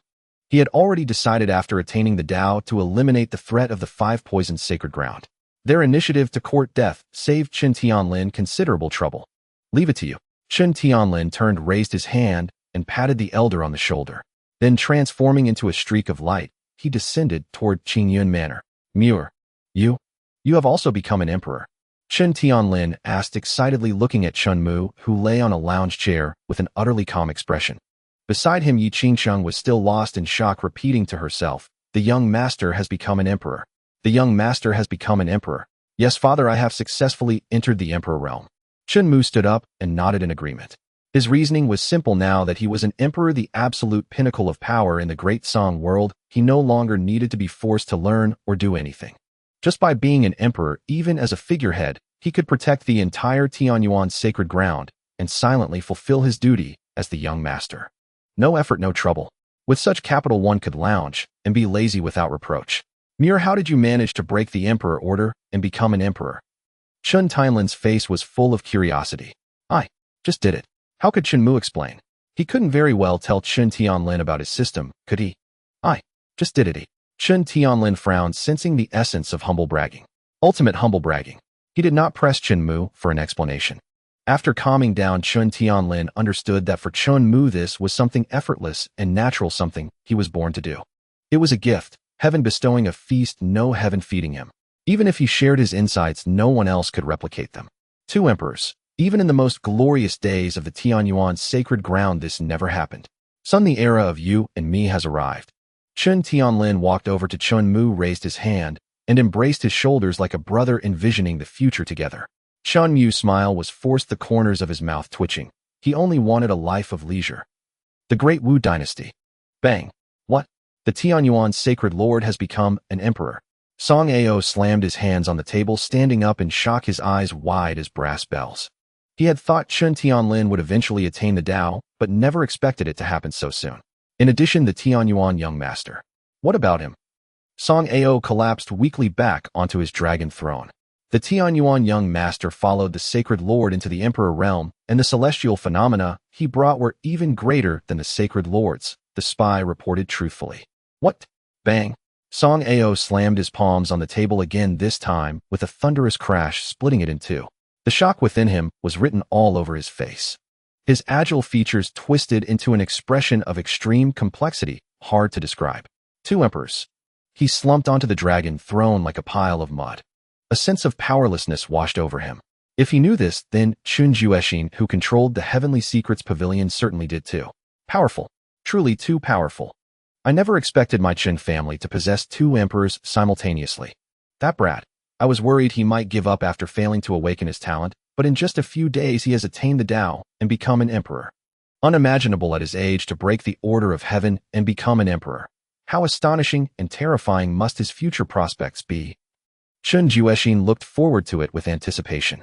At the same time she expanded her business empire. Of course, with 2 emperors backing her who would dare to disrupt her ventures.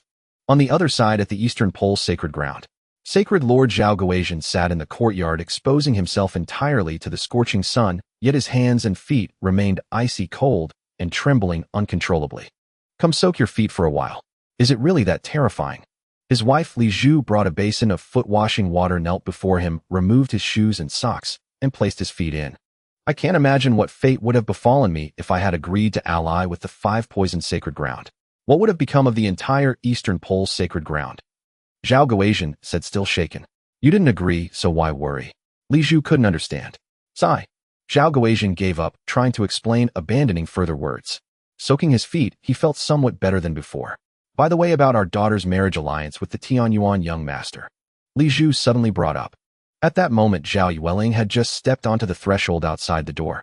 Yueling, are you truly prepared to sacrifice yourself for the Eastern Pole's sacred ground and marry into the Tianyuan's sacred ground? Zhao Yuhao asked repeatedly for confirmation. To sacrifice the self for the greater family, what does it matter? Besides, isn't it a blessing to marry someone like the Tianyuan young master? Zhao Yueling had made up her mind, telling Zhao Yuhao not to dissuade her further. She knew well of Zhao Yuhao's feelings for her, but they were simply not meant to be. Zhao Yueling only saw Zhao Yuhao as a senior brother, nothing more. Hearing this, Zhao Yuhao remained silent. Zhao Yueling turned to push open the courtyard door. Then Zhao Gizhen's voice came from inside. Call off the marriage alliance. Let's not humiliate ourselves. Humiliate ourselves? Huh? Zhao Yueling was full of question marks. What does it mean to bring shame upon oneself? Zhao Yueling was utterly confused. Zhao Yuhao also looked puzzled upon hearing this. Regardless of the circumstances, Zhao Yueling was known as the first beauty in the Eastern Holy Land, and countless admirers held her as their goddess. Many powerful families and royal relatives had come to propose marriage. However, Zhao Guozhen flatly rejected all of them.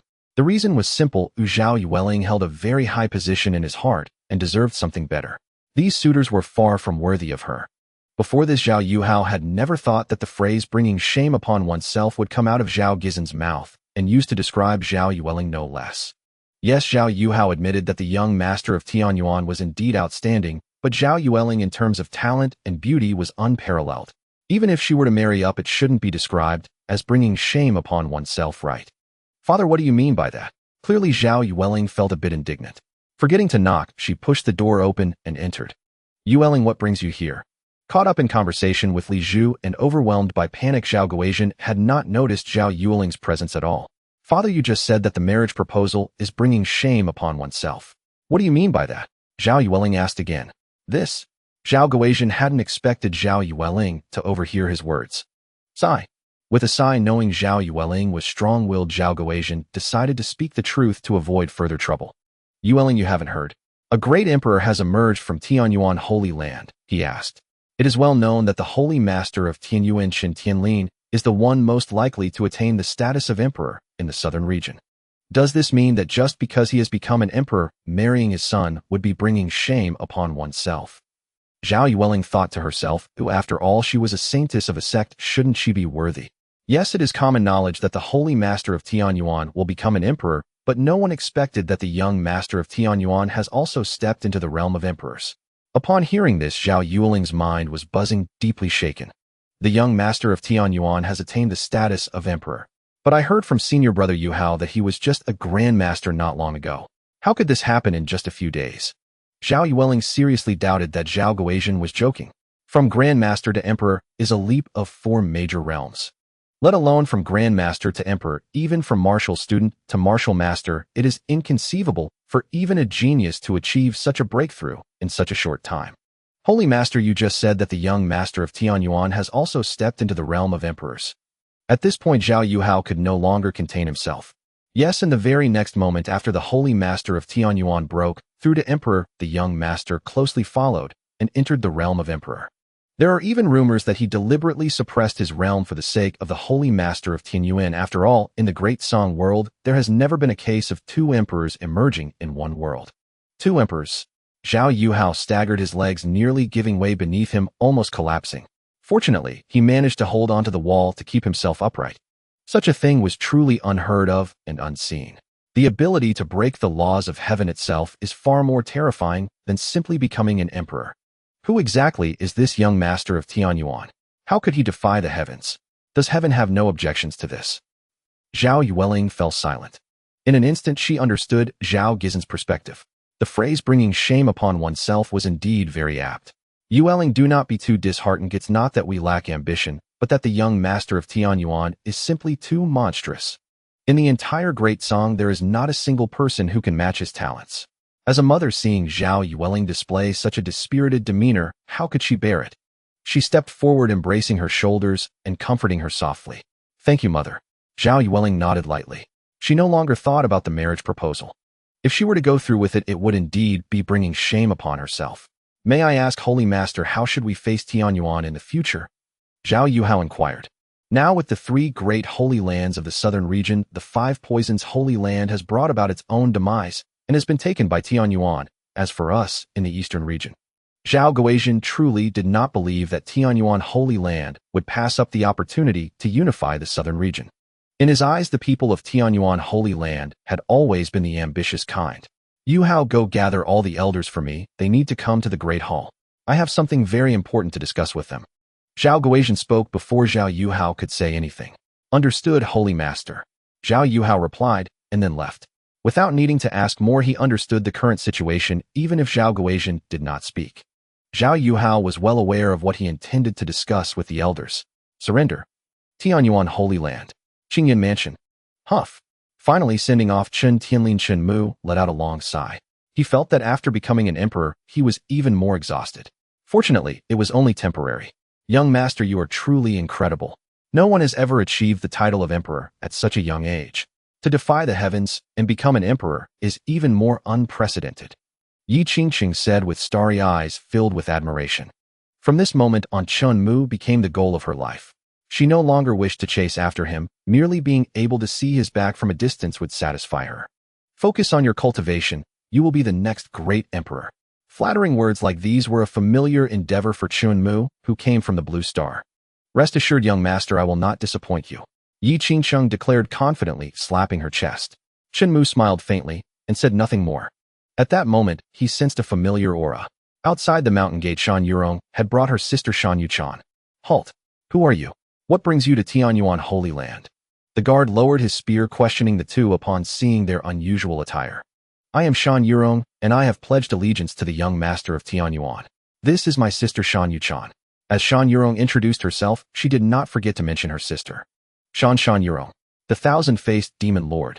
The guard exclaimed, his eyes widening in shock. That is correct, Shan Yurong confirmed with a nod. How will you prove it? The guard asked again. Just then Chen Mu's ethereal voice reverberated from all directions. Let them in. Understood, young master. The guard immediately stood straighter, driving the spear heavily into the ground, responding with utmost formality. Unexpectedly, even a major figure like the thousand-faced demon lord had submitted to their young master. Please, both of you. He gestured with his hand in a welcoming manner. Thank you. Shan Yurong looked at Shan Yuchan. Yuchan, let us head up the mountain. All right. Shan Yuchan turned her gaze away from the guard and climbed the steps with Shan Yurong. Unable to contain her curiosity, she spoke up and asked, Brother, is that young master of Tianyuan really powerful? This young master is far beyond mere formidable. At an age similar to yours, he has already broken conventions and stepped into the realm of the great emperor. Speaking of Chen Mu, Shan Yurong's eyes brimmed with longing and reverence. He had never admired anyone so deeply. So incredible. Shan Yuchan exclaimed, astonishment coloring her face. She understood well what the title of great emperor meant. In her eyes, it signified a supreme being capable of dominating realms and commanding the elements. Indeed, even the elixir formula that prolonged your life was derived by him. At this, Shan Yuchan raised a hand to her forehead, interrupting, Brother. Stop talking, I suddenly feel immense pressure. Compared to him, I'm less than an ant. Shan Yurong smiled, but said nothing. Not to mention Shan Yuchan, even he, who had learned from 100 masters and was known as the thousand-faced demon lord, felt overwhelming pressure facing a junior like Chen Mu. He knew clearly that before Chen Mu, not only himself, but countless powerhouses across the southern domain could only serve as foils. Beneath him all were mere supporting leaves. In short, the young master is our lifesaver. When you meet him, don't be rash, understand? Shan Yurong emphasized repeatedly. Though he knew Shan Yuchan was gentle and sensible, he still feared she might inadvertently offend Chen Mu and invite disaster. Being near a sovereign was like living with a tiger, even more perilous. Don't worry, brother, I know what to do, Shan Yuchan replied with a smile. Soon under Shan Yurong's guidance, she arrived before the Qingyan mansion. I don't know why, but this place feels far more comfortable than others. Shan Yuchan pressed a hand to her chest, her breathing becoming remarkably smooth. At her words, Shan Yurong also noticed that the spiritual energy here was denser and richer than elsewhere. Several times. No, over 100 times. With each breath, his dantian rapidly filled, and his cultivation slowly advanced. In such a place, it was no exaggeration to say that even a slightly talented person could see their cultivation progress automatically, just by lying idle, without any practice. A sacred land. No, a paradise on earth. So this is a great emperor. Shan Yurong was certain it hadn't been like this when he came before. Shaking his head, he set aside his thoughts. Knock, knock, knock. He ascended the steps and rapped 3 times on the courtyard gate. Shortly the door opened. I've come to see the young master, please announce me. Sensing Yi Qingcheng's wary gaze, Shan Yurong quickly explained. Shan Yuchan stood silently beside him, staring at Yi Qingcheng, inwardly marveling what a beautiful woman. Her heroic and spirited demeanor filled Shan Yuchan with envy. Then Chen Mu's voice emerged, let them in. Yes, young master. Please come in. Yi Qingcheng opened the gate fully and stepped aside. Thank you. Shan Yurong glanced back at Shan Yuchan. Let's go. All right. The two entered the courtyard and stood before Chen Mu. Shan Yurong pays respects to the young master. Shan Yuchan pays respects to the young master. Shan Yuchan followed suit and knelt. Though their ages were similar, their identities, status, influence, and strength were worlds apart. There was no reason not to kneel, no qualification to refuse. Shan Yurong. The thousand-faced demon Lord Shan Yurong. Yi Qingcheng looked on in astonishment. Rise, no need for formalities. As he spoke, Chen Mu, to verify his thoughts, had the system check Shan Yuchan's personal information. Retrieving data. Retrieval successful. Soon all aspects of Shan Yuchan's information, her entire life story, appeared before Chen Mu without a single omission. He scrolled mentally. His gaze soon fixed on the physique column. Physique, innate ice phoenix, cold body. Notice sacred physique ranked 17th on the physique chart, an extreme cold body that without a suitable cultivation method can endanger one's life. Chen Mu had only tried on a whim, never expecting to be correct. A sacred physique ranked 17th. My myriad thunder Dao body is only ranked 28th. Boundless potential. Signing in. Sign in successful. Congratulations, host, for obtaining the first ranked sacred physique myriad Dao sacred body. Congratulations, host, for obtaining the second ranked sacred physique space sacred body. Congratulations, host, for obtaining the third ranked sacred physique 5 elements sacred body. Congratulations, host, for obtaining the fourth ranked sacred physique starry sky sacred body. Congratulations, host, for obtaining the fifth ranked sacred physique sky burning sacred body. Congratulations, host, for obtaining the sixth ranked sacred physique undying sacred body. Congratulations, host, for obtaining the 7th ranked sacred physique myriad venom sacred body. Chen Mu never imagined that a casual remark would prompt the system to sign in the top 10 sacred physiques on the chart. The myriad Dao sacred body encompassed all paths of the world. The space sacred body could warp space at will, making even the remotest corners accessible in an instant. The 5 elements sacred body commanded the 5 elemental paths. The starry sky sacred body drew upon the boundless cosmos and stars as an inexhaustible source of spiritual energy. Among these, the undying sacred body captivated Chen Mu the most. Acquiring it meant gaining eternal life. Even if reduced to a single imperceptible speck of ash, one could effortlessly rebuild the physical form. Ageless, deathless, sharing the heavens' longevity. Not even the collapse of heaven and earth could bring about its demise. Hiss. Chen Mu couldn't help but feel there was a hint of a curse to it. Young master, is there something wrong with my sister? Seeing Chen Mu staring at Shan Yuchan, Shan Yurong probed cautiously. He wondered, could the young master have taken a fancy to Yuchan? Should he agree or refuse? But then he realized he had no power or qualification to refuse. Do you know why your sister has been chronically ill, even to the point of endangering her life? Chen Mu countered. I've consulted many divine physicians, but none could find the answer. Shan Yurong shook his head then, as if seeing hope, pressed on. Can you tell young master? Yes. Chen Mu nodded affirmatively. She was born with a sacred physique, yet it nearly cost her life. A sacred physique. Shan Yurong was puzzled. Isn't a sacred physique a blessing from the heavenly Tao Wei? Why would it take my sister's life? This physique is called the Ice Phoenix Cold Body. It requires a special cultivation method to master, otherwise, it will continuously drain and exhaust her vitality. Even though she has taken the longevity pill and barely clings to life, once it flares up again, her lifespan will rapidly drain away, causing unbearable pain. A fate worse than death, Chen Mu declared. Shan Yurong, who had just risen, fell to his knees with a thud, knocking his head on the ground. I beg the young master to save my sister. I will give everything. With that, he presented a golden-laid red jade thumb ring with both hands. Within this spatial ring are the various unique techniques I've collected and copied while traveling across Datsong to find a cure for my sister. Over 100,000 volumes along with countless spiritual treasures and pills. Before Chen Mu could ask, Shan Yurong had already taken the initiative to explain the matter of this golden-laid jade thumb ring. The reason he was called the Thousand-Faced Demon Lord was not because he commanded a vast cult or heretical organization. Rather, it stemmed from Shan Yurong's indistinguishable and masterful art of disguise, which he used to infiltrate the treasuries of various sects and great families. Although he didn't completely empty them, only taking the pills he needed or hand-copying various technique manuals as leverage. It still caused countless headaches, leaving people with no way to deal with him. To put it plainly, he was a great thief, or more euphemistically, a legendary phantom thief. Rumor had it there was nothing in this world he couldn't steal. After over a decade of plunder, he now offered everything to Chen Mu without a hint of hesitation. After all, the very reason he had taken these items was to prolong Shan Yukin's life. Not to mention this small ring. Even if Chen Mu demanded that Shan Yurong trade his life for Shan Yukin's, he would not hesitate for a moment, nodding in agreement immediately. Hearing Shan Yurong's explanation, Chen Mu picked up the ring presented before him with 2 fingers. Since it was offered to his hand, why refuse? It would serve well to enrich the treasury of the Tianyuan sacred ground. He asked inwardly System about her illness. Signing in. Sign in successful. Congratulations, host, for obtaining the heaven-grade ultimate mystic ice exquisite art. This System was as quick to answer as ever.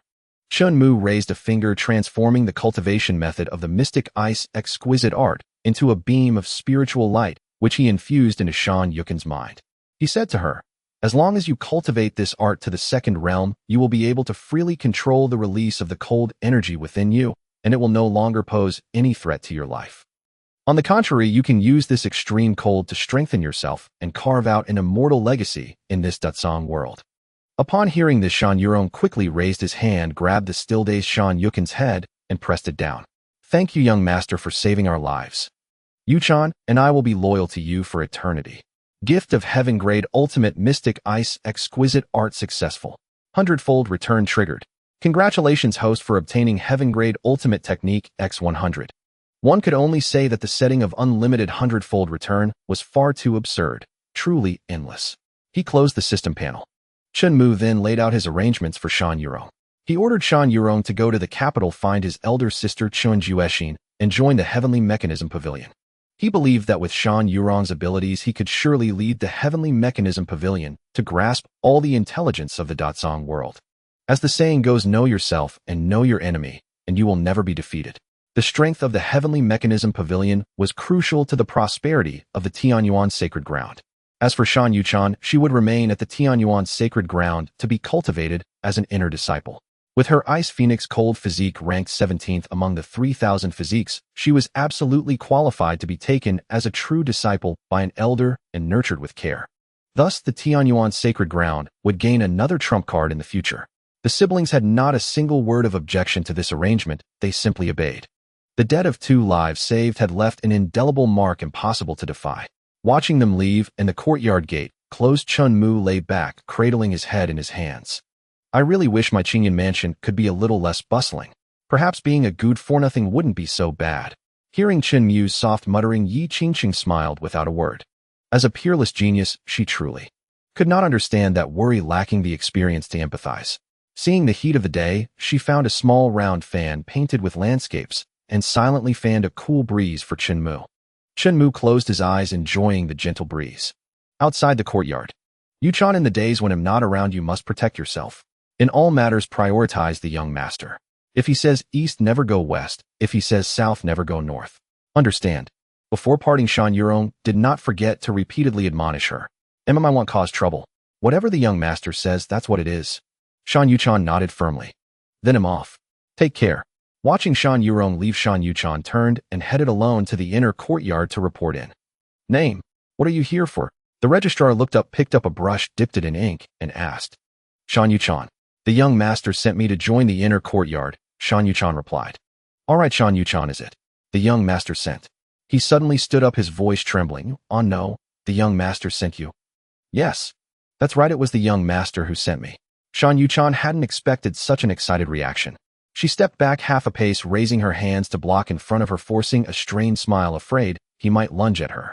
As soon as she spoke, she felt an immense pressure bearing down from above, enveloping her entire body, rendering her unable to move. Was this human immortal realm powerhouses? And not just one. Shan Yuchan had seen human immortal realm experts before, but the oppressive aura of these few far surpassed them. This little girl, my longevity peak, claims her. Someone recommended by the young master. Does your longevity peak even deserve her? Little one, join my Dansha peak instead. Join my evergreen peak. Pills, techniques, all kinds of cultivation resources. Take your pick. Whatever conditions they offer, my Wulong peak will double them. Seeing over a dozen human immortal realm powerhouses fighting tooth and nail, afraid of falling behind, each vying to take her as their true disciple. And hearing the endless envious murmurs from the surrounding disciples, Shan Yuchan found it hard to believe that all of this was simply because of a single word from Chen Mu. It seems the young master is truly beloved at the Tianyuan sacred ground. Shan Yuchan had heard plenty from her brother Shan Yurong about how difficult it was to join the Tianyuan sacred ground. The Tianyuan sacred ground was also one of the few places Shan Yurong dared not attempt to steal from. If entry was this hard, becoming a true disciple of a human immortal realm elder was even more so.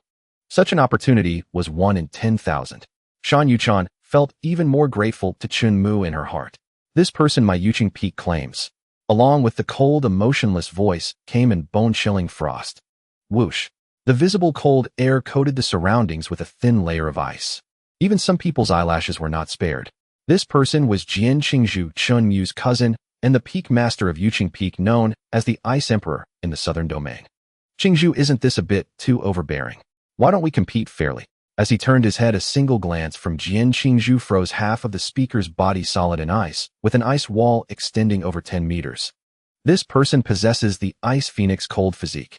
Besides me, no one here is qualified to teach her. Jian Qingzhu's words were soft, yet they carried an unyielding empress-like absolute dominance. Ice Phoenix cold physique. The moment these 4 words were uttered, every celestial realm powerhouse present tightened their expressions. Sensing the shift in atmosphere, the disciples, unable to contain their curiosity, asked those beside them, the Ice Phoenix cold physique. Have any of you heard of it? No, they shook their heads. But it sounds formidable. Anything associated with the word phoenix is bound to be extraordinary. Ah, you are truly ignorant. Besides cultivation, can you not pay attention to other matters? The Ice Phoenix cold physique ranks 17th on the sacred physique list. By the heavens, a sacred physique ranking 17th among 3,000 physiques. A true prodigy. It seems our young master is not only gifted in cultivation and alchemy, but also possesses impeccable judgment. Seeing that the peak masters had fallen silent, Jian Qingzhu walked with graceful steps to stand before Shan Yuchan and asked, Are you willing to join my Yuqing peak? Disciple pays respects to master. Shan Yuchan, showing great acumen, immediately performed the kneeling bow. Rise, Jian Qingzhu said, lifting Shan Yuchan with both hands, and under the gaze of all led her away. The remaining peak masters exchanged helpless glances, staring at each other with wide eyes, speechless and aggrieved. Indeed, not just within Tianyuan's sacred land, but across the entire southern domain, finding anyone more suitable than Jian Qingzhu to mentor Shan Yuchan, who possessed the Ice Phoenix cold physique, was virtually impossible. At Yuqing Peak, keep this token. In the future, if you encounter trouble in Tianyuan, simply show it. Jian Qingzhu handed Shan Yuchan the symbol of her true disciple status. Thank you, master, Shan Yuchan said, accepting it with both hands. By the way, I sense that your internal energy is chaotic and your cold qi is obstructed. Do you have a suitable cultivation technique? Jian Qingzhu asked, her icy gaze fading back to normal. To answer, master, the young master has imparted a technique to me that can help control the cold qi within, Shan Yuchan replied, without concealment. Oh, what technique is it? Jian Qingzhu had mastered all the ice-based techniques within Tianyuan's sacred land. She recalled that Chen Mu's awakened talent was lightning and fire attributes. She was curious about his understanding of the ice attribute. I have not yet practiced it. It is called the Profound Ice Exquisite Art, Shan Yuchan answered. Profound Ice. Exquisite Art. A flicker of surprise barely noticeable crossed Jian Qingzu's cold visage. Master knows of this technique. Shan Yuchan asked curiously. Jian Qingzu nodded. This art has been lost for 1,000 years. It was once hailed as one of the 3 supreme ice techniques. Coupled with your sacred physique when cultivated to perfection, you could freeze 10,000 miles with a single thought, far surpassing me. A hint of envy crept into her words. Truly, Shan Yuchan was astounded. She had never imagined that the young master had not only saved her life, but also bestowed upon her such a precious technique. How could she ever repay such immense kindness? Take these pills. Cultivate diligently and master the Profound Ice Exquisite Art as soon as possible. I have matters to attend to. I will take my leave. Producing a bottle of pills, Jian Qingzu tossed it to Shan Yuchan and vanished without a trace. Only a wisp of breeze remained brushing past and gently lifting Shan Yuchan's hair. Qingyan Manor. It has been a while. Looking up at the plaque hanging on the lintel, 3 golden characters reading Qingyun Manor, Jian Qingzu sighed. She should have come to congratulate Chen Mu earlier, but she had been in seclusion attempting to break through to the celestial realm. Now she could seize this opportunity to congratulate him on his breakthrough to Emperor and thank him for finding her such an outstanding disciple. Hiss. Inside the courtyard, Chen Mu suddenly opened his eyes, rubbed his arms, and asked Yi Qingqing, "Don't you feel the weather has turned much colder?" Hearing this, Yi Qingqing sensed it too. A little. Checking in. Check-in successful. Congratulations, host, for obtaining a heaven-grade extreme ice spirit root. Why did I suddenly sign in for this? Chen Mu wondered. The system explained detected host's relatively weak resistance to ice attribute, thus enhancement is granted. To this, Chen Mu casually remarked, then why not just give me all the spirit roots to avoid future trouble? Checking in. Check-in successful. Congratulations, host, for obtaining a heaven-grade extreme earth spirit root. Check-in successful. Congratulations, host, for obtaining a heaven-grade extreme metal spirit root. Check-in successful. Congratulations, host, for obtaining a heaven-grade extreme wood spirit root. Check-in successful. Congratulations, host, for obtaining a heaven-grade extreme wind spirit root. Chen Mu remarked, I was just talking casually. You're serious. Now Chen Mu possessed all elemental spirit roots.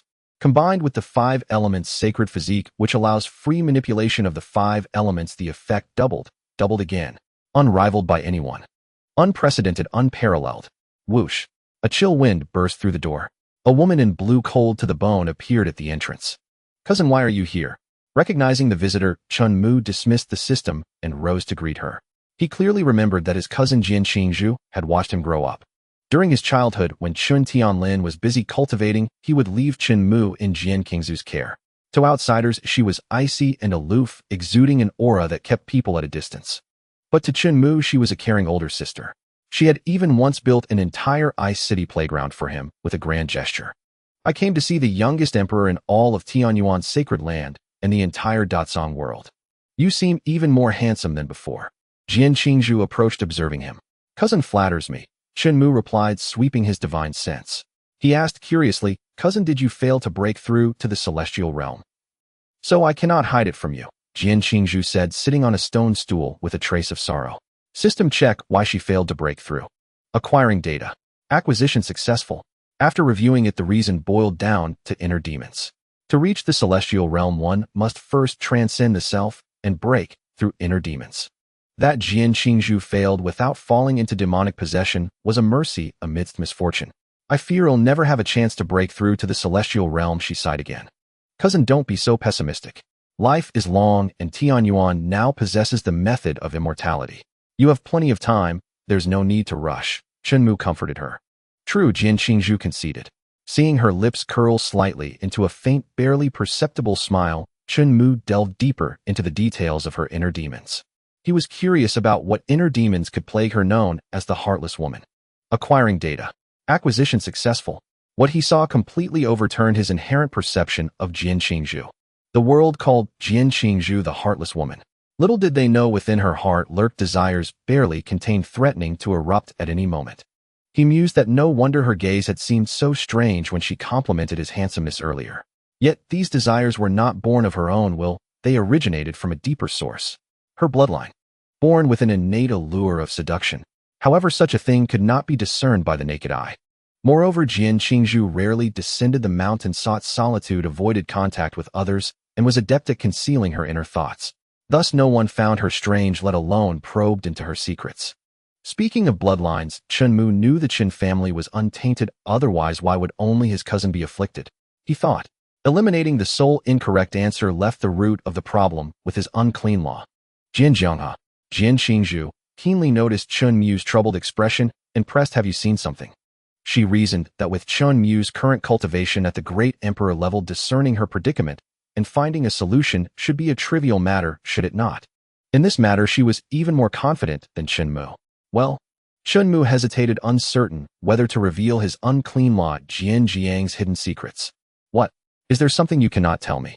Speak freely without fear." Jiang Qingzhu urged him to set aside his concerns. "System check Jiang's information." Chen Mu commanded silently. "Retrieving data." Success. Upon seeing it, Chen Mu could only conclude that his cousin took after her mother in appearance, but her father in essence. The 5 characters sect master of the Joyful Union sect immediately caught Chen Mu's eye. He had never known Jiang held such an identity. He only knew that Jiang had met his aunt by chance during her travels down the mountain, and they quickly fell in love. At that time, his title as one of the 10 outstanding cultivators of the southern domain was renowned. A righteous youth on the surface, yet secretly the sect master of the Joyful Union sect. The Joyful Union sect, to put it politely, was known by that name. To put it bluntly, in the eyes of the world, it was a den of depravity. Centuries ago, the Joyful Union sect's reputation was formidable.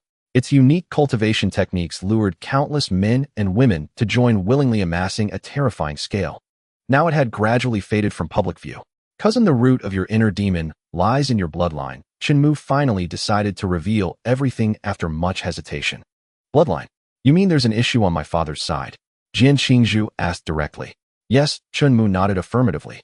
"Unclean law is the sect master of the Joyful Union sect." Jiang Qingzhu, Yi Qingqing. They both understood the implications of the Joyful Union sect. But rest assured, unclean law has never wronged yet. On the contrary, under his leadership, the Joyful Union sect is now reforming its ways, Chen Mu quickly explained. "So all these chaotic thoughts troubling me lately are connected to this, correct?" Jiang Qingzhu sought confirmation. Chen Mu nodded. "Why is this so? Can the direct bloodline of the Joyful Union sect influence a person?" Jiang Qingzhu pressed, determined to get to the bottom of it. "As far as I know, the Joyful Union sect traces back to its founder, a fox spirit known as a charm demon, who cultivated and transformed into human form.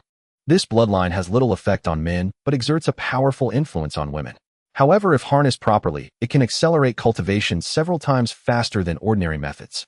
The Joyful Union ancestor created the cultivation technique based on this inspiration, recruiting men and women from all over to propagate the art of union." After hearing Chen Mu's explanation, Jiang Qingzhu's thoughts swirled into a tangled, indescribable mess. "So according to you, to overcome this inner demon, I must seduce men like the ancestor did." She bit her lip, unable to finish the sentence. If forcing Jiang Qingzhu to do so was the only path to becoming a human immortal, she would rather never break through. "There's no need for such trouble. I have a solution." "Really?" Following Chen Mu's guidance, Jiang Qingzhu sat cross-legged, closed her eyes, drew spiritual energy into her body, and attempted to break through to the human immortal realm once more. The inner demon reappeared, conjuring countless blushing scenes that painted 2 rosy hues on Jiang Qingzhu's fair cheeks. Seeing the opportune moment, Chen Mu condensed a ball of spiritual energy in his palm and infused it into her body. Inner demon shattered with a single blow. Such a level of inner demon was beneath his notice. With the demon eradicated, Jiang Qingzhu's complexion returned to normal, and she calmed down. She continued her breakthrough, advancing toward the human immortal realm.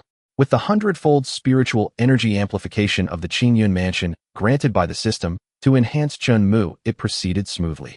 This 100-fold amplification was merely intended by the system to improve Chen Mu's sleep quality while simultaneously boosting his cultivation through breathing. In its mission to elevate Chen Mu to a powerhouse, the system was utterly devoted, walking this path without hesitation or retreat. Witnessing how the Ice Empress Jiang Qingzhu, who had been so troubled by an unsolvable problem, saw it effortlessly resolved by Chen Mu's mere gesture. Yi Qingqing's admiration flowed like an endless river. The young master was truly too formidable. Suddenly the heavens shifted and dark clouds gathered. Like rolling tides, thunderclaps shook the soul. Outside the walls, many paused to watch. Strange, why is there another tribulation lightning at the Qingyun mansion? Isn't the young master already at the great emperor realm maxed out? This tribulation lightning seems weaker than when the young master broke through. I think Saint-Yi is about to advance. Unexpectedly, not only the young master, but also those around him are so exceptional. Of course, how could an ordinary person catch the young master's eye? Do you know about the Ice Phoenix Cold Body? The 17th ranked Saint Physique on the Constitution list. Even such a prodigy wasn't qualified to stay in the Qingyan mansion. Imagine how extraordinary Saint-Yi must be. Hearing the discussions about herself from outside the courtyard, Yi Qingcheng smiled bitterly. She only wanted to say, "You truly overestimate me." Rumble. As she thought, a heavenly thunderbolt struck down violently, its white electric light shining for 1,000 miles. Seeing this, Chen Mu opened his 5 fingers, drew the thunderbolt into his own body, and stored it as thunder force in his dantian. This tribulation lightning of the human immortal realm could be used at will. Anyone below the martial saint level would be reduced to ashes in an instant. This time the heavenly Tao had apparently learned from its previous mistake. Seeing that 2 thunderbolts failed to strike Jian Qingzhu, the tribulation clouds immediately dispersed. Preferring to turn a blind eye rather than grant Chen Mu free experience points. As the heavenly Tao, why are you so stingy? Chen Mu remarked speechlessly. Boom, boom, boom. A massive surge of white light exploded outward, filling his field of vision. His attention was instantly drawn to Jian Qingzhu. A tail. A massive, extraordinarily delicate white tail unfurled behind Jian Qingzhu. It was predominantly white with a hint of pink at the tip. There were 5 such demonic tails in total. Besides the tails, Jian Qingzhu's once jet-black lustrous hair had also transformed into a silvery white. A pair of furry fox ears sprouted from the top of her head, their tips tinged with a faint pink. Moreover, what was most captivating were her crimson, inhuman eyes, as red as blood. Heavens! Yi Qingcheng exclaimed, covering her face with her hands, unable to hide her astonishment. What has happened to me? Jian Qingzhu turned her head left and right, staring at the several tails, momentarily flustered. She had never seen or even heard of such a thing. I think it's highly likely that the ancestral bloodline from your father's side within you has fully awakened, cousin. Chen Mu observed that these were unmistakably the traits of a fox spirit. System, to be precise, host the bloodline that Jian Qingzhu has awakened is that of the 9-tailed fox clan, far beyond what ordinary fox spirits can compare to. Common fox spirits can only bow and submit before them. Since it's a 9-tailed fox, why are there only 5 tails? Chen Mu asked in confusion. He was certain there were only 5 tails, not one more, not one less. The system explained the number of tails will increase as her power grows. Simply put, her current strength is too low to fully awaken all 9 tails. I see. Chen Mu understood. He then relayed the information he had learned from the system verbatim. Having the system was indeed very convenient. It was like having a portable encyclopedia. Whenever he had a question, he could simply ask and know the answer. The 9-tailed fox clan. If I recall correctly, the ancient demon king that once dominated the land was from the 9-tailed fox clan. How could they be connected to the Hahuan sect? Initially, Jian Qingzhu thought the bloodline she possessed was merely that of an ordinary fox spirit. She never expected it to be linked to the ancient demon king. I wouldn't know about that, Chen Mu said, uninterested and unwilling to delve deeper. He was afraid that this rabbit hole would grow deeper and deeper, leading to endless questions from Jian Qingzhu. Die, demon. Do not harm our young lord. Bang. The door was blasted open as several cultivators at the human immortal and martial saint realms rushed in. Various types of spiritual energy, incredibly vibrant, powerful, and fierce. Before Jian Qingzhu could react, her 5 tails had already twisted into a single strand, lashing out horizontally, like a long whip, towards those individuals. Bang! Boom! Their protective true essence was shattered in an instant. They were all sent flying, unable to react in time, crashing heavily into the courtyard wall. Cracks spread across the wall. Not good. Seeing the 5 tails about to launch another attack, Jian Qingzhu quickly regained her senses, exerted control, and retracted them. The human immortal realm, combined with the 9-tailed fox bloodline, was several times more powerful than she had imagined. A few more hits on those old fellows, and at best they'd be paralyzed for months, at worst they'd die on the spot. Jian Qingzhu had no desire to gain a reputation for falling into demonic possession and harming her fellow disciples. Cough. The few of them clutched their chests, brows furrowed, faces grim, with faint traces of fresh blood visible at the corners of their mouths. Such a powerful demon. Don't you dare leave. Seeing that elder preparing to send a sound transmission to call for reinforcements, Chen Mu quickly spoke up. Stop. Don't fight anymore. It's a misunderstanding, a complete misunderstanding. Misunderstanding. The few were utterly confused. Take a closer look. She's not some demon invading the sacred ground. She's the peak master of Yuqing Peak. Chen Mu introduced seriously. What? She? She is the Yuqing Peak master. Junior sister Qingzhuyu. What has happened to you? Are you cursed by a demonic cult? How could this be? I don't understand. Look closely, it really is senior sister Jian. That gaze still as bone-chillingly cold as ever. He rubbed his arms together, his body shuddering. There was also a hint of indescribable pleasure. Noticing someone's peculiar taste, Chen Mu gave a look of disgust. Then he explained once more about Jian Qingzu's possession of the nine-tailed fox bloodline.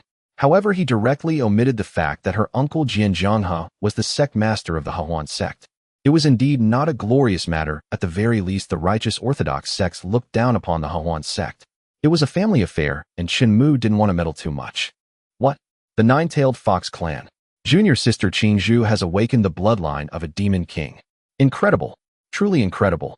The fortune of our Tianyuan sacred ground is unparalleled. It's hard not to awaken. Legends say that the ancient demon king could rival an emperor.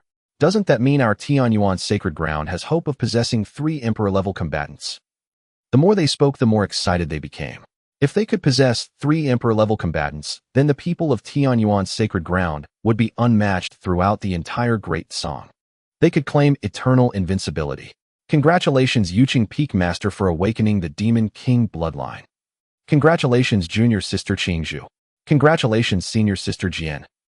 Everyone cupped their hands and offered their blessings. I appreciate everyone's kindness, but Jian Qingzhu turned to look at Chen Mu.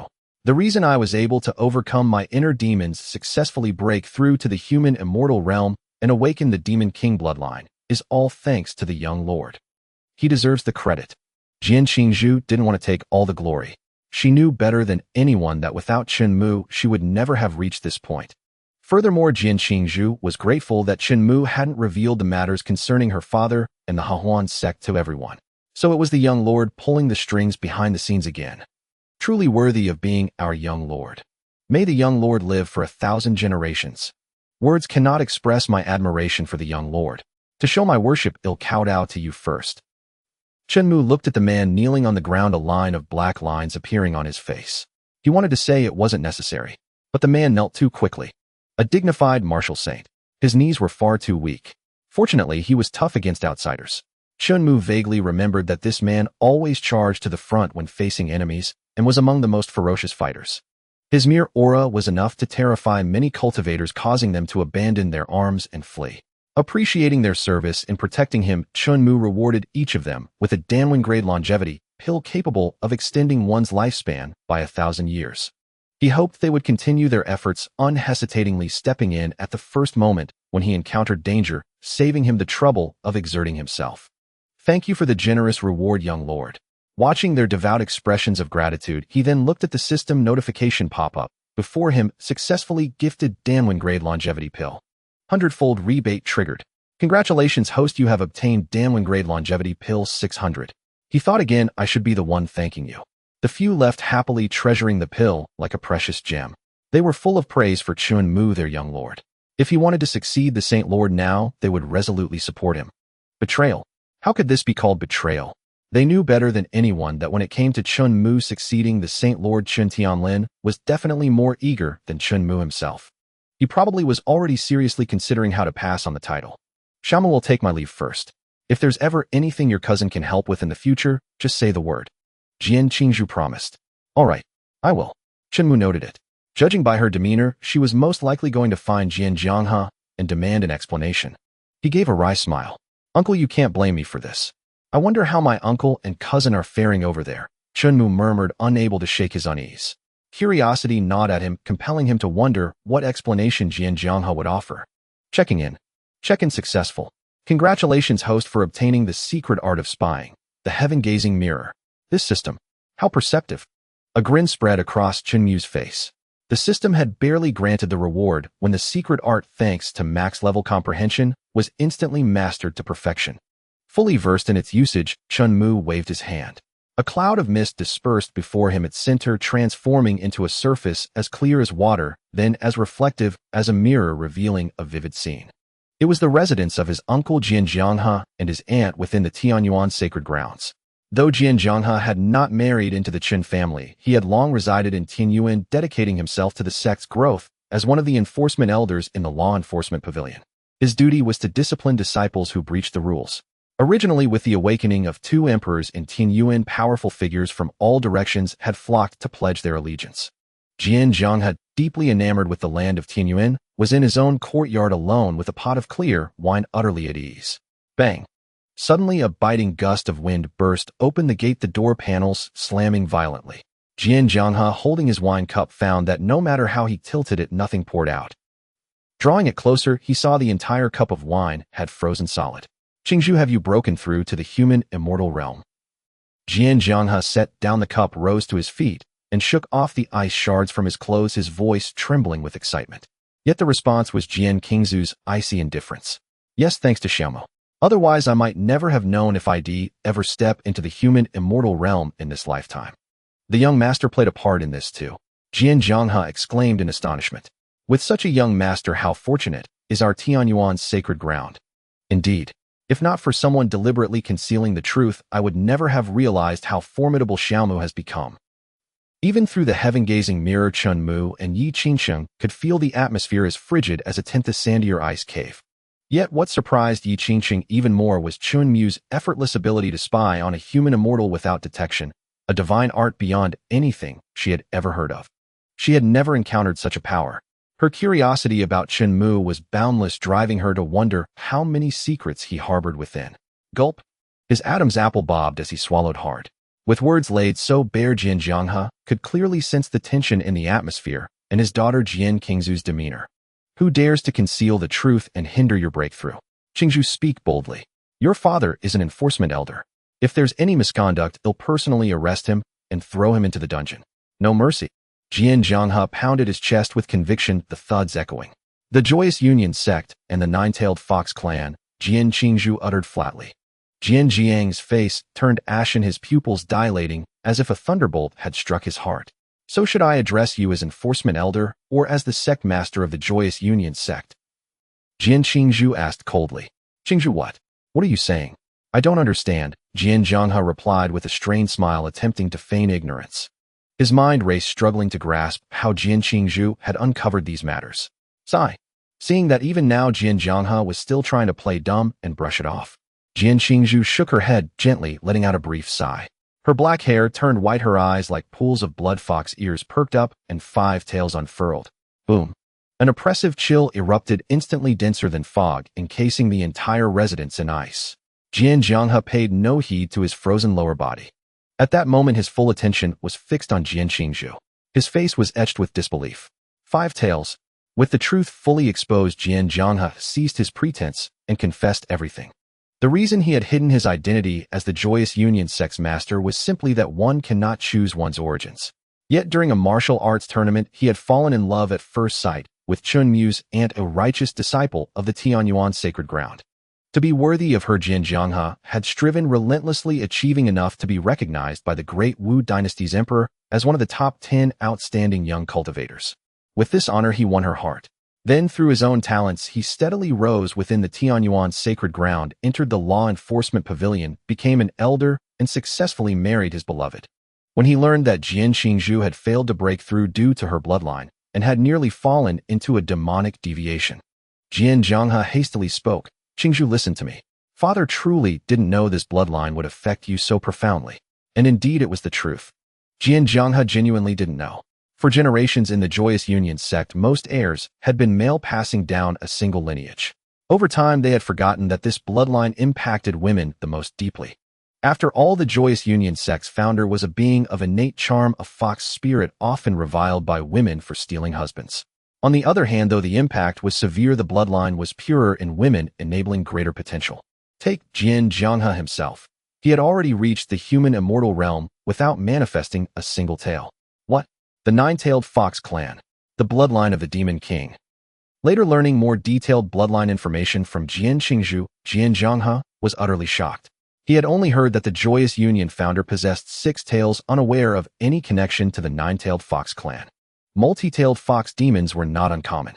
In the Joyous Union sect's ancient times, the atmosphere was too decadent, leaving scarce records. Jiang could only glean fragmented stories from the elders. To see at a glance that you carry the Demon King's bloodline, break your inner demon and aid your breakthrough to the human immortal realm. The young master is even more formidable than the rumors suggest. Jiang spoke with genuine reverence. His gratitude toward Chen Mu was boundless. He had only one daughter, Jian Qingzhu, whom he cherished immensely. He thought to himself, it's not in vain that I let you ride me like a horse so many times when you were little. Indeed, Xiaomu is a different person now. Jian Qingzhu nodded in agreement.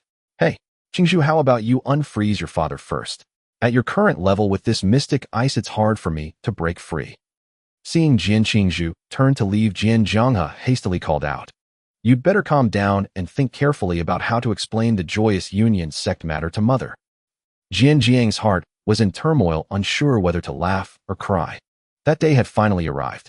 Looking up at the sky on the verge of tears, he muttered, Young master, I thank you. The image in the heaven-gazing mirror blurred, rippling like a stone tossed into water. Chen Mu pinched the bridge of his nose, sensing Jiang's heartfelt gratitude, yet also an indescribable dissonance. Never mind. Forget it. He'll just take it as him thanking me. Before convincing anyone else, Chen Mu convinced himself first. Just as he was about to close the heaven-gazing mirror, a thought struck him. I wonder how things are progressing at the 5 Poisons sacred ground. Chen Mu worried that remnants of the 5 Poisons sacred ground might still be lurking, intent on harming his Tianyuan kin. How could this be? Chen Mu still hoped that with sheer numbers the Tianyuan Holy Land could dominate the Datsang world, allowing him to shirk all responsibilities and be a carefree young master. With a single thought, the scene shifted. Gazing at the image that materialized again on the heaven-peering mirror, Yi Qingqing said uncertainly, the 5 Poisons Holy Land. Have you been there? Chen Mu glanced back and asked casually. Previously a disciple of the Heavenly Sword sect was afflicted with a strange poison.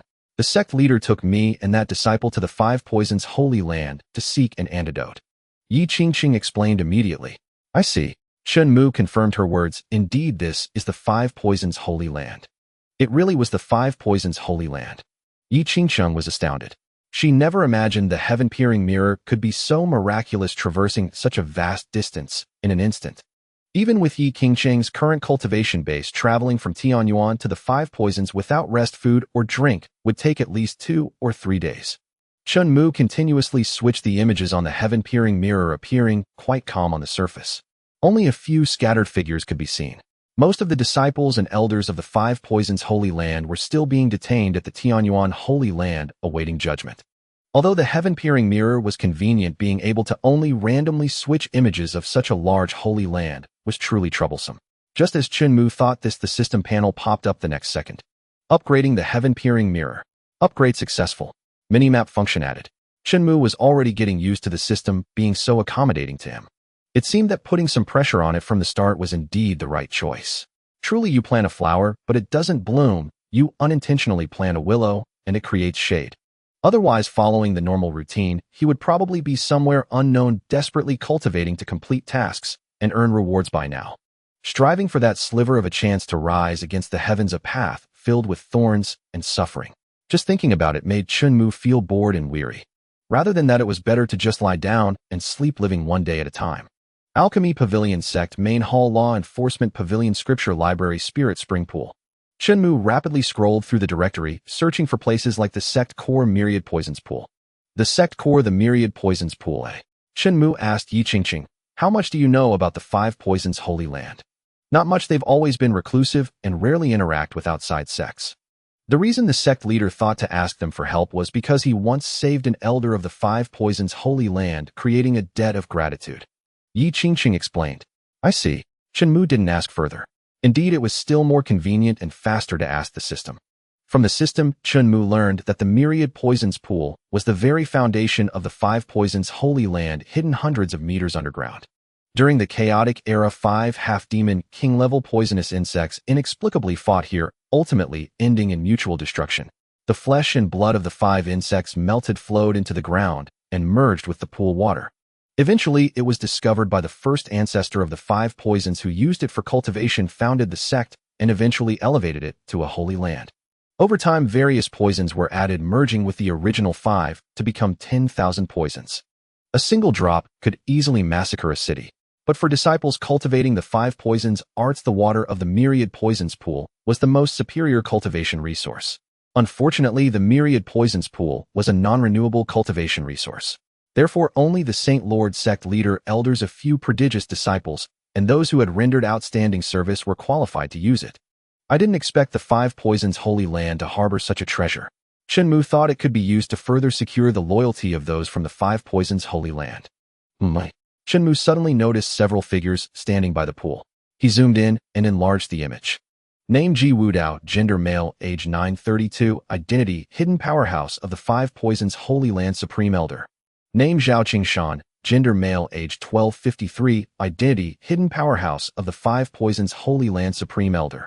Name: Lin Yuelan, gender female, age 1334, identity hidden powerhouse of the 5 poisons holy land supreme elder. 5 in total, all hidden powerhouses. Leaving aside whether they could be of use, why didn't the 5 poisons Saint Lord bring them to Tianyuan to obstruct Chen Tianlin? If Chen Mu's guess was correct, it was probably because he couldn't convince these old fossils to move right. Half-step quasi-emperor realm, indeed, they had that capital. Of course, before Chen Mu, they were nothing. Ji Wudao said, "What do we do? Ancestor Saint Lord elders, all their life tablets are shattered. Coupled with that celestial phenomenon at the Tianyuan Holy Land, I think the great Tao ultimately did not stand on our side." Zhao Qingshan said, "Things have come to this. Reconciliation with Tianyuan is clearly impossible. But since Chen Tianlin has already achieved the emperor realm, what can we possibly do?" Mentioning this, Ji Wudao felt the great Tao was unjust. He punched directly into the stone wall cracks, spreading like a spiderweb. The heavens are truly unfair. We have cultivated for 1,000 years without even stepping into the quasi-emperor realm, yet he, barely 100 years old, has become emperor. Enough. Instead of complaining, think about how to deal with the impending Tianyuan people. Lin Yuelan's divine sense could already perceive a large number of auras not belonging to the 5 poisons holy land. Senior Sister Yuelan, stop being cryptic. You called us all here to the myriad poisons pool. You must have thought of a solution, right? Ji Wudao asked, moving closer. Lin Yuelan reached out and pushed away Ji Wudao's aged face. The ancestor once passed down a secret art to me. With the combined strength of the 5 of us, we can activate this myriad poisons pool to forge a poison dragon's body, which will surely annihilate the Tianyuan clan. Although Chen Tianlin has reached the great emperor realm, having just advanced, his Tao heart must be unstable. This poison dragon, even if it cannot kill him, can severely wound him. Then we join forces with others to finish him off and divide Tianyuan. There's such a secret art. Why didn't the ancestor use it before? Zhao Qingshan asked, puzzled. The ancestor failed in his breakthrough and was consumed by inner demons obsessed with revenge. How could he have remembered this? Lin Yuelan shook her head with a long sigh. She swept her gaze over the others. I've given you the opportunity. Join hands or wait for death. The choice is yours. The group fell silent, looking at each other. After a period of mental struggle, they nodded in agreement. Junior sister, tell us what to do. Well, follow your lead. We will all obey senior sister's arrangements. Forge the poison dragon, destroy Tianyuan. Excellent. I will now teach you the mental method. Lin Yuelan lowered her head slightly, a barely perceptible smile curling on her lips. That smile went unnoticed by Ji Wudao, Zhao Qingshan, and the others. But Chen Mu saw it clearly through the heaven-peering mirror. It was full of cunning, cold, sinister, and utterly wicked. He wondered what tricks this hunched, short old woman, no taller than his leg, was trying to pull. Knowing full well the tiger lies ahead, they still dare to venture into its lair. He had only heard of such folly before, but today he witnessed it firsthand. Knowing that the Saint Lord has broken through to the great emperor realm, they still dare to rebel. I truly wonder who gave them such audacity. Yi Qingqing, who had observed everything, found it utterly incomprehensible. She was deeply perplexed by such inexplicable overconfidence. She felt they had regressed with age, at such a moment the optimal choice was to obediently raise their hands and submit to Tianyuan, for they stood not a shred of a chance. Yi Qingqing's words went in one ear and out the other. Chen Mu paid them no heed. His thoughts churned the 5 ancient poisons, the 10,000 poison pool, forging the poison dragon, the poison dragon. All of it revolved around poison. In that case, could his 10,000 poison saint body prove effective? As one of the top 10 poison-type sacred physiques on the list, it would be utterly useless if it couldn't even rival the mere techniques of the 5 poison holy land. Rest assured, host. Given your current cultivation level combined with the 10,000 poison saint body, even if they truly forge the poison dragon, it will ultimately be in vain, merely delivering a treasure to you. Hearing the system's timely explanation, Chen Mu's indifference transformed into a glimmer of anticipation. A dragon, a sacred beast, was a treasure trove in itself. Dragon blood could be used in alchemy to refine pills, dragon scales could forge divine armor, dragon bones could craft magical weapons, and consuming dragon flesh could enhance cultivation. For this reason, dragons, once not uncommon in the ancient era, had become exceedingly rare due to overhunting. Even a deeply established sect like the Tianyuan Holy Land could not find a single living dragon at present. As for materials, they did have a considerable stockpile.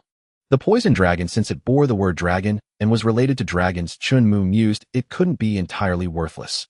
Perhaps he could subdue it and turn it to his own use. While he was lost in thought, Ji Wudao, Zhao Qingshan, and the others, guided by Lin Yuelan, had begun to pour vast amounts of spiritual energy into the 10,000 poison pool. Junior sister Yuelan, why aren't you joining in? Zhao Qingshan glanced sideways, noticing Lin Yuelan, who seemed like an outsider. Because I am responsible for overseeing the grand formation, protecting all of you to prevent the poisonous water from flowing back and harming the lives of my fellow senior and junior brothers. Zhao Qingshan, Ji Wudao, and the others accepted Lin Yuelan's explanation without further question. They continued to focus on releasing their spiritual energy according to the techniques and methods Lin Yuelan had provided. But gradually they began to sense that something was terribly wrong. What's happening? My spiritual energy, it's not obeying me. No, the 10,000 poison pool is in turmoil. A torrent of poison water is flooding back into my... Whoa! Bang! Before he could finish his words, the poison water surged from the pool like a tentacle and forcibly rammed into Ji Wudao's mouth. Lin Yuelan, you set us up. Zhao Qingshan too could only utter half a sentence before meeting the same fate as Ji Wudao. How can this be considered a setup? This is all for the sake of the 5 poison holy land. A dragon's body cannot form from nothing. You are the finest nourishment. As supreme elders and powerhouses of deep foundation, isn't it only natural for you to make this sacrifice for the holy land? Rather, you should thank me for turning your otherwise ordinary lives into something sacred and memorable. Lin Yuelan spoke with a blank expression, her tone devoid of any fluctuation, as if discussing a trivial matter. In her eyes, these people were mere pawns, disposable at will. It was precisely this that filled Yi Qingqing, watching through the celestial mirror with profound terror. A chill ran down her spine. This old hag, she looks so kind on the surface, but her heart is blacker than the deepest abyss. Chen Mu finally understood why the ancestors said one should never judge by appearances. You can know a person's face, but not their heart. He watched as Ji Wudao, Zhao Qingshan, and the others had their bodies swollen like balloons by the poison water, then burst one after another. Following the backflow of the poison water, everything flowed into the 10,000 poison pool. Lin Yuelan stood with her hands behind her back within the barrier, still showing not a trace of emotion. She simply uttered a single sentence, for cultivators at the half-step quasi-emperor realm, as nourishment to forge a physical body. I believe that should be sufficient, shouldn't it? Lin Yuelan moved to the edge of the pool, where she could clearly see a pitch-black shadow swirling and swimming beneath the murky water. It grew larger and larger, longer and longer. The water level of the 10,000 poison pool correspondingly dropped. When it had completely receded, a 100-meter-long dragon coiled before Lin Yuelan's eyes. One had to look up to see it all. The dragon's body was entirely condensed from the water of the 10,000 poison pool, its form largely matching the true dragons Lin Yuelan had seen in ancient texts.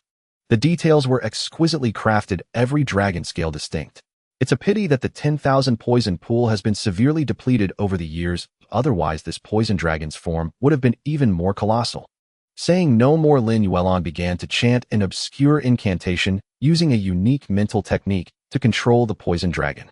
Go prove your worth to me. First slaughter everyone who came from the Tianyuan Holy Land.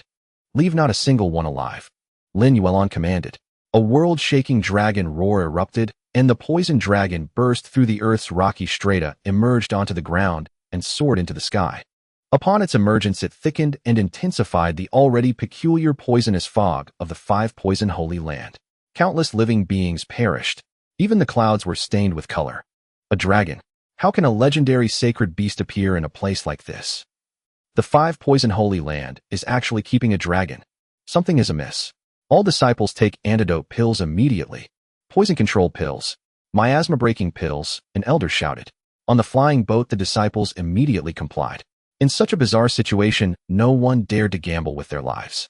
They hastily took out antidote pills, poison control pills, and miasma-breaking pills, elixirs that could neutralize toxicity and ward off poisonous gases. and stuffed them all into their mouths, swallowing them down. Still feeling uneasy, they released their spiritual energy outward, forming a barrier to isolate the dense toxic fog.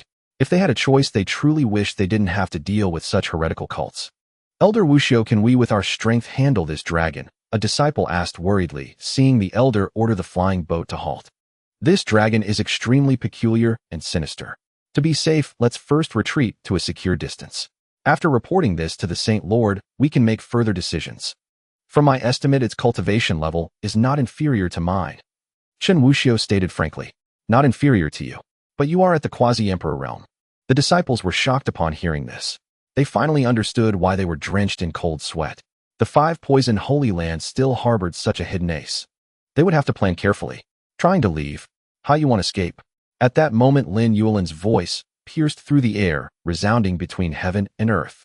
Everyone followed the sound and saw Lin Yuelin standing in the void, poised before the poison dragon. Kill them all. She raised her hand and swept it downward, every gesture dripping with coldness and ruthlessness. The lives of those from the Tianyuan Holy Land were in her eyes even less than ants. System successfully seized control of the poison dragon. Coincidentally, Chen Mu on the opposing side held the same thought. Your secret technique is impressive, but now it belongs to me. Even for an ordinary person, the distance between the Tianyuan sacred ground and the 5 poison sacred ground would take several months to traverse. However, for Chen Mu, who possessed the spatial saint body and could freely cut through space, he could effortlessly compress the spatial distance between the 2 locations, allowing spiritual energy to arrive instantly. This allowed him to forcibly seize control of the poison dragon, which Lin Yue had refined at the cost of sacrificing several half-step quasi-emperor fellow disciples' lives. This was far more powerful than traditional teleportation, with no limitations whatsoever. With Chen Mu's current Great Emperor cultivation base combined with the spatial saint body, he could even carve out a brand new world, binding the entire Datsong world within it. Even an ordinary Great Emperor, upon awakening the spatial saint body, could not achieve this. This was because accomplishing such a feat required a massive consumption of spiritual energy, and an infinite dantian was indispensable. However, in the Datsong world, there was no concept of an infinite dantian at all. The infinite dantian granted by the system was a dimensionality reduction strike, exclusive to Chen Mu. Moi. Sensing that the poison dragon remained unresponsive, Lin Yue spoke again. What are you waiting for? I told you to kill them. The poison dragon remained unmoved. How could this be?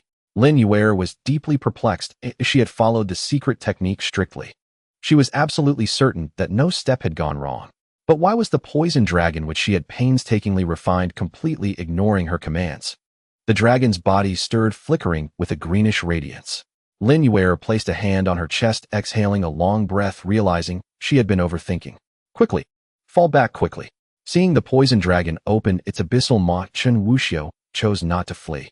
He channeled his spiritual energy, erecting a barrier like an eggshell to protect the entire flying vessel. He prepared to withstand the assault alone. The sight was a terrifying vision, like a purgatory on earth. Though the hope was slim, as an elder of the clan, Chen Wuxiu had to step up at this moment. But the very next second, the poison dragon curved its body, aimed downward at Lin Yue, and plunged straight toward her, its roar shaking heaven and earth. Are you rebelling? Lin Yue tried to control the poison dragon, only to discover that at some point the spiritual connection between her and it had been completely severed. To accomplish such a feat without a sound meant there was someone far stronger than that one on the flying vessel. Lin Yue glanced at Chen Wuxiu. Could it be Chen Tianlin? Has he come as well? If that were the case, then everything would make perfect sense. No matter how confident Lin Yue was in herself, she was not arrogant enough to believe she could perceive every move of a great emperor. She realized she had severely underestimated the might of a great emperor and underestimated the Tianyuan sacred ground. Nevertheless, Lin Yue still wanted to fight. Her hands burst forth with spiritual energy entwining as she activated her poison arts. In an instant, 100-meter centipede phantom materialized behind her. She raised her hands as if holding up the sky. The centipede phantom floated through the air, its myriad legs writhing erratically, heedless of fear, charging toward the poison dragon. Before they could even clash, it instantly disintegrated into scattered spiritual energy, completely absorbed by the poison dragon. Howie. Lin Yue's eyes were filled with terror. Realizing her own weakness, she was cruelly devoured by the poison dragon in one gulp. Her flesh, skin, and bones decayed in an instant, meeting a fate similar to the 100-meter centipede phantom, becoming nourishment for the poison dragon to strengthen itself. I can't sense her aura. That old poison hag is thoroughly dead. Chen Wuxiu immediately covered the area with his divine sense, but detected no trace of Lin Yuer's aura. At first he mistakenly thought she was plotting some scheme. Why did that dragon kill its own master? A half-step quasi-emperor killed in one move. Such terrifying combat power. I think I heard that old poison hag mention the Holy Master's name before she died. Could it be that the Holy Master is secretly protecting us? That must be it. Even a sacred beast must submit to our Tianyuan. The disciples' morale soared. Chen Wuxiu did not refute, aside from that he truly could think of no other possibility. Afterward, Chen Mu manipulated the poison dragon to completely absorb the poisonous fog barrier that shrouded the 5 poisoned sacred ground. The dragon's body length increased by at least double. This was an unexpected gain originally done to prevent the Tianyuan clan members from being poisoned, which could damage their spiritual roots and hinder their cultivation. They watched as the poison dragon rushed into the clouds and vanished. Chen Wuxiu and the others withdrew their gazes, focusing on the task at hand, inventorying the assets of the 5 poisoned sacred ground and persuading, or subduing, the remaining people left behind. What to do with the stubborn ones? Simple: eliminate them on the spot. Send them to the Yellow Springs to continue their loyalty to the old faction of the 5 poisoned sacred ground. After finishing everything, Chen Wuxiu took out a massive blue crystal from his spatial ring and placed it in the center of the training ground. Then, using a brush as large as a broom dipped in special golden ink, he began inscribing runes around the crystal. What is that? Yi Qingqing asked, puzzled. A teleportation stone. Typically there are 2. When activated by a formation, they can open 2 teleportation gates for free travel. Chen Mu explained. I see. Yi Qingqing was truly enlightened. Inwardly, she marveled as expected of the Tianyuan's sacred ground, with such profound heritage and possessing such a treasure. Spatial treasures were always rare and considered the highest grade. In the Heavenly Sword sect, not even ordinary elders, let alone disciples, would have likely ever heard of such a thing. Turning attention back to the heaven-gazing mirror, Chen Wuxiu had completed the final stroke of the teleportation formation, connecting it. The formation lit up, the crystal melted like a clear spring, floated upward, spun continuously, and took the shape of a door. Chen Wuxiu led several disciples through it, and in the blink of an eye returned to the Tianyuan's sacred ground. They prepared to report everything they had seen and heard to Chen Tianlin, asking him to make the final decision. A dragon's roar. An alto familiar dragon's roar sounded overhead. Its might spread like ripples, shattering the clouds in the sky. Chen Wuxiu and the others looked up, utterly certain it was the same poison dragon they had seen at the 5 poisoned sacred ground. Such speed. If it could be used as a mount, it would be very convenient. Everyone, don't panic. This poison dragon has been tamed by the Holy Master. Seeing everyone readying their weapons for a great battle with the poison dragon, someone quickly spoke to calm their nerves. But doubts soon arose. Are you sure it's been subdued by the Holy Master?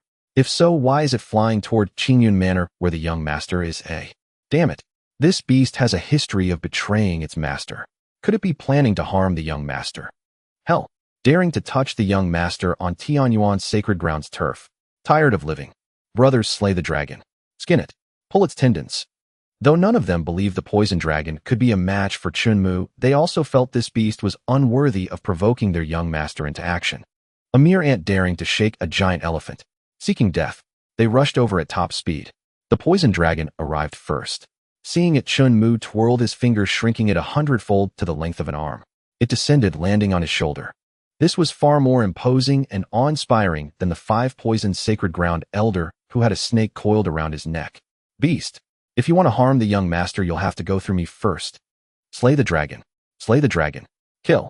Kill. Kill. Those people surged into Qingyun Mansion like a tidal wave, their faces all shrouded in murderous intent. Their aura was overwhelming. Yet after looking left and right, they were utterly unable to find the figure of Venom Dragon. Their gazes finally locked onto Chen Mu's shoulder, where a small creature had become considerably more diminutive, yet it was still not hard to discern that it was a dragon. The Venom Dragon was indifferent to their arrival, lying prone on Chen Mu's shoulder, completely motionless. As for the venomous aura it exuded for Chen Mu, who possessed the myriad Venom Saint body, it not only posed no threat, but instead acted like an overlaid buff, its enhancement effect continuously strengthening the myriad Venom Saint body. The deadly poison aura was entirely absorbed by Chen Mu's saint body, transformed into nourishment. Naturally, Yi Qingqing and the others had no need to worry about being poisoned to death. It was merely that the Venom Dragon's own aura was too potent, placing a certain degree of mental pressure and intimidation upon their spirits. Pardon the intrusion, young lord. After explaining everything in a few brief words, the crowd sheathed their blades, spears, axes, halberds, and swords, and withdrew. Voices of astonishment clear as a bell drifted over the courtyard wall into the ears of Chen Mu and Yi Qingqing. Who would have thought that the sacred dragon vanished for so many years would now reappear in the world and arrive at our Tianyuan sacred land subdued by the young lord? What does this signify? This signifies that heaven favors our Tianyuan sacred land and favors the young lord. The young lord is unequivocally the child of fortune. Wrong. Completely wrong. He is the divine child of fortune. Follow the young lord, and there will be meat to eat. In terms of fortune, even the sacred lord himself might not be able to rival him. He is too powerful. Lowering his gaze to look at the dragon head drooping on his left shoulder, Chen Mu mused to himself, it's a pity that the enhancement effect of this venom dragon is limited and cannot benefit the entire Tianyuan sacred land. The enhancement effect would naturally be significant for the disciples of the five venoms sacred land. However, Chen Mu certainly could not release the venom dragon for their sake, plunging the entire Tianyuan sacred land into a miasma of poison obscuring the sun. If he were to do that, likely half of the Tianyuan clansmen would be poisoned to death. The priority of the five venoms sacred land disciples in Chen Mu's heart was far lower than that of the Tianyuan sacred land disciples. There was no way he would sacrifice the interests of the Tianyuan sacred land disciples for them. System is attempting to upgrade. Again. Having not seen the system upgrade for a long time, Chen Mu found this feeling quite novel. System upgrade attempt 15 failed. System upgrade attempt 58 failed. System upgrade attempt 101. Data acquisition successful. Upgrading. Upgrade successful. Infinite choice module has been bound. New function unlocked. Infinite choice. Starting off with the word infinite right from the beginning. Chen Mu could only comment that this system was indeed considerate. He had casually complained about it once, and it had truly taken it to heart. Just as he was thinking this, 3 choices popped up in the system window before him. Option 1, Fortune Golden Dragon. Increases the overall fortune of the sect, increases cultivation speed, increases probability of obtaining treasures, increases breakthrough probability. Option 2, War Dragon God. When both sides are at war, grants a rage effect, all attributes boosted, an unmatched effect, and 1 chance to withstand fatal damage. Option 3, Flame Sacred Dragon. Increases cultivation speed for fire-attributed cultivators, increases spell and technique power within its coverage area, reduces spiritual energy consumption. System, please select 1 reward host. Chen Mu read them all and found them all quite good. If he had to choose just one, Chen Mu leaned more towards fortune. The reason was simple: the Flame Sacred Dragon's enhancement was too one-sided. As for the War Dragon God, the Tianyuan sacred land had just pacified the 5 venoms sacred land, now possessing 2 great emperors. Their morale was high. How many would dare to come and provoke a war? Therefore it was not very useful. System, how reckless of me. How could I make the host choose? The host should have everything. Corrected. The host is free to choose any reward or obtain all rewards. Seeing this prompt, Chen Mu could only say that the system's consideration was truly comprehensive. Not only could he obtain all rewards, but he could also select individually or choose 2 out of 3. After all, there was no guarantee that he wouldn't be randomly given a reward he truly didn't want. For now, Chen Mu wanted everything. He ticked all 3 and clicked confirm. Selection successful. Congratulations, host, on obtaining the Fortune Golden Dragon. Selection successful. Congratulations, host, on obtaining the War Dragon God. Selection successful. Congratulations, host, on obtaining the Flame Sacred Dragon. All 3 sacred dragons were obtained, temporarily stored in the system backpack. Chen Mu chose to release the Fortune Golden Dragon to enhance the overall strength of the Tianyuan sacred land, striving to truly realize as soon as possible the sight of human immortals everywhere, martial saints as common as dogs.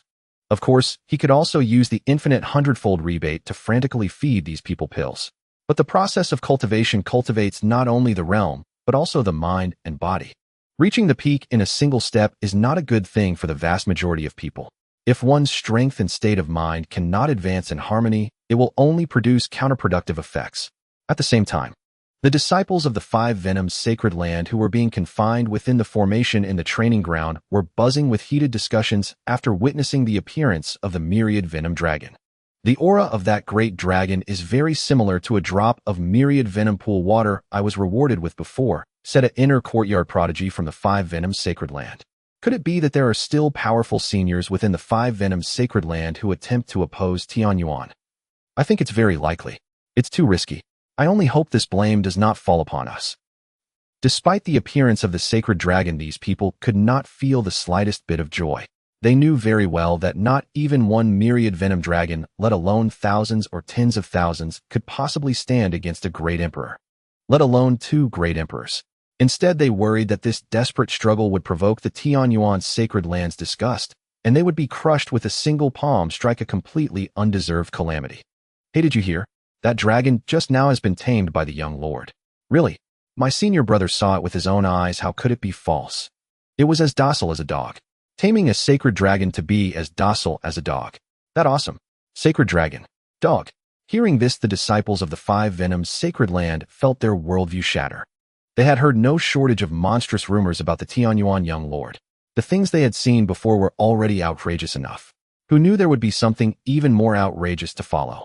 They really wanted to dig up those elders and sacred lords who had rashly decided to attack the Tianyuan sacred land and whose graves were now overgrown with weeds to flog their corpses.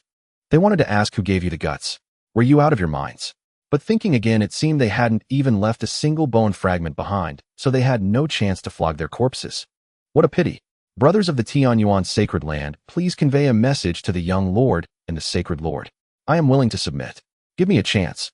I am willing to be a beast of burden for Tianyuan. I am a top 100 prodigy of the Five Venoms inner courtyard. Am willing to be even an outer courtyard disciple or an unranked disciple. Please spare my life. Please. Voices of declaration and shouting rose one after another, echoing continuously. Immediately after, a deafening dragon roar rippled across heaven and earth.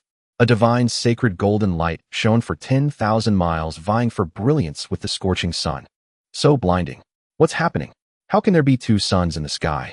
He raised his hand, shielding his eyes from the dazzling light. Two suns. Look closely, that's a dragon. It's a golden dragon. By the heavens. Such a massive dragon. Surely it spans over 1,000 zhang. Compared to this, the dragon before was no more than an earthworm. Fortune. Such overwhelming fortune. Could this be the legendary fortune golden dragon, said to amplify one's destiny? A sacred dragon that enhances fortune. The Tianyuan sacred land possesses such a divine beast. Not even the disciples of the Five Poisons sacred land had anticipated this. Nor had the Tianyuan disciples who had spent decades or centuries within the sect ever imagined their sacred land harbored such a creature. They witnessed the golden dragon soaring into the sky, tearing through the clouds, then vanishing among them. Now revealing its body, now its head, now its tail. Coiling high above the Tianyuan sacred land at 1,000 meters. I pledge my allegiance. I too submit. I yield. I truly yield. Those who had hesitated moments earlier now spoke in unison, kneeling to the ground, begging to serve Tianyuan. The Five Poisons sacred land. What a pitiful excuse for a sacred land. Only Tianyuan deserved such a title. The sole sacred land of the southern domain, unquestionable. This formidable strength and abundant capital were precisely what they yearned for. Most importantly, though the Five Poisons sacred land wielded considerable influence, it was forever tainted as a heretical cult in outsiders' eyes. Unlike Tianyuan, whose very name spoke of righteousness, honor, and integrity, countless souls in the southern domain took pride in joining Tianyuan. Yet none had ever boasted of entering the Five Poisons sacred land. Had it not been for its sheer scale, it would have been purged long ago by a united crusade. Before the grand hall of the sacred land, 1,000 zhang, the fortune golden dragon. Even Chen Tianlin, who had weathered countless storms, could not help but gasp at the spectacle above. This surge of fortune. I sense that below the immortal realm, the probability of breakthrough has risen from 30% to 80 or 90%. Another elder shared his observation. Since the ancient era, sacred dragons of this caliber have all but vanished. Why has it suddenly appeared at Tianyuan? It seems not to oppose us, but rather to bless us, willingly bestowing its grace. I saw the golden dragon emerge from the Qingyun manor. Could this be the young master's doing again? Immediately they noticed Chen Tianlin transforming into a streak of light, flying toward Qingyun manor.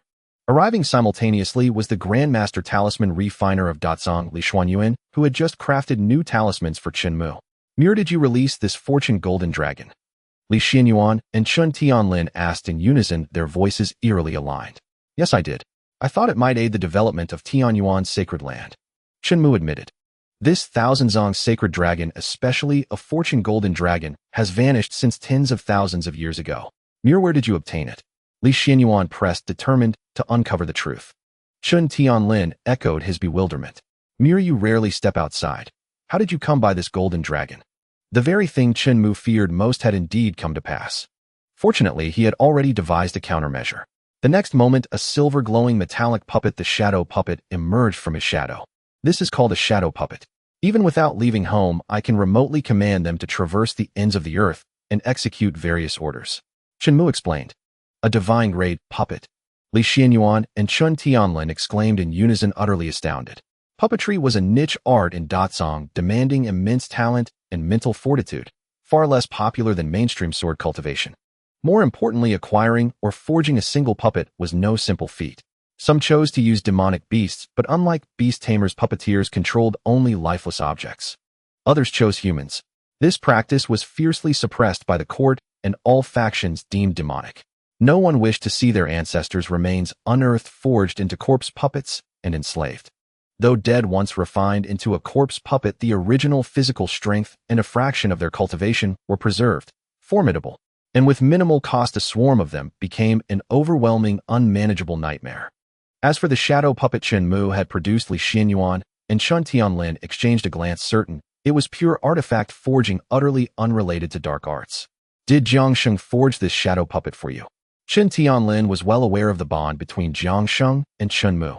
Even if it were divine-grade, Jiang Sheng would not hesitate for a second to gift it to Chen Mu. No. Chen Mu shook his head. I have also grasped some insights into artifact forging. Chen Tianlin. Li Xianyuan. They could not help but inwardly scoff. A divine-grade shadow puppet, and you call that some insights? Had they been artifact forgers, they would have spat blood at Chen Mu's words. How could he be so crushing? But even a divine-grade shadow puppet alone would struggle against this thousand-zhong fortune golden dragon, wouldn't it? Chen Tianlin pressed further. Indeed, but I have 100 more shadow puppets like this one, Chen Mu said conservatively. From the instantaneous change in expression on Chen Tianlin and Li Zuanyuan's faces, Chen Mu was even more convinced that not revealing the tens of thousands of shadow puppets he had obtained through daily check-ins was the right choice. Mir, can you simultaneously control 100 puppets? And all divine grade? Even as a great emperor facing Chen Mu's startling talent, Chen Tianlin could not help but question his own existence. Did he truly deserve to be called exceptionally gifted in front of him? If even a great emperor felt this way, what of Li Xuanyuan, who was only at the quasi-emperor realm? Yi Qingqing. Having witnessed the devastating power of a single divine-grade shadow puppet, she was already numb. A single puppet's strength was terrifying enough, 100. Yi Qingqing could scarcely imagine it. She even felt that neither the Tianyuan disciples nor Chen Tianlin needed to act. Without showing himself, Chen Mu could single-handedly massacre the 5 poisoned sacred land with his shadow puppets, leaving them no chance even to kneel and surrender. Such power filled Yi Qingqing with boundless admiration. Li Zuanyuan's emotions were equally complex. He had been gone only a few days, crafting several talismans capable of instantly activating killing arrays and defensive formations for Chen Mu. Yet upon returning to Tianyuan, he heard tales of Chen Mu's breakthrough to Great Emperor, barely accepting that he learned Chen Mu could command 100 divine-grade puppets and tame 1,000-zong golden dragon. This adopted son was a tremendous gain. What a boastful tale to tell. Hearing Chen Tianlin's question, Chen Mu opened his mouth, then promptly closed it. Words were indeed inferior to actions. The next instant his shadow engulfed the entire courtyard, impenetrable to sunlight. 100 divine-grade shadow puppets emerged from within, revealing their true forms. Although these shadow puppets are crafted from special metals, they vary in height and build. They are far from uniform. Of course, this design is not merely for ease of distinction. Some focus on speed, others on defense, and some on agility. The styles of combat are diverse. They can engage in unknown battles or form formations for group assaults. Surrounded by over 100 divine-grade shadow puppets, Chen Tianlin was deeply shocked.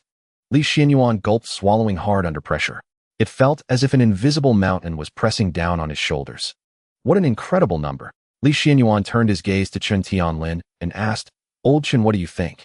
Even with your imperial realm power, do you stand a chance against this group of monsters? Under normal circumstances, Chen Tianlin would have teased Li Xianyuan with a retort saying, Are you joking? Who do you look down on? However, facing the fact that there were hardly a few divine-grade treasures in the entire southern region, Chen Mu directly produced 100. Without trying it himself, Chen Tianlin truly could not guarantee a victory. After all, this was the first time he encountered such a situation on his long path of cultivation. Thus he proactively suggested, "Mir, why don't you use these 100 shadow puppets to battle me, and see how it goes, eh?" Chen Mu suddenly remembered regretting his oversight and forgetting that his father was a martial fanatic. He knew that if he brought out these 100 shadow puppets without a fight, his father would not easily let it go. All right. Knowing Chen Tianlin's temperament, Chen Mu was too lazy to waste words. The system promptly spoke, "If the host finds it troublesome, you can use the one-click management function of the Puppet Master. The system will operate all shadow puppets to engage in battle with the target. This is convenient." Chen Mu did not hesitate, thinking one-click management. Currently, in one-click management. One-click management successful. The eyes of each shadow puppet glowed red. The aura became much more imposing. "These shadow puppets are quite valuable, father, so please don't be too rough with them." Chen Mu instructed the system to take all the shadow puppets to the sky. He didn't want them fighting on the ground, fearing the aftermath would level Qingyan Manor. Bang, bang, bang. "Don't worry, I know what I'm doing," Chen Tianlin confidently promised, then transformed into a streak of light moving so fast that only an afterimage remained soaring into the sky. Yi Qingsheng looked up, her gaze fixed in curiosity, wondering who would be stronger, the 100 shadow puppets controlled by the emperor or the emperor himself. It was definitely a peak battle. The disciples of the Tianyuan Holy Land also noticed this scene. "Hey, you all look quickly. Who are those people in the sky? I only recognize the Holy Lord, the others don't look human at all. I've seen those things before. I went down the mountain for a secret mission and encountered beasts aged 10,000 years, even 100,000 years, all of which were instantly killed by them. Do these guys have that much power? It's not them. Each one alone has the strength to annihilate a 100,000-year beast. One can kill a 100,000-year beast." As word spread, more and more people raised their heads to watch, including the elders standing in front of the Great Hall. What a terrifying aura. Who are they? Humans. They're not human at all. They are treasures, divine-grade treasures. Or rather, puppets. Puppets. Has the Tianyuan Holy Land been invaded by puppet masters? It doesn't seem like it. Those puppets, like the Holy Lord, came from Qingyan Manor. Qingyan Manor. Could it be the young master's puppets? Wait, the young master is also a 9 puppet master. 9 No, it's 1 in a billion, capable of controlling 100 divine-grade puppets, an unprecedented feat. They silently bowed in their hearts to Chen Mu. This talent left them unsure of how to face it. They decided to kneel as a sign of respect. Bang! As fists collided, explosions echoed in the air, sending shockwaves out for miles with the wind howling. Even in the sky, after reaching the ground, the power was significantly reduced, but still made people feel as if an invisible hand had transformed and struck down hard on their entire bodies. Rolling up his sleeves, Chen Tianlin's arms turned red. He did not rush to use spiritual energy, relying solely on brute force, launching punch after punch to seize the initiative, fiercely striking at the shadow puppet's face. One shadow puppet was sent flying several dozen meters. The other shadow puppets quickly moved forward, using their numerical advantage to bind Chen Tianlin's limbs tightly. Then the remaining shadow puppets took this opportunity to tighten their iron fists, accompanied by a howling wind, and struck fiercely at Chen Tianlin. However, this punch missed. It nearly struck another shadow puppet instead. A classic escape move. Chen Mu joked. Watching Chen Mu control 100 shadow puppets to battle against Chen Tianlin, an emperor, and still being able to enjoy the show, as an outsider, Li Xianyuan couldn't help but feel incredulous. Li Xianyuan furrowed his brow tightly. Having never stepped into the emperor realm, he could not grasp just how powerful it was. Yet he couldn't help but complain. Is this even human? It's simply inhuman. Bang, bang, bang. Above, the fierce battle continued to rage. Each punch's impact could make the heavens tremble. Chen Mu could see that Chen Tianlin not only had not used spiritual energy, but even his brute strength had not been fully unleashed. Faced with 100 divine-grade shadow puppets being able to handle it so effortlessly, Chen Mu was genuinely impressed. Thus he told the system, "You can ease off a bit. System battle permissions have been released. Shadow puppets have been upgraded, adding auto-learning and mimicry functions. This function allows shadow puppets to learn the opponent's techniques, mimic and replicate them, and analyze counter-strategies. Therefore, Chen Tianlin would only find it increasingly challenging. Shadow puppets' self-healing capabilities have been enhanced." Chen Mu observed clearly as Chen Tianlin smashed one shadow puppet's arm, sending it flying. But the next moment, a metallic tentacle extended from the shoulder, and the severed arm connecting quickly, pulling back and fusing together. They recovered at a visible speed, as if nothing had happened. fighting while upgrading. This thing is truly monstrous. Chen Tianlin exclaimed excitedly. He knew very well that if this continued, there would be no clear victor. Rumble. Powerful spiritual energy erupted in all directions. It swept away all the shadow puppets that had just attacked with fists nearly within reach. Chen Tianlin's aura changed dramatically. The Holy Lord is getting serious now. Those guys are so strong that they can contend with the Holy Lord. Indeed, though the Holy Lord has not used spiritual energy, it's still quite impressive. The outcome is already decided with no suspense. The shadow puppets chose not to approach and engage in close combat. They quickly retreated, creating distance and forming a circle around Chen Tianlin. Immediately, a complex and mysterious small formation diagram appeared beneath their feet. The small formation diagrams interconnected and fused into a massive array. Suddenly, the heavens and earth changed color, and the winds and clouds surged. Sand and fallen leaves danced wildly, presenting a scene reminiscent of hell, suffocatingly oppressive.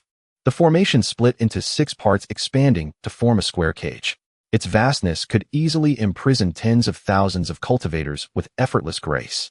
Yet the function of this formation was not merely to confine. The 6-sided barrier glowed with runic light, from which 6 blades, each over 10 meters wide, emerged. Golden runes swirled upon the blades, radiating a torrent of sword chi. They converged simultaneously toward Chen Tianlin at the center. This is a sword formation. This formation must be at least 8 stars, right? The highest rank for formations is 9 stars. This is 8.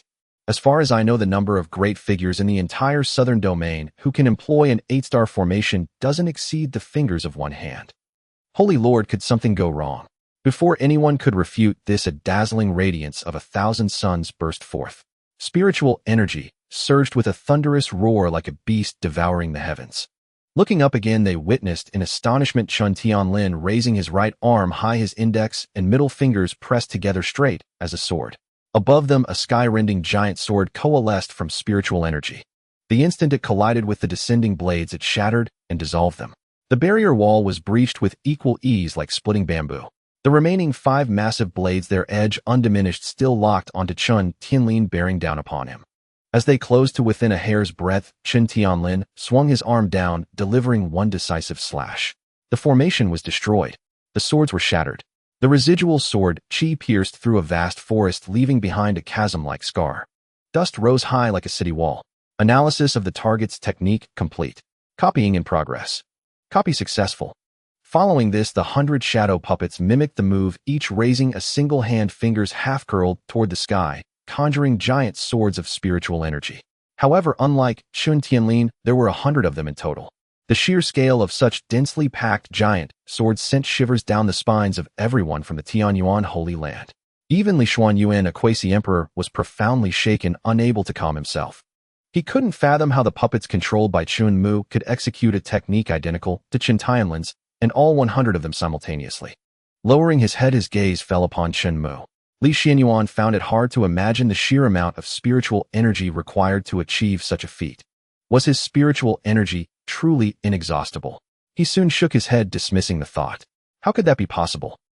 Chen Tianlin. The star-severing sword was not the most powerful technique among the many he had cultivated. Yet Chen Tianlin had to admit that seeing his own unique technique flawlessly imitated by a group of puppets struck a deep chord within him. Witnessing all this, Chen Mu felt the system had activated its maximum cheat mode, determined to defeat Chen Tianlin at all costs. It sought to win glory and make Chen Tianlin acknowledge its power. In short, it wanted victory more than he did. At this rate, when would this ever end? Chen Tianlin likely hadn't even used 1/10 of his full strength. The system's advantage lay in its invincible authority. The moment Chen Tianlin exerted more power and it seemed about to lose, it instantly upgraded the shadow puppets. Chen Mu hadn't forgotten that this was initially agreed to be just a sparring session, a warm-up. If this continued, they would inevitably get serious. What if the system actually won? Chen Mu worried it might crush Chen Tianlin's already fragile confidence. What if he became depressed, declared seclusion for centuries to refine his cultivation, and made him inherit the Holy Lord's position early? Unthinkable. Absolutely unthinkable. He quickly dismissed the giant spiritual energy swords and recalled the 100 shadow puppets. Wasn't it better to be a carefree young master? Chen Mu had no desire to waste his days dealing with the trivial affairs of the Holy Land. Why did you recall all the shadow puppets? Li Xuanyuan asked, puzzled. Chen Tianlin, who had sheathed his sword and returned to the Qingyun mansion, was equally perplexed. Yes, son, I was just about to get serious. Controlling 100 shadow puppets is quite tiring. I know I am no match for father, so I concede. There's no point in continuing a futile effort, Chen Mu replied. Tired. Recalling Chen Mu's calm and leisurely demeanor just moments ago, where he even had time to take a sip of tea, Li Xianyuan had to admit he saw not a single sign of fatigue. Yi Qingqing shared the same sentiment. All right, rest up. Next time bring those fellows out and give your father a good sparring session. Chen Tianlin didn't press the matter. Fine, no problem. Chen Mu agreed with a nod. Afterwards, Li Xianyuan produced a divine talisman and handed it to Chen Mu. He was then taken away by Chen Tianlin, who said it had been a long time, and invited him to his residence for a few drinks and to catch up. Once outside, after checking the distance, Chen Tianlin lowered his voice and asked, "Oldly, tell me, when the shadow puppets clearly had a chance to fight me just now, why didn't you suddenly recall them all? I mean, is it possible that Xiaomu, relying solely on his mastery as a puppet master, actually had the strength to defeat you, but he was worried it would damage your self-confidence?" That remark is quite hurtful too. Chen Tianlin shot Li Xianyuan a glare. He continued, "I am after all a great emperor. Could he defeat me just by controlling those 100 puppets without even stepping onto the field himself? You didn't see how calm and composed he was just now. I even suspect Xiaomu might possess an endless dantian, and his spiritual sense is of the highest order." Li Xianyuan shared his observations. An endless dantian. How could such a thing exist in this world? Chen Tianlin laughed it off, dismissing the notion. Besides that, didn't you notice that while the shadow puppets were fighting you, they were constantly learning your attack patterns and optimizing them to counter you? Li Xianyuan turned to ask. This? Chen Tianlin fell silent, indeed, feeling as if he had been looking into a mirror. In my opinion, Xiao Mu's skill as a puppet master might not be much lower than his primary cultivation realm. Saying it was Li Zuanyuan's prerogative, believing it was Chen Tianlin's own choice. A puppet master's means surpassing the great emperor realm. Chen Tianlin remained silent, lost in thought. And do you truly believe that just those 100 shadow puppets could contend with the 1,000-zhang golden dragon above our heads? He gestured upward. Killing it is simple, but conquering it, making a sacred beast serve humanity, how difficult is that? Chen Tianlin fell silent once more. The waves of the Yangtze River drive the waves before them, each new wave stronger than the last. Enough, don't overthink it. Come, let's go drink. Li Xianyuan urged Chen Tianlin to cheer up. Having such a prodigious son should be a cause for joy, a cause for celebration. Why the long face? Was Chen Tianlin unhappy? Of course he was happy. It was just that the flexibility of his facial features was insufficient to express the journey of his heart at that moment. He closed the heaven-peering mirror. Confirming that Chen Tianlin had no intention of making him inherit the Holy Lord's position, early Chen Mu breathed a long sigh of relief. Phew, thankfully I stopped in time. Otherwise I would have been forced to become the Holy Lord. Forced to become the Holy Lord? Yi Qingqing was full of question marks. The position of sacred lord of a holy land. How many people in this lifetime yearned for it, but could never attain it as their ultimate life goal? Not to mention a super holy land like the Tianyuan sacred land. Yet on Chen Mu's face, Yi Qingqing saw only utter disdain. He almost explicitly said, whoever sits on that throne of sacred lord is fine, just not me. She could only silently console herself that the gap in cultivation between her and the young lord was too vast. It was normal not to understand. No need to mind, no need to mind. The great Wu dynasty capital city. The news of the Chun family producing 2 great emperors had already spread like wildfire throughout the city. Upon hearing this, Qin Juexin was ecstatic to the point of madly scattering coins lavishly, spending money everywhere to celebrate and share this joy. Incidentally, she let people know the background of her own merchant guild. If others wanted to cause trouble, they should think carefully whether they were qualified. The feeling of being able to rely on her younger brother was simply too exhilarating for Qin Juexin. So what if she was borrowing his power? She enjoyed it. Others wished for such an opportunity, but never had it. Whoa! The carriage stopped. Qin Juexin lifted the curtain and stepped down from the carriage, gazing at the building over 10 stories high before her, along with the words Heavenly Secrets Pavilion. As Qin Juexin was about to ascend the steps to learn more about the Tianyuan sacred land, she saw the vice pavilion master she had personally appointed looking utterly exhausted, waiting upon a young man sweeping the floor. Occasionally, he pulled out a handkerchief to wipe the sweat from his brow. His expression clearly carried a hint of fear, and his demeanor was extremely respectful. Qin Juexin couldn't understand why the vice pavilion master of the entire Heavenly Secrets Pavilion would be so servile. She strode up the steps. Soon the vice pavilion master noticed her presence. Hurriedly lifting his robe, he rushed over to greet her, saying, "Greetings, Pavilion Master." "Who is that?" Chen Juexin asked, looking at the young man sweeping. Shan Yurong pays respects to the Pavilion Master. Before the Vice Pavilion Master could speak, Shan Yurong had already silently appeared before Chen Juexin, cupping his fists in salute. Shan Yurong. Chen Juexin felt she had heard that name somewhere before. The next instant, her beautiful eyes widened slightly as she suddenly recalled. Shan Yurong was none other than the one known as the Thousand-Faced Demon Lord. Why would the esteemed Thousand-Faced Demon Lord appear before my Heavenly Secrets Pavilion? Chen Juexin asked. In reply to the Pavilion Master, "I am here on the orders of the young lord to serve the Heavenly Secrets Pavilion." Shan Yurong maintained his bowing posture, head lowered, not daring to look up. "Young lord? Which young lord?" Chen Juexin pressed further. "The Tianyuan young lord," Shan Yurong replied. "Xiao Mu." Chen Juexin could hardly hide her astonishment, never expecting that her younger brother had even subdued a figure as renowned as the Thousand-Faced Demon Lord. "Is this loyalty just empty words?" she probed. "I am willing to be your beast of burden." Shan Yurong immediately dropped to his knees with a thud on the steps, prostrating himself and kowtowing. This decisiveness truly surprised Chen Juexin. She then asked what had transpired between Shan Yurong and Chen Mu. Life Extension's sacred body. After hearing everything, she finally understood why Shan Yurong was so resolute. After all, his most precious younger sister was staying in Tianyuan as a hostage. Everyone in the southern domain knew that Shan Yurong was a doting brother obsessed with his sister. If anyone dared to covet her, he would tear them to pieces and never let a grudge last overnight. But facing a great emperor, two great emperors, he stood no chance. "He'll assign a group of people. You will teach them the art of transformation. Are you willing?" Chen Juexin deeply understood that mastering this technique would significantly boost the development of the Heavenly Secrets Pavilion. The Heavenly Secrets Pavilion would be able to gather more intelligence. It would become the eyes and ears of the Tianyuan sacred land, observing all directions and listening to all sounds. At the slightest sign of trouble or news unfavorable to the Tianyuan sacred land, troops could be dispatched immediately to suppress it by force. Unwilling to submit, then annihilate them all. The Tianyuan sacred land had always been extremely aggressive in this regard.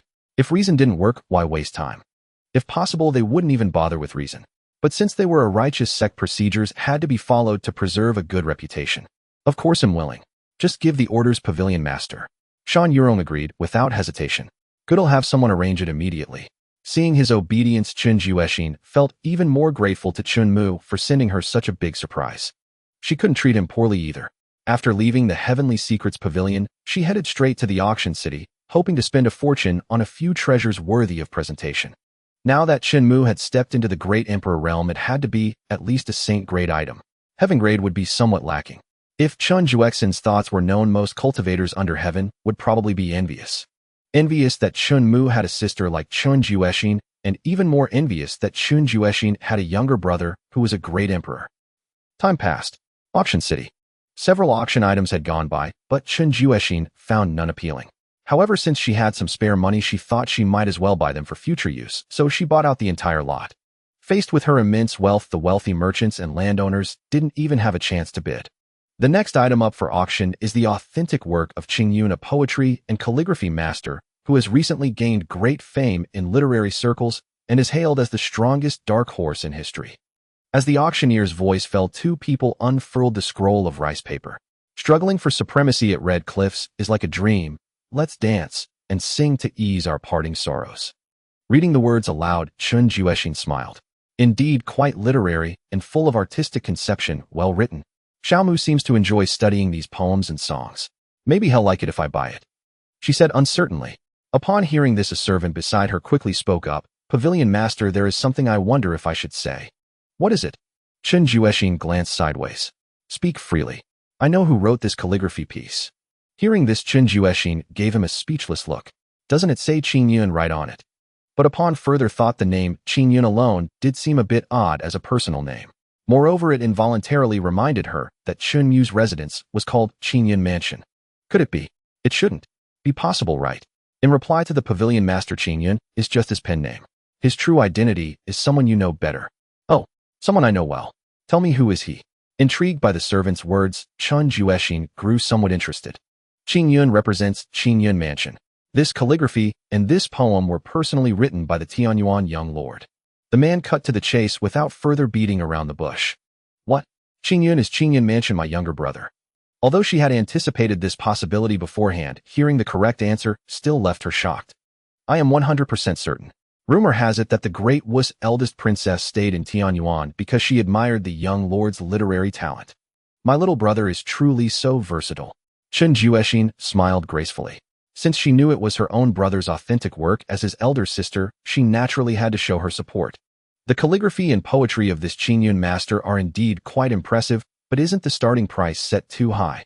After all, he's a newcomer. Not high at all. His debut work was purchased by the Grand Princess at a hefty price. Its value is unquestionable. The Grand Princess. The Grand Princess of Dewu. That foremost talented woman's song, Wanjun. Exactly. You wouldn't doubt her judgment, would you? That's true, but he's still a fledgling. I personally believe the final transaction price won't exceed much. Let him hone his skills for a few more years, accumulate some depth, and perhaps he could become a literary giant of his generation. In the exclusive VIP chamber on the second floor, overhearing the chatter below, Chen Juexin let out a contemptuous sneer and then declared 100 million high-grade spirit stones. To Chen Juexin, now 100 million high-grade spirit stones were less than a drop in the ocean, not worth a pang of regret. Not to mention that this purchase was to support her own brother's endeavor. Chen Juexin felt no sting at all. If anyone dared to compete with her, Chen Juexin wouldn't mind raising the bid directly to 1 billion high-grade spirit stones, next time perfectly embodying the saying, so rich, I can do whatever I want. After all, most of the money would ultimately end up in Chen Mu's hands. In short, since he had taken an interest in poetry and calligraphy, Chen Juexin, as his elder sister, naturally had to give him her full support. One could lose face for anyone, but not for one's own family. Surely this figure would make the name Qingyun resonate throughout the literary world and among scholars. Tea sprayed uncontrollably from his mouth. My apologies, my apologies. How much? 1 billion spirit stones. And high-grade at that. Does that family own a high-grade spirit mine? This is too extravagant. Do they have money to burn? That's 1 billion high-grade spirit stones. Chill. Keep your voice down. Do you want to lose your head? That's Chen Juexin of the Tianyuan sacred ground. See Chen Juexin. Her father is an emperor and her brother is an emperor too. They could annihilate your entire clan with just a glance. Upon hearing this, the man quickly clamped his mouth shut and fled in panic, fearing he might bring about a massacre upon himself and his family. In the end, the calligraphy piece written by Chen Mu was naturally secured by Chen Juexin without any doubt. Not to mention the price of 1 billion high-grade spirit stones. Chen Juexin's very identity alone was suffocating. One could ignore the monk or the Buddha, but one dared not ignore the face of an emperor. With profound respect in their hearts. Young master, this is the 1 billion high-grade spirit stones from the sale of your newly written verse. Yi Qingsheng closed the door, returned to Chen Mu, and handed him a cosmos pouch. Yes, indeed. Daunted by the authority of the Tianyuan sacred ground, the auction house dared not touch a single coin of the 1 billion high-grade spirit stones and handed over the entire sum. In other words, Chen Juexin hadn't spent a single spirit stone, yet she had made the name Qingyun influential among scholars and literati, earning the envy of countless writers and poets. No matter how refined one's pursuits, one still had to eat. To engage in high art while earning a living with dignity, that was their dream. Not to mention that the poems Chen Mu wrote were genuinely beyond their ability to belittle. They simply couldn't slander him against their conscience. From head to toe, they found it all excellent. After reading them, they felt immensely enlightened. To this, Chen Mu would only say, how could they not be good? They were all classics verified over thousands of years, from the immortal poet, the sage poet, the divine poet, the ghost poet, to the demon poet. Chen Mu didn't mind letting those people experience what it meant to be struck by a dimensionality reduction attack. The history of Datsong was indeed longer, but its focus was on cultivation and martial arts, adhering to the principle of the strong ruling. However, the 10,000 years of Daxiao were dedicated to the development of culture and heritage, a realm Datsong could not match. Returning to the 1 billion high-grade spirit stones. Without a doubt, Chen Mu knew that the only one capable of such a grand gesture, aside from his elder sister Chen Juexin, was no one else in the entire southern domain of the Datsong world. What did it mean to spend money like water? This was the very definition. Subsequently, Chen Mu summoned an elder passing by on his flying sword and tossed the cosmos pouch to him. Young master, may I ask what this is? The elder inquired cautiously. 1 billion high-grade spirit stones. Use them to subsidize the sacred ground's treasury and improve the disciples' treatment. All who have rendered meritorious service shall be greatly rewarded. Chen Mu stated his arrangements. 1 billion high-grade spirit stones. Not only his voice, but even the hand holding the Cosmos pouch began to tremble slightly upon hearing that number. He pledged, "Young master, rest assured this old servant will carry out your orders. I will not disappoint you." Then he turned and left. The young lord truly devoted himself wholeheartedly to the Tianyuan's sacred ground. Yi Qingcheng was in awe. If it were her, even if she took it out, she would have kept a portion for herself. Successful donation of 1 billion high-grade spirit stones. 100-fold rebate triggered. Congratulations, host, for obtaining 100 billion high-grade spirit stones. Yet Yi Qingcheng only saw the surface. 100 billion high-grade spirit stones effortlessly acquired. Spending 1 billion on calligraphy to build a reputation, then giving it away to receive a 100-fold return in spirit stones and earn loyalty. A triple win. The system is attempting to upgrade. Chen Mu was already used to this. Lying on the lounge chair, the 10,000 poison dragon coiled lazily on his abdomen, mirroring its master's indolence. Lazy as it was, its enhancement of the 10,000 poison sacred body never ceased for a moment. Behind him, Yi Qingcheng, a sacred maiden of her sect, diligently massaged his shoulders and pounded his back. System upgrade attempt 12 failed. System upgrade attempt 23 failed. System upgrade attempt 46. Data acquired successfully. Upgrading. Upgrade successful. Infinite money module bound. New function unlocked. Infinite money. Infinite money. Chen Mu couldn't help but suspect that the system had mistaken one of his casual actions as a sign that he loved money. Hence it had specially upgraded to add this function. Since it was already upgraded, Chen Mu couldn't exactly refuse it. He was curious. What was the setting of this function? The system immediately explained regardless of grade or currency type, the host can use money without limits. Regardless of grade referred to classifications like the tiers of spirit stones. Regardless of currency type meant that the common currencies of each nation were vastly different. However, for Chen Mu, who now possessed infinite money, none of these were issues. Not only could he spend endlessly, but it also wouldn't affect the 100-fold rebate. Chen Mu wondered what the system's creator would think if they knew their creation had become so rebellious. Or perhaps this system was formed by the will of the heavenly Tao. Why had it shown no reaction at all despite the bug persisting for so long? Could it be that after the system's corruption, its authority had been overclocked to surpass its creator? Chen Mu couldn't help but think along those lines. The system offered no direct answer to this, as if deliberately concealing something. Chen Mu couldn't be bothered and had no interest in pressing further. After all, it was all benefits with no drawbacks. At worst, they would both be destroyed together. Amidst these random thoughts, he drifted off to sleep at some point. When he opened his eyes again, the sky had completely darkened. As he awoke, Yi Qingcheng said, "Young master, someone is at the door looking for you." Chen Mu sat up, stretched lazily, and said in exasperation, "Why is my Qingyun mansion so sought after by others?" "Go open the door." Chen Mu waved his hand, saying to Yi Qingcheng, "A visitor was a guest, and turning them away at the gate was indeed inappropriate." "Yes." Yi Qingcheng immediately moved to answer the door. Opening the courtyard gate under the moonlight, what came into view was an old man with white hair, white brows, a white beard, and clad entirely in white. Though his appearance gave a sense of advanced age, his brows exuded a vibrant energy in no way inferior to the young. "Who might you be?" Judging by his attire, Yi Qingcheng did not believe the old man was from the Tianyuan sacred ground. He was most likely an outsider. Zhuang Fan, the master of the Enlightenment Manor on Tianling Mountain. The old man introduced himself. Tianling Mountain, master of Enlightenment Manor. Could you be the Hunyuan great emperor from 1,000 years ago? Yi Qingcheng suddenly recalled the legendary tale behind the name Zhuang Fan. All in the past, not worth mentioning. Now I am merely a tea farmer, Zhuang Fan said with a smile. He had long forgotten his former glory, harboring no trace of nostalgia. He valued cherishing the present more. Tianling Mountain, Enlightenment Manor, Hunyuan Great Emperor. Hearing these words, it was hard for Chen Mu not to guess Zhuang Fan's intentions. He must have come for the Supreme Enlightenment Tea. Before the Supreme Enlightenment Tea, only he and his Tianling Mountain range could cultivate and harvest Enlightenment Tea in this world. Now, with the yield and the effects of the two types of Enlightenment Tea, the latter had utterly outshone the former. It would be strange if Zhuang Fan could remain seated. News traveled fast. Or perhaps one should say it was to be expected from a former great emperor. "This way, please." Led by Yi Qingcheng, Zhuang Fan came before Chen Mu. "Greetings, young master of Tianyuan." Zhuang Fan respectfully paid his respects. In this era where martial prowess reigned supreme, revering the strong was a principle he found easy to understand.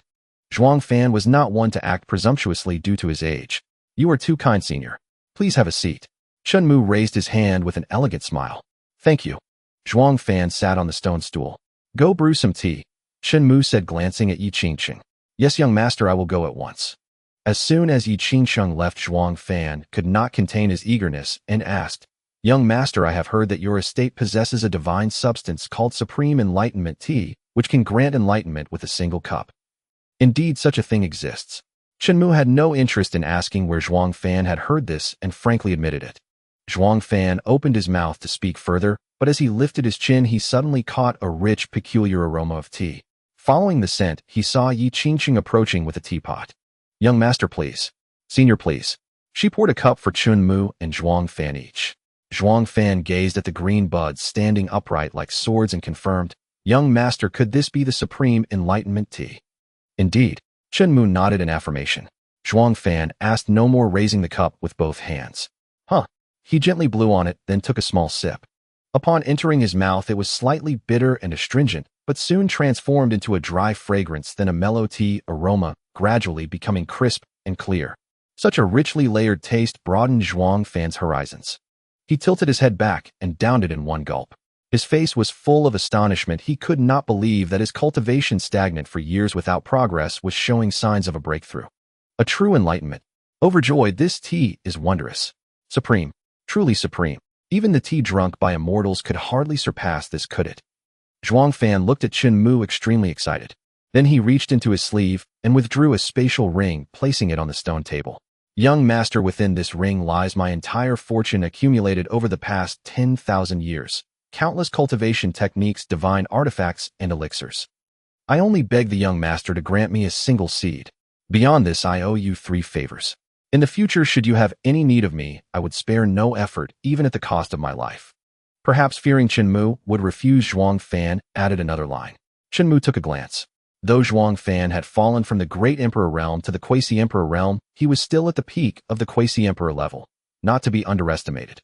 For nearly 10,000 years, he was the foremost in the southern domain in tempering his physical body to the extreme.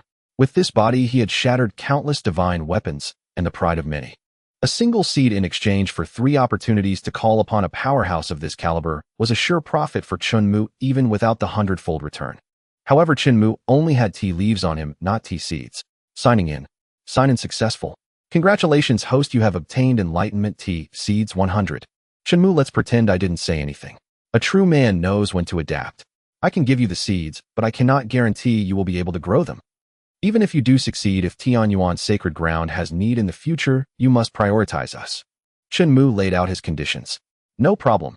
Zhuang Fan nodded heavily, agreeing, without a second thought. Chen Mu could easily see that he was obsessed with the Enlightenment Tea. As for the nature of that obsession, Chen Mu did not care. He took out 2 seeds. Zhuang Fan quickly rose, cupping his hands to receive them. Young master, this. There is 1 extra. Consider the extra one a gift for your experiments. Chen Mu replied lightly. Thank you for your immense kindness, young master. Zhuang Fan will never forget this and will cherish it for life. Zhuang Fan silently amended the promise of 3 favors, vowing that whenever Chen Mu had use for him, he would come at the summons. Gifting Supreme Enlightenment Tea Seeds successful. 100-fold return triggered. Congratulations, host, you have obtained Enlightenment Tea Trees too. Oh, directly upgrading the quality and returning 2 tea trees. Chen Mu found this quite favorable. He immediately took them out from the system backpack, planted them, and harvested without any wait. Afterward, Yi Qingcheng was tasked with seeing the guest off. Chen Mu picked up the spatial ring on the table, which was already of the saint rank. He infused a wisp of divine sense. Whoa, quite a lot of stuff. Various weapons and treasures were piled up like mountains. Truly mountains of them. From this haphazard arrangement, it was clear he had little interest in these treasures. A simple saying of better to have than not summed it up. Bookshelves filled with cultivation techniques occupied a vast space, making one feel as if in a maze. An ordinary person placed inside might not easily find their way out for a while. Indeed, a fallen god is still a god. This former great emperor is quite generous. Chen Mu was very satisfied. Confirming that he had not been deceived, it would indeed take thousands or tens of thousands of years to amass so many items. A divine-grade divine weapon. The blazing sunblade. Where did he get that? Chen Mu wondered. System upon inquiry, this blazing sunblade was obtained by the target from a cave abode opportunity. This blade played an indispensable role on his path to becoming an emperor. So that's how it was. In this fantasy world, opportunities truly abound. As his consciousness wandered within the ring's space, Chen Mu's peripheral vision caught sight of the bookshelf at the very center of the maze. It felt distinctly different from the surrounding aura. This was no ordinary item. Upon closer inspection, Chen Mu discovered that all the cultivation techniques on the shelf were of the highest celestial grade. The 6 desolate overlord art, the heaven wave demonic, cleave the soul-shattering god-slaying strike, the true extremity mystic art. Any one of these techniques, if brought forth, could alter the destiny of an ordinary person, serving as a monumental stroke of fortune. Yet now they were all firmly within Chen Mu's grasp. However, the one that most captivated his attention was undoubtedly the celestial demon overlord body. Chen Mu had just asked the system to look it up. This was the primary body tempering art that Jiang Tian cultivated. Cultivated to its zenith, it allowed one to transform into a celestial demon, maximizing physical fortitude while boasting equally astonishing combat prowess. Back then, a sacred land like the 5 poisoned sacred land chose to make a deadly move against Jiang Tian, who was on the verge of becoming an emperor. Instead, Jiang Tian outmaneuvered them, preemptively transforming into a celestial demon, descending upon the world, sweeping through the entire sacred land. Wherever he passed, corpses littered the ground, piled high like mountains, lying in chaotic disarray. Overnight, a once prosperous sacred land was reduced to dust and history, leaving only ruins and remnants. The celestial demon overlord body, is it? Chen Mu picked it up and flipped through a couple of pages. Celestial demon overlord body, comprehended mastery 100. Before he even reached the 3rd page, under the effect of omniscient comprehension, he had already mastered it completely. Was it that omniscient comprehension was too powerful, or was the system's design simply lacking in thought? Exiting the ring's space, given Chen Mu's current cultivation level, this celestial demon overlord body, truth be told, was of little use. Because even without it, no one could rival him. He was invincible in the world. Chen Mu didn't mind having an extra trump card. He accepted it all. Seeing Yi Qingqing return after seeing off Jiang Tian, Chen Mu casually tossed her a technique manual. This might be useful to you. Go and cultivate it. After all her bustling about, she deserved some reward. The Green Lotus 13 swords, a celestial grade top-tier technique. Thank you, young master. Yi Qingqing received the manual with both hands and knelt in gratitude. Chen Mu acknowledged her and told her to rise. Successfully bestowed celestial grade technique, Green Lotus 13 swords. 100-fold rebate triggered. Congratulations, host, for obtaining technique 10,000 swords returned to 1 sect 1. Only 1. 10,000 swords returned to 1 sect. Chen Mu was not unfamiliar with these for characters. Indeed, such a technique existed in the Great Song world, highly sought after and revered by sword cultivators. However, Chen Mu's 10,000 swords returned to 1 sect was clearly different from theirs. Their 10,000 was a limitation. Chen Mu's 10,000 represented infinite possibilities. 10,000 is 10,000, a million is 10,000, a billion is 10,000, a trillion is also 10,000. Cultivated to the extreme, all divine swords under heaven would heed his command to be used by him. It felt somewhat intriguing. He took it out and glanced at it. 10,000 swords returned to 1 sect, comprehended mastery 100. One could only say omniscient comprehension was truly too satisfying. Having mastered it, Chen Mu was eager to give it a try. He pressed his 2 fingers together like a sword and made a circling motion. Then at the training grounds, the trial tower. These places. What's happening? My sword, why won't my sword obey me? Hey, where are you going? Damn it. I refuse to believe I can't even handle a single sword. The sword I saved up for half a year to afford. Come back, whoa. Tens of thousands of swords flew in unison towards Azure Cloud Manor like a surging tide. The blades glimmered far more dazzling than the stars in the sky, an immensely captivating sight. On Jade Pure Peak. Watching the frost ice sword that had slipped from her hand and flown away, Jian Qingzu's delicate brows furrowed slightly. Master, what is happening?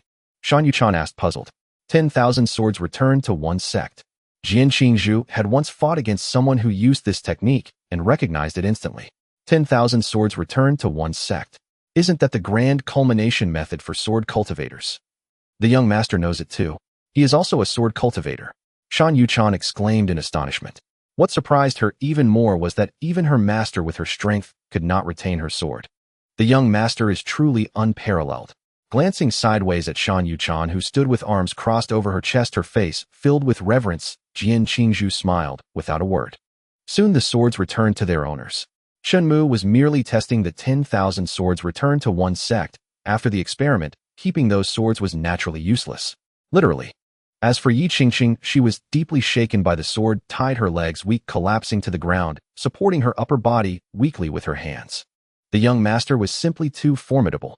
Thinking back to how she once dared to hope she could even see his back on the path of cultivation, she realized how incredibly arrogant she had been. It was utterly impossible, as difficult as ascending to heaven. On the path down the mountain, Zhuang Fan also halted his steps, turning back to watch because of the 10,000 swords returned to one sect Chen Mu had unleashed.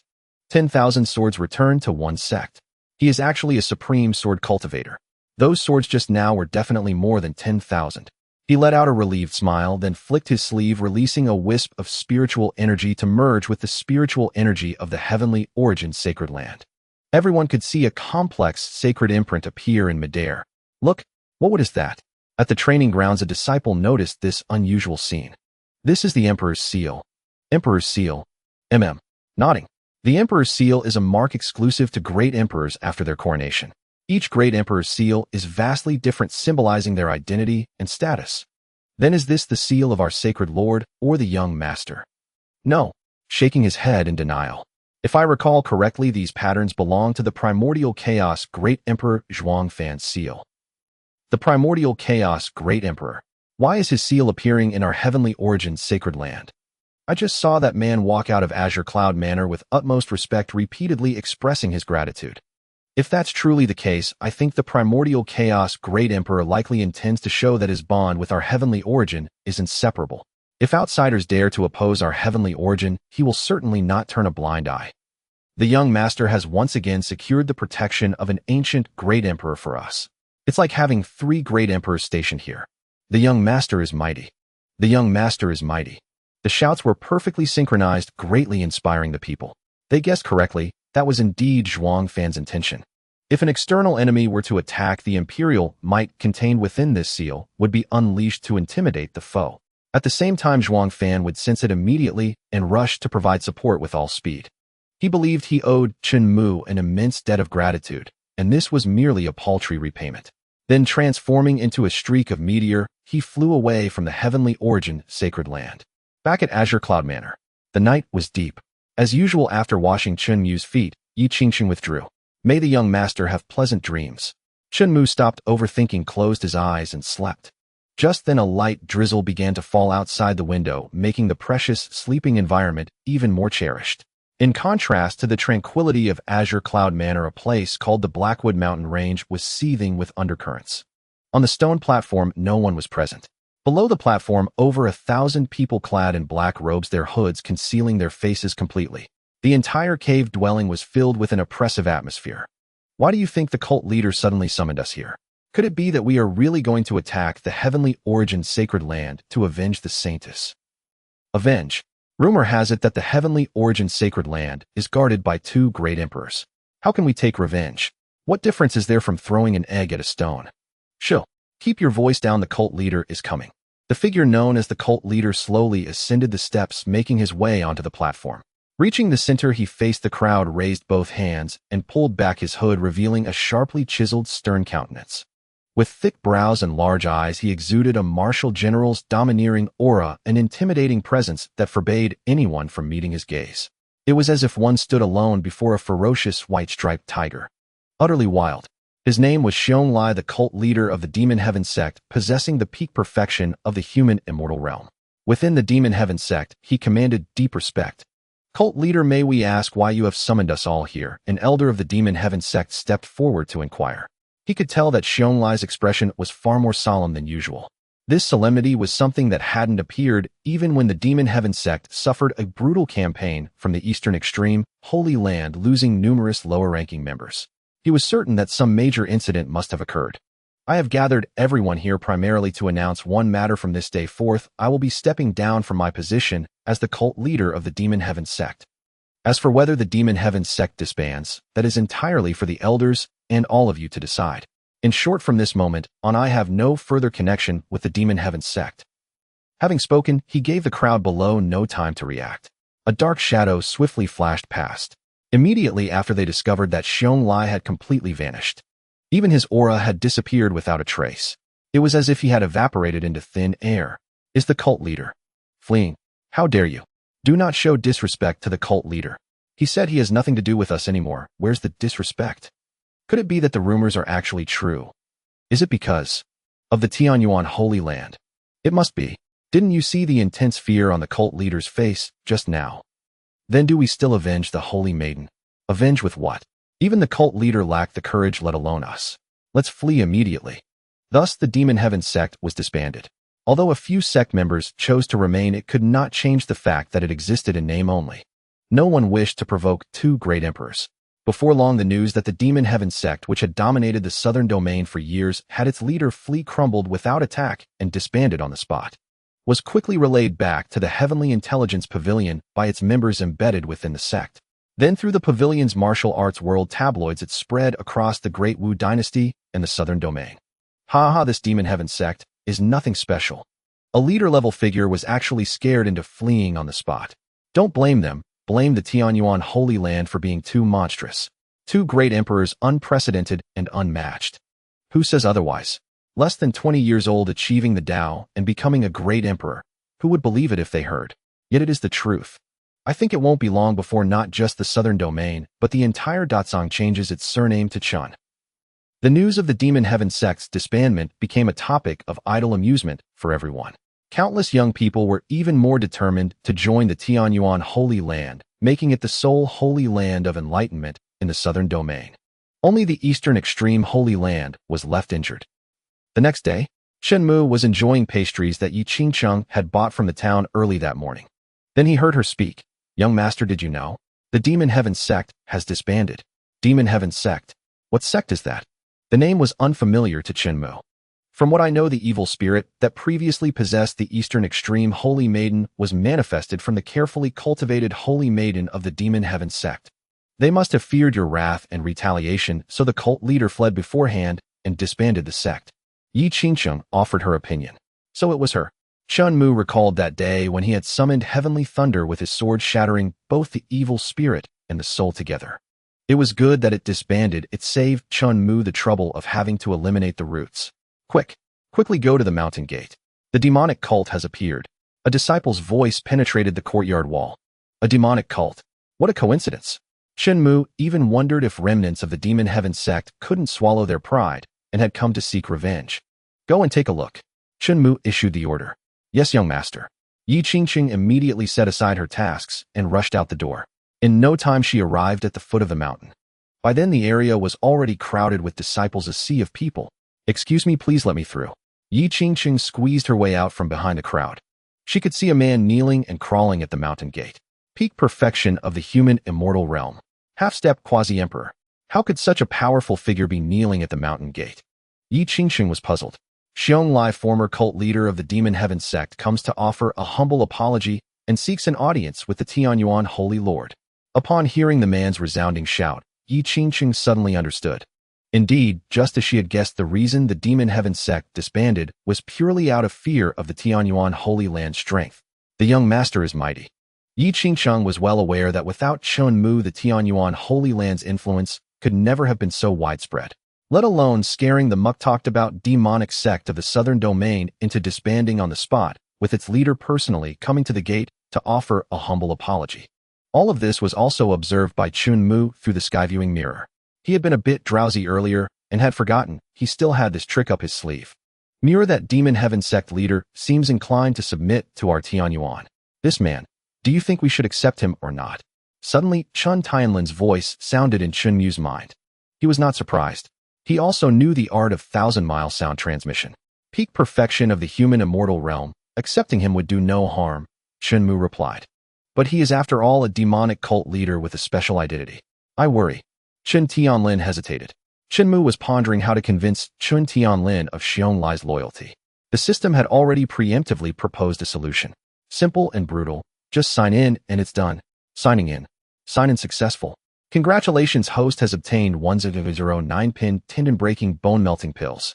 According to the system's introduction, once this pill is taken and combined with a blood oath, any hint of disloyalty would immediately cause all meridians to snap, bones and flesh to dissolve, resulting in a gruesome death with no intact corpse. In terms of toxicity, it was in no way inferior to the 10,000 poison dragon. Subsequently, Chen Mu informed Chen Tianlin about his possession of the 9-pin tendon-breaking bone-melting pills. He also gave his unilateral opinion regarding Xiong Lai's identity as a demonic cult leader. Your son believes that accepting Xiong Lai would instead prove the broad-mindedness of our Tianyuan Holy Land, willing to give a person the chance to lay down the butcher's knife and attain Buddhahood, showing that we are not a bloodthirsty lot. After hearing this, Chen Tianlin thought it was an excellent proposal. He decided to follow Chen Mu's advice and ordered someone to come to Qingyan Manor to retrieve the tendon-breaking bone-melting pills. A new day has only just begun, and I've already recruited another human immortal perfection realm powerhouse for the family. Not bad, truly not bad. He then picked up another piece of osmanthus cake reclined on the lounge chair and put it into his mouth. A bite of pastry, a sip of tea, a cozy little life. Indeed, one must not be reserved. When it's time to be high profile, one must be high profile. As Chen Mu spoke, he opened the system backpack and selected the 2 sacred dragons. He decided to release the War Dragon God and the Flame Sacred Dragon together. 3 dragons guarding the Tianyuan. Let's see which foolhardy soul dares to come and disturb his peaceful life. 2 dragons soared forth from the azure cloud manor, ascending straight into the heavens. Their roars shook the 10 skies and 9 lands. The entire southern domain was stirred into commotion. Gold, black, and crimson dragons converged above the heavenly origin's sacred grounds, a sight undeniably breathtaking. Another 2 dragons have emerged from the young lord's manor. How many more dragons does the young lord command? Even in the ancient era, those who successfully tamed dragons were undoubtedly geniuses among geniuses. Moreover, with bodies merely 100 zhang long, the young lord possesses 3,000 zhang dragons. The words in my mind are utterly insufficient to describe the young lord's might. Indeed, he is far too powerful. Wait, why do I feel the fire spiritual energy within me seething? Me too. That crimson holy dragon seems to grant a spiritual energy boost to those of us who cultivate fire attributes. How vexing. I truly envy you all. Why am I a wood attribute cultivator? Amid the cheers ringing in his ears, Xiong Lai's heart grew increasingly anxious as he made his way to the sacred grounds grand hall. He could not fathom the brutal fate awaiting him if he stubbornly resisted. Earlier, a fleeting glance at the fortune gold dragon's head lurking amidst the clouds had terrified the battle-hardened Xiong Lai, nearly causing him to wet his trousers. Now, with 3 dragons converging overhead, he clenched his thighs tightly, barely managing to hold himself together. Otherwise, it would be mortifying. The former leader of the Demon Heaven sect frightened into soiling himself. The mere thought was utterly disgraceful. Gazing toward the azure cloud manor, Xiong Lai burned with curiosity about the appearance of this heavenly origin young lord. In this sacred ground, he seemed to command more hearts than the heavenly origin Saint Lord himself. Were the youths of this generation all so monstrous? Young lord, that is what transpired. Yi Qingsheng had already recounted everything she had seen and heard at the mountain gate after leaving the azure cloud manor. Good, you have worked hard. After hearing Yi Qingsheng's report, Chen Mu asked, will you be heading to the trial tower later? Yes, within the trial tower, each breakthrough brings me immense insight and power enhancement. Yi Qingsheng spoke, her heart set on breaking through another 10 floors today. To continue staying by Chen Mu's side and serving him, she had to strive relentlessly. She must transform herself into a prodigy as well. If talent fell short, hard work would compensate. If outsiders knew Yi Qingsheng's thoughts, they would surely roll their eyes and scoff bitterly. A genius also pushing so hard, leaving no room for ordinary folk. Very well, go ahead. Chen Mu waved his hand, signaling Yi Qingsheng not to worry about him and to focus on her cultivation. Since his subordinates were so diligent and willing to exert themselves, Chen Mu naturally would not hinder them. He hoped Yi Qingsheng would grow stronger, sparing him the need to act. His embrace of invincibility was not meant for him to handle everything personally. Why expend mental energy on matters others could resolve? Young lord, if you require anything, just command me, and I will return at once. Yi Qingsheng cupped her fists, then turned and left the azure cloud manor once more. Once again, Chen Mu was left alone in the manor, enjoying leisure.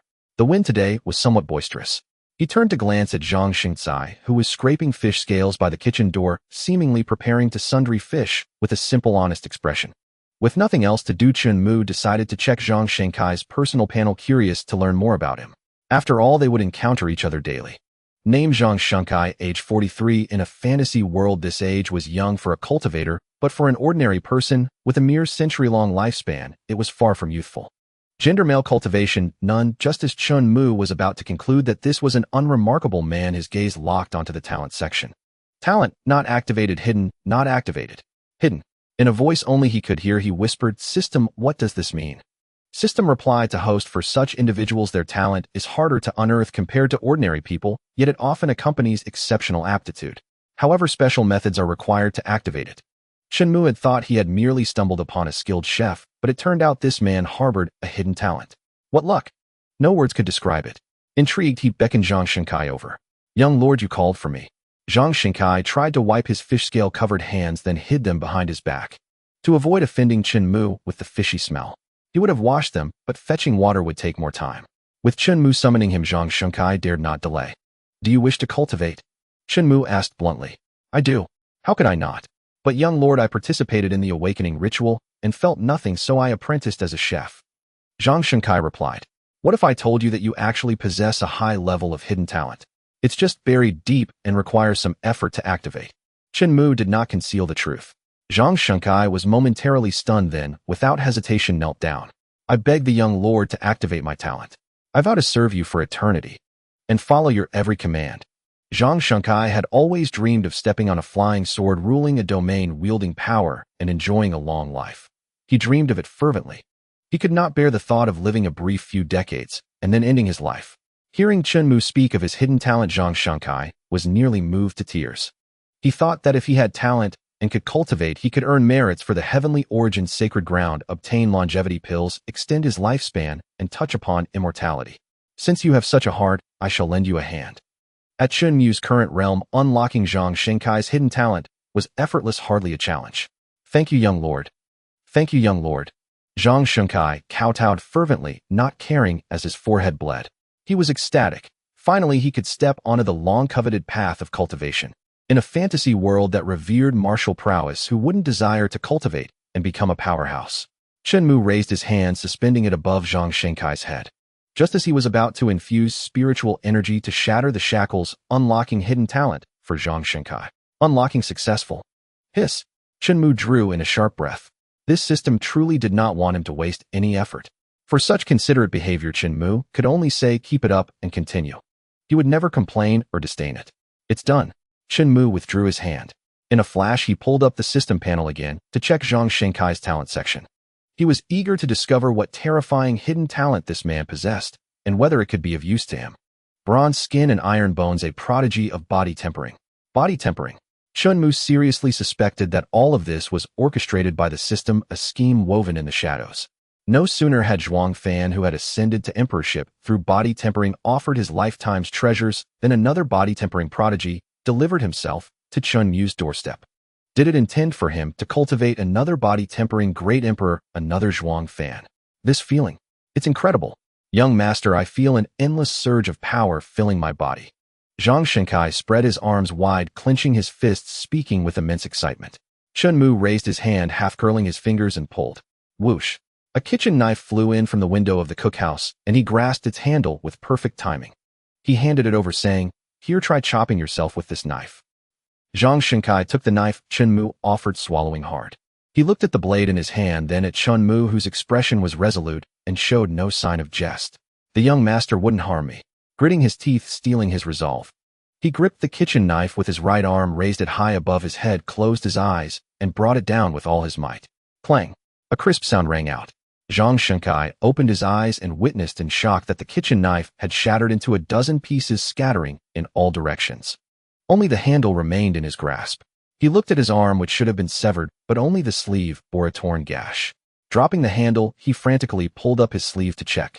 On his forearm, there was not even a scratch, not a single hair out of place. "Young master, what is this?" Jiang Tian's mind could not fathom the mystery and could only seek answers from Chen Mu. "I have awakened the latent bloodline within you, forging for you a body of bronze skin and iron bones impervious to blades and swords. However, a decent spirit artifact might still breach your defenses. Remember never." Before Chen Mu could finish, Jiang Tian fell to his knees with a thud, tears streaming down his aged face. "Thank you, young master. Thank you, young master. This grace of rebirth Jiang Tian will remember for a lifetime. Your awareness proves my efforts were not in vain. Take this cultivation manual and train diligently. It will surely lead you to a remarkable and extraordinary life." Chen Mu took a manual titled Golden Bell Overlord Body Art from the central bookshelf and tossed it to Jiang Tian. "First, lay a solid foundation and elevate his realm before considering whether to let him cultivate the demon overlord body. Taking too large a stride might strain the sinews. Such potent spiritual energy. Though Zhang Shenkai could not discern the manual's grade, he knew it was no ordinary object. Thank you for your sovereign grace. His forehead, which had already scabbed over, did not bleed again this time, due to his bronze skin and iron bones. Instead, the scab cracked and fell off, revealing the healed skin beneath. After receiving the golden bell, Overlord body art, Zhang Shenkai did not hasten to cultivate, but returned to his post, continuing to process the fish and smoke them over cypress branches. Even with the opportunity to step onto the path of cultivation and aspire to immortality, Zhang Shenkai did not forget his duty at Qingyun Manor. He was a cook. At this moment, his mind was filled with thoughts of what to prepare for dinner and which recipe book to consult. Such loyalty was of course the best thing for Chen Mu. He stood up, stretching with a series of cracks from his bones. Indeed, no matter how comfortable this recliner is, it can never compare to a bed. He looked up to see dark clouds stretching for 10 li, blotting out the sky and sun. Chen Mu thought it best to return to his room and rest. Bang! The door pushed open. Xiaomu, your sister has come to see you. Chen Mu. He forced a smile, turned around, raised his hand in greeting. Big sis, why are you? Come let your sister get a good look at our Chun family's great emperor. Chen Juexin quickly came before Chen Mu, grasping his shoulders and eyeing him up and down. It was as if she were admiring a work of art, her eyes filled with the desire to possess it. That look. Chen Mu was grateful he was Chen Juexin's brother and that she still possessed some reason. Without this bond, he feared he would have been devoured whole. She withdrew her hand, sat down, propped her face on her hand, and sighed repeatedly. Sigh as siblings, how can the gap be so vast? Sis, aren't you being too hard on yourself? When it comes to business, I am no match for you. Chen Mu poured a cup of tea for Chen Juexin and ordered Zhang Shenkai to bring a plate of fruit. Here, sis, you've traveled a long way and must be tired. Have some grapes. Chen Mu picked up a bunch of priceless purple jade grapes. Chen Juexin, however, put down her hands and opened her mouth, a playful look of someone waiting to be fed. Sigh. Chen Mu sighed. After all, she was his elder sister. Recalling the affection and care she had shown him in the past, peeling a grape was a small matter. He plucked a purple jade grape, peeled it to reveal the translucent green flesh, and placed it into Chen Juexin's mouth. So sweet. Chen Juexin cupped her cheeks, her smile radiant with joy. She looked at Chen Mu and said teasingly, to have the current great emperor do such a thing for me with his own hands, I, Chen Juexin, must have cultivated immense good fortune in my past life. Yes. Chen Mu humored her, agreeing repeatedly, while continuing to peel grapes for her without pause. Chen Juexin accepted them all, thoroughly enjoying herself. Before Chen Mu, she had no need for pretense. Sis, you came all this way to find me. It can't be just for this, can it? Chen Mu cut straight to the point. Indeed, I can fool anyone but you. That expression, that tone. Chen Mu wondered if something had gone wrong on his sister's end. Actually, here in the southern domain, my business has expanded and occupied most of the market. I'm now considering how to expand outward. Although I have considerable business outside the southern domain, competing with those established families and shops is truly a case of having the will but lacking the strength. They have built trust and recognition among the locals. The latter is hard to surpass. Chen Mu remained expressionless. He had every reason to suspect that Chen Juexin had come to Qingyun Manor just to boast about how impressive she was. Sis, did you come back specifically to show off to me? Chen Mu withdrew his hand, and with a flick of his fingertip, the grape that was about to enter Chen Juexin's mouth instead landed in his own. Chen Juexin bit at nothing, puffed out her cheeks, and shot him a playful glare. Not at all. I'm genuinely troubled, you know. Now that more and more people are joining Tianyuan's sacred ground, the expenses are piling up. If I don't work hard to earn money, how can I help you achieve the great Tao and unify the realm for 1,000 years of dominance? Achieve the great Tao and unify the realm for 1,000 years of dominance. Chen Mu was unmoved. He thought to himself, sis, you overestimate me. Your little brother just wants to lie back and enjoy life. As for money, with infinite money in hand, would he ever be short? But he certainly couldn't tell Chen Juexin this, even if she was one of his closest people. The matter of the system must be kept a secret, taken to the grave. What if revealing it brought harm to others? He still hadn't figured out the system's origins, so he had to be cautious. Caution is the parent of safety. Xiaomu, you've always had plenty of ideas. Do you have any good advice? Help your sister out. A brilliant plan. Chen Mu shook his head. What brilliant plan could I possibly have? Sister, you know, I have no talent for commerce, not the slightest bit of acumen. Checking in. Check-in successful. Congratulations, host, you have obtained a commercial acumen. Chen Mu couldn't help but feel that the system was straying further and further from the concept of a wish-granting system. Moreover, it was like the supreme realm. After all, a wish-granting system required you to make a wish before it would fulfill it. Chen Mu hadn't even said a word, yet the system had already shoved the gift into his hands. Subsequently, under the enhancement of the commercial acumen, skilled Chen Mu instantly devised a scheme that could allow Chen Juexin to attract a vast number of customers, an unprecedented tactic. Divine Gambling Stones. Divine Gambling Stones. Chen Juexin recognized each of those three words individually, but together, she simply couldn't fathom their meaning. It's simple. Announce that we've discovered a natural divine stone. Once cut open, there's a certain probability of obtaining a supreme treasure from within, such as pills, techniques, or divine weapons, Chen Mu explained further. You mean fabricated? No, Chen Juexin would never stoop to deceiving the masses. Moreover, once exposed, it would tarnish Tianyuan and damage your reputation. Chen Juexin was more concerned about the latter point. It mattered little what happened to her. Chen Mu was destined to become the Lord of Tianyuan, and she didn't want his name stained. Having such an upright sister who always thought of him also put Chen Mu in a difficult position. In his past life, capital fraud schemes that leveraged small investments for huge returns were commonplace. In this dog-eat-dog world of cultivation, however, they were not so prevalent. Checking in. Check-in successful. Congratulations, host, you have obtained Divine Gambling Stones 1000. Divine Gambling Stones. Chen Mu furrowed his brows, asking in his heart, system, you're not joking with me, are you? Do such things as divine gambling stones truly exist in this world? He searched his mind carefully, but found no relevant memories. The divine gambling stone was merely a term he had casually invented based on his past lives' experience with gambling on jade. He had simply replaced the jade with spirit stones, techniques, and divine weapons. System replied to host, this divine gambling stone was created by the system based on your description. Even that works. Chen Mu had no time to delve into it. He needed to solve the immediate problem first. Since I said they were natural, how can that be considered fabrication? Chen Mu waved his hand, producing over a dozen divine stones of varying sizes and shapes, and laid them before Chen Juexin. What are these? Chen Juexin tried to cover them with her divine sense, hoping to discern their secrets. However, she found she could see nothing but a pitch-black mass. These are the divine stones I spoke of. Even you, sister, or even father who is at the great emperor realm, cannot see through them. These stones can only be revealed when cut open. That's why the word gambling comes first, Chen Mu explained. He never expected that memories from his past life could prove useful at a time like this. Such things actually exist in the world. Xiaomu, where did you obtain them? Chen Juexin asked curiously. This? They'll keep it a secret for now. But if you need any, sister, feel free to ask me. How could Chen Mu possibly tell her? That he had made it up, and then the system had created it out of thin air. All right. Seeing that Chen Mu didn't want to talk about it, Chen Juexin didn't press further.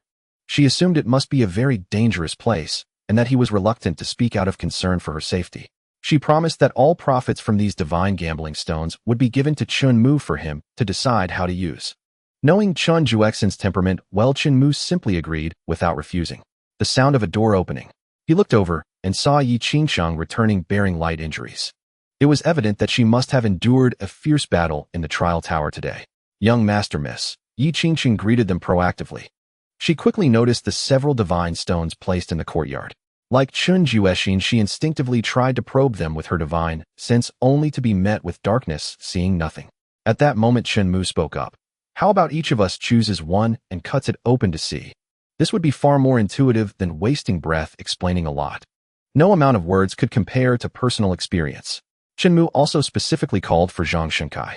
Then I'll choose this one, Chen Juexin said, pointing randomly at a relatively smooth divine stone. Yi Qingxiang chose one that was more exquisite and compact with a slightly jade-like surface. As for Zhang Shenkai, he picked the largest one. In his view, bigger was better. Chen Mu, without much thought, randomly selected one. Then with a gentle flick of his finger, a splitting crack immediately appeared on all four divine stones, opening them up. This is a pair of boots that can enhance movement speed and agility. At least Earth grade, Yi Qingxiang exclaimed in delight. Inside my stone is a suit of armor. Zhang Shenkai was overjoyed. A 7th grade Xuanyu pill. Just as Chen Mu had thought, after personally unearthing a treasure from the divine stone, Chen Juexin immediately realized what a huge business opportunity this was. The tension and excitement of gambling on the stones, followed by the thrill and joy of uncovering a treasure, were truly a roller coaster of emotions, utterly captivating. However, wasn't the probability of finding a treasure a bit too high? Just as Chun Juexin was thinking this, she caught sight of Chen Mu's gloomy expression from the corner of her eye. Looking at the stone before him, it was empty. Chen Mu, let's do another round, he said with a forced smile. Witnessing his reaction, Chen Juexin realized that her worries were completely unfounded. The harder it was to unearth something, the more it made people want to try to defy fate. With just a single stone purchase offering a chance to change one's destiny, how many in the world could refuse? In the second round, neither Chen Juexin nor Yi Qingcheng managed to unearth anything from their stones. Zhang Xingcai, on the other hand, was incredibly fortunate, unearthing another Earth-grade gauntlet. When it came to Chen Mu's turn, checking in. Check-in successful. Congratulations, host, you have obtained supreme luck. Boom. A golden pillar of light shot into the sky, an omen of a supreme treasure descending upon the world. To this, Chen Mu could only say that if the system's response had been even a second slower, he might have ended up with another empty stone. Heavens, that hat's a saint-grade divine weapon. As expected of the young master, he actually unearthed a saint-grade divine weapon. In comparison, my gauntlets are worthless. This divine stone can yield a saint-grade weapon. Chen Juexin stood up in shock, exclaiming in disbelief. That's right. Not just saint-grade, but even divine weapons can be obtained from it all, depending on luck. Gazing at the saint-grade divine weapon in his hand, Chen Mu was thoroughly satisfied. Supreme luck, awesome. System, what about me? Expectant face. You're awesome too. System, hee, thank you for the compliment, host. This system will definitely work even harder. Having such a brilliant idea, yet you claim to have no talent for business and know nothing about it. You little rascal, you're being overly modest. Chen Juexin wrapped an arm around Chen Mu's neck and pulled him close. Mine, all mine, Chen Mu said with a wry smile. He thought to himself, I only found out I had business talent a few seconds before you did, sister. Afterwards, several divine stones were opened. Chen Mu continued to shine uniquely under the influence of supreme luck. Golden beams of light shot through the clouds one after another, as if they cost nothing. Saint rank. Divine rank. Divine rank again. Looking at the empty stones before themselves, Chen Juexin, Yi Qingcheng, and the others could only sigh. We cannot compare, truly cannot compare. Such fortune was truly befitting of an emperor blessed by the great Tao. As for the first stone, the great Tao must not have reacted in time. Yes, that must be it. After that, Chen Mu handed over the remaining 984 divine stones to Chen Juexin. These would be more than enough for her to make a name for herself beyond the southern domain. Gift of divine stones successful. 100-fold rebate triggered. Congratulations, host, for obtaining 98400 divine stones. 98400. This number combined with supreme luck meant he now had over 90,000, nearly 100,000 divine weapons of at least saint rank as his hidden arsenal, did it not? This might sound like self-praise, but aside from the word invincible, Chen Mu could find no other description. Invincible. Only invincible. Yet being invincible was far better than enduring constant ridicule and suppression, was it not? Don't worry, little Mo. Your big sister won't let your expectations down. It'll make divine stone gambling sweep across the entire Datsong world. Before leaving, standing at the door, Chen Juexin still took the time to declare. Alright, I've noted it. Be careful on your journey, big sister. Chen Mu waved in response. Then he noticed Yi Qingcheng and Zhang Xingcai approaching him with the items they had obtained from the divine stones. Chen Mu raised his hand and said, keep those things for yourselves. Thank you, young master. The two bowed and, following Chen Mu's words, accepted the treasures. On one hand, they truly needed them. On the other hand, they knew these items held no value for Chen Mu and would only take up space. Moreover, since it was the young master's command, they need only obey without question. Having settled matters with Chen Juexin, Chen Mu headed toward his bedroom and waved his hand, call me for dinner. Yes, young master. As Yi Qingcheng replied, Zhang Xingcai had already donned his divine armor and gauntlets, using his free time to cultivate the golden bell overlord body art Chen Mu had previously given him. Noticing this, Yi Qingcheng was first startled, then asked curiously, Brother Zhang, where did you obtain this cultivation art? Well, actually, it was the young master who. Zhang Xingcai did not conceal the truth. He began from the moment Chen Mu had discovered his hidden talent. Bronze skin and iron bones, a physique cultivation prodigy. Yi Qingcheng had to admit she had been blind. She had always regarded Zhang Xingcai as an ordinary man, never realizing he was a genius of body refinement. The young master was indeed the young master. His eye was always so unique. Without his discerning insight based on Yi Qingcheng's understanding of this world, Zhang Xingcai's life would most likely have been ordinary until his death from old age or illness. The young master has given you a new lease on life. If you ever become powerful, you must never forget this debt of gratitude. Yi Qingcheng shared her opinion. Miss, you rest assured. I would walk through fire and tread on blades for the young master. Zhang Shunkai raised his hand and pounded his chest with a sound like a drum. Then he asked, "Oh, by the way, Miss He, this is my first time cultivating, and I only know the 4 ranks of Heaven, Earth, Mystic, and Yellow. What grade is the art the young master gave me?" "Heaven ranks supreme grade, the highest and most superior art," Yi Qingxing replied. "Heaven ranks supreme grade." Hearing this, Zhang Shunkai would willingly be Chen Mu's dog, let alone walk through fire and tread on blades. His benefactor. Even his own parents had not treated him this well. Deeply moved, tears welled in his eyes. Chen Mu was in his bedroom. He could hear every word of the conversation between Yi Qingxing and Zhang Shunkai. Lying in bed, he felt no drowsiness at all. He asked himself, "Have I been sleeping too much?" They say every inch of time is an inch of gold, and one must not waste it. But since I am already immortal, undying, and have reached the rarely attained emperor realm, a little idleness shouldn't hurt, should it? Staring at the cracks in the ceiling, he muttered to himself. Signing in. Sign in successful. Congratulations, host, for obtaining Drunken Life and Death Incense 10. Drunken Life and Death. That doesn't sound like a good thing. Chen Mu complained. System replied to host, lighting this incense can help you enter a dream. Moreover, the dreams will be exactly as you wish, making you reluctant to leave. What if I get trapped in it forever? Chen Mu asked again. System host jests. This incense only has a dream-trapping effect on those below the innate martial master realm. Chen Mu frowned, so it really does have that effect. However, knowing that the Drunken Life and Death incense had no side effects on him, Chen Mu directly said to the system, "Light it." "As you command." The system complied. It displayed utmost humility. After all, for the system at this point, winning Chen Mu's favor and approval was of paramount importance. Nothing was more important than this. Soon as a wisp of white smoke rose, a wondrous fragrance flowed into his nostrils with his breath. Chen Mu gradually felt his eyelids grow heavy, closed them, and entered a dream. In the dream, there was chaos. What he expected was to have no dreams at all and waste no energy.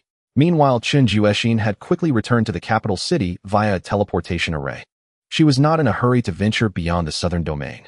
Instead, she planned to test the waters with a few divine stones within the city to gauge the public's response. Thus, she could devise a specialized promotion and marketing plan. With a lavish expenditure, she purchased an imposing pavilion and ordered a sign reading Divine Stone Pavilion to be hung. This immediately drew a crowd of onlookers. Divine Stone Pavilion. What's that for? No idea. Why would the word divine be linked to stone? One is rare to see, the other is everywhere. To be able to buy such a luxurious pavilion, I think it must be something significant. The heated discussions continued. Seeing that the crowd of spectators had gathered sufficiently, Sun Qian, the temporarily appointed vice pavilion master, opened the doors wide to welcome guests and stepped out. "Ladies and gentlemen, the Divine Stone Pavilion opens today, welcoming all cultivators of the southern domain. I kindly ask those with money to contribute and those without to lend your presence." Sun Qian clasped his fists toward the sky, delivering his opening remarks. "Cut the nonsense. Just tell us directly, what is this Divine Stone Pavilion for?" Someone impatiently shouted. Sun Qian was not angered and calmly replied, "In short, you can purchase divine stones here and try your luck. The outcome depends entirely on fortune." "Divine stones? You want us to spend money on rocks? Have you lost your mind? Let's go, everyone, this is boring. How is this any different from treating people like fools?" Seeing the crowd about to disperse, Sun Qian quickly called out to stop them. Everyone, please wait. Hear me out. These are no ordinary stones. If you're lucky, you might even unearth a divine rank artifact." Upon hearing Sun Qian's words, the crowd fell into a cold silence. Though the Spirit Stone Pavilion was packed with over 100 people, not a single sound could be heard. It was so quiet one could hear a pin drop. But soon this silence was shattered by a burst of laughter. "Ha, your Spirit Stone Pavilion sure knows how to boast without fear of bursting your own bubble. How could a divine grade artifact possibly be cut from a stone? Ridiculous. This is absolutely the funniest joke this old man has ever heard in his entire life. Absurd. Shameful. Pitiful. What kind of lunatic is this, taking us for fools to be fooled?" Most people merely spat in disdain, their eyes full of contempt. Some of the more prideful cultivators directly drew the swords at their waists, adopting a stance that proclaimed a cultivator's dignity was not to be trampled. Seeing this commotion, Sun Qian also grew somewhat alarmed. He quickly raised his hands. "Our Spirit Stone Pavilion's master is the alliance leader of the Merchant Alliance, backed by the Tianyuan Sacred Ground. Would we possibly jest with you all over such a matter?" Hearing this, the few who had drawn their swords halfway paused their actions. The Merchant Alliance leader, Chen Juexin. Didn't you hear him say backed by the Tianyuan Sacred Ground? Who else could it be but Chen Juexin? This is someone I dare not provoke. I take my leave. The ones who were arrogant just moments ago now turned without a second glance, pushing through the crowd to flee. Like beaten dogs, they scurried away with their tails between their legs. Not even if their cultivation levels suddenly soared by 5 or 6 major realms would they dare to oppose the Tianyuan sacred ground. They understood perfectly what a great emperor meant. They knew even more how terrifying the existence of 2 great emperors was. Tell us then, what are the exact rules of this spirit stone gambling? An old man stooped with his hands clasped behind his back and eyes narrowed, exuding deep cunning, stepped out from the crowd and asked directly. Simple. Purchase the spirit stone of your choice, split it in 2, and cut it open. Whether it's top-grade pills, cultivation manuals, or divine armor and weapons, everything is possible. However, it all depends on luck. For the fortunate, a divine-grade artifact may be obtained. Of course, for the unlucky, it's also very possible to get nothing at all. Sun Qian emphasized this rule. The Tianyuan sacred ground wasn't afraid of trouble, but it had no reason to actively seek it lest they give others a handle. So may we ask, where do these stones come from? The old man asked again. The specific origin is inconvenient to disclose.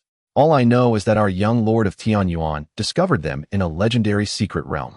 Sun Qian relayed Chen Juexin's words. A legendary secret realm. The Spirit Stone Pavilion is connected to the young lord of Tianyuan. That peerless genius. Perhaps it really is worth a try. The cheapest one costs over 1,000 spirit stones. That's a bit expensive. Yet what if I get nothing? Wouldn't that be a huge loss? Think of it this way: if you spend 1,000 spirit stones and gamble on getting, say, not a divine grade, but a sage grade, or even just a heaven grade or earth grade artifact, isn't that better than sitting around doing nothing and waiting for an opportunity to fall into your lap? Exactly. This is the closest chance for commoners like us to defy fate. Driven by this sentiment, more and more people began to flood into the Spirit Stone Pavilion. To facilitate those who lacked sufficient spirit stones or gold coins to purchase the stones, Chen Juexin specifically bought the shop next to the Spirit Stone Pavilion and opened a pawn shop. A honest op service. Heavens above, earth below, gods bless me. This is my entire fortune. Ooh, please let me find a good treasure. One cut makes you poor, one cut makes you rich. Success or failure hinges on this single moment. Open for me. Some knelt, praying to Buddhas and gods. Others held large knives covering their faces in hesitation. And those with money simply playing a few rounds to satisfy their curiosity and have some fun. All kinds of people gathered together. The expressions upon making a cut were equally varied. My 2,000 spirit stones. Just 10 of the lowest grade pills for my 2,000 spirit stones. He knelt, questioning his life. Count yourself lucky. I bought a stone for 5,000 spirit stones and got nothing at all. Meow. 10,000 spirit stones for just 1 second-grade pill. Are you sure you're not joking with this young master? Is your Spirit Stone Pavilion cheating its customers? Yes. It must be the Spirit Stone Pavilion cheating its customers. Relying on the backing of the Tianyuan sacred ground, they act recklessly, treating us common folk like pigs to be slaughtered. I've been lucky since I was a child. How could I not gamble even a single treasure? Something's wrong, definitely something very wrong. Once someone started a crowd of those who hadn't cut out satisfactory treasures or had gotten nothing at all from the spirit stones joined in the outcry, shouting about a scam, cheating customers. Hey everyone. Seeing this commotion, Sun Qian also panicked, but his voice was completely drowned out by the crowd shouting refund. However, at that moment, an old surprised voice rang out. Heaven grade. I've opened a heaven grade divine weapon, the cold wind sword. Heavens. A heaven grade divine weapon. Good heavens. It really is a heaven-grade divine weapon. Treasures really can be found in these stones. What if it's a shill? Everyone, don't be fooled. Ridiculous. Seeing someone had opened a supreme treasure, Sun Qian's attitude became much firmer. He immediately retorted, would our Spirit Stone Pavilion tarnish the reputation of our alliance leader and young lord for a few measly pieces of silver? Everyone, please watch your words. At his shout, those few immediately clamped their mouths shut, not daring to utter another word. If they truly offended them, let alone the Tianyuan sacred ground, merely offending Chen Juexin alone would bring them unbearable consequences and certain death. Everyone knew well that the terror of this woman Chen Juexin was not limited to her business acumen. This Yunbei street hasn't been this lively in a long time. Following the voice, they saw an old man with graying temples accompanied by a male and a female guard, both at the innate martial master cultivation level. Grand Academician. Recognizing the newcomer, Sun Qian hurried forward to greet him. I was unaware of your arrival, Grand Academician. Please forgive my lack of welcome. You are too kind, Pavilion Master. Zhao Zhitong helped Sun Qian up, telling him there was no need for such formalities. Grand Academician. The Grand Academician whom His Majesty called one who possesses 8/10 of the world's literary talent, Zhao Zhidong. Indeed, it must be him. I saw him once at a banquet. Rumor has it he is upright and incorruptible, bowing to no powerful figure, and has even risked death to remonstrate. This integrity is truly admirable. Zhao Zhitong let these words of praise pass by him like wine through his ears. He asked Sun Qian, "This old man is also quite interested in this spirit stone gambling. May I give it a try?" "Of course. It is our honor that the Grand Academician is willing to visit our spirit stone pavilion. You may choose one stone for free," Sun Qian promised. I cannot accept a reward without merit. You must charge what is due. There's no need to open a back door for this old man.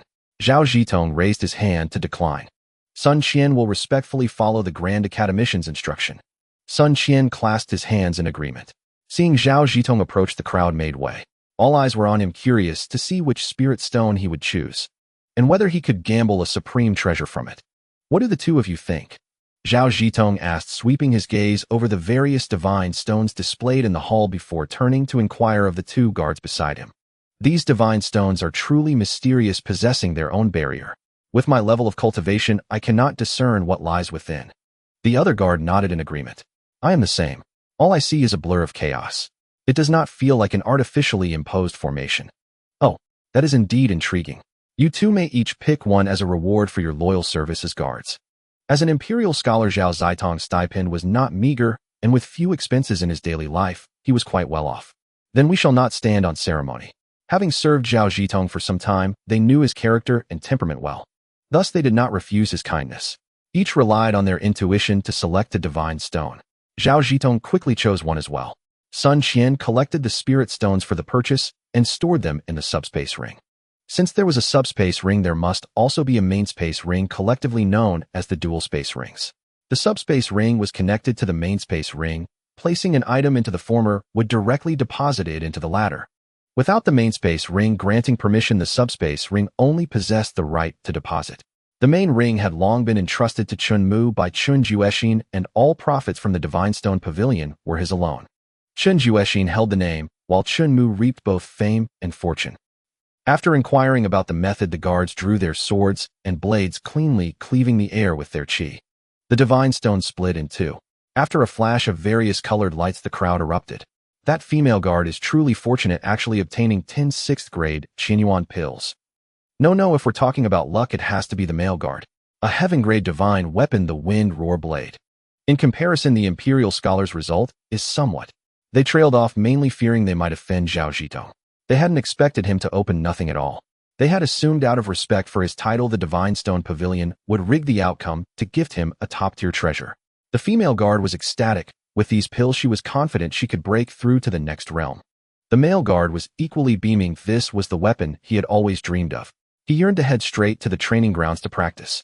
In contrast, though Zhao Zhitong's expression remained largely unchanged, the despondency in his eyes undoubtedly betrayed his true feelings. "May I purchase another?"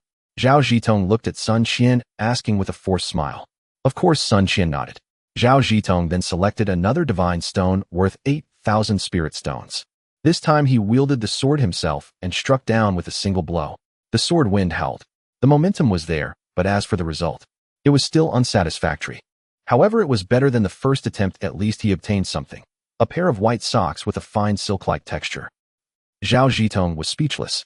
Again, spirit stones 7,000. Obtained air. Again, spirit stones 5,000. Obtained one first-grade lowest quality pill. Again. The crowd watched Zhao Zhitong's frenzied state and his repeated failures. Now those who had felt unlucky found some solace. If even an imperial scholar, a mighty Confucian cultivator, could suffer such a fate, what about themselves? They understood that the Divine Stone Pavilion had not deceived them. It was purely a game of luck. One more 1M. Zhao Zhitong stopped mid-sentence, realizing his money pouch was empty. He had squandered over 1,000,000 spirit stones, practically throwing them all away. Zhao Zhitong had no intention of consoling himself with those inferior pills or the white socks. He'll use this as collateral. How many spirit stones can I get? Zhao Zhitong produced an ancient scroll upon which were written the words 3,000 volumes of the Great Scholar. Is that not the 3,000 volumes of the Great Scholar, one of the 10 great Confucian divine texts?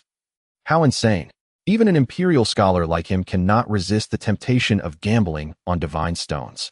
A man must save face. Opening nothing in front of so many people is certainly embarrassing.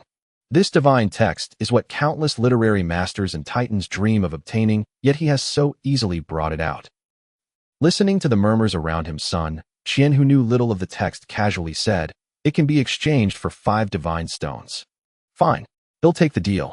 Zhao Zhitong grabbed Sun Qian's hand with one and shoved the 3,000 volumes of the great scholar into his palm with the other, as if fearing he might change his mind. Sun Qian smiled wordlessly and placed the scroll into the mainspace ring held by Chen Mu via the subring. This one, and this one. He'll take them all." Having selected 5 divine stones, Zhao Zhitong struck down with his sword one after another. The first was empty, the second yielded 10 second-grade Wenxin pills, the third a set of profound-grade treasure armor, the fourth was empty. Gulp. Staring at the last remaining divine stone, Zhao Zhitong swallowed hard cold sweat beating on his forehead as the pressure mounted. Gritting his teeth, he steeled himself and struck down one final time. In the next instant, a golden light surged forth, piercing through the roof and reaching the heavens, scattering the clouds. A saint grade. This is saint grade. A relic of a Confucian saint. A saint's relic. This is far more valuable than the 3,000 volumes of the great scholar. Move aside. I want to gamble on a divine stone. Me too. Zhao Zhitong's lips twitched as he gazed at the saint's relic in his hand, struggling to suppress a triumphant laugh to avoid losing face. He had gambled correctly. If he could comprehend the true essence within the saint's relic, his achievements and status in the Confucian path would increase manifold. Because of this incident, the reputation of the Divine Stone Pavilion spread throughout the capital. Many came drawn by the fame, eager to hand over their money to Chen Mu. The pawnshop next door was also experiencing booming business. Mainspace ring spirit stones 10,000. Mainspace ring spirit stones 5,000. Mainspace ring 3,000 volumes of the great scholar 1. When Chen Mu awoke, he saw the massive gains displayed on the system panel before him.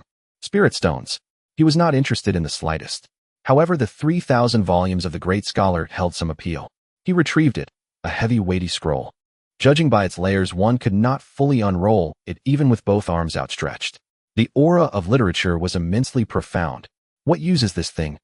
System: if you can obtain the recognition of the great scholar's residual soul, within you shall receive the great scholar's reward. Chen Mu did not believe he currently needed anyone's recognition. He was merely surprised that the Confucian path existed in Datsong. Yet he felt this Confucian path was vastly different from the one he understood. The spiritual energy within this scroll was quite dense.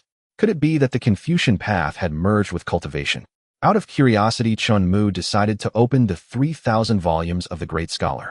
Upon opening it, a literary aura surged like an endless ocean rolling forth to meet him. A dazzling golden light filled his field of vision. When he found himself in a brand new world. Chen Mu could clearly sense that this realm was formed by a peculiar energy and was not real. Only his consciousness had been transported here, while his physical body remained in the azure cloud residence. Ink-black mountains, ink-black rivers, ink-black clouds, ink-black birds. An ink-wash painting. Chen Mu glanced around, a faint smile curling at the corners of his lips, a glimmer of interest in his eyes. The ambience was indeed profound. Crossing a stone bridge, he spotted a towering mountain in the distance upon which stood a pavilion. Within the pavilion, 2 figures sat engaged in a game of Go. Others stood nearby watching in silence, occasionally offering praise. "Master Mo, that move was exquisite. Master Li, your move has truly opened my eyes. I am deeply enlightened." Faced with Master Li's relentless pressure, Master Mo pinched a black stone between his fingers, his hand poised to make a move, then froze in midair. He turned his head to gaze into the distance. Oh, so someone has finally passed the literary aura trial and entered this 1 yuan world. Never mind that, focus on the game, Master Li urged. As great scholars, they were the examiners of the final trial in 1 yuan. Looking back, it had been thousands of years since anyone had reached the summit of Ink Mountain to undergo the test. Thus, in Master Li's view, the literary aura of the southern domain had long since dried up. The Confucian path. It was no more. Now was the era of sword cultivators, blade cultivators, and spear cultivators. Utilitarianism reigned supreme, who still wished to study. Nurture a literary aura slowly. He had always held a pessimistic view. Let's observe first, Master Mo said, returning the stone to the bowl. He raised his hand and waved his white sleeve, fluttering, leaving a trail of ink in the air. The ink stain then transformed into a mirror, revealing the scene at the foot of the mountain, showing Chen Mu's face. Oh, at such a young age he has passed the literary aura trial and entered the Wenyuan world. Master Li was slightly moved. His interest in Chen Mu peaked. He knew that even he, now a great scholar, was nearly 60 when he first entered Wenyuan. This child is truly gifted, Master Mo said, stroking his beard, his face full of admiration. Don't jump to conclusions. Wait until he passes the trial and successfully reaches the summit before praising him, Master Li snorted lightly. He did not believe that the current grim situation could be easily reversed by a single genius. Moreover, it was uncertain whether this person was even a genius. Are there 9 people on the summit? With his divine sense covering the area, Chen Mu had already taken in the presence of Masters Li and Mo and the others. From their conversation, Chen Mu could easily discern that the Confucian path had once enjoyed a glorious era. However, with the rise of sword, spear, and blade cultivators, it had gradually weakened, declined, and was now heading toward extinction. Only a small fraction of people still adhered to their heart's Tao. Later, he learned from the system that in the past the Confucian path allowed one to be encircled by a halo of talent capable of slaying enemies from 1,000 miles away. A scholar's brush was no less than a cultivator's sword. A scholar could take up his pen, go into battle, and secure the nation. Quite impressive, he mused. It sounded fascinating. He halted, closed the system panel, and saw a blob of ink explode before him, coalescing into a cloud. From within it emerged ink-washed, ferocious wolves, each bearing its fangs, extremely menacing. So this is the so-called trial. His verdict: nothing but the word weak. The wolves moved their sturdy limbs, charging, leaving traces of ink in their wake that vanished in an instant. 7 or 8 ink wolves rushed toward Chen Mu in unison, leaping at him, their pitch-black claws appearing far sharper than broken blades. Bang! Bang! Bang! However, before Chen Mu even moved, the ink wolves, upon entering a range of 3 or 4 meters, exploded one after another, turning into clouds of ink mist. They couldn't even get close to him.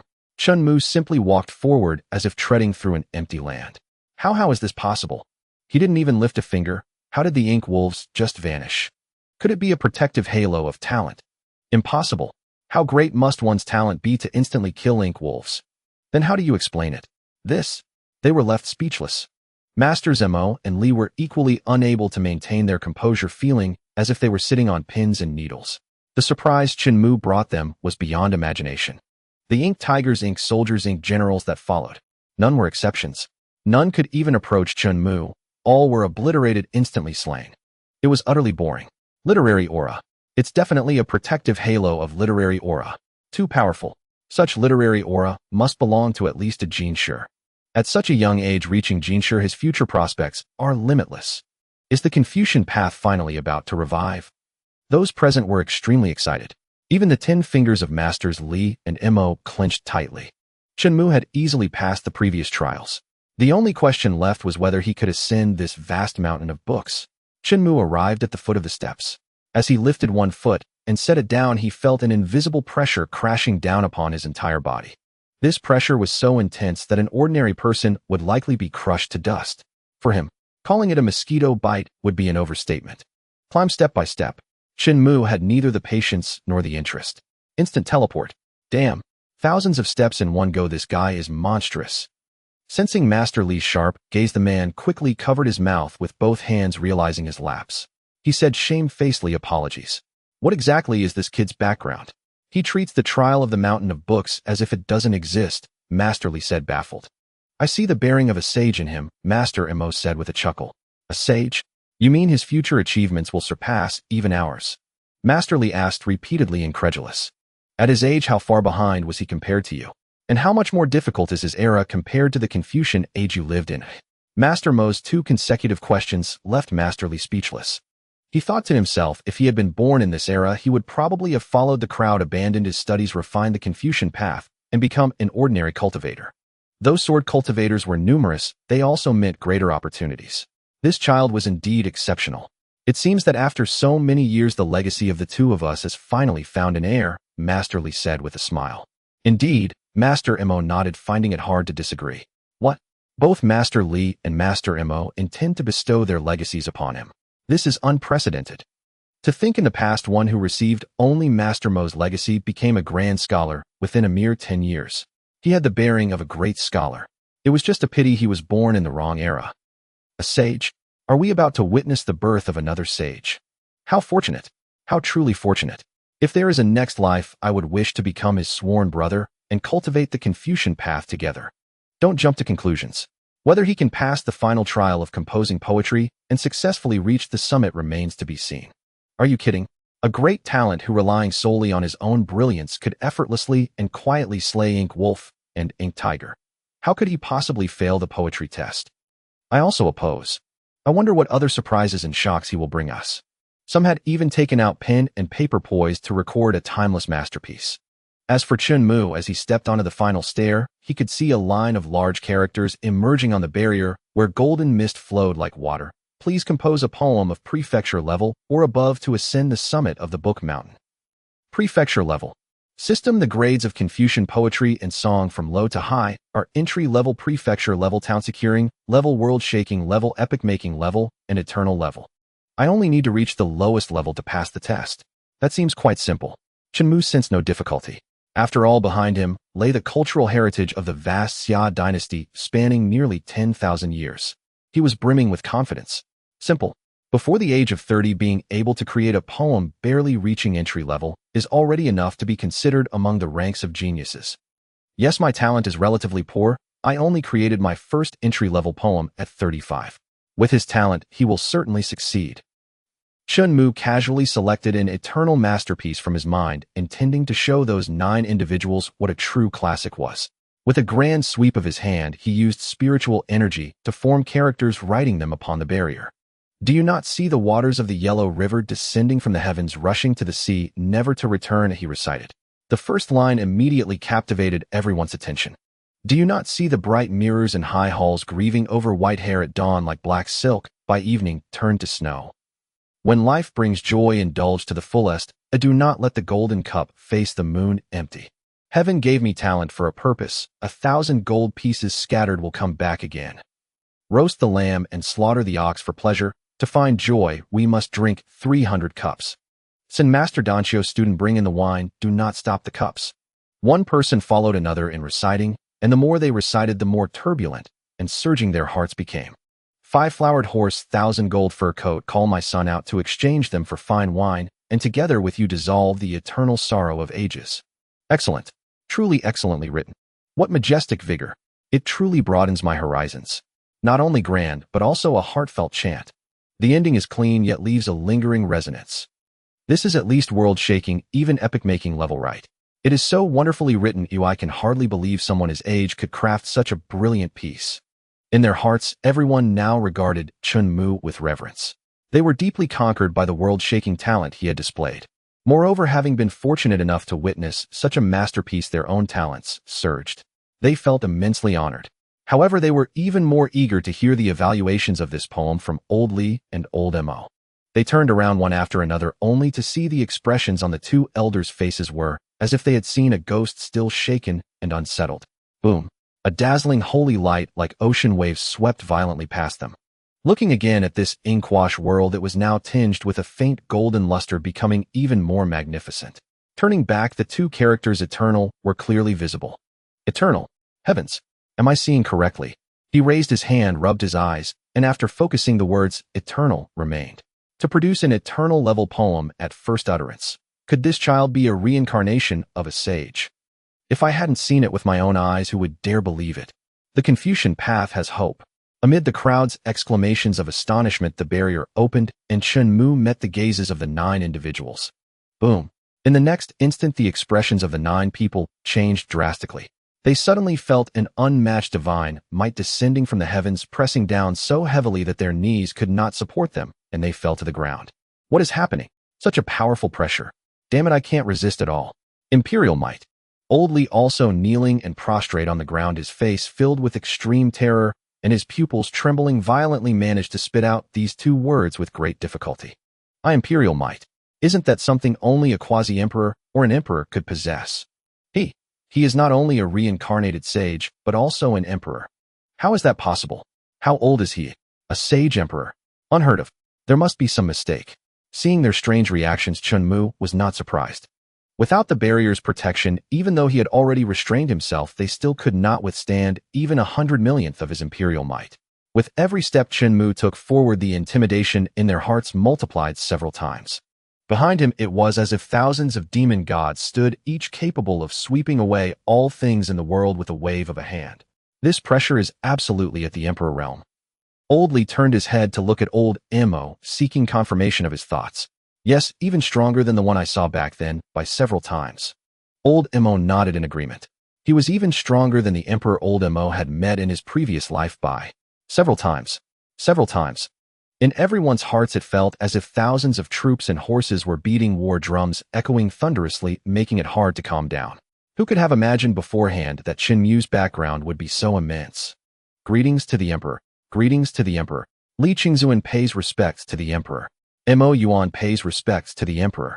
Seeing Chen Mu approach, everyone bowed their heads in unison to show submission. Rise all of you. Chen Mu rested his hand on the table, sat down on a stone stool, and completely suppressed his imperial might. With a single word, Mo Yuan, Li Qingzuan, and the others dared to stand up, brushing off their robes. I suppose this means I have passed the test. Chen Mu asked Mo Yuan. You jest, sir. We old relics have no qualifications to test you. Mo Yuan's smile was strained. He feared that if a single word, a single character did not align with Chen Mu's wishes, he might shatter this only remaining wisp of his soul with a mere glance. So what you mean is, I came here for nothing. Chen Mu's eyes narrowed slightly. This frightened the 9 of them back to their knees. Li Qingzuan hastily explained, Great Emperor, please do not misunderstand. We meant no such thing. It is just that given your ability to produce an eternal level poem at first utterance, you have absolutely no need for our bestowed inheritance. It is we who are unworthy. Sweat dripped from his face. As it fell, it transformed into an ink splatter, blooming like a flower on the ground with the texture of rice paper. Chen Mu. Ahem. He coughed twice, lightly covering his mouth with his fist, and said matter-of-factly, Since I am already here, it certainly wouldn't do to return empty-handed. You all must offer something as a token, understand? It's not a matter of worthiness. Upon hearing this, Li Qingzuan and Mo Yuan looked at each other, both showing expressions of difficulty. Finally, as if having made a resolute decision, they said, We understand. Immediately, a magnificent burst of talent erupted from their bodies, shooting straight into the sky, breaking through the ink clouds. Boom. The next second, a golden pillar of light pierced through the pavilion, landing upon Chen Mu. He could feel an endless stream of talent-righteous qi, frantically pouring into his body. At this moment, he felt that even without drawing upon the knowledge of his past life, he could compose an immortal masterpiece. But when he glanced at the others, the expressions on their faces seemed somewhat off. His gaze returned to Li Qingzuan and Mo Yuan. Their bodies were gradually becoming transparent, fading away. System, what are they trying to do? Chen Mu asked. System, in response, host, they intend to impart all their accumulated literary talent, righteous spirit, and lifelong knowledge from this wisp of soul to you. A legacy of a higher order than ordinary inheritance. After discerning the intentions of Mo Yuan and Li Qingzuan, Chen Mu unceremoniously accepted this great scholar legacy that countless scholars and talents would spend their lives pursuing. The ranks of the Confucian path from lowest to highest are child, student, scholar, provincial, graduate, metropolitan, graduate, Hanlon academician, grand scholar, great scholar, demi-saint, sub-saint, and saint. After fully acquiring the legacy, Chen Mu asked the system again, What is my current realm on the Confucian path? Checking in. Check-in successful. Congratulations, host, you have received a one-click Sage Experience Pack 1. Well, no need to ask. The system's meaning was simple and straightforward. He clicked to use it. Using the one-click Sage Experience Pack. Use successful. Congratulations, host, you have ascended to Sage. A brilliant golden radiance burst forth, so bright, it was blinding. Behind Chen Mu, a giant phantom figure emerged, holding a scroll, his entire being brimming with the supreme aura of a sage. Heavens! That's the founder of the Confucian path. His appearance signifies becoming a sage. The great emperor is already one who gathers the fortune of heaven and earth, blessed by the Tao, a figure who commands the wind and rain in the mortal realm. Now becoming a sage in one step, how powerful must he be? Unrivaled under heaven. Search through the billions of years of Dakang's history, and you won't find a second. I am truly fortunate to witness the birth of such a celestial powerhouse in my lifetime. In your lifetime? Haven't you been dead for 1,000 years? There was no refuting that. It was indeed a careless choice of words. So this is what it feels like to become a sage. Chen Mu clenched his fists. In his chest, literary talent surged like a raging sea awaiting release. His physical body and spiritual energy had multiplied 100-fold, 1,000-fold, or perhaps even more. Studying truly can defy fate. Now he could use poetry as a sword to destroy heaven and earth. With nothing but his silver tongue, he could slay countless experts. He mused, indeed, any path when cultivated to its extreme will not fall short. Boom, boom, hmm. Chen Mu's gaze was suddenly drawn to Mo Yuan and Li Qingzuan, who were nearly fading out of existence. The two were cloaked in divine light. Outwardly, they seemed little changed, but internally, it was a world of transformation. Demi-Saint. I have broken through to Demi-Saint. Brother Mo, what about you? Li Qingzuan could barely contain his excitement, hurriedly seeking confirmation from Mo Yuan. I have also entered the Demi-Saint realm. How can this be? Mo Yuan looked at his restored, no longer fading hands, his eyes full of confusion. He then glanced at those behind him. Their realms had also been elevated accordingly. Could it be a? Their gazes snapped almost simultaneously to Chen Mu. At that moment, silence spoke louder than words. Thank you, Sage, for granting us this opportunity. Mo Yuan and Li Qingzuan clasped their hands and bowed in unison. The others followed suit. Thank you, Sage, for granting us this opportunity. Chen Mu was well aware that they had partaken in the blessings of his ascension to sagehood. As the saying goes, witnessing brings a share. To Chen Mu, that bit of resource was insignificant. But to Mo Yuan, Li Qingzuan, and the others, it was akin to a monumental stroke of fortune. Unlike cultivators, breakthroughs on the Confucian path occur in a single thought, making them even harder to grasp. Li Qingzuan and Mo Yuan had once believed they would never have the chance to step into the sage realm, and they were deeply grateful to Chen Mu. Now that you two have entered the sage realm, why confine yourselves to this small corner? Come with me, leave this ink world, and go to Tianyuan to revive the Confucian path. What do you say? Chen Mu extended an invitation to Li Qingzuan and Mo Yuan. He believed that with their knowledge and power, they could create a new branch in the Tianyuan Holy Land and make it even stronger. Having become a sage, Chen Mu was even more certain that the Confucian path should not be left to waste. It could give more ordinary people the chance to defy their fate. If Chen Mu did it himself, the revival would naturally be faster, but why should he toil when others could do it? The Tianyuan Holy Land was currently free of calamities and didn't require hasty progress. After hearing his words, Li Qingzuan and Mo Yuan exchanged a glance, their expressions troubled. Mo Yuan spoke. Sage, you have shown us great kindness, and Brother Li and I are willing to serve. However, this world within the book has placed a confinement on us, binding us for eternity, unable to leave. Confinement. Chen Mu raised his eyes and indeed saw a faint barrier of formation energy. Of course, this feint was only relative to him. For others, it was a different story. A glint of sharp light shone in his eyes. The protective barrier shattered in an instant. The barrier broke it with just a glance. Such power is truly beyond reach. Chen Mu waved his sleeve, opening a portal. Let's go. This small world is about to collapse. Thank you, Sage. Li Qingzuan, Mo Yuan, and the others quickly stepped into the portal. Chen Mu closed his eyes, and his form dissolved like sand scattering in the wind. When he opened his eyes again, he was back in the Qingyan mansion. A few golden flames floated before him.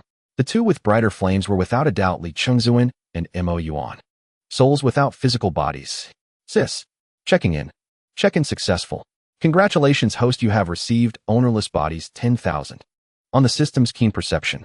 From the system inventory, he retrieved 9 ownerless bodies, each about the size of a palm, small enough to hold in one fist.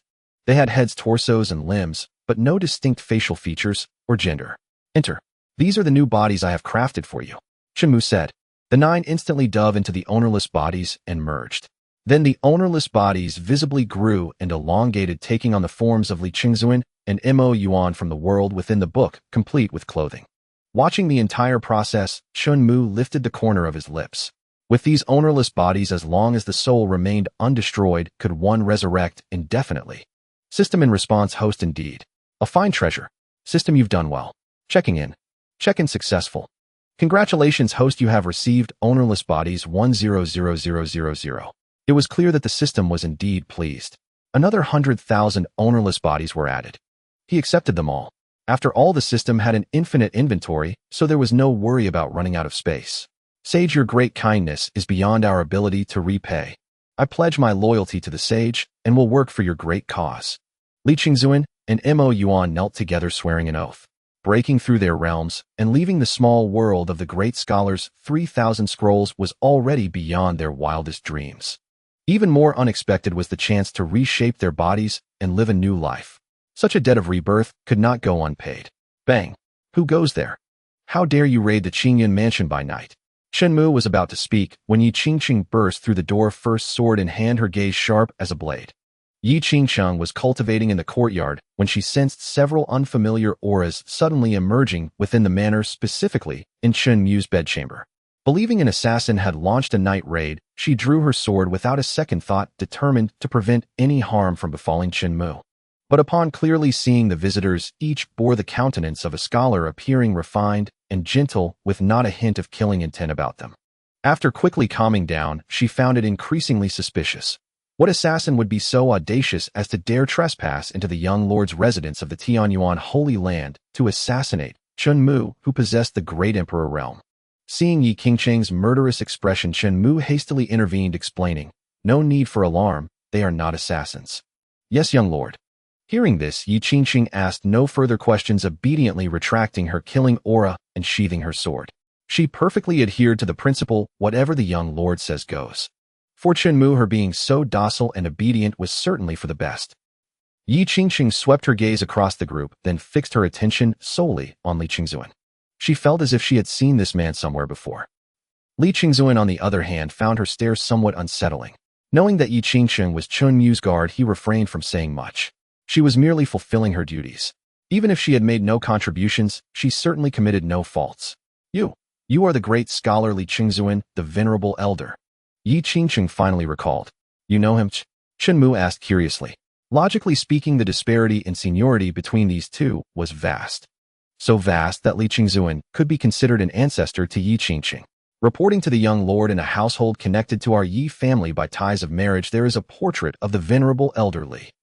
According to legend, during the flourishing era of Confucianism, the venerable elder once wielded his brush as a sword, used words and ink as bones, formed a grand formation to quell a beast tide, and slew a Quasidman king. Yi Qingcheng divulged everything. "Oh, I didn't expect you to have such glorious deeds." Chen Mu looked at Li Qingzuan. "Compared to the sage, it is nothing worth mentioning." Li Qingzuan bowed to Chen Mu, speaking truthfully. "The sage?"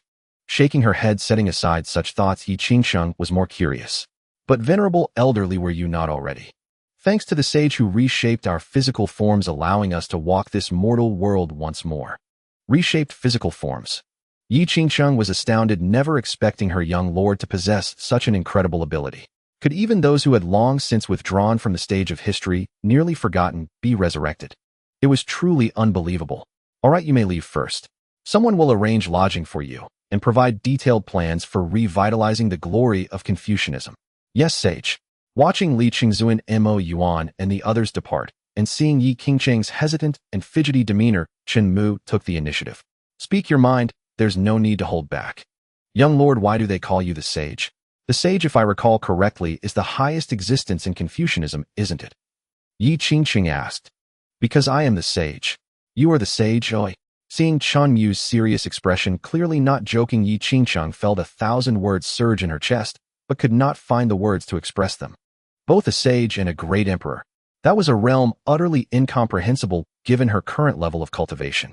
It was far too distant. Not in this lifetime, nor in several lifetimes could she ever hope to catch up. "Young lord, you have truly opened my eyes." Yi Qingcheng confessed from the heart. "Is that so?" Chen Mu smiled faintly, then asked, "Is it time for a meal?" He patted his stomach, feeling a hint of hunger. He could stave it off by subsisting on air and dew, or by refining his own spiritual energy. However, Chen Mu preferred to savor the pleasures of food and deliberately refrained from doing so. Hunger allowed for a more vivid experience of the true essence of cuisine. "Brother Zhang informed me that it will be ready shortly." Yi Qingcheng replied. "All right, let's go out and wait. Qingcheng will help the young lord change his clothes." Seeing Chen Mu about to rise, Yi Qingcheng hurried forward, swift and sharp-eyed. Meanwhile, Li Qingzuan, Mo Yuan, and the others, under the guidance of a young disciple, had already arrived at the main hall. Li Qingzuan pays respects to the Tianyuan Saint Lord. Mo Yuan pays respects to the Tianyuan Saint Lord. Li Qingzuan, Mo Yuan, gazing at the figures below and the palpable aura of great literary talent emanating from them. Chen Tianlin could not help but ask, "Are you the two great scholars once hailed as the final glory of Confucianism in the southern domain?" Not only their names, but even their appearances matched Chen Tianlin's knowledge exactly.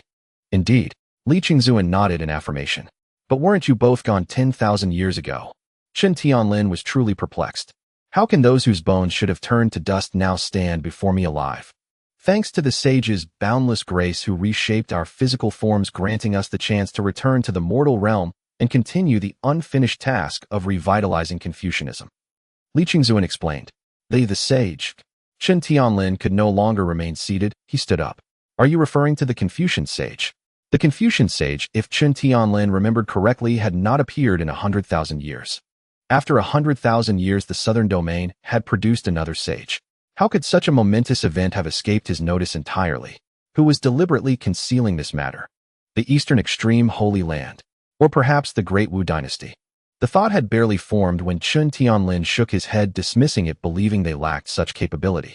Having heard nothing of the Confucian sage for so long, Chen Tianlin only knew that such a figure should not be underestimated, yet he felt uncertain. He grew anxious that the hard-won peace of the Tianyuan Holy Land might be shattered. But then he reconsidered. Aside from himself, Tianyuan also had Chen Mu as their ultimate trump card. No matter how formidable the Confucian sage might be, two great emperors could surely suppress him, couldn't they? In the Great Hall, the expressions of the other elders were equally grim. They feared a war might break out between Confucianism and Tianyuan. Although Confucianism had long declined, the power of a sage was still profound and enduring. It wasn't that they feared defeat, but rather the unnecessary casualties among their clansmen. Even if temporary peace could be achieved, there would always come a day when interests were unequally divided. Both sides were supreme beings in their respective domains. How could they easily yield? Indeed, the Confucian sage. Li Qingzuan affirmed without a shred of hesitation. Who is he? Where is he? Chen Tianlin asked in rapid succession. In the Qingyun residence of the Tianyuan Holy Land. Li Qingzuan replied. In my Tianyuan Holy Land. The Qingyun residence. Chen Tianlin frowned, suspecting the man was jesting with him. How could the sage be in the young lord's residence? Could it be that the young lord and the sage are friends? Close confidants. I have read the poems written by the young lord. They are truly exquisite. Perhaps it is indeed so. I never expected the young lord to be not only unparalleled in cultivation, but also exceptionally brilliant in literary talent, capable of attracting the sage's attention.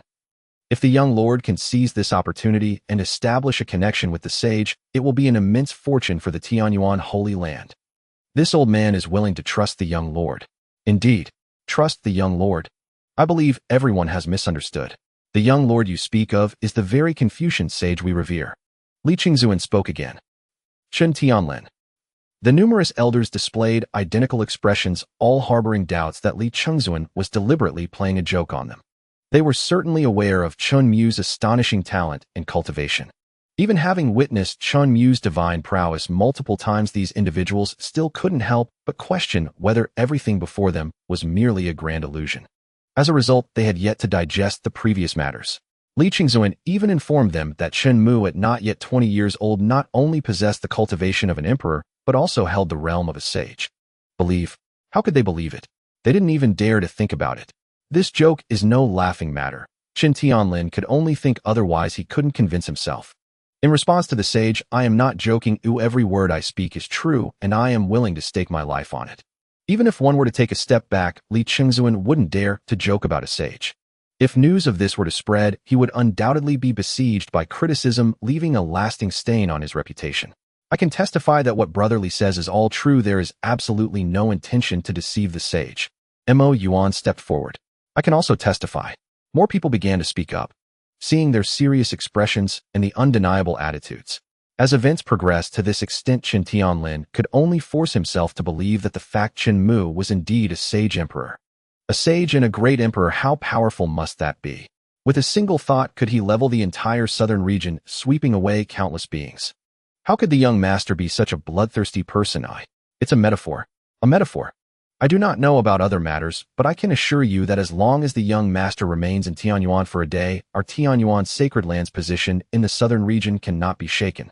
Indeed, hearing the murmurs among the elders in response to the prince's words, Chen Tianlin felt that even if he were to abdicate in favor of Chen Mu now, they would unanimously agree. But thinking back to Chen Mu's attitude when he hinted earlier, he seemed to have little interest in controlling Tianyuan. Could it be that Mu aspires to control the entire Ditsong world? Thinking of this, his heart surged with joy. How remarkable it is that my son Chen Tianlin is so ambitious. Ahem. Clearing his throat, returning to the main topic. So did you all come here to see me in order to pledge allegiance to the Tianyuan sacred land? In response to the sage, we are determined under the sage's orders to take the Tianyuan sacred land as our starting point to revive the Confucian Tao lineage. We hope the sage will grant us this. Li Qingzuan spoke truthfully. While said in the future, if there are areas where the Tianyuan needs to assist, just let me know. Since this was a decision made by Chen Mu, Chen Tianlin had no reason to refuse. He couldn't be more eager for the Tianyuan's sacred land to become the starting point for the revival of the Confucian Tao lineage. This could only be beneficial for the Tianyuan sacred land. Thank you, Sage. After the discussion, Chen Tianlin summoned someone and ordered him to clean up an unoccupied, unnamed peak so that Li Qingzuan, Mo Yuan, and others could stay there. After they left, Chen Tianlin glanced at the people in the hall. What do you think of this matter? The young master's strength is unfathomable. It is beyond our comprehension, and we are not qualified to discuss it recklessly. A sage emperor has never existed in history. I believe it is either the young master possesses extraordinary talent, or he has exceptional luck and has received a great inheritance. Could it not be that he is both? Such short-sightedness. In my opinion, the fact that the young master possesses sage-level strength is undeniable. What makes you say that? Those two, not only have they been resurrected, but they have also broken through to the semi-sage realm. Historically, scholars have always had a proud disposition. Do you think they would actively seek us out to serve Tianyuan? Surely you don't believe this is all mere coincidence. With his words, everyone, including Chen Tianlin, fell silent. How could this continue to sound more and more outrageous? Resurrection. Even the current Chen Tianlin couldn't possibly achieve that. My son not only possesses the aura of a great emperor, but also that of a potential god. Chen Tianlin was filled with anticipation for Chen Mu's future. Report. A voice from a young disciple forcibly pulled Chen Tianlin from his reverie. Speak. Chen Tianlin sat back in his chair. Sage, the master of the eastern extreme, sacred land, Zhao Guozian, requests an audience. Zhao Guozian. Upon hearing these three words, Chen Tianlin could roughly guess the purpose of his visit to the Tianyuan sacred land. Let him in. Yes, Sage. Shortly after. Please be careful of the steps. Under the guidance of the young disciple Zhao Guozian, along with his daughter, the Eastern Extreme Saintess, Zhao Yueling, entered the grand hall together. Greetings, Sage. Upon hearing these four words, the expressions of the elders present changed slightly. It was normal for anyone to bow to the sage, but Zhao Guozian's bowing carried a completely different implication. Because like Chen Tianlin, he too was a master of a sacred land and had no reason to place himself in a lower position. Doing so would not only tarnish his own reputation. It seems that you Eastern Extreme Sacred Land are indeed prepared to submit to our Tianyin. Chen Tianlin disliked beating around the bush, going straight to the point. The sage is wise. The Eastern Extreme is willing to submit to Tianyuan. There was no talk of reluctance. In the martial world, the law of the jungle prevailed. Zhao Guozian was not a naive youth. He was well aware of the brutal realities involved. Moreover, submitting to Tianyuan was not in his eyes a shameful thing. As the saying goes, it is good to lean against a big tree for shade. Being able to rely on such a towering tree as Tianyuan should be viewed as a blessing for the Eastern Extreme Sacred Land. Furthermore, what Zhao Guozian was truly focused on was Chen Mu's potential for the future. An emperor who is not yet 20 years old, he simply could not imagine what Chen Mu would be like after 100, 1,000, or 10,000 years. Stay hopeful. Soon. The news of the Eastern Extreme Sacred Land's submission spread throughout Tianyuan's sacred land from 1 person to 10 to 100 to 1,000. I didn't expect that not only the 5 poison sacred land, but now even the Eastern Extreme Sacred Land, one of the 3 major sacred lands, would voluntarily submit to us Tianyuan. Relying solely on the sage, we would mostly keep our distance, but thanks to the existence of the young master. Excellent. From now on, there will only be 1 sacred land in the southern region, and that is our Tianyuan sacred land. With both the young master and the sage present, what is a mere southern region? The entire Ditsang will eventually belong to us Tianyuan. By the way, have you heard? The unnamed peak has been renamed to Book Mountain, seemingly intending to revive the glory of the Confucian Tao. Confucian Tao? Wasn't it long fallen into decline for thousands of years? It's difficult. Father, did you hear that? They said that the Tianyuan sacred land intends to revive the Confucian Tao. Their conversation was overheard by Zhao Yueling as she passed by. Don't ask what you shouldn't ask. We are about to meet the young master. We must not make any mistakes. Be sure to remember. Zhao Guozian sternly interrupted Zhao Yueling's curiosity. 1,000 reminders, 1,000,000 cautions.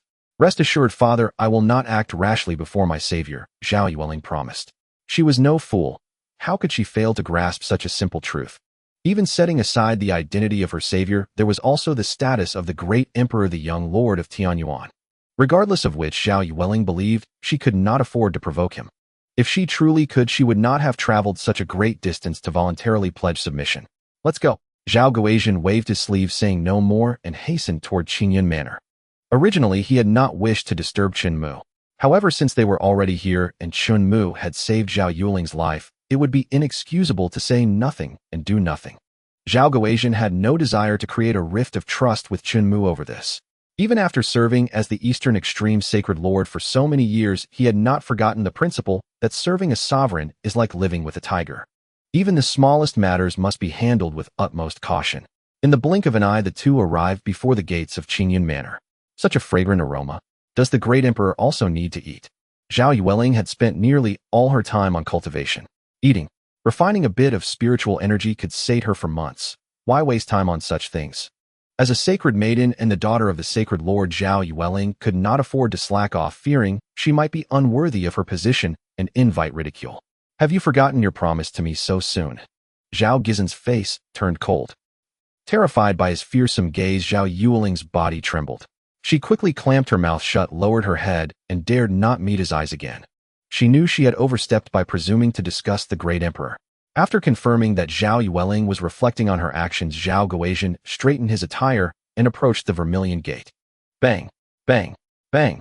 He raised his hand, grasped the iron ring in the copper lion's mouth, and struck the door. Coming came a melodious silver bell-like female voice from behind the door. When the door opened, the visitor was none other than Yi Qingqing. Yi Qingqing. Seeing her appear at the young lord's residence, Zhao Yueling was quite astonished. She had lost all memory from the time she was possessed by the evil spirit, so she did not recall having seen Yi Qingqing during her previous visit to the Tianyuan sacred land.